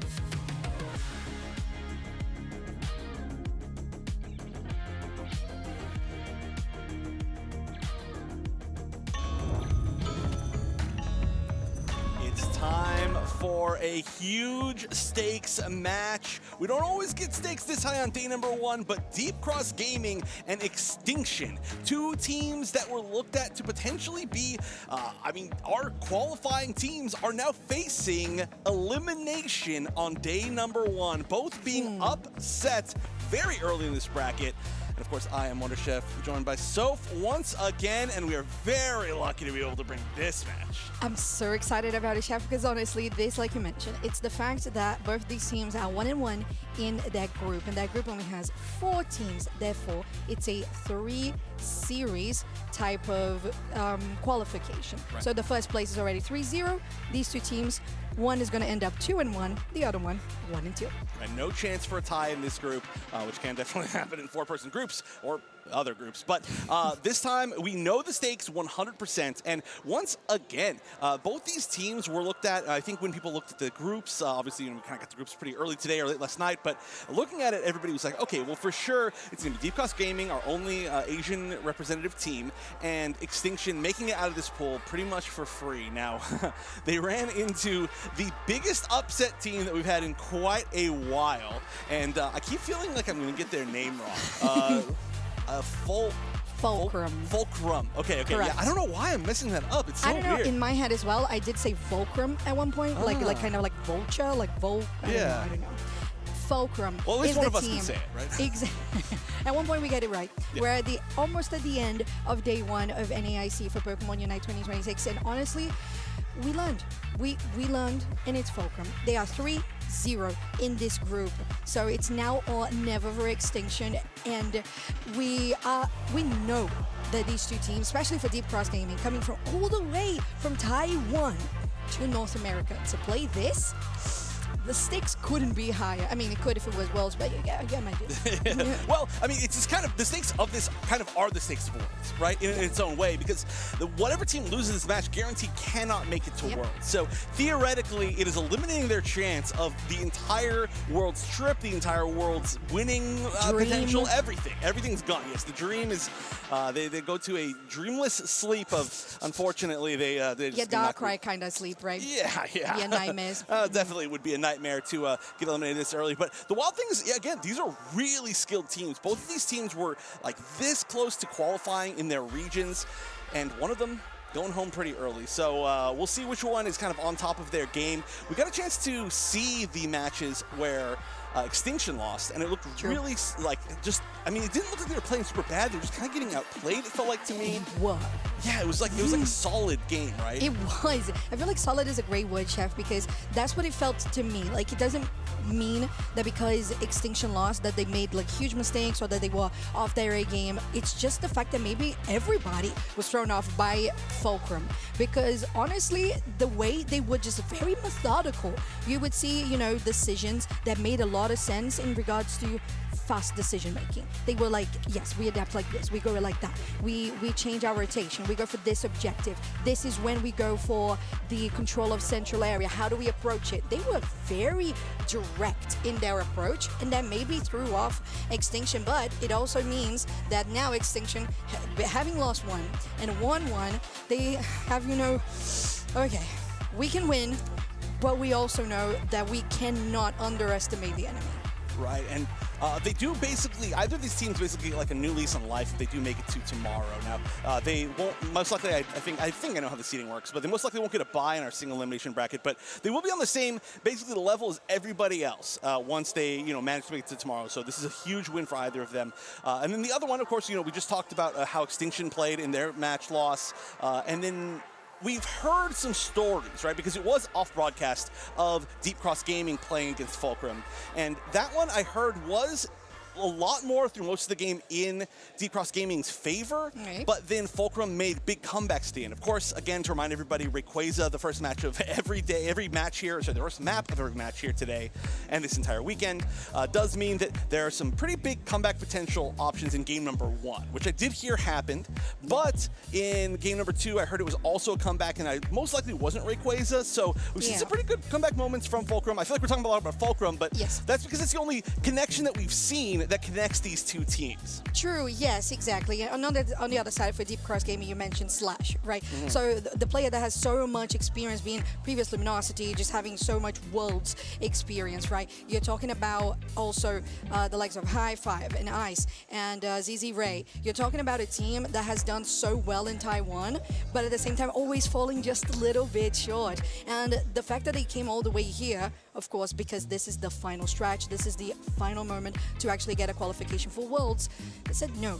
We are going to try to the best of our ability, and this is one of the first big encounters and challenges they have at NAIC, which is make or break. You either go to day 2 or you're eliminated. Right. I mean, technically it's kind of like their second challenge, but I don't think they expected quite so much of a challenge in their first challenge.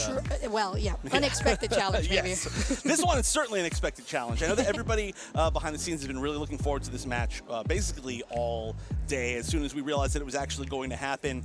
But also, we get a pretty big question mark because these are some great teams, but their level of these teams actually playing against each other, or some of the players on each team playing against each other, it's happened before, but it's very infrequent, and I don't think it's ever been a full team against each other from both these teams in particular and their current rosters. So there's a lot that's really up in the air as well. We haven't even had a chance to really kind of see how the metas match up against each other. Yeah. So, I mean, honestly, I'm just really excited to kind of see what's going to happen, but I feel like my level of insight, despite knowing these teams really well, is lower just because it's a different playing field for both of them. I understand, because I would say the data that we have overall of Western teams versus Eastern teams, right?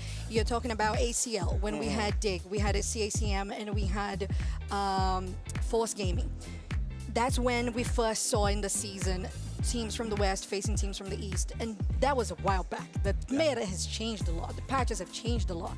And in that case as well, you're talking about ACL, and I don't believe that Deep Cross Gaming made it to ACL finals, did they? No, they did not. Yeah, they didn't. So basically, this is the first time we're going to be seeing this type of playstyle coming from APAC East into the now NA region here for Extinction. So it's brand new, I would say, in some way, and a big preparation for what we're going to be seeing at Worlds in general.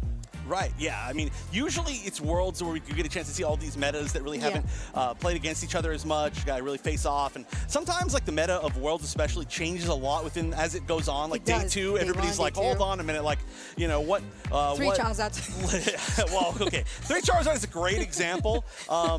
But something like that along the lines, right? I think one of the years we started to see a bunch of teams all of a sudden picking non-healing supports or attacker supports basically as time went on, and stuff like that's going to happen. But we do get a cool sneak peek of it here, like you said. Also, though, APAC in general are a really interesting region because a lot of them play with a lot of different teams from other regions. They don't necessarily always just play within APAC, just because it's close to a lot of the other TBC regions. So, for example, Korea, we can see Zora Tigers Gaming requalified. There's a chance they can play with them, a chance they can play with Japan, a chance they can play with a lot of different other regions. And you don't really know exactly where their meta is going to sit at. There we go. You can see Slash, a familiar face from our meta. Exactly. Just yawning a little bit. The day is quite long in group stage, and it's definitely quite a lot of pressure. As we're getting the technical issues or whatever is the situation there on stage, fix as quickly as possible. So thank you so much for your patience as we are preparing for this best of 3 of Extinction versus Deep Cross Gaming. The overall performance that we want to witness right now is the playstyle of APAC East versus what we can and we have learned of Extinction throughout the regional league, through the LCQ. It's just a team that really wants to get there, and it really makes a difference considering the fact that when you're talking about a team that has participated throughout the whole season and still hasn't made it, it can be so crushing, but at the same time it can be motivating. So that is what Deep Cross Gaming is facing right now. Yeah, really, I mean, kind of both these teams facing similar situations, and yeah, I mean, the pressure is really on the line. It's so wild. It does feel like we get to see a lot of these teams And they have I mean, I don't want to say they have a lot of chances, but we get so many opportunities to see these teams. And when we do see them lose, usually we're like, okay, well, that's it for them this tournament. But maybe next tournament, you know, like they have some good improvement, et cetera, et cetera. Extinction, definitely a team that we got to see a lot because they were in part of our league, our online league. And there was a lot of improvement that we got to see from them, a lot of style changes, really figuring themselves out as a team. But now we're at the point where we can no longer say, well, you know, well, they did look pretty good this time, but it wasn't quite enough, because that is it for their season. I mean, that is them getting sent home, and very rarely do we actually get that scenario. You know, we go about half the year without ever having to say that somebody's being sent home for good, and now we're kind of in that spot. So really high stakes, and that's, I think, why we are so excited. So we'll see kind of which team deals with the pressure better, because it is a lot of pressure.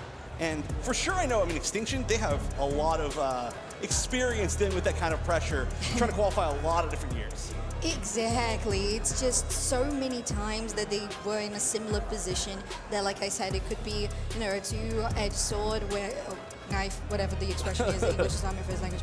Anyways, double-edged sword, right? Oh, I was going to call it Aegis Slash. Yeah, sword. Aegis Slash, double-edged, double-edged slash. Exactly. And yeah, basically it can be a step that makes them step up, or it can be something that could, you know, have the pressure just become too much and make them trip over. But we know as well that these teams have quite a lot of like commitment to the game. And because of that, I don't believe that either of them is going to become the latter where they actually end up falling down the stairs. Oh, I mean, this means a lot to both of them. Again, we've seen both these teams this season, and I don't say this in a mean way at all. I have so much respect for these teams. But we've seen both these teams fail, right, and fall just short. And by fail, I obviously don't mean, I mean, they're amazing teams. I just mean fail short of what they were aiming for. And we've heard some of these teams talk about it. We've seen a lot of teams that's happened to. I mean, we get the chance to see that every season. Obviously, we even just heard Overlord, who's now multiple qualified for Worlds, talk about how he felt like there was a bit of a failure at PJCS, and he needs to work on his communication. So even the best teams in the world, they get that to see that, you know, that feeling quite a bit. And these teams, for sure, they've been relatively vocal about it. Obviously, we get a chance to see some English kind of reactions to how the team is feeling, just because Slash is a part of the team, so that allows us to see a little bit more into that mind. Extinction, we just get to see everybody kind of all the time, and you know that both these teams are not going to be, I mean, honestly, you know, it's going to be pretty crushing, to be honest. Obviously, they should all be proud of where they've made it at, but there's no sugarcoating it. This is going to be a rough loss for one of these two teams and a really big win for the other. Yeah, and it's one of those things that, of course, we want both of them to succeed because of this scenario of just always being so short of getting there. But we're not short of getting into draft because it is already here. Extinction, your purple team, versus Deep Cross Gaming, your orange team. And already the side that is out of the table. Plus a Miraidon. Okay, so already APAC East bringing something different to the table. Right, Miraidon, who was getting a pretty good amount of mileage over the past few big events, but we haven't seen so far really this weekend. I don't think we've seen it a single time. Maybe I just missed it, but it has been pretty good at enabling a lot of different teams. You're going to see some pretty normal bans from Extinction. The Hoopa is an interesting ban. JL, of course, has the option to play Hoopa very, very well, but they're going for double support ban, which does, I feel, kind of give away part of their strategy. Not exactly sure what their strategy is, but something relating to that. Yeah, I would say Espeon, in this case another evolution at the Umbreon, is the first pick here for Extinction. So from what we've been seeing from first picks, Mew, the Espeon have been coming through, sometimes the Mamoswine. It is going to be the Espeon here with a Machamp. So I'm usually thinking like Machamp is usually played the same way that you would a Garchomp, kind of, when you have that brawler in closer encounters and just a lot of damage per second. But it also requires that you can make them survive. And because Hooper's already out, the side deck is already out, it just pinches the supporter pool. Oh, I love this draft strategy from Extinction. They chose one of the first strong tanks that's still kind of like left unbanned here as their first pick. They realized that Deep Cross Gaming did not choose any of the other ones in their first two picks, and then they immediately went for, well, kind of three tanks. Now, again, you can play Moltres in a lot of different ways, but they've taken all of those options off the table all at once, and it's a comp that works because of the flexibility of Moltres, because of the flexibility of Umbreon. So I think that is a an extremely cool strategy. We're going to go to some more standard picks, I would say, from the side of Deep Cross Gaming. But the other thing I want to talk about is Machamp and Espeon is a combo that we got to see a lot from Reject as well. That is ridiculous. The submission into a side shock is almost a one-hit KO, and it is so hard to do. Yeah, kind of similar to how Buzzwole would set up with the Mamoswine as well. And here for Extinction, the last 2 picks is going to be a Zoroark plus an Inteleon. So they have that range that is necessary, but also a lot of dive ability, especially with the Snorlax plus the Zoroark. Okay, because like you mentioned, Deep Cross Gaming was denied the other defenders. They were forced into the Blastoise, and their last pick is going to be an Okami. Interesting choice, I would say, on the Zoroark in my eyes. Not that there's obviously anything kind of ever wrong with Zoroark. You can always kind of do whatever, but a lot of times you do kind of want Zoroark with some sort of support that's really helping it, or some sort of just backup to help it a lot. We're not really seeing that this game, and also there's not really a lot of big dive options. I mean, you can take on the Alcremie, but that wasn't even picked yet. You can take on the Espeon, which is going to be extremely important, so that might be like really what they're focusing on, but Espeon has some pretty good defenses against getting dope as well, so I'll be interested to see how Trainer pilots that and the decisions that they make as to kind of what the targets that we're going to be focusing on. What do you think? Yeah, I'm thinking big priority is going to be like Trainer going top side to try and deny 94 on that Zacian and try to shut it down, because we've seen so many incredible Sovereign Swords collecting objectives late game, and the Zacian just really snowballing. At the same time, if you can do a good preemptive like Wish with the Umbreon, you can allow the Zoroark to have like the availability to go win, take the damage, and then just immediately have their heal back. So it's a possibility there that they could go for that focus on the top side too. Well, that's been a pretty big focus, I think, for a lot of the teams over the course of this weekend. We even saw some of the teams rush hour focus for top every single game. We'll see if the snowball effect can work for any of these other teams. A lot of aggression potentially coming out from Extinction's comp. Deep Cross Gaming will get a first chance really on our broadcast to see what they can do. So I'm excited to see that. I know we've all been waiting for it. A lot of us thought it was going to be in a situation that maybe was a little bit more positive for them, but this still, of course, is a huge path ahead for either of these teams, and either one could make it to Worlds. Just got to win one more, and they're resetting the whole thing.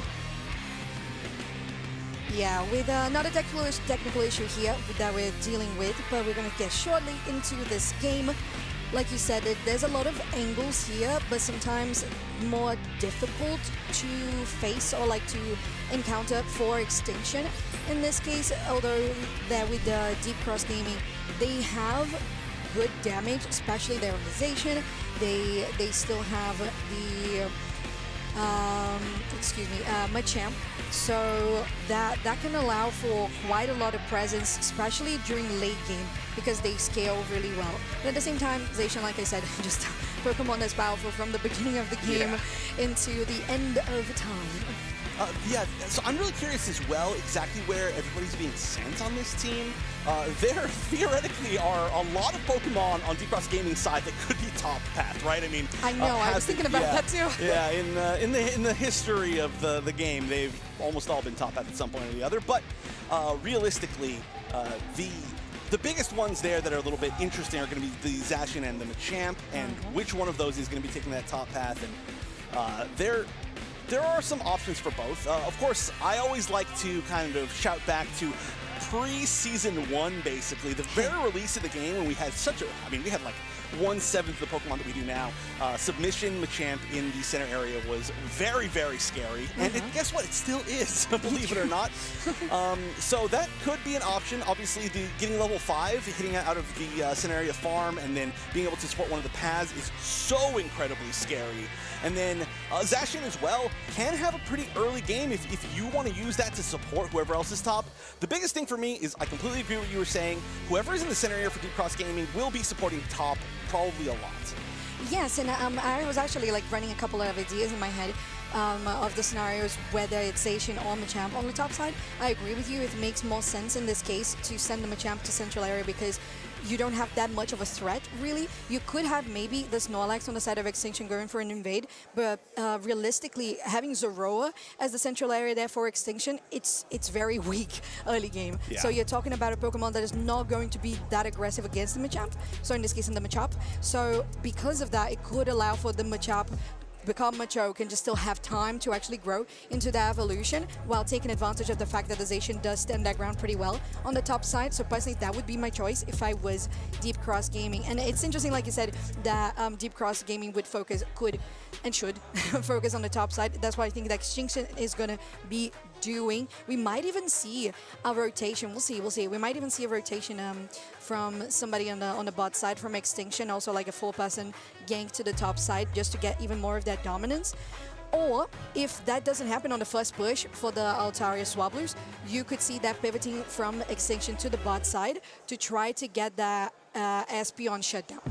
Right. There's also some options, of course. We're just brainstorming through some stuff as right when we start this game. We got all the information we could get, and now we just have to guess at this point. But there, of course, has always been for quite a while an Espeon strategy of taking a solid segment of the center area and then giving the rest of it to somebody else. But all you need to do is hit that level 4. You become pretty scary. You know, a lot of the evolutions have been able to do that. So there's some pretty interesting splits that they could do, and that's something that I've seen a little bit more recently from other regions. However, Deep Cross Gaming is another region, so really, again, I don't know exactly how much they are going to kind of change from the vibe that we're used to seeing. On the other side, though, you also have to think about when you're kind of pairing up this top path, right, is who you're going to be fighting, right? And the Moltres, I would say most likely is going to be the other one on the top path, who is pretty tough to fight. They've got a pretty good amount of range, a pretty good amount of harass. It's very hard to take them down. And like you were saying, early level Machop, while early level Machop's actually pretty okay at being able to fight off invades, because it's pretty good at like kind of last hitting itself, it probably is going to struggle a lot more trying to fight early game up against that Moltres, who's already just going to be, you know, fully evolved essentially. Yes. So I like this Zacian matchup against it more, and I kind of feel like we've decided that most likely it will be the Machop in the center, the Zacian on top, Blastoise on bottom, and we'll see what the rest. Oh, no, I'm sorry, Blastoise top. Yes. Right, with the... I would say Alcremie with the Zacian top, no? With the Blastoise and yeah, Espeon I'm sorry. I said it backwards, yes. Yeah, that's just... yeah. I'm getting it all confused. It's okay. All right, we have game back. As we are getting into this one, Extinction, your purple team, versus Deep Cross Gaming, your orange team, where we have such a decisive series, both of these teams on an elimination match. All right, we were correct in our guesses as to where everybody was heading. Now, we will see if anybody is going to invade, and you said expertly that there was a chance that the Snorlax was going to, but looks like the Snorlax is just going to play a little bit more of like a defensive option, knowing that you, like you also said expertly, that their center option is a little bit weaker. They make sure nobody's invading, and then they just go back down to their path, and they say, you know what, it's okay, as long as we both get to level, we'll be fine. Yeah, all right. So we get an evolution here for the Umbreon, but not before they get knocked down. Well, actually, the other way around. Before they get knocked out, but still. It's a lot of Eos energy that was collected there by Metallic on that Moltres. It's also always something good. We're seeing Slash here potentially just trying to spot where the Zoroark is. They're going to find it. Maybe an ambush that's getting set up by Deep Cross Gaming there. But Zoroark is all the way down in bot lane. Trainer LGC just waiting for the 850 mark, and the Squirtle really setting up here with the Machoke. What a gank! That is amazing. Great position there by Rex as they force out the 77 Chin to get out onto the pad. Now Burrow Reach very much in danger with that Swabble. They get taken down by Machoke. So Deep Cross Gaming really capitalizing on this one and getting a counter gank pretty successfully for themselves. Focus ban on Rex, still getting them standing. Trainer LGC in a terrible spot submission will take them down, and it's yet another for Strias there on the Machamp 2 KO streak. That was the most aggressive Squirtle play I've ever seen in my entire life. They rotated that was awesome, all and the that way back here again. Yeah, this is no fear. I don't think anybody's ever been like, yeah, Squirtle early game, terrifying. But it's looking pretty good. It's about to evolve to a Warp Turtle, but it doesn't seem like it needs to. But yeah, it rotated all the way down from top path to bottom path to be the one that flanks in that fight. It was just a bizarre option, but it worked really well. They are going to become the Warp Turtle, get a little bit more healing there, but it's a lot of members of Extinction there in the center. Indeed, as they get caught up here, they have to use the eject button away and 77 Chin is in a position there to help Slash still keep healthy, and they're going to get caught up there in the mean look, so there's not going to continue for the moment. Important for all of the teams now to try and collect some more experience, because it's going to be 30 seconds for Reggie to spawn. It is interesting that we've been seeing almost entirely mean look from every Umbreon right True. now. There are definitely times where we don't see mean look at all, but mean look is really tough to deal with. It's a level of crowd control that really nobody else in this game has. We are going to challenge a little bit more submission. Yeah, but now they're in danger because Zoroark was there and the slash and dive was awesome. And LGC makes sure that Machamp is going to get taken down. Though now JL finds Slash in the central area. There is a big rotation from both teams here for the bot side of the map. We'll see which Reggie that is going to be. There's a fight on the top side on a picture-in-picture as well of Motors against the Zacian. So there's legendaries fighting each other here. Reg Ice is the focus with the Inteleon here for the secure. Very close to actually having another creamy steal, but it's not going to be the case there for Deep Cross Gaming. Extinction does take it down. Almost fired through that Reg Ice and then got a KO. It was like really close to that, which would have been really funny. 2 for 1, but it's one big objective and one Pokemon. So far, though, you know, my big question I said early in the game was how's the Zoroark going to play? And interestingly enough, I almost feel like the Zoroark has been playing more defensive. I haven't seen the Zoroark really like diving the back line, but a lot of the KOs that it's got are when people try to push in, it's already there. And so that Machamp is going to have to worry about that. Wow, they managed to break that goal zone, take down the Zacian. Speaking of, pretty quick, easy way.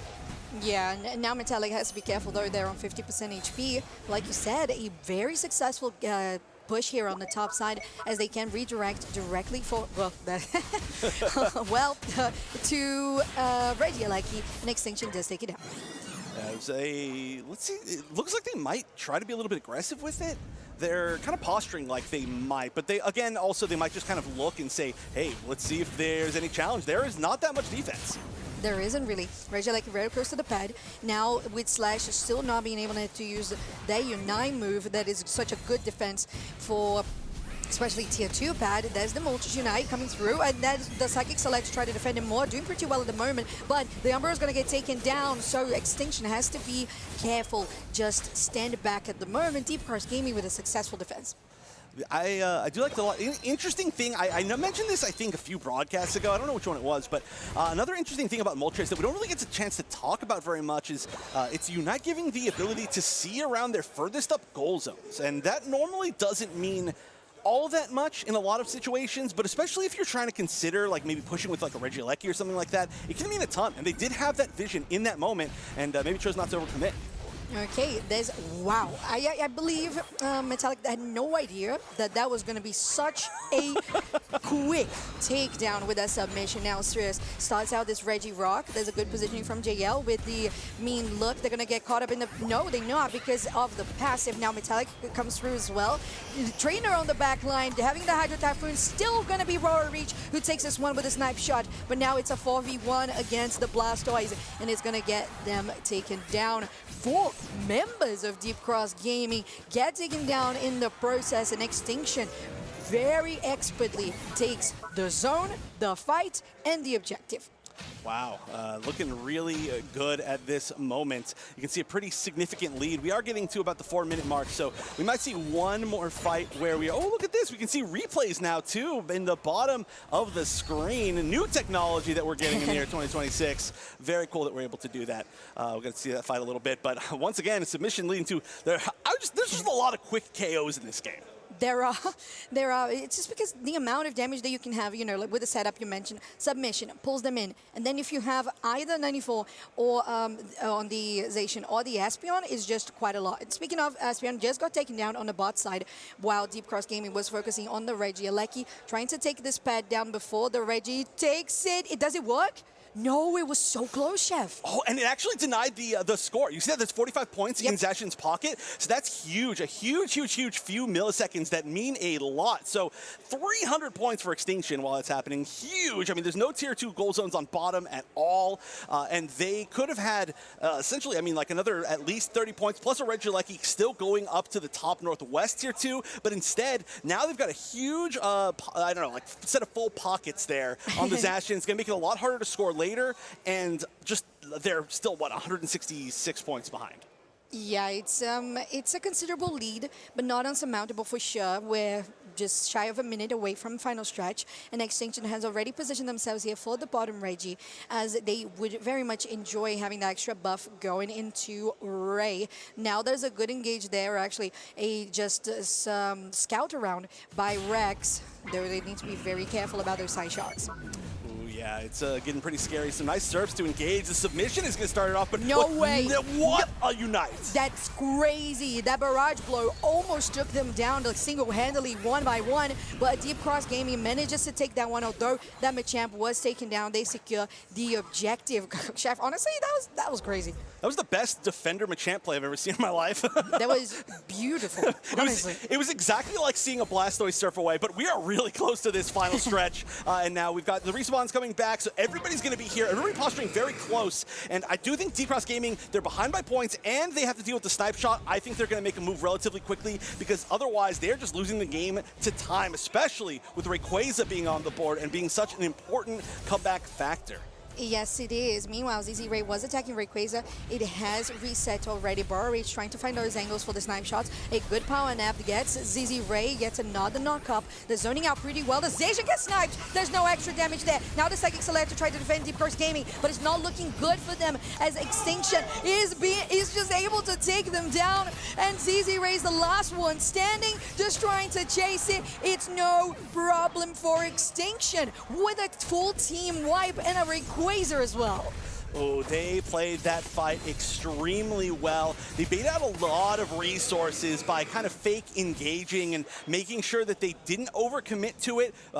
Without a few defensive options right there, Deep Cross Gaming was out of kind of that fight just in general with how much aggression and how much tankiness Extinction has. So really, really nice fight. They are going to hold on to this Rayquaza buff. They're just sitting here. It's a really interesting strategy. They do know that they're ahead by a lot. At this moment, again, 166 points, exactly what we had before the 2-minute stretch, but what will we see here? Now, they're not going to be walking in the same direction. Vision from the Zoroark should be huge. They're going to see a lot of members walking by, and immediately as soon as they see that, they don't up top, they're scoring. Yeah, oh, okay, now you're right. Yeah, because they see that on the central area, although there is the attempt from Deep Cross Gaming, they are behind very massively. 700 points to 324. They would have to collect so many more points, and there's nothing to collect from the opponents because they have just scored, and there's not enough on the map with 10 seconds to go. It is Extinction taking this first map of the game, and I believe that Deep Cross Gaming, although with such expert plays in a micro level, Chef, they again fell short.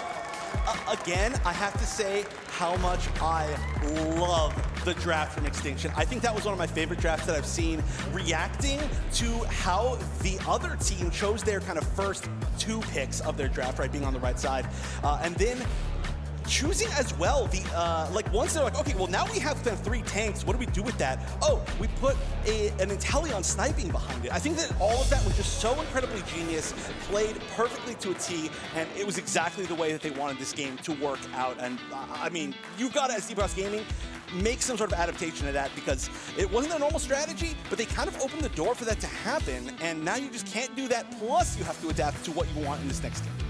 I feel like there was a major factor there.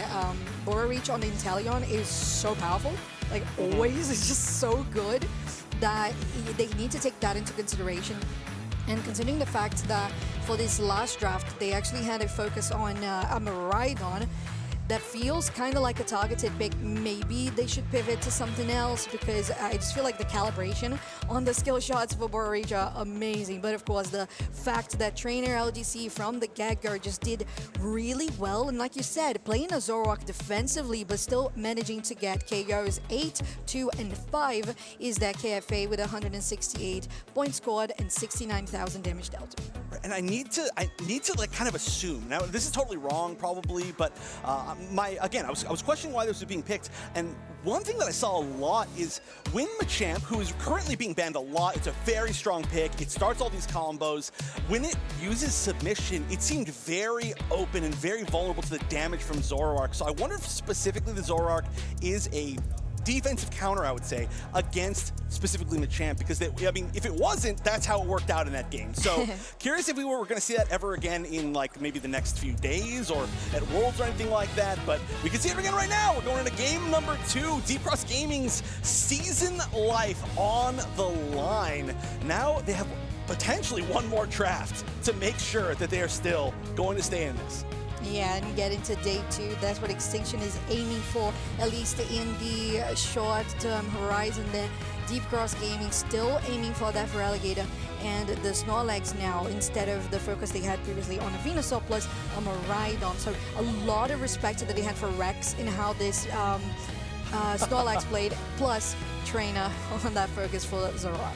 And again, I think that banning that Zoroark is kind of an interesting choice. I do feel like the Zoroark wasn't necessarily the reason why they won. It was really good at doing what they wanted to do. So assuming maybe there's a chance that if my first guess was correct, that we are going to see them a champion picked up in their first set of picks once again, and they might feel a little bit more comfortable being able to choose it now that they don't have that defensive damage option. Moltres actually is going to be on board, and we'll see. Okay, so Moltres instead, which I think is obviously these top 2 picks are extremely good right now as well. Yeah, they definitely are, and they were very well utilized there, the Moltres by Extinction themselves, so getting that stolen away is a great call by Deep Cross Gaming. Now looking at Extinction, they had a play style that involved 2 defenders, and that Miraidon that we were seeing, it was very much targeted from the side of Deep Cross Gaming, that it was banned. Plus, they also took the Zacian away from Deep Cross Gaming. So I feel like both of these games draft, game 1 right now already, very smartly played. Right, and a lot of similar Pokemon we're seeing, and I do really like the Miraidon. The Miraidon is really going to have a similar effect as the Inteleon, right? So obviously if you're going to feel a little bit more comfortable playing the Miraidon, or you really want the other things it can bring, one of the biggest things being kind of the healing stoppage. I haven't had a chance to use that for literally over a year, but the healing stoppage of the Incense, the Cursed Incense, is such an important part of that Miraidon, plus just being able to do so much damage from range. That's going to be really nice. Comfey being taken, and the question is, what's the biggest target for the Comfey, and which build will it actually be? Looks like it might be healing this time? I have a question. Unrelated, but related. In my head, I call it cut healing. Oh. Do you like that? Or should we go for yours? Well, heal stoppage. Mine was just something that I said in a studio show about 2.5 years ago, and really? The other casters wouldn't stop making fun of me for saying it by saying it themselves. Yeah? So I'm going to stick with that. I'm going to stick with yours. It's part of the tradition. Interesting. Trainer is going to go back to this Galarian Rapidash, and we saw Trainer choose the Galarian Rapidash earlier in the match that they lost. I think it was the first game of this first set that they lost, and it didn't seem like it really was the effect that they were looking for, but it is a really strong Pokemon. We've seen EU play it really well, so we'll see how it ends up in this matchup. But again, I'm not exactly sure what it's going for here. Trying to take the Espeon, maybe? Let's have a think about it. Right. So at that point in a draft, maybe it's a contender to try and rival out the speed that you have with the Leafeon on the other side, because it is rather squishy, although very, very fast. You can manage to deal with that. There isn't a lot of slows unless you're going for like not grassy slide, the chop kick with the Serena, so you denied that with the Galarian Rapidash. You're just still having access to the enemy backline, so that could be something, but definitely the focus on the Espeon, like you said. We'll see if it's enough. Espeon's very hard to take down, but you know, they didn't really even have to deal with it all that much in the last game. Here we go, game number 2. Extinction, 1 game away from making it out of their pool, and Deep Cross Gaming fighting for their season life. Indeed, Extinction, your bubble team versus Deep Cross Gaming, your orange team. I just love Little Rapidash. I just love it. It's wonderful. Right, so we have on the bot side again that one play that we were kind of warned about with the Miraidon ban, and it's already doing pretty well. Although on the top side, 94 with that Moltres already takes down the Eevee. Interesting to talk about real quick. We saw Machamp, or I should say Machop, in the bottom path. Very interesting, not what I expect. But Miraidon Machop in the bottom path, which is a very interesting path. Up top, they are going to have their evolution, and I mean, it looks like a lot of the focus might end up being up there in general. But I do wonder if we're going to end up seeing a split of the center area experience in this game from Extinction. Looks like it could be an option realistically for either side. All right, so with Trainer GC going here into the central area, we saw that it was, of course, a deny from Deep Cross Gaming as quickly as they could as they rotated to the bot side, and don't be fooled by the only 3 images there. There is a comfy color on that Serena, or actually on the Leafeon. So it's 4 members of Deep Cross Gaming on the bot side. They were able to score 52 points so far, and they still have more to do so as well. Going on a quick tangent here. I pronounce it Ponita. How do you pronounce Ponita? Ponita? Ponita? Yeah. I just say Ponita because I accidentally call it Rapidash, and I was like, no, that's Ponita. Either one works. I did a bit earlier. I couldn't guess Ponita. But this is a pretty scary little invade that we're seeing, actually. We are seeing not Ponita, but Rapidash, trying to fight away, but unsuccessful, as that is, like you said, actually a 2v1. That's going to be a little bit of a tough situation. Okay, yeah, it does look like they might run into the other team as they're escaping, but we're going to have a, we can see the center area there, getting some experience on Espeon, so it won't actually be a split of the experience in these months. Not just that, we're seeing a stored power Espeon. We're not seeing Psyshock, which has been, I don't know, 99% of the games. So interesting play here from ZZ Ray. As we have the Regidrago that has already spawned, but nobody really going for it directly at this point. There's just more focus here on the top side, potentially a skirmish. There's some damage that goes on to 94, but we, again, don't be deceived. Going on to submission though, there's the Razor Leaf. They still haven't pushed it back. There's the damage that you would expect from Deep Cross Gaming, and they're able to do so. And now the Rapidash has to be careful. They're still going around, but they are just being burned by 94 on the Moltres. Oh yeah, you gotta, can't stand the heat, get out of the kitchen, I guess. I think that's how the saying goes. I feel like I should have all chef and cooking related sayings on lock, but I do not. True. And they are going to bring the heats to this tier 1 goal zone. That was hard to deal with. And that attack was chef's kiss. Yeah, I know you're talking about like hot stuff, but that line was cold, Chef. Good job. Ooh. Right, going to the top side. Yeah, let's go. Deep Cross Gaming managing not just to take the zone, but also the Reggie steal. Meanwhile, Extinction does trade it back by taking the Regieleki. Numbers across the board are still favoring massively for the side of Deep Cross Gaming with 4 level 9s.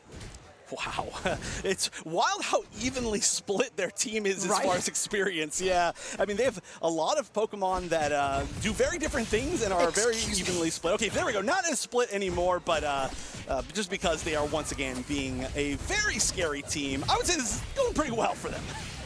Srias is just bullying on this Leafeon, although they get popped here.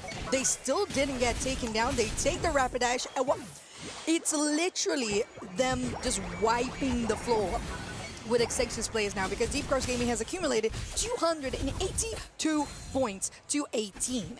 I really, again, I'm never in a space where I can truly say that I feel a decision was wrong, because these teams and these players have been playing so much longer than me, and I respect all their decisions and their decision making, but so far, the Galarian Rapidash has not looked good to me at all. In both the games they've played it, I was curious as to kind of what they were choosing it for, and there clearly is a reason I would love to know from Extinction, but it just seems like it's not able to fight the opponents that it really wants to fight. And so far, it just, again, it's kind of been running out there. It's been trying to kind of win its individual fights, which it kind of wants to do, right? Taking advantage of its speed, being able to choose out its targets, but it's been losing them. So we'll see if they can find an opportunity to come back. We're still only halfway through this game, but I mean, this is a huge lead. Ridiculous amount of points for being 5 minutes. Really is, and I agree with you, Chef. You're talking about Galarian Rapidash trying to fight against Moltres, and the damage they're doing now, still having that finish off with the sword power with ZZ Ray on the Espeon.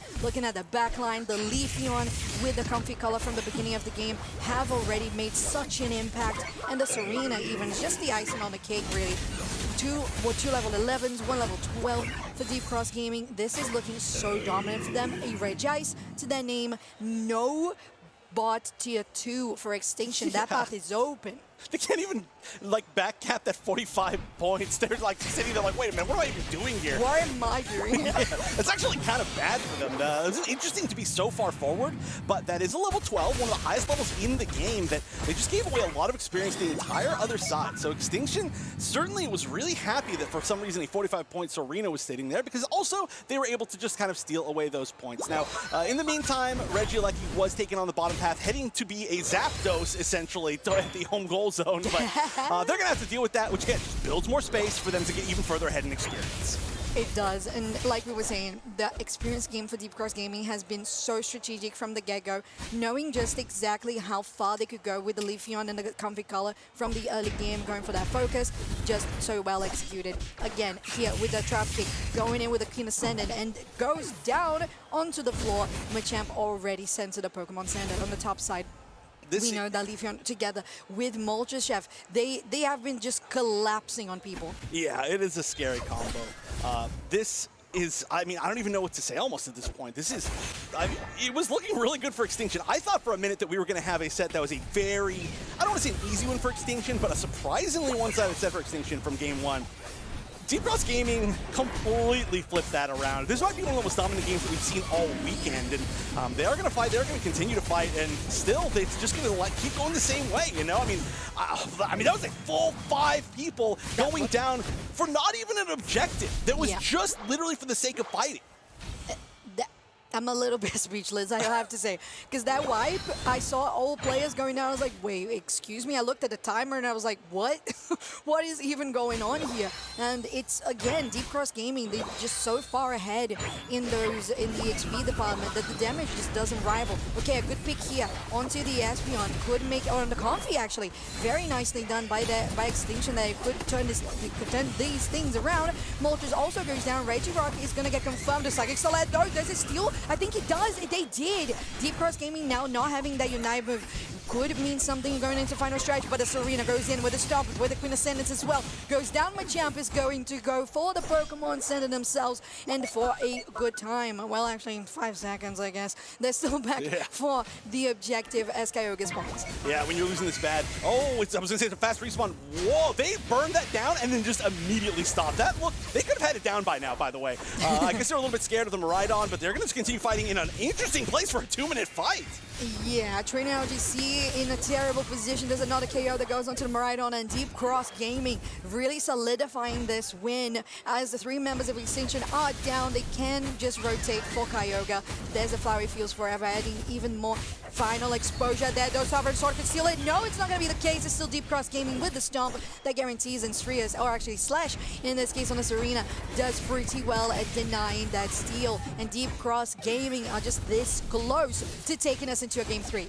This is exactly what it seemed like it was going to be in the end. I mean, honestly, there were a few opportunities for Extinction, and they are now extinct at this point. Any of those opportunities, this is going to be a very one-sided game. We could see it end up going to 4 digits, who knows?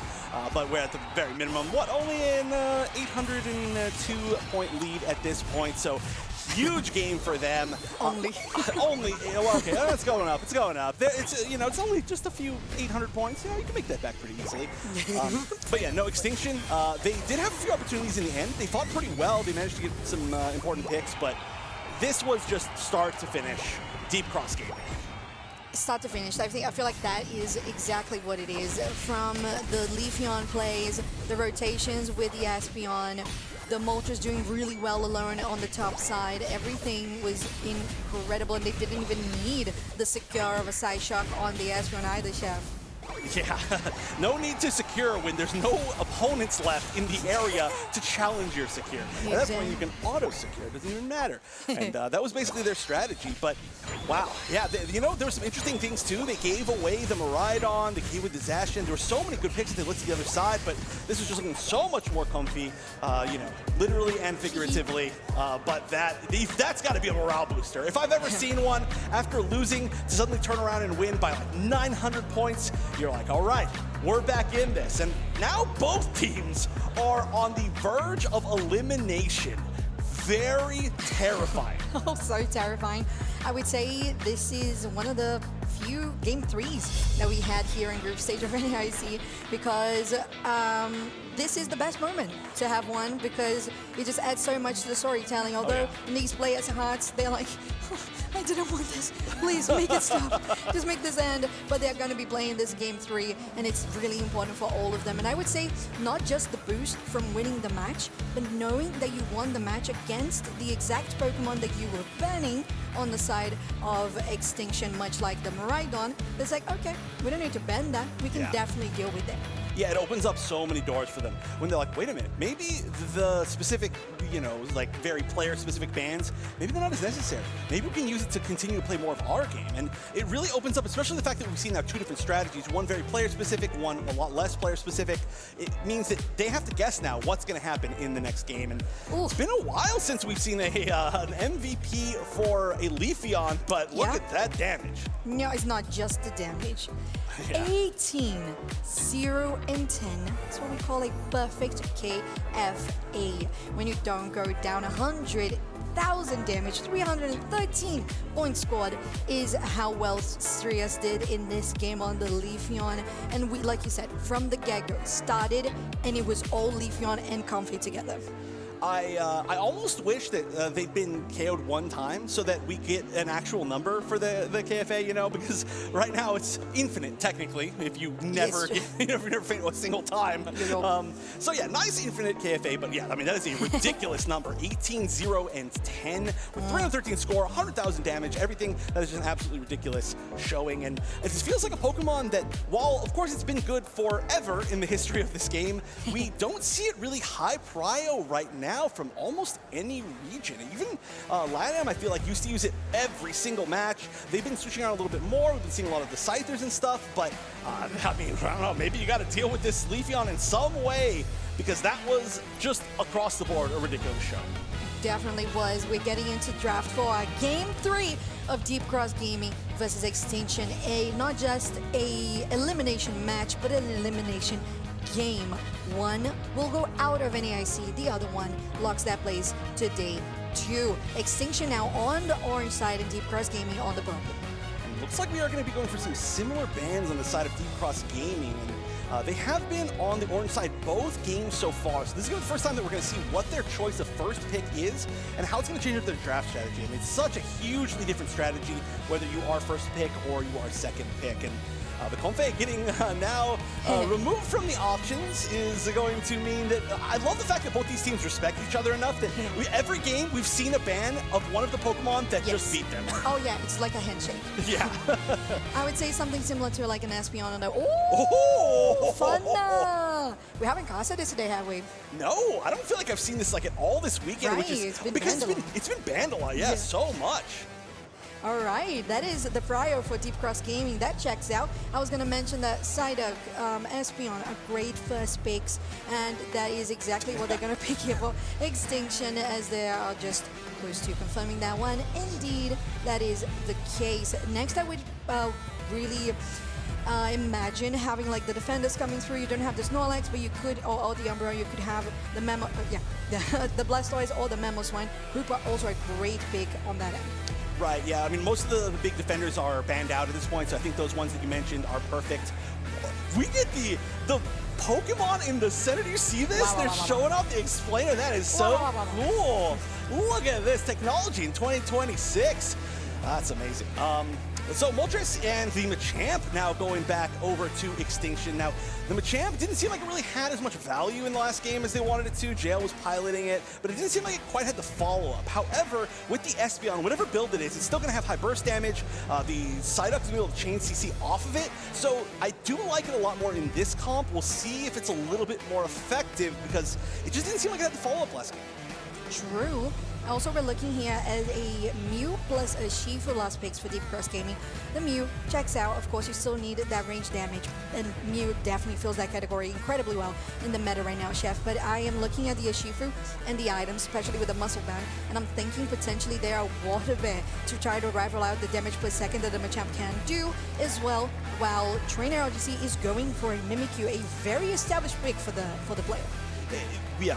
Well, maybe the pick right now. Right, the pick. I feel like Trainer hasn't even been playing Mimikyu that much this weekend, so nice to see it. I feel like every time that we're backstage and we're watching one of these matches, Zoink says, why didn't Trainer just choose Mimikyu? It's like every single time. But yeah, I'm curious if we're going to see Multi-Strike or Shifu going, Rapid Strike or Shifu, going up and being used as kind of like the Zoroark equivalent as a defensive option.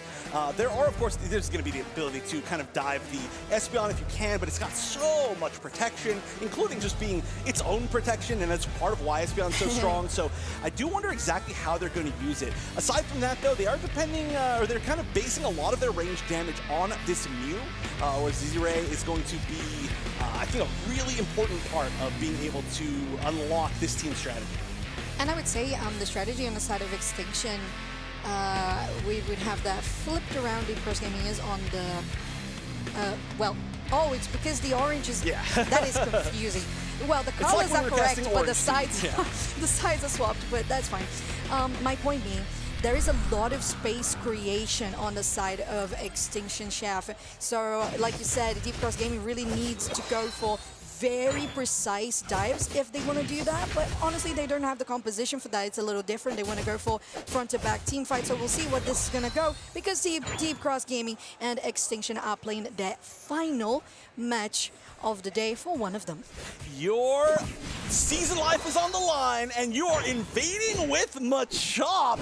What a call out, already stealing away the red buff successfully. There is going to be some defense here from the Hoopa. It's going to make everything a lot more difficult. We'll see if they can actually escape, but an interesting way to start things off. And I mean, getting any buff is going to be huge. It looks like they might escape as well. They do, and honestly, I feel like that's an interesting call. Oh, okay, straightforward, boosted auto. There's the focus band, and straight onto the Mimikyu's embrace. This could just be the way that Extinction starts this game positively, and that is just how it goes. I was gonna say, Cubfu, a very good target. Oh yes, an extremely good target. That's just not really what you expect to be the one that's also, you know, fighting you for those buffs. But yeah, again, like you said, funneled some experience to some very important places as well with that Mimikyu. Now already hitting level 6 extremely quickly, super high pace. So everything starting to look good for Extinction. But it's not like they completely managed to shut down the Cubfu. It is going to be level 5. It is going to be their Urshifu. We'll see what it ends up actually going as far as moveset. And we still haven't had a chance to see all that much from Feraligatr. It does look like that is Rapid Strike, is that right? Yes, correct. Rapid Strike there for the Urshifu on the side of Deep Cross Gaming. Again, like you said, kind of equivalent-ish to the Zorok in some way. Rivals out the damage per second that the Machamp has, especially with the barrage blows like that in the melee category. Now Slash and Chen, excuse me, Chen here on the top side, trying to get some damage onto Rex. That could be in a terrible position, just waiting for that boosted auto from the Mew. It's still not enough. Finally is with that auto coming from the Hooper. Now Drainer is coming through with that Trick Room, but they are not going to overextend. First time ever that we get the chance to see a Psyduck actually being chased down and getting KO'd instead of just popping its passive and managing to get away. But it only took, 3 of the damage dealers to make that happen. Of course, also not actually going to be that huge of a deal for that to happen. Interesting challenge around Regidrago. I'm not sure that's exactly what they want to deal with. It just happens to be that they were down there. They're kind of letting it walk away, but they're testing the waters. I'm not sure if they really want to fight. It's a little bit of an awkward time because they don't want to go down and not kind of be where they want to be for these objectives that are going to be spawning soon. Both top and bottom, 20 seconds away. Regidrago's still up as well, which does seem like they're going to rotate rather than try to deal with that. Agreed, Chef. I feel like it was just, just gathering information, getting some vision across the central area, because at that point, now, the wild Pokemon have spawned. That's why you see the Urshifu there going for the buff themselves before going in here to the bot side, although Extinction very expertly positioned themselves in prior there. And with the side shock, of course, Boro Reach has quite a lot of secure for this Regi. Steel Rex does pretty well with the surf to get people away, although pushing here with the submission could be terrible. If not, though, they still confirm it. Now 94 is in terrible condition. They have to pop their Unite move to get away, and they are going to escape. It looks like Feraligatr may have run into a little bit of like a corner right there. Maybe intentionally, maybe unintentionally, but it seemed like it was a little bit of a weird situation. Just one of those things. I mean, this is the first time I think I've actually casted Feraligatr, which is very cool, but we'll get the chance hopefully to see why it's so strong. Already a KO up top. Moltres going down, a hard target. Okay, and JL very low in HP too, much like Trainer LGC, and it's a 2K streak for Strias, the MVP from last game for Deep Cross Gaming, and that makes them accumulate 90 points with a 40 dunk by Strias on that top tier 1. They're still pushing. They have a lot to score here on the bot side as well. 30 getting denied by the Moltres, but they have at least one of them getting taken down. Trainer has arrived, so this is going to be a good defense for Extinction. They take down the Mew, and now Strias, they're very much aggressive here on this Shifu. Having the Hooper around, that could help, but they need to try to escape. And XP popped by the Hooper as well, and Strias might not be able to escape. Indeed, they don't. That would have been wild if they were able to escape. But they got really greedy trying to take the birds, which might be worth it for them EXP-wise, and they did manage to take some. 2 KOs, though, now. There's a streak for Trainer. We do can see, again, the vision in these Tier 1 goal zones, and up comes the Feraligatr. Yeah, it's the crunch, and they managed to take that one down. Just looking for another auto attacks popping in. That is yet another for 94, and they're doing really well. Finally seeing the Feraligatr do what it's supposed to do, and it's a lot of damage, I would say. Trainer RGC does find the enemy team into that central area. ZZ Ray uses that Mystical Mirage. Honestly, here trying to maybe continue a play, maybe a miscommunication, as they said, no, let's just focus on Regidrago, don't overextend. Feraligatr, honestly, genuinely scary when you're not expecting it, and all of a sudden it starts crawling at you really fast, and you're like, oh! I know. Partially because obviously you're just kind of scared by it, but also because it's going to do a lot of damage to you, and you know what's about to happen to you. Wow, everybody got their bottom. Great Hoopa stun. Yeah, not just the stun, but of course being unbound, they get the rest of the team here. But the barrage blows from the side of Extinction is huge, and this last auto is going to be confirmed by Psyduck, getting them the objective. There's a good side shock that gets that Mew down, and now Extinction comes out on top of the fight with a 3-0 trade. Could take Chin too, but they're just going to settle for this goal zone, looking to get a, how much was that overdunk, 10? I don't know. They all scored kind of a lot. I wasn't able to really see exactly what it was, but regardless, they got a lot of points. It was really nice. I mean, being able to steal back that lead. They were in a pretty decent deficit, so it looked like it was a pretty good overdunk, but again, they're all kind of standing on top of each other, so I just missed the numbers. Okay, that is a frontliner down pretty quickly. Regieleki is being attacked in a good zoning ground that Extinction has put here to guarantee the objective themselves. They have to use the eject button to get away, but it's still worth it. Regieleki pushing to pad. There's the Mimikyu from Trainer, trying to push even more with the Moltres from Metallic. There's a nice side shock that actually doesn't connect. Good submission though, but it gets countered by Deep Cross Gaming. It's a 2-for-1 trade here in favor of Deep Cross Gaming, but Extinction still manages to get the Regieleki on pad, and that gets them to 199 points. Still, the fight's still going with the defense from Deep Cross Gaming. 2v1. That's the Moltres. Metallic is able to escape and take them down. The burn, right? It had to be the burn. Look at that. How 3 KO streak from Moltres. And that is going to be gigantic for Extinction. They have pulled so far ahead in just, I don't know, like a minute and a half of this game. Their levels are huge. 2 level 13s, a level 12. Only level 12s and 10s across the board on the other side. So they've got every advantage basically going into this final stretch. 1 minute left until the very final stretch for one of these two teams in the 2026 season. They've got some preparation to do. We are going to see this spawn on bottom very, very quickly, and there's a lot of potential burst damage. If any of this other side walks too close, they could be danger. Yeah, and there's like surfing away there from Rex to try to get a position with the Trick Room. They are able to reposition back to their own back line, but now they're in danger there on the side of Chin. There's still Stenny. They get one knockout with the rapid strikes, and they're still able to do so, but there's Extinction who confirms the objective. In trade, they get taken down. It's a 3-for-2 in favor of Deep Cross Gaming with 20 seconds for the objective to spawn. And a really awkward situation. A lot of, I mean, some Unites used, right? Blastoise no longer has it. The Urshifu no longer has it. On the other side, we are missing the Machamp, and we're missing Mimikyu. Some huge Unites. And they are going for a refight. 4v2 right now, and they're a little bit too far forward, maybe. Oh, full power Sai, they're trying to push them away. They managed to do so. Rex has quite a lot of shielding here. They're soaking up some of the damage. Good Hoopa stun, and now Trainer is trying to find a position there. Going on with the Moltres. Still, Extinction is on a deficit in regards to HP, as they have to send Machamp back to base, go back to central area. Kyogre is still being attacked. Nobody has let it reset yet, Chef, but now Trader and FGC is still trying to find an angle. Kyogre getting dizzy, getting attacked from both sides, but the time is running out, and that's a submission to initiate. He does so well, and it's starting to make them become the one team on top. We're still waiting to see how things are going to go here, because they have escaped, and it's a 1-for-1 trade. Now, with Deep Cross Gaming focusing on the objective here, going over the wall with the eject button. Now, Kyogre is still taking damage. It's a 2v1, making it a 2v2, and it's going to be Deep Cross Gaming who confirmed the objective, and now this Feraligatr is going to go down after that prey, and now Deep Cross Gaming with 20 points on the lead. They need to score 25, going for JL, make it a 50. It's still pretty close, and it could be something that they could surmount. A minute left. There's only a 60 9-point lead, something like that. No, I'm sorry, exactly 70-point lead, I think. So this is very, very doable from both sides. Not everybody was up when that was taken. Only a few members. There are a few shields left, but it also means left shields to steal, right? Level's gigantic on the side of Extinction. They've got 36 seconds left. We got to look up top. There are multiple members of Deep Cross Gaming with 50 in pocket going for back caps as they try to push down this goal zone. What a great pick there with the submission from JL, just taking down that Hooper. No support to help this one out. Going for the back line, and it's immediately on the Blastoise. Good eject button there to guarantee that this fight's still taking a little bit longer for the side of Slash, but Extinction does score. On the other side, though, Deep Cross Gaming has scored 50, have scored 76. I believe Deep Cross Gaming is still on top. That's an 100 for the Ashifu. I believe they're still ahead. We are going to see pretty soon. Is it Taiwan or is it NA who make it to day 2 in the series, Chef?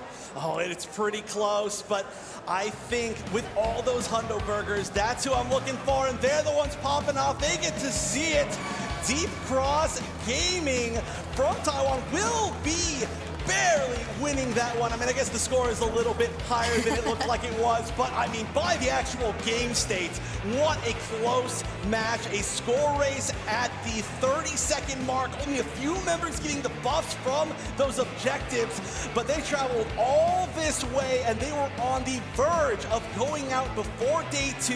They have now reset where they are. They will be joining everybody else in day 2 in that single elimination bracket. They don't have to worry about their loss anymore. All they have to do is look at the future, and well earned. What a set. Oh yeah, they're feeling pretty psychic because this future is looking bright. And honestly, I think that this is so well earned. Both teams, of course, whoever did win at the end of the day, they were always so close in their regions in how they were facing LCQs, qualifiers. Both of them would deserve this one. And I feel like this game 3, especially being a game 3 series, it just really shows that both teams had it up to the wire and just made sure that at the very moment where it mattered the most that they could do it, and Deep Cross Gaming managed to do so. What great plays that we saw from 94 on this for Alligator. Honestly though, what an interesting end game. Of course, from here we saw a 2-minute 30 mark fight that ended up being kind of the first of 3 or 4 fights that led to this entire thing. Look at this slow-mo, we can see how it was actually taken. Machamp running in is a little bit too slow, I believe, for Alligator running up just in time too, and it does, yeah, it was, oh my gosh, that was so close. There were so many different ways that that could have been taken in that final moment. That's beautiful. I loved that replay. Thank you so much, Bob, our operator there, just making sure that we have that slow-mo, and we had not seen for Alligator Chef, but it doesn't matter because when we did, oh, did it pay off? And Trias is your player of the game with 8, 5, and 5 KFA, 263 points scored, 51,000 damage dealt. And I do feel like we say often that we don't really, sometimes there's some games, right, where we don't really know who we could call our own personal MVP. This was like that to me, but partially is because both teams, you could tell they were like, this is our last chance, and they just gathered together and they just did team fight into team fight into team fight. I don't think you had a chance to catch your breath in the middle of that match. No. As it was just non-stop. And non-stop without like almost anybody else splitting off. But here you can see there, that for Alligator, which I think what you wanted to see. Oh, absolutely, yes, because honestly, it's not just about the fact that they did secure the Kyogre at the end of the day. It's also about the fact that it didn't matter that we didn't see as many like completions on those knockouts from the Feraligatr or as many assists. Every time the Feraligatr would come through with their ability surfing, you just would zone so much. And I feel like zoning was very pivotal to that. So let's hear a little bit more from our players on the side of Deep Cross Gaming because we have an interview on stage. All right, I am here with Slash now of DCG, or Deep Cross Gaming, after an incredibly close win. Let's just jump right into that game number 3, Slash. I mean, such an intense finish to that series, really exciting. I mean, what are the team comms like in a moment where it's that close near the end, and a huge team fight? Well, there's a moment in the middle of the game, I was like, please just listen to my calls. But like, basically we were just calling when to hit the objective, when to turn on people, and like when to finish, and we got to the last day, which was lucky. All right, well, sometimes you got to beg for your team to listen, but it looks like it worked out in the end. Slash, obviously, you've had a lot of success, even on this stage here at NAIC before. You played with this new team all year long. I mean, how has it been? How's the experience been bringing this team over to play internationally in North America now? Yeah, so we had a 30-hour flight, so everyone was really exhausted. I think we're still feeling it, but hopefully we play a lot better tomorrow. And I have had an amazing time over in Asia. It's been a great learning experience. I picked up a thing or two, like the Serena game too. I'm glad I played well on it, but yeah. Yeah, it was a spicy pick. Let's talk actually a little bit about the Serena. Obviously, that was very fun. You got the win. Is there any other spice picks that maybe you've learned a thing or two? So anything else we could expect to see from you now that you're back playing in North America? There's definitely comps we haven't played yet, so we'll see. But we have a lot of things prepared because we did like Fearless and All-Star draft practice, so. Gotcha. So a lot of variety in the Deep Cross Gaming pool. I'm really excited about that. You've now taken down, of course, a couple of former teammates at this point. You're going into day number 2. Is there any teams you are particularly really excited to match up against? Yeah, well, I thought it would be fun to face Trainer into Kyrgios into Otter. We'll see if I get to face Kyrgios because I think, yeah, we'll see how it goes. But I thought it'd be fun to face all of my teammates this year. Okay, I like it. All the former teammates, very fun. Obviously, one down. Kyrgios, we'll see what happens in this next matchup on stage. It'll be really interesting. All right, well, now, Slash, obviously, you got fans here locally in North America, obviously now internationally as well. So anything to say to people who are supporting you and, of course, Deep Cross Gaming as well? Yeah, well, I met so many of my fans here during NAIC already, and I want to say I'm really thankful for all of them. They're all really nice and kind, and I hope my new team gets more supporters, especially internationally. They're all sweethearts, super kind people, and like they're really fun to hang out with. I think they're fun to watch too, so. Oh, absolutely. I think we could all agree with that. All right, Slash, well, good luck in the rest of the tournament and good luck in day 2. We'll see if you can make it for that Worlds invite with Deep Cross Gaming. Let's go back to the casters.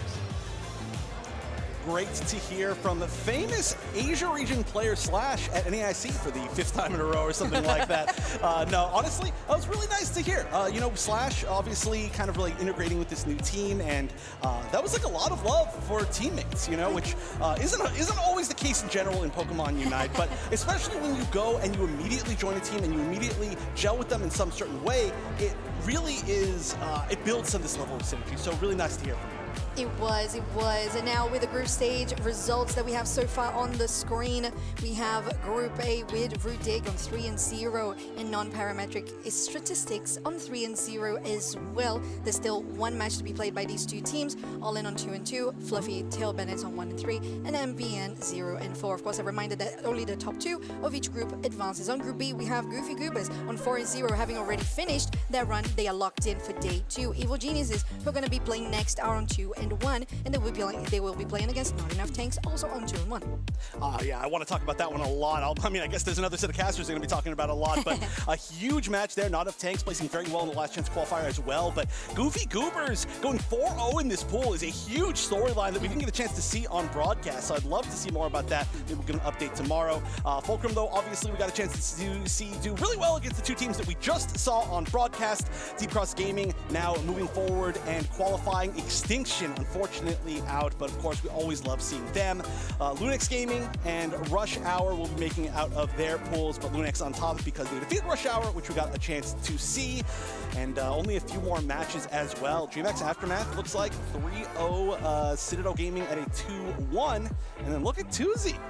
Oh, okay, so we have the two Brazilian teams, DreamHack Aftermath and Tuzi Esports, both on 3-0, making it to day 2. So coming from, you know, other regions, much like APAC East with our Deep Cross Gaming, the teams that are not from NA, they have qualified for day 2, which is a wonderful thing to see. So World's contending teams are all on your screen right now, and as you can see, we have a Deep Cross Gaming that we just casted, and also that DreamHack Aftermath team that we just talked about too. Actually, huge storyline for every single one of these teams. Obviously, Brazil doing quite well. This might be LAIC too. But yeah, Citadel Gaming, you know, being a league team, team that didn't quite find their spot. Deep Cross Gaming, we just talked about. DreamMax, reforming a combination team and now doing extremely well. Fulcrum with the hugest upsets in the world. Goofy Goobers forwarding their pool against Evil Geniuses. IX Gaming, who qualified in the Last Chance qualifier last year for Worlds and have been so close this entire season. Not Enough Tanks, a grassroots team now that has been very close as well in the Last Chance qualifier. Brave Birders sweep, and then of course the final team being Muck's team, which is always one of our favorite players in the entire world. And they are also, they were doing extremely well in their group 3-0 as well, tied. So great stuff from all these teams. I cannot wait to see who our final team qualifying for tomorrow will be, but we will have one more match with that Evil Geniuses versus Not Enough Tanks. We're gonna go to one short break before we decide who will be on Saturday.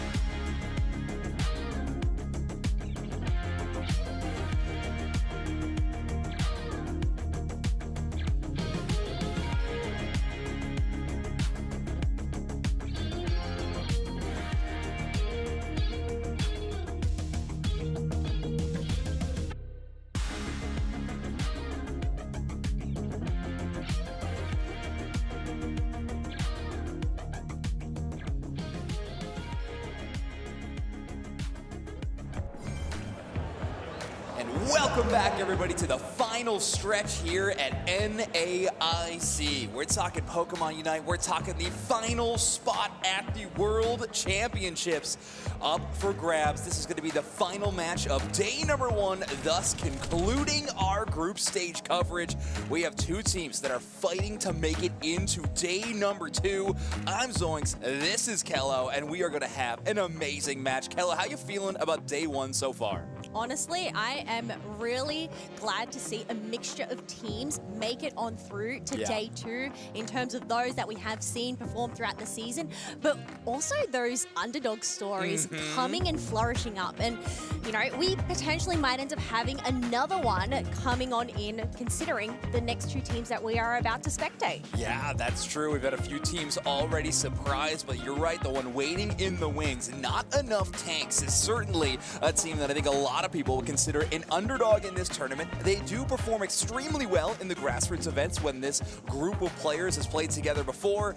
However, they're going up against some North American titans on the opposite side. Their opponents will be none other than Evil Geniuses. This is going to be a really, really exciting match. Obviously, Not Enough Tanks. See Bats there adjusting their monitor right now. One of the better central area players in the region, going up against potentially the best at Vin on the opposite side. So let's waste no time and get into draft for game number 1.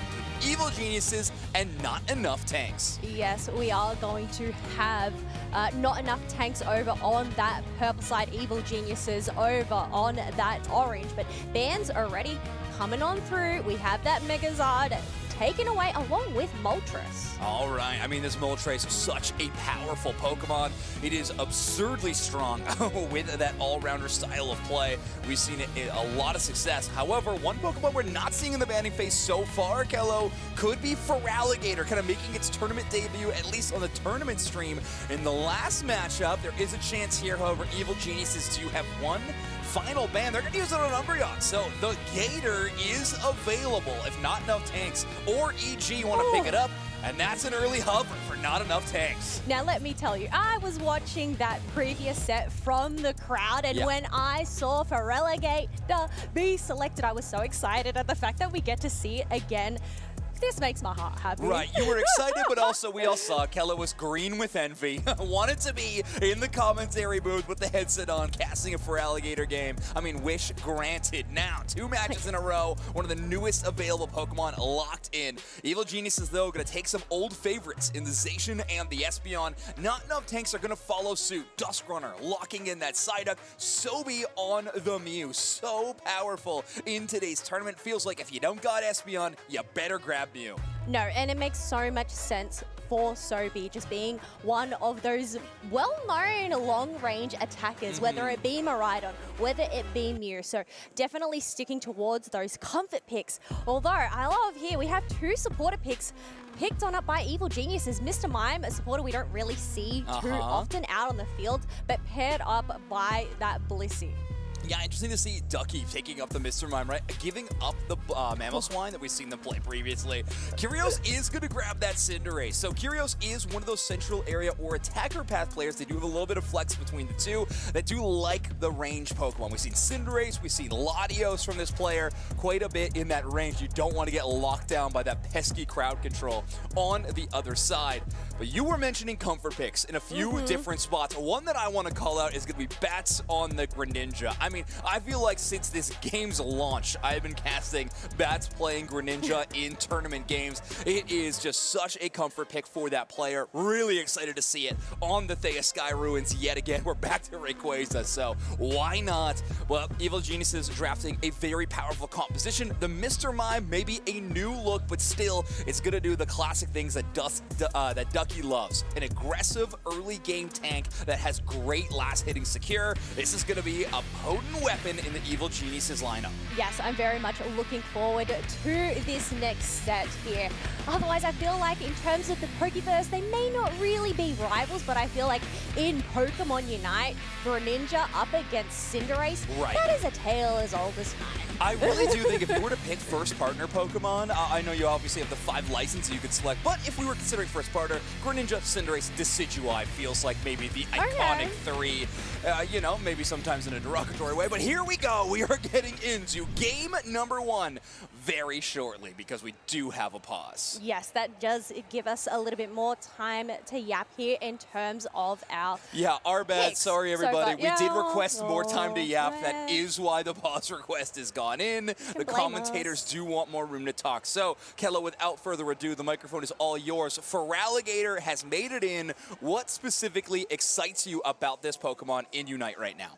I like Totodile. Okay, that makes sense. You're not going to have too long to be excited about that Pokemon, or maybe. We'll It's see. enough. I get to see Totodile, what are out there. But I think just in terms of its movement kit, Waterfall, the fact that you see Feraligatr just charging on down, chasing down those opponents, I think it just looks really cool. Yeah. And it's really fun to play as well.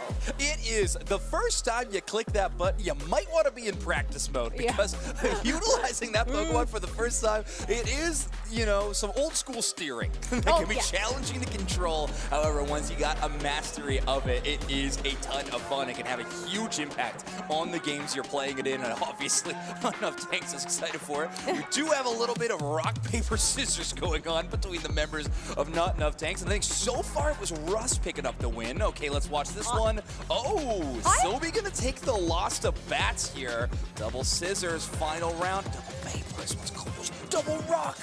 Oh, and Bat's gonna take the scissors win. Sobi in absolute shambles on our main stage after taking the rock, paper, scissors loss.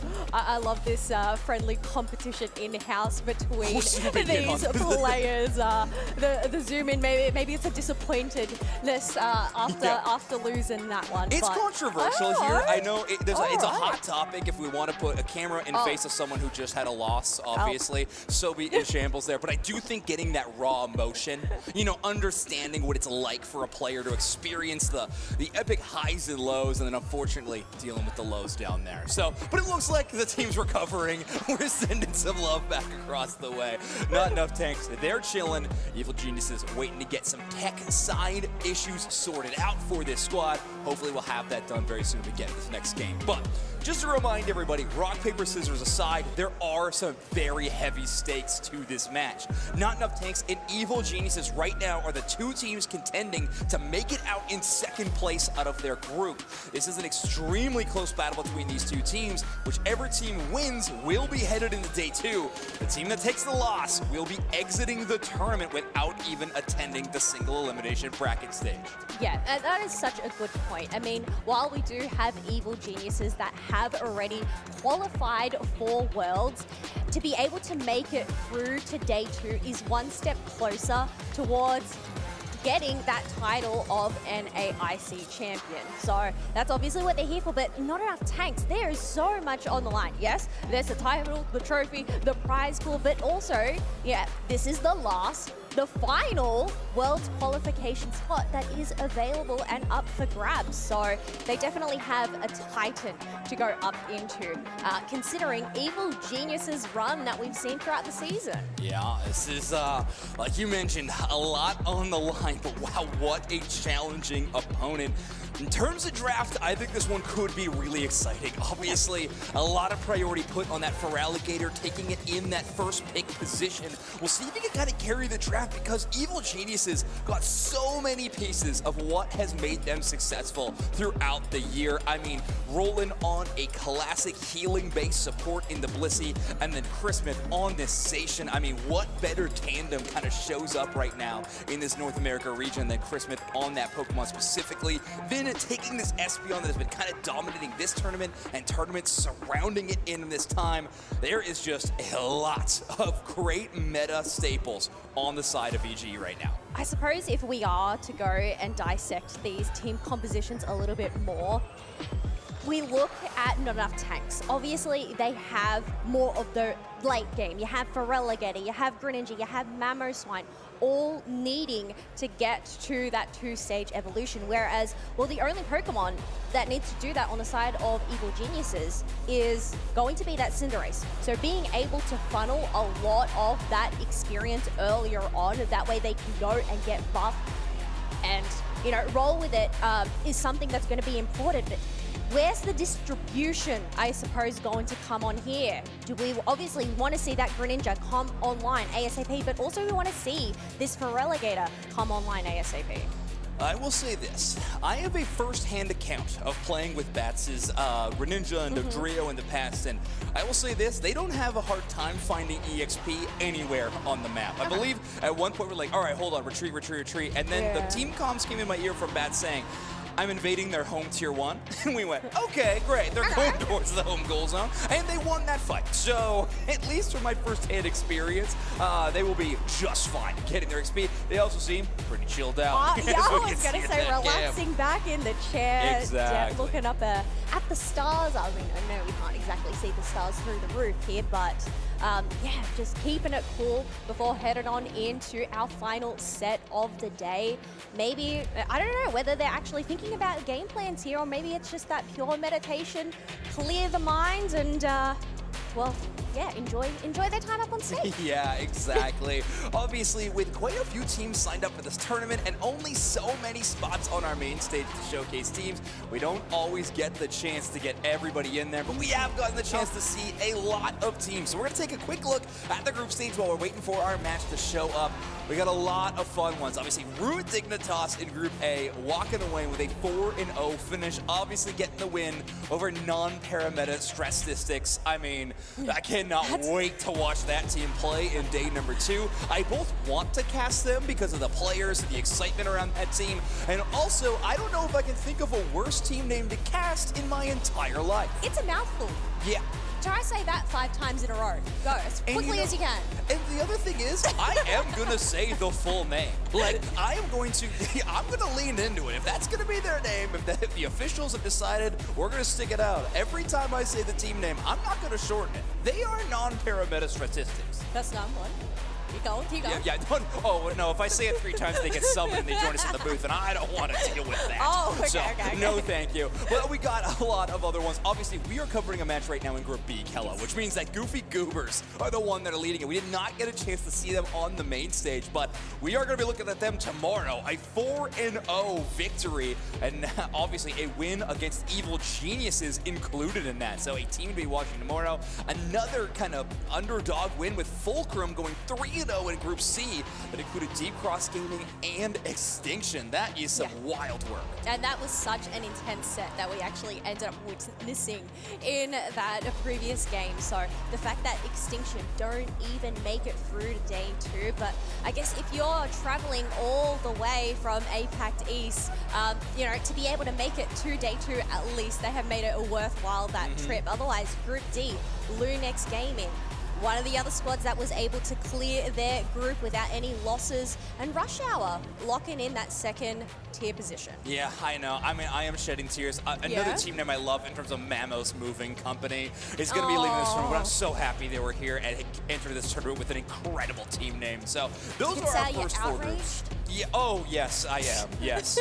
I am indeed outraged. Unfortunately, they're going to be dispatched. But I am excited about Lunex Gaming and Rush Hour, 2 very exciting teams from North America. And honestly, I think they could go extremely far in this tournament. We do have 2 final groups, though, in Group E and F. But we're going to get into those very shortly because I do believe our game is just about ready to go. We're getting some thumbs up from players, so we're going to be jumping into this matchup, this game number 1 very soon. Reminder, what we're looking at, game number 1 between Not Enough Tanks and Evil Geniuses. Winner of this match moves on to day 2.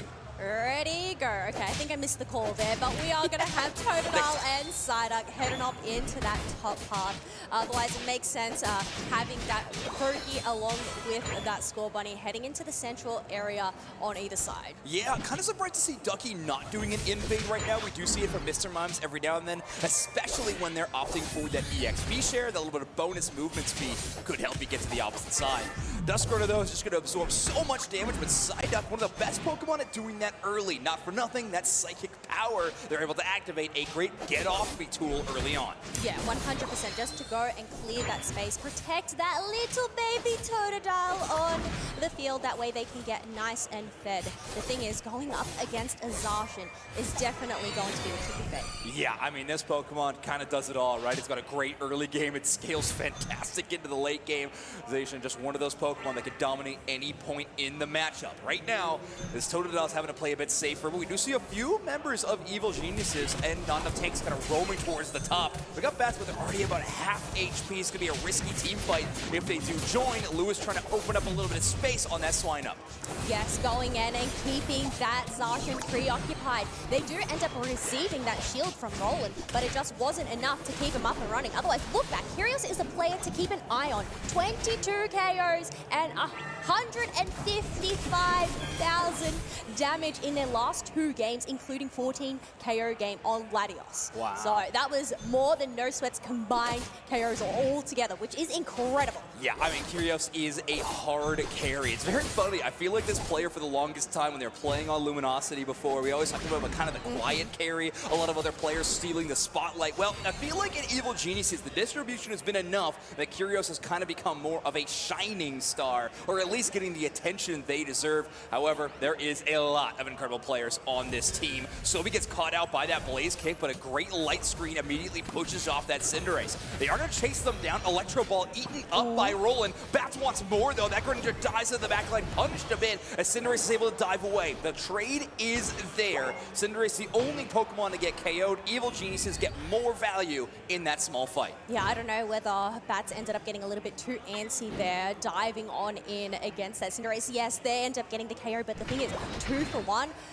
Evil Geniuses, they end up coming out on top in that one. Yeah, that's a big one. Now they're going to have a level advantage for this next Birds fight. However, the spacing is going to not enough tanks. They are extremely aggressive. Going to take not only the location down, but all of that wild Pokemon. So big swing for not enough tanks with this 4-player rotation, leaving just the Swinub to hang out on the bottom side all alone.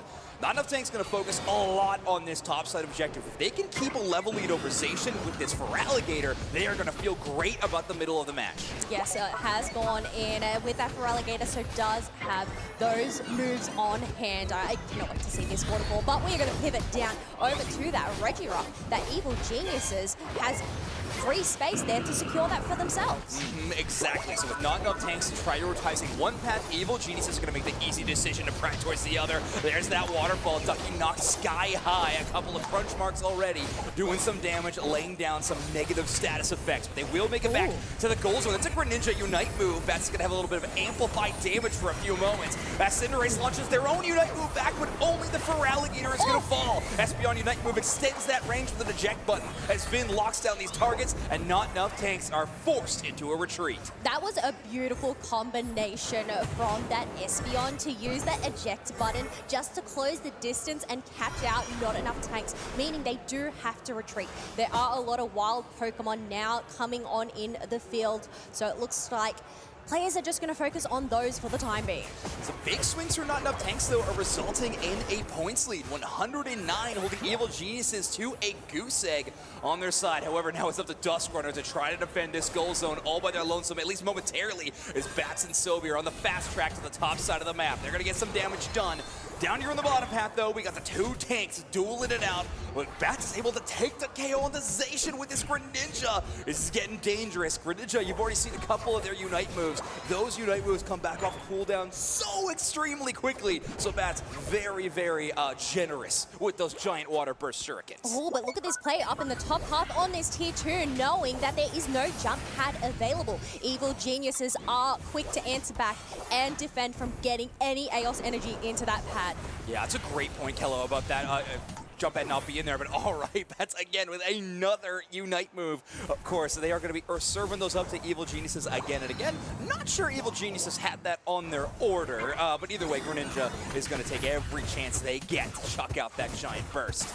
That is another Regieleki going in favor of not enough tanks, but you can see with these recalls, they are signaling a quick rotation. Problem is, they got Cinderace to contend with in terms of the last hit secure, and specifically that burn. Espeon and Cinderace are going to combine. That's a Regice for Ichi. Yeah, Yeah, even with the Mamoswine and the Psyduck there, they just weren't able to try and create a distraction. Mr. Mime is going to get frozen there, but they are able to retreat, pick themselves up a berry as the rest of the squad scatters about. Wow, Kello, how long has it been since we've seen an Icicle Crash Mamoswine, by the way? Not Icicle, not Ice Fang this time for Mamoswine. Instead, kind of playing that AoE hit. You can combine it with Earthquake for some kind of really cool stuns if you line them up correctly, but it can be challenging to get that combo fully online. Mew in a huge amount of trouble with coaching and eject buttons. They're able to get back out. Ducky takes so much damage for Alligator and Greninja. These two starter Pokemon for water types, absolutely crushing it. We have the Psyduck giving support to the entire roster as they chase down this Zacian, and Bats adds another KO to the leaderboard. Espeon with a little bit of return damage, but it might not be enough. But now Cinderace is here for the reinforcements. It's just Mew and the Mamoswine left, and Sobi is going to have to bail out of this fight. They're down to half HP, and Kyrios is going for goals. Yeah, and now it's going to be a 2v1 down in this bottom half as we do have Feraligatr coming on in, looking for their target. Straight onto Ducky. However, they're going to answer back with a Unite move of their own, stunning him out and knocking out that Feraligatr, looking for a dunk, but they do end up getting interrupted. Nonetheless, more members are coming in to join the fray, but not enough tanks have 3 members down. Yeah, I think finally Evil Geniuses is going to shatter a goal zone. It's taken them certainly a long time. The biggest problem, though, is now Kyrios' Cinderace is at level 13. Ooh. Honestly, almost 14. Not only the plus moves they're looking for, but the attack speed scaling of this Pokemon from 13 onwards is absurd. This Cinderace has just got so much more powerful, and there is a red buff spawned in on their side of the central area. Looks like they're going to take that basement Reggie for free quickly, and then I imagine Kyrios is going to want to pick up that buff to make their auto attacks even more threatening. I think considering Evil Genius's slow start in terms of getting their points there, they were on that donut for the longest time, but now there is a 9-point difference between these squads with 20 seconds left to go until that final objective. Otherwise, Regieleki is going to get secured up in that top path, but Evil Geniuses, they have this Regirock buff. Mamoswine is caught between the walls. Yeah, I mean, not enough tanks playing this extremely aggressive. That Regieleki is going to land in the tier 2, by the way, so Greninja will go in and dunk just a small amount of points. They don't have much in pocket. Zacian with a big engage. Now we have the return Unite move. Psyduck kind of leading the way. Cinderace is going to take down Bats, so Kyrios takes on the enemy central area Pokemon extremely quickly, and Sobi also going to fall. Lewis the next one. Kyrios is down to half HP, but they are still very much in this fight. Digital Kite just has so little HP to work with, and Ducky is going to make it 0. Evil Geniuses is going to pick up the Rayquaza here in game number 1. Yeah, just going on in, knowing that whether they had that vision on that pad of Bats being on that tier 2 meant that Evil Geniuses made their move, having that numbers advantage and getting multiple KOs. They didn't lose any members at all during that fight. Now, the benefit for not enough tanks potentially could be how quick that fight happened around the Rayquaza. They have over a minute left on the clock to work with, but with Rayquaza shields being non-transferable, this is going to need to be a dominant team fight win, and right now it is a split push. Bats hunting for these EG members, and I don't know if they caught them off the minimap or not, but right now, Evil Genius is going to be putting 300 points in undisturbed. Not enough tanks are going to have to fight for every inch on the other side of the map. Sneaky, sneaky plays there from Evil Geniuses, utilizing that tall grass, passing by that Greninja, getting in some more dunks just to go and create a buffer. But there is still 40 seconds left on the clock. But multiple members of not enough tanks are eliminated at the moment. Yeah, it's a scary spot. Ducky's getting in more scores on the opposite side as well, and now Kyrios with that Rayquaza buff is able to start sending out some damage. That Audino, you know what they did. They got the Unite move from the Blazing Bicycle kick. Kyrios does not like that wild Pokemon. Wanted to make sure to shut them down, and I mean, at this point, they got this game number 1 win locked up and ready to go. Evil Geniuses with day 2 on the line, and they are going to start our series 1-0. Not enough tanks now with their back against the wall. Yeah, back against the wall in terms of the next game is win or go home. Yeah. A scary spot. And you know what? Win doesn't even prevent you from going home sometimes, because you have to win 2 in a row in these kind of situations. A scary spot to be, and I mean, when you're up against Evil Geniuses, I don't know if there's any spot where you're not scared to be. This is such a strong team. They have been playing amazing in this North America region for a long time. But Not Enough Tanks are one of those teams that are hunting for their Worlds invite. They could get it if they get into day 2 and push far in our bracket. That is obviously going to be #1 thing on this Not Enough Tanks mod. I'm curious though, Zoinks. You know, in terms of this gameplay, Not Enough Tanks, they obviously had that point advantage and everything for the majority of that match, but I don't know, what went wrong for them? Do they have to change anything going on into this next game? Yeah, I'm not sure. I mean, I did like a lot of the picks. I think they set up some major plays, but once you start seeing what Cinderace and Espeon can get done later on in this match, it does get scary. However, I do think some things went according to plan. I think you were able to keep Chrisman to a pretty quiet game, which does not happen too often. You did a great job shutting that down and enabling your Feraligatr, at least in the early game, and that kind of lets Bats start swinging into the mid and late game on the Greninja.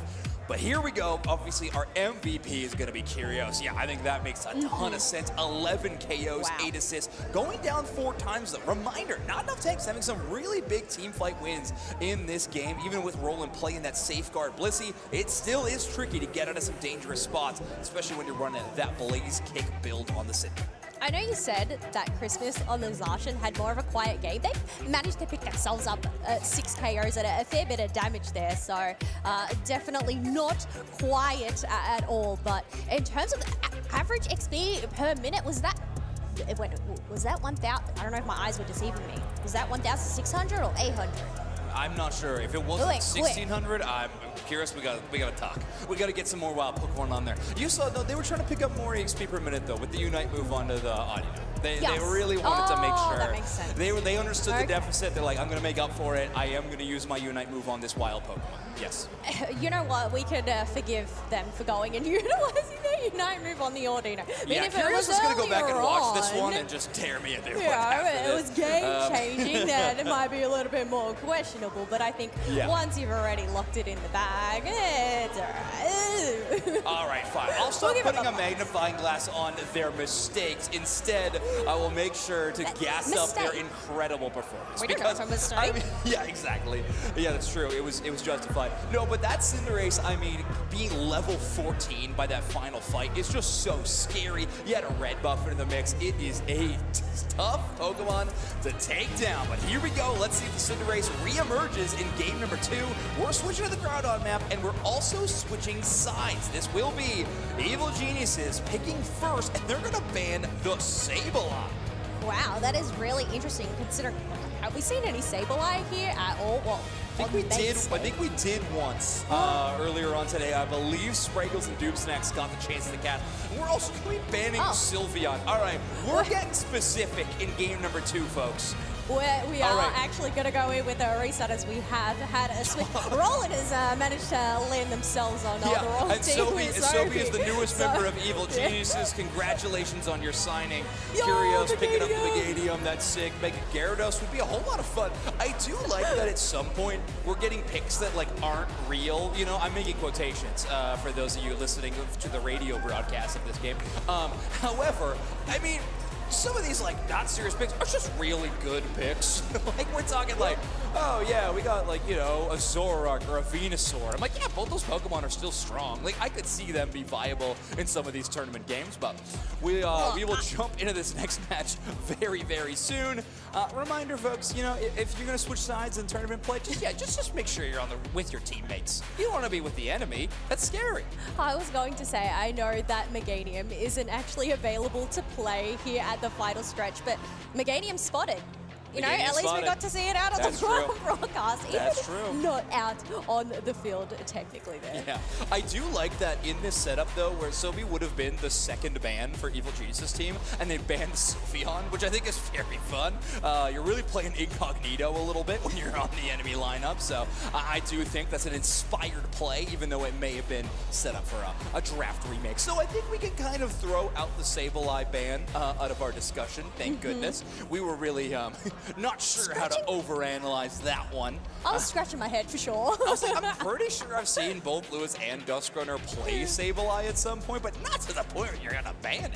No, yeah, whether it was that much of a threat there. I mean, hey, it could have been intentional. Yeah. We don't know. We might end up seeing it once we do get the real draft up and running there. But yeah, in terms, this is the last set of the day here. In terms of this group, we already have Goofy Goobers landing themselves that #1 spot seed. Well, Evil Geniuses, they do have that one-up advantage. Not enough tanks. They have to somehow make magic happen if they are to make it through the day 2 by winning 2 games back-to-back. No easy feat into so many teams, obviously, but all right, we got the thumbs up from the players. Can we just get a thumbs up from everybody, though? Just in case, you know? Maybe Ducky's going on a secret mission off the other side now, so we should just triple check that. Don't want anybody, you know, sneaking into the other side. I know we obviously have those invades, the sneakies happening in game, but I mean, not in terms of player swapping here. No, and I like that play from Roland. Yeah, a very early invade, and okay. All right, we talked about specific bans in terms of Sableye, but how about this one? Evil Geniuses with a real ban are going to be taking away the Greninja from Not Enough Tanks, as well as the Umbreon. 2 Fire Flying types banned for Not Enough Tanks, the Moltres and the Mega Charizard. Why? And Evil Geniuses going to round out their ban phase with the Machamp. Now, I know the last ban that we have there, we had Typhlosion or Snorlax in that previous game. What are they going to decide this time around? No, they're going to actually go and pivot with a respect ban of their own straight onto Roland's Blissey.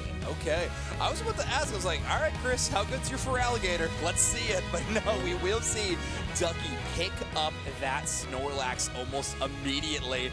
Not enough tanks. Now we're going to have another chance to play the Feraligatr, and that's a good point with the Articuno hover. It is not banned, so another very powerful defender in the metagame. Still available, even with Umbreon and Snorlax already being gone. I mean, one other ban that we saw last time around was the Typhlosion. Are we going to see Typhlosion being selected by either of these teams? But Vin is going to lock in that comfort there being Espeon, and another comfort pick there being that Zacian. All right, well, we'll see what the Feraligatr versus the Zacian can end up being. Last time we saw the Feraligatr pick up only 2 knockouts, so obviously not enough tanks. Going to try to funnel a bit more resources to build around that Feraligatr a bit more in this one. Currently, we got Sylvia hovering the Mew. This could be an interesting pick, and the Mamoswine is going to make a reappearance. We'll have to watch that Mamoswine to see if it's the same moveset with that Icicle Crash again, or if they do pivot to the more popular Ice Fang. Yeah, I mean, so far, it's exactly the same for Not Enough Tanks. So, I mean, the last call is going to be Bats, considering they're the ones that have the Greninja banned on out. But Evil Geniuses cycling through, they are going to select that Typhlosion. So it's going to be a Johto v. Johto starter Pokemon face-off there on the field. All right, and I mean, we saw that trick combo before with that Typhlosion, obviously sharing that defense a little bit, and a final pick will be a Palmon. So, an extremely strong Pokemon. We do often see it more with pocket-based supports, however. Palmon with a ton of self-sustain on its own right, but the inherent design around this Pokemon is going to be deep dives and getting in the mix. So, we'll see how well it will play alongside a Mamoswine on a side-up. Bats, though, a very self-sufficient central area player. On the other side, Evil Geniuses is going to kind of showcase their mastery of one of the newer Pokemon in the metagame in this Typhlosion. I think this is the thing, it's a very similar story in terms of the draft. You really have not enough tanks with those late game scalers, having 3 of them that need to get that Stage 2 evolution, whereas Typhlosion, well, that is the only one that needs it. So a very early game presence here for Evil Geniuses. All right, so early game versus a little bit of a late game. See what happens in our game number 2. Evil Geniuses currently on match point. Not enough tanks. If they want to move on to day number 2, it will need to be back-to-back wins against world qualified second place at EUIC, EG. Let's get into game 2. Yes, this potentially might end up being the last game for the day if Evil Geniuses are able to clear this round 2-0. But we will have to wait and see how this one fares out. One thing though, Ducky is going in for an invade on this small innocent Pawmi. Oh, Bat's actually going to body block the tackle. Admirable effort, but you can't stop Chef Snorlax when he smells something good. Bat's also taking a ton of damage. That Pawmi actually in danger of getting KO'd, so Bats is going to immediately dodge out to the path. That means Ducky will have free roam over their enemy's central area. Instead, it'll be Kite, Bats, and Lewis all trying to get a KO, as now we have Roland also going into the enemy central area. Yeah, and thanks to that trick, they are able to go and get a berry for themselves, replenish that HP. Otherwise, Mew and that Psyduck are looking for some KOs. This blue buff is still available, but now they have Cool Lava making their way across the map too. All right, well, and speaking of team, I mean, with teamwork, these teams cover each other all over the place. I'm not sure if anyone's doing their assigned jobs right now, so there might be some slack to pick up, but either way, they're doing a pretty good job of defending their own central area. The problem is, next step is defending your Tier 1 goal zone, as Evil Geniuses have found a way to forge in, but not enough tanks. With that pivot, kind of that Pawmi dodging into the central area, Bats has found the level 5 evolution after winning a favored topside matchup for them. Yeah, I guess that's the thing, knowing that they couldn't really do much in their central area after getting invaded. At least they managed to get that level 5 along with that Crocodile. Otherwise, Psyduck, caught in a bit of a pickle there, is going to get sent back to the Pokemon Center. Wow, just watching this Espeon, it's so remarkable how powerful this Pokemon is. Not only the burst damage, but how long those stuns last. You can see this fight raging on. Bats will go down thanks to a heavy slam from Ducky, but Kite does pick up a knockout on the Kyrios with that Quilava. Or sorry, with that Croconaut. They will take down the Quilava. Regidrago secured by Chris Smith though, so Zacian maybe not joining into that team fight, but focusing on some of these major objectives. No, and that's the thing, Evil Geniuses, they had them preoccupied. They ended up using that hyperspace hole to go and retreat, and now back into their respective paths here. As Chris Smith, well, they ended up going and getting that Regidrago buff for themselves along with the experience. And they are going to need to catch up a little bit. Kite, thanks to that earlier KO in the Croconaut, is out-leveling Chris Smith. So, not by much, but they do have that level advantage. Interesting, we got a hyperspace hole Hooba to bring the team down. They'll have to join this fight. However, it might be over before they even get there. Espeon taking a huge KO onto Bats' Palmon, and that'll open up a lot of space for Evil Geniuses around this basement objective. It's about to spawn in 5. Oh, but look at this. Sasha did end up getting pushed on back, but they are able to go and escape and stab that Piloswine in the back. Psyduck once again locking down onto that Typhlosion. It is going to be a Registeel buff up for grabs here. All right, I mean, a lot of low HP bars on the side of Evil Geniuses, but all the space is theirs. Thanks to Ducky in that block. Takes out any melee-based Pokemon from having a chance at last hit securing the Regi. Solar Beam from the Mew a little bit late, and so we will not be able to pick that one up.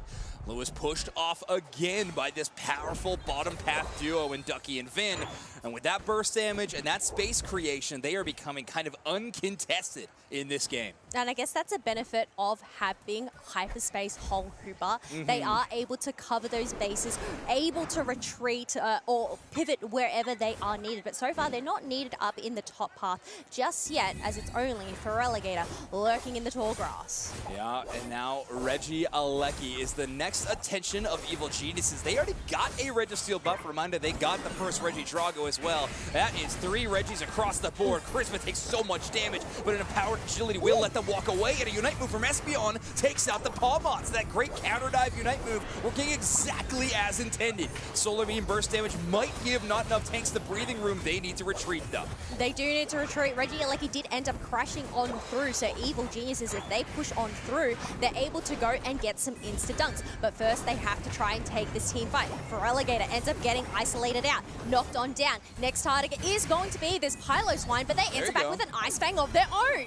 Okay, so they take a KO, but it seems like any time you're taking down one of these top teams, you take some, you lose some. So a lot of ground loss on that Tier 1 in terms of scores as Evil Geniuses moves up to 130. They do take down that Zacian though, so a lot of EXP over the Mew and the Piloswine, who's now evolved into full Mamoswine. Also, is is rocking the Ice Fang this time around instead of the Icicle Crash. Yeah, you did ask about that question earlier on, whether we'd see that one, and I think especially going into a Typhlosion, they're able to go and catch them on in as soon as that Flame Wheel ends. I guess that's where those plays end up happening. Right. Otherwise, a Hyperspace hold to go and retreat this Hooper, as they are going to go into that Rings Unbound. All right, it's going to be a full 5-on-5 team fight. However, Not Enough Tanks has already had to peel back to their side with great positioning by Ducky. Snorlax, about half damage on a Registeel. Bats is going to dive into the backline, but they are just exploded. Ducky is going to take the last hit secure with the Snorlax. Oh, Espeon Unite is going to catch out multiple members as Mamoswine's coming in and looking to crush him down. Hyperspace hold to go and send back 2 members, but they come into a trap. Yeah, here we go. Now comes the Typhlosion, an explosive Heat Wave Unite move, absolutely igniting the enemy squad. So much fire damage, they're going to have, well, now they might have to peel back as Not Enough Tanks finally mounts a bit of a counter punch, and Bats gets a major KO with the Palmon. Snorlax might be a tougher customer to deal with, but even so, when you are behind by this much, Not Enough Tanks will take any kind of incremental win. Yeah, they are going to go pivot towards this Regidrago, as we can see Mamoswine doing a great job of zoning out Evil Geniuses. Lurking about in the tall grass, seeing if they can make a move. Pormot charging on in and dives straight onto that Snorlax. All right, they got the Regidrago buff as well, so this goal scoring speed will be increased. However, with Snorlax there to shut them down, you can't do much about the block. Kite is also going to retreat. Reminder, there is no healing-based supports. They will need to go to the goal zones or just straight up recall. Waterfall Kite will preemptively for a bit of defense, as Bats will not back down at any given moment. They're at a third of HP. That's go get them HP. We see Bats diving in every single time. I guess that's the brilliance with Pormot going in, charging on up, getting that get shield. HP back. Yeah, you got to make a big plays sometimes to try win these. You know what? They didn't end up picking any KOs. They didn't end up getting KO'd themselves. Otherwise, we do have a 3v3. Well, 2v3 now in that bottom path, as Hooper has been eliminated, but Mamoswine is also soon to fall. For Alligator utilizing their waterfall, though, to get themselves out of danger. Yeah, I cannot believe they made it out. But all right, now Palmon is going to go down. So we talked about how much EXP they were able to earn by their own KOs. Well, now the likewise is going to be true as Chris Smith picks up that knockout. Not to mention Curios has hit level 13 on the Typhlosion. You have vision of 3 enemy Pokemon, but they are still going to charge on the Regice. It will be a last hit secured by the Sasha, and the Surf from the Psyduck will not take it down. We have 20 seconds until the final stretch begins. We're at the final stretch tournament, but this map might be the determining factor for Not Enough Tanks in EG. Yeah, especially considering how many points they are currently behind. It is 230 to 27 points in favor of Evil Geniuses. They do have both of their tier 1 pads available, but now Groudon has entered the field. Bats is up in the top path as Sasha has spotted them out. Yeah, the Typhlosion did it first. I'm actually really curious how that exchange went. It felt like they kind of just passed each other on the top side, because Curios is going to score on that tier 2. Not Enough Tanks do have decent amount of positioning, and the Mamoswine's going to earn even more. Great cover by Ducky Snorlax, though, to interrupt that Ice Fang animation via a Heavy Slam. So, great job. They're going to walk away with that. The Hoopa will be happy and healthy at this point in time. Very safe Unite move, Portal, but kind of far away from the fight. We'll see if anybody on EG wants to take it. As Sobi takes down Finn to start this team fight. Ducky's going to jump in with the Snorlax and Typhlosion, taking on 2 or 3 members all in the row with this fire damage. That is some risky plays from Not Enough Tanks to go and push on forth towards that tier 1 pad, giving Evil Geniuses the advantage of the healing and the shielding. Now that they have the numbers advantage, they're going to shred on down this Groudon, and even with Dusk Runner there as that Cider, they don't have enough luck to go and get a secure for them. 50 seconds left for Not Enough Tanks to maybe turn this around, but Evil Geniuses are not giving them a single inch. They might have already qualified for the World Championships, but this team is hunting an NAIC title. Already a few of them with that accolade, but there is more to come as EG are now scoring on that home goal zone. 30 seconds remain. Not enough tanks will be dispatched out of this tournament with a 2-0 result from EG. A bit of a misstep at some point in the tournament to a very hot Goofy Goobers. And not enough tanks, just not having enough in said tank to take down EG. Yeah, not enough gas in that tank to go and make a move there with those seconds counting on down. I know we've had some 1,000-point games here. I don't know if Evil Geniuses have managed to rack up that many points, but wow, congratulations to Evil Geniuses being able to win that set 2-0 and securing themselves that day 2 position. Yeah, a bit of a sigh of relief, and of course, a thanks to the fans. I actually got a chance to interview Chris Smith on the preview show for this event specifically. And one of the things Chris Smith kept talking about was, I'm really excited to have fans for us at a live event, because every other tournament we play in, we're kind of the, we're playing against everybody in the crowd's favorite teams. You know, at LAIC, they're playing against Brazil teams. EUIC, they're playing against EU teams. Well, now Evil Geniuses have a chance to show how incredible they are on a North American stage here in New Orleans. And wow, this team has got a lot to work with, shutting down a Pokemon like Feraligatr, which has been so scary, taking so many bans throughout our tournament. But Evil Geniuses, not too worse for wear. I think Ducky playing a great Snorlax game in that variety. Honestly, if we can get a couple of those MVP screens, I would love to see one from Ducky's Snorlax. It'd be a lot of fun. But right now, we're going to look at Curios's Typhlosion. 8 knockouts, 9 assists, and 3 feints with 69,000 damage done on this Typhlosion. Not to mention that damage taken. One of the most remarkable stats for me all the time with Typhlosion is just how much this Pokemon can both take and also dish out. Oh yeah, 100%. Being able to go into that flame wheel, getting that unstoppable, the shielding there is really beneficial. But one thing I want to point out, Ducky didn't faint a single time throughout that whole game, which is incredible. Large and in charge is that tank player. On the opposite side, though, not enough tanks with some decent stat numbers across the board. It's just when you got numbers that you have to contend with Curios's Typhlosion, it's scary. But Vin, 93k damage on that Espeon is so incredible to see. Some incredible Unite moves being utilized there to go and catch out multiple members. But I think just being there in the back line with that Psyshock to get the stuns, get the hits, I mean, it really worked well in their favor. Yeah, one of my favorite things about Evil Geniuses has kind of been their playstyle for a while, and it does sort of hinge on Vin in some key states in terms of their Pokemon pool. They have options like Mimikyu and Leafeon that are at Scyther that are so scary and allow for Evil Geniuses to play this really aggressive dive style of gameplay. But then you have options like Espeon and Glaceon that allow them to play these double mage options that are also extremely strong. I can ramble on about how good this team is until I'm blue in the face, so before that happens, let's jump to the stage and hear directly from Evil Geniuses. We are here with who else but Chris Smith from Evil Geniuses, qualifying for day 2. Gotta ask, of course, you know, amazing win. Let's step back and down maybe a little bit just for a moment. We didn't get a chance to see what happened off stream in your team's one singular loss so far. That's been a pretty interesting story throughout the day. Is there anything you can tell us about how that kind of happened leading up to this? Yeah, I think we definitely got a little complacent there. We weren't playing to our abilities, just not forgetting basics, but we make sure to be focused for the rest of the tournament, and I think we showed that here, and we're going to show that until we hold that first place trophy. All right, well, certainly showed it in that last match without a doubt. So, of course, again, you all are already qualified. This is just kind of extra credit, but I've been asking this of the teams that are here and have come out for that extra credit. What do you feel your team wants the most out of the experience? Obviously, there's some prize money, but what really is it that has driven you to kind of re-attend this when you already have a World's qualification spot? I think definitely getting second place at EUIC left a really sour taste in a lot of our mouths, and we're all really hungry for that first place victory in a LAN tournament, and we're definitely seeking that here, and I think we definitely have the ability to do it.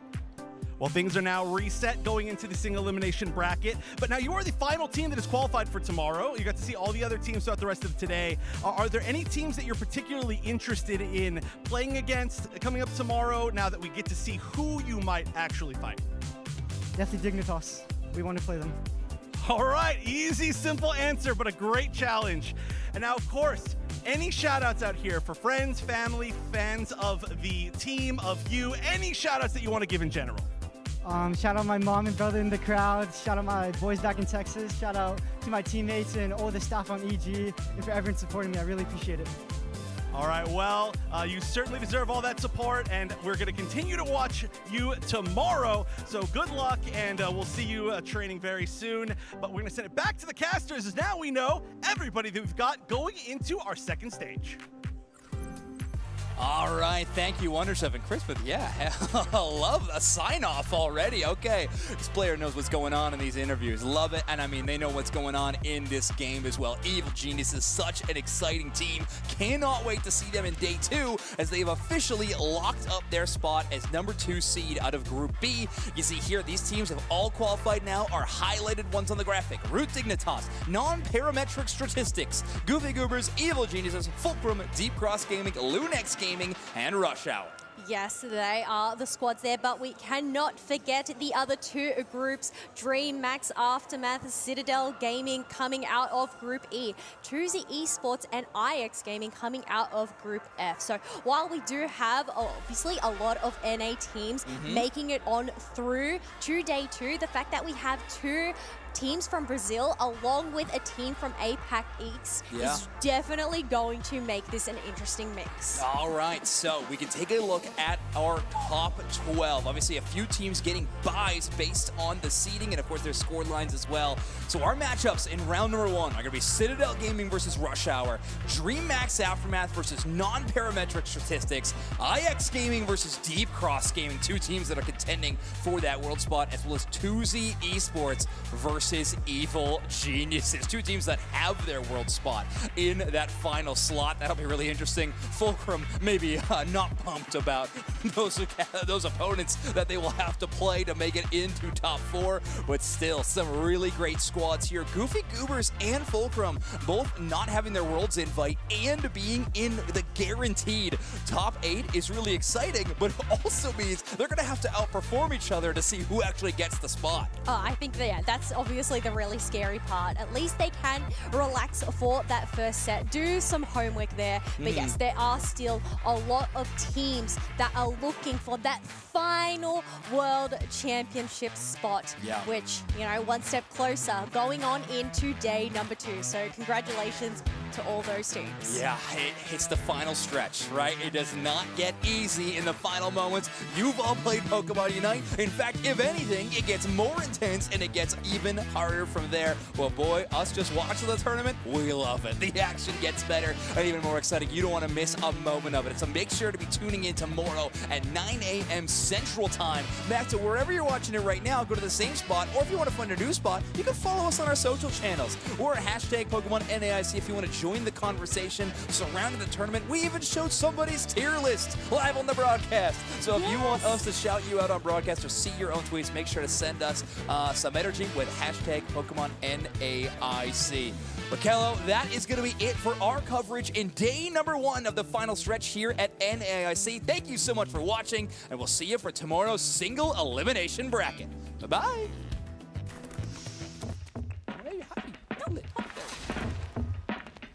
I'ma tell you about the come up, how I learned the game. Every challenge that I faced, how I earned the name. Nobody said that it was easy going for the gold. You gotta take risks, you gotta be bold. But I'm here to run the race, yeah, I'm here to go far. Here to take names, here to be a star. And when I finally make it, I'll be at the top. Best of the best, yeah, I'll be walking. Where legends are alive, I'll be walking. I'ma be right there by their side, I'll be walking. Where everyone can see, I'll be walking. That I'm the best to ever be.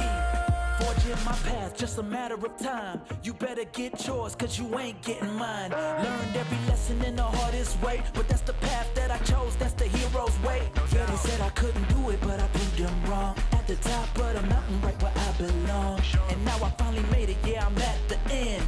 Best of the best, yeah, I'll be walking. Where legends are alive, I'll be walking. I'ma be right there by their side, I'll be walking.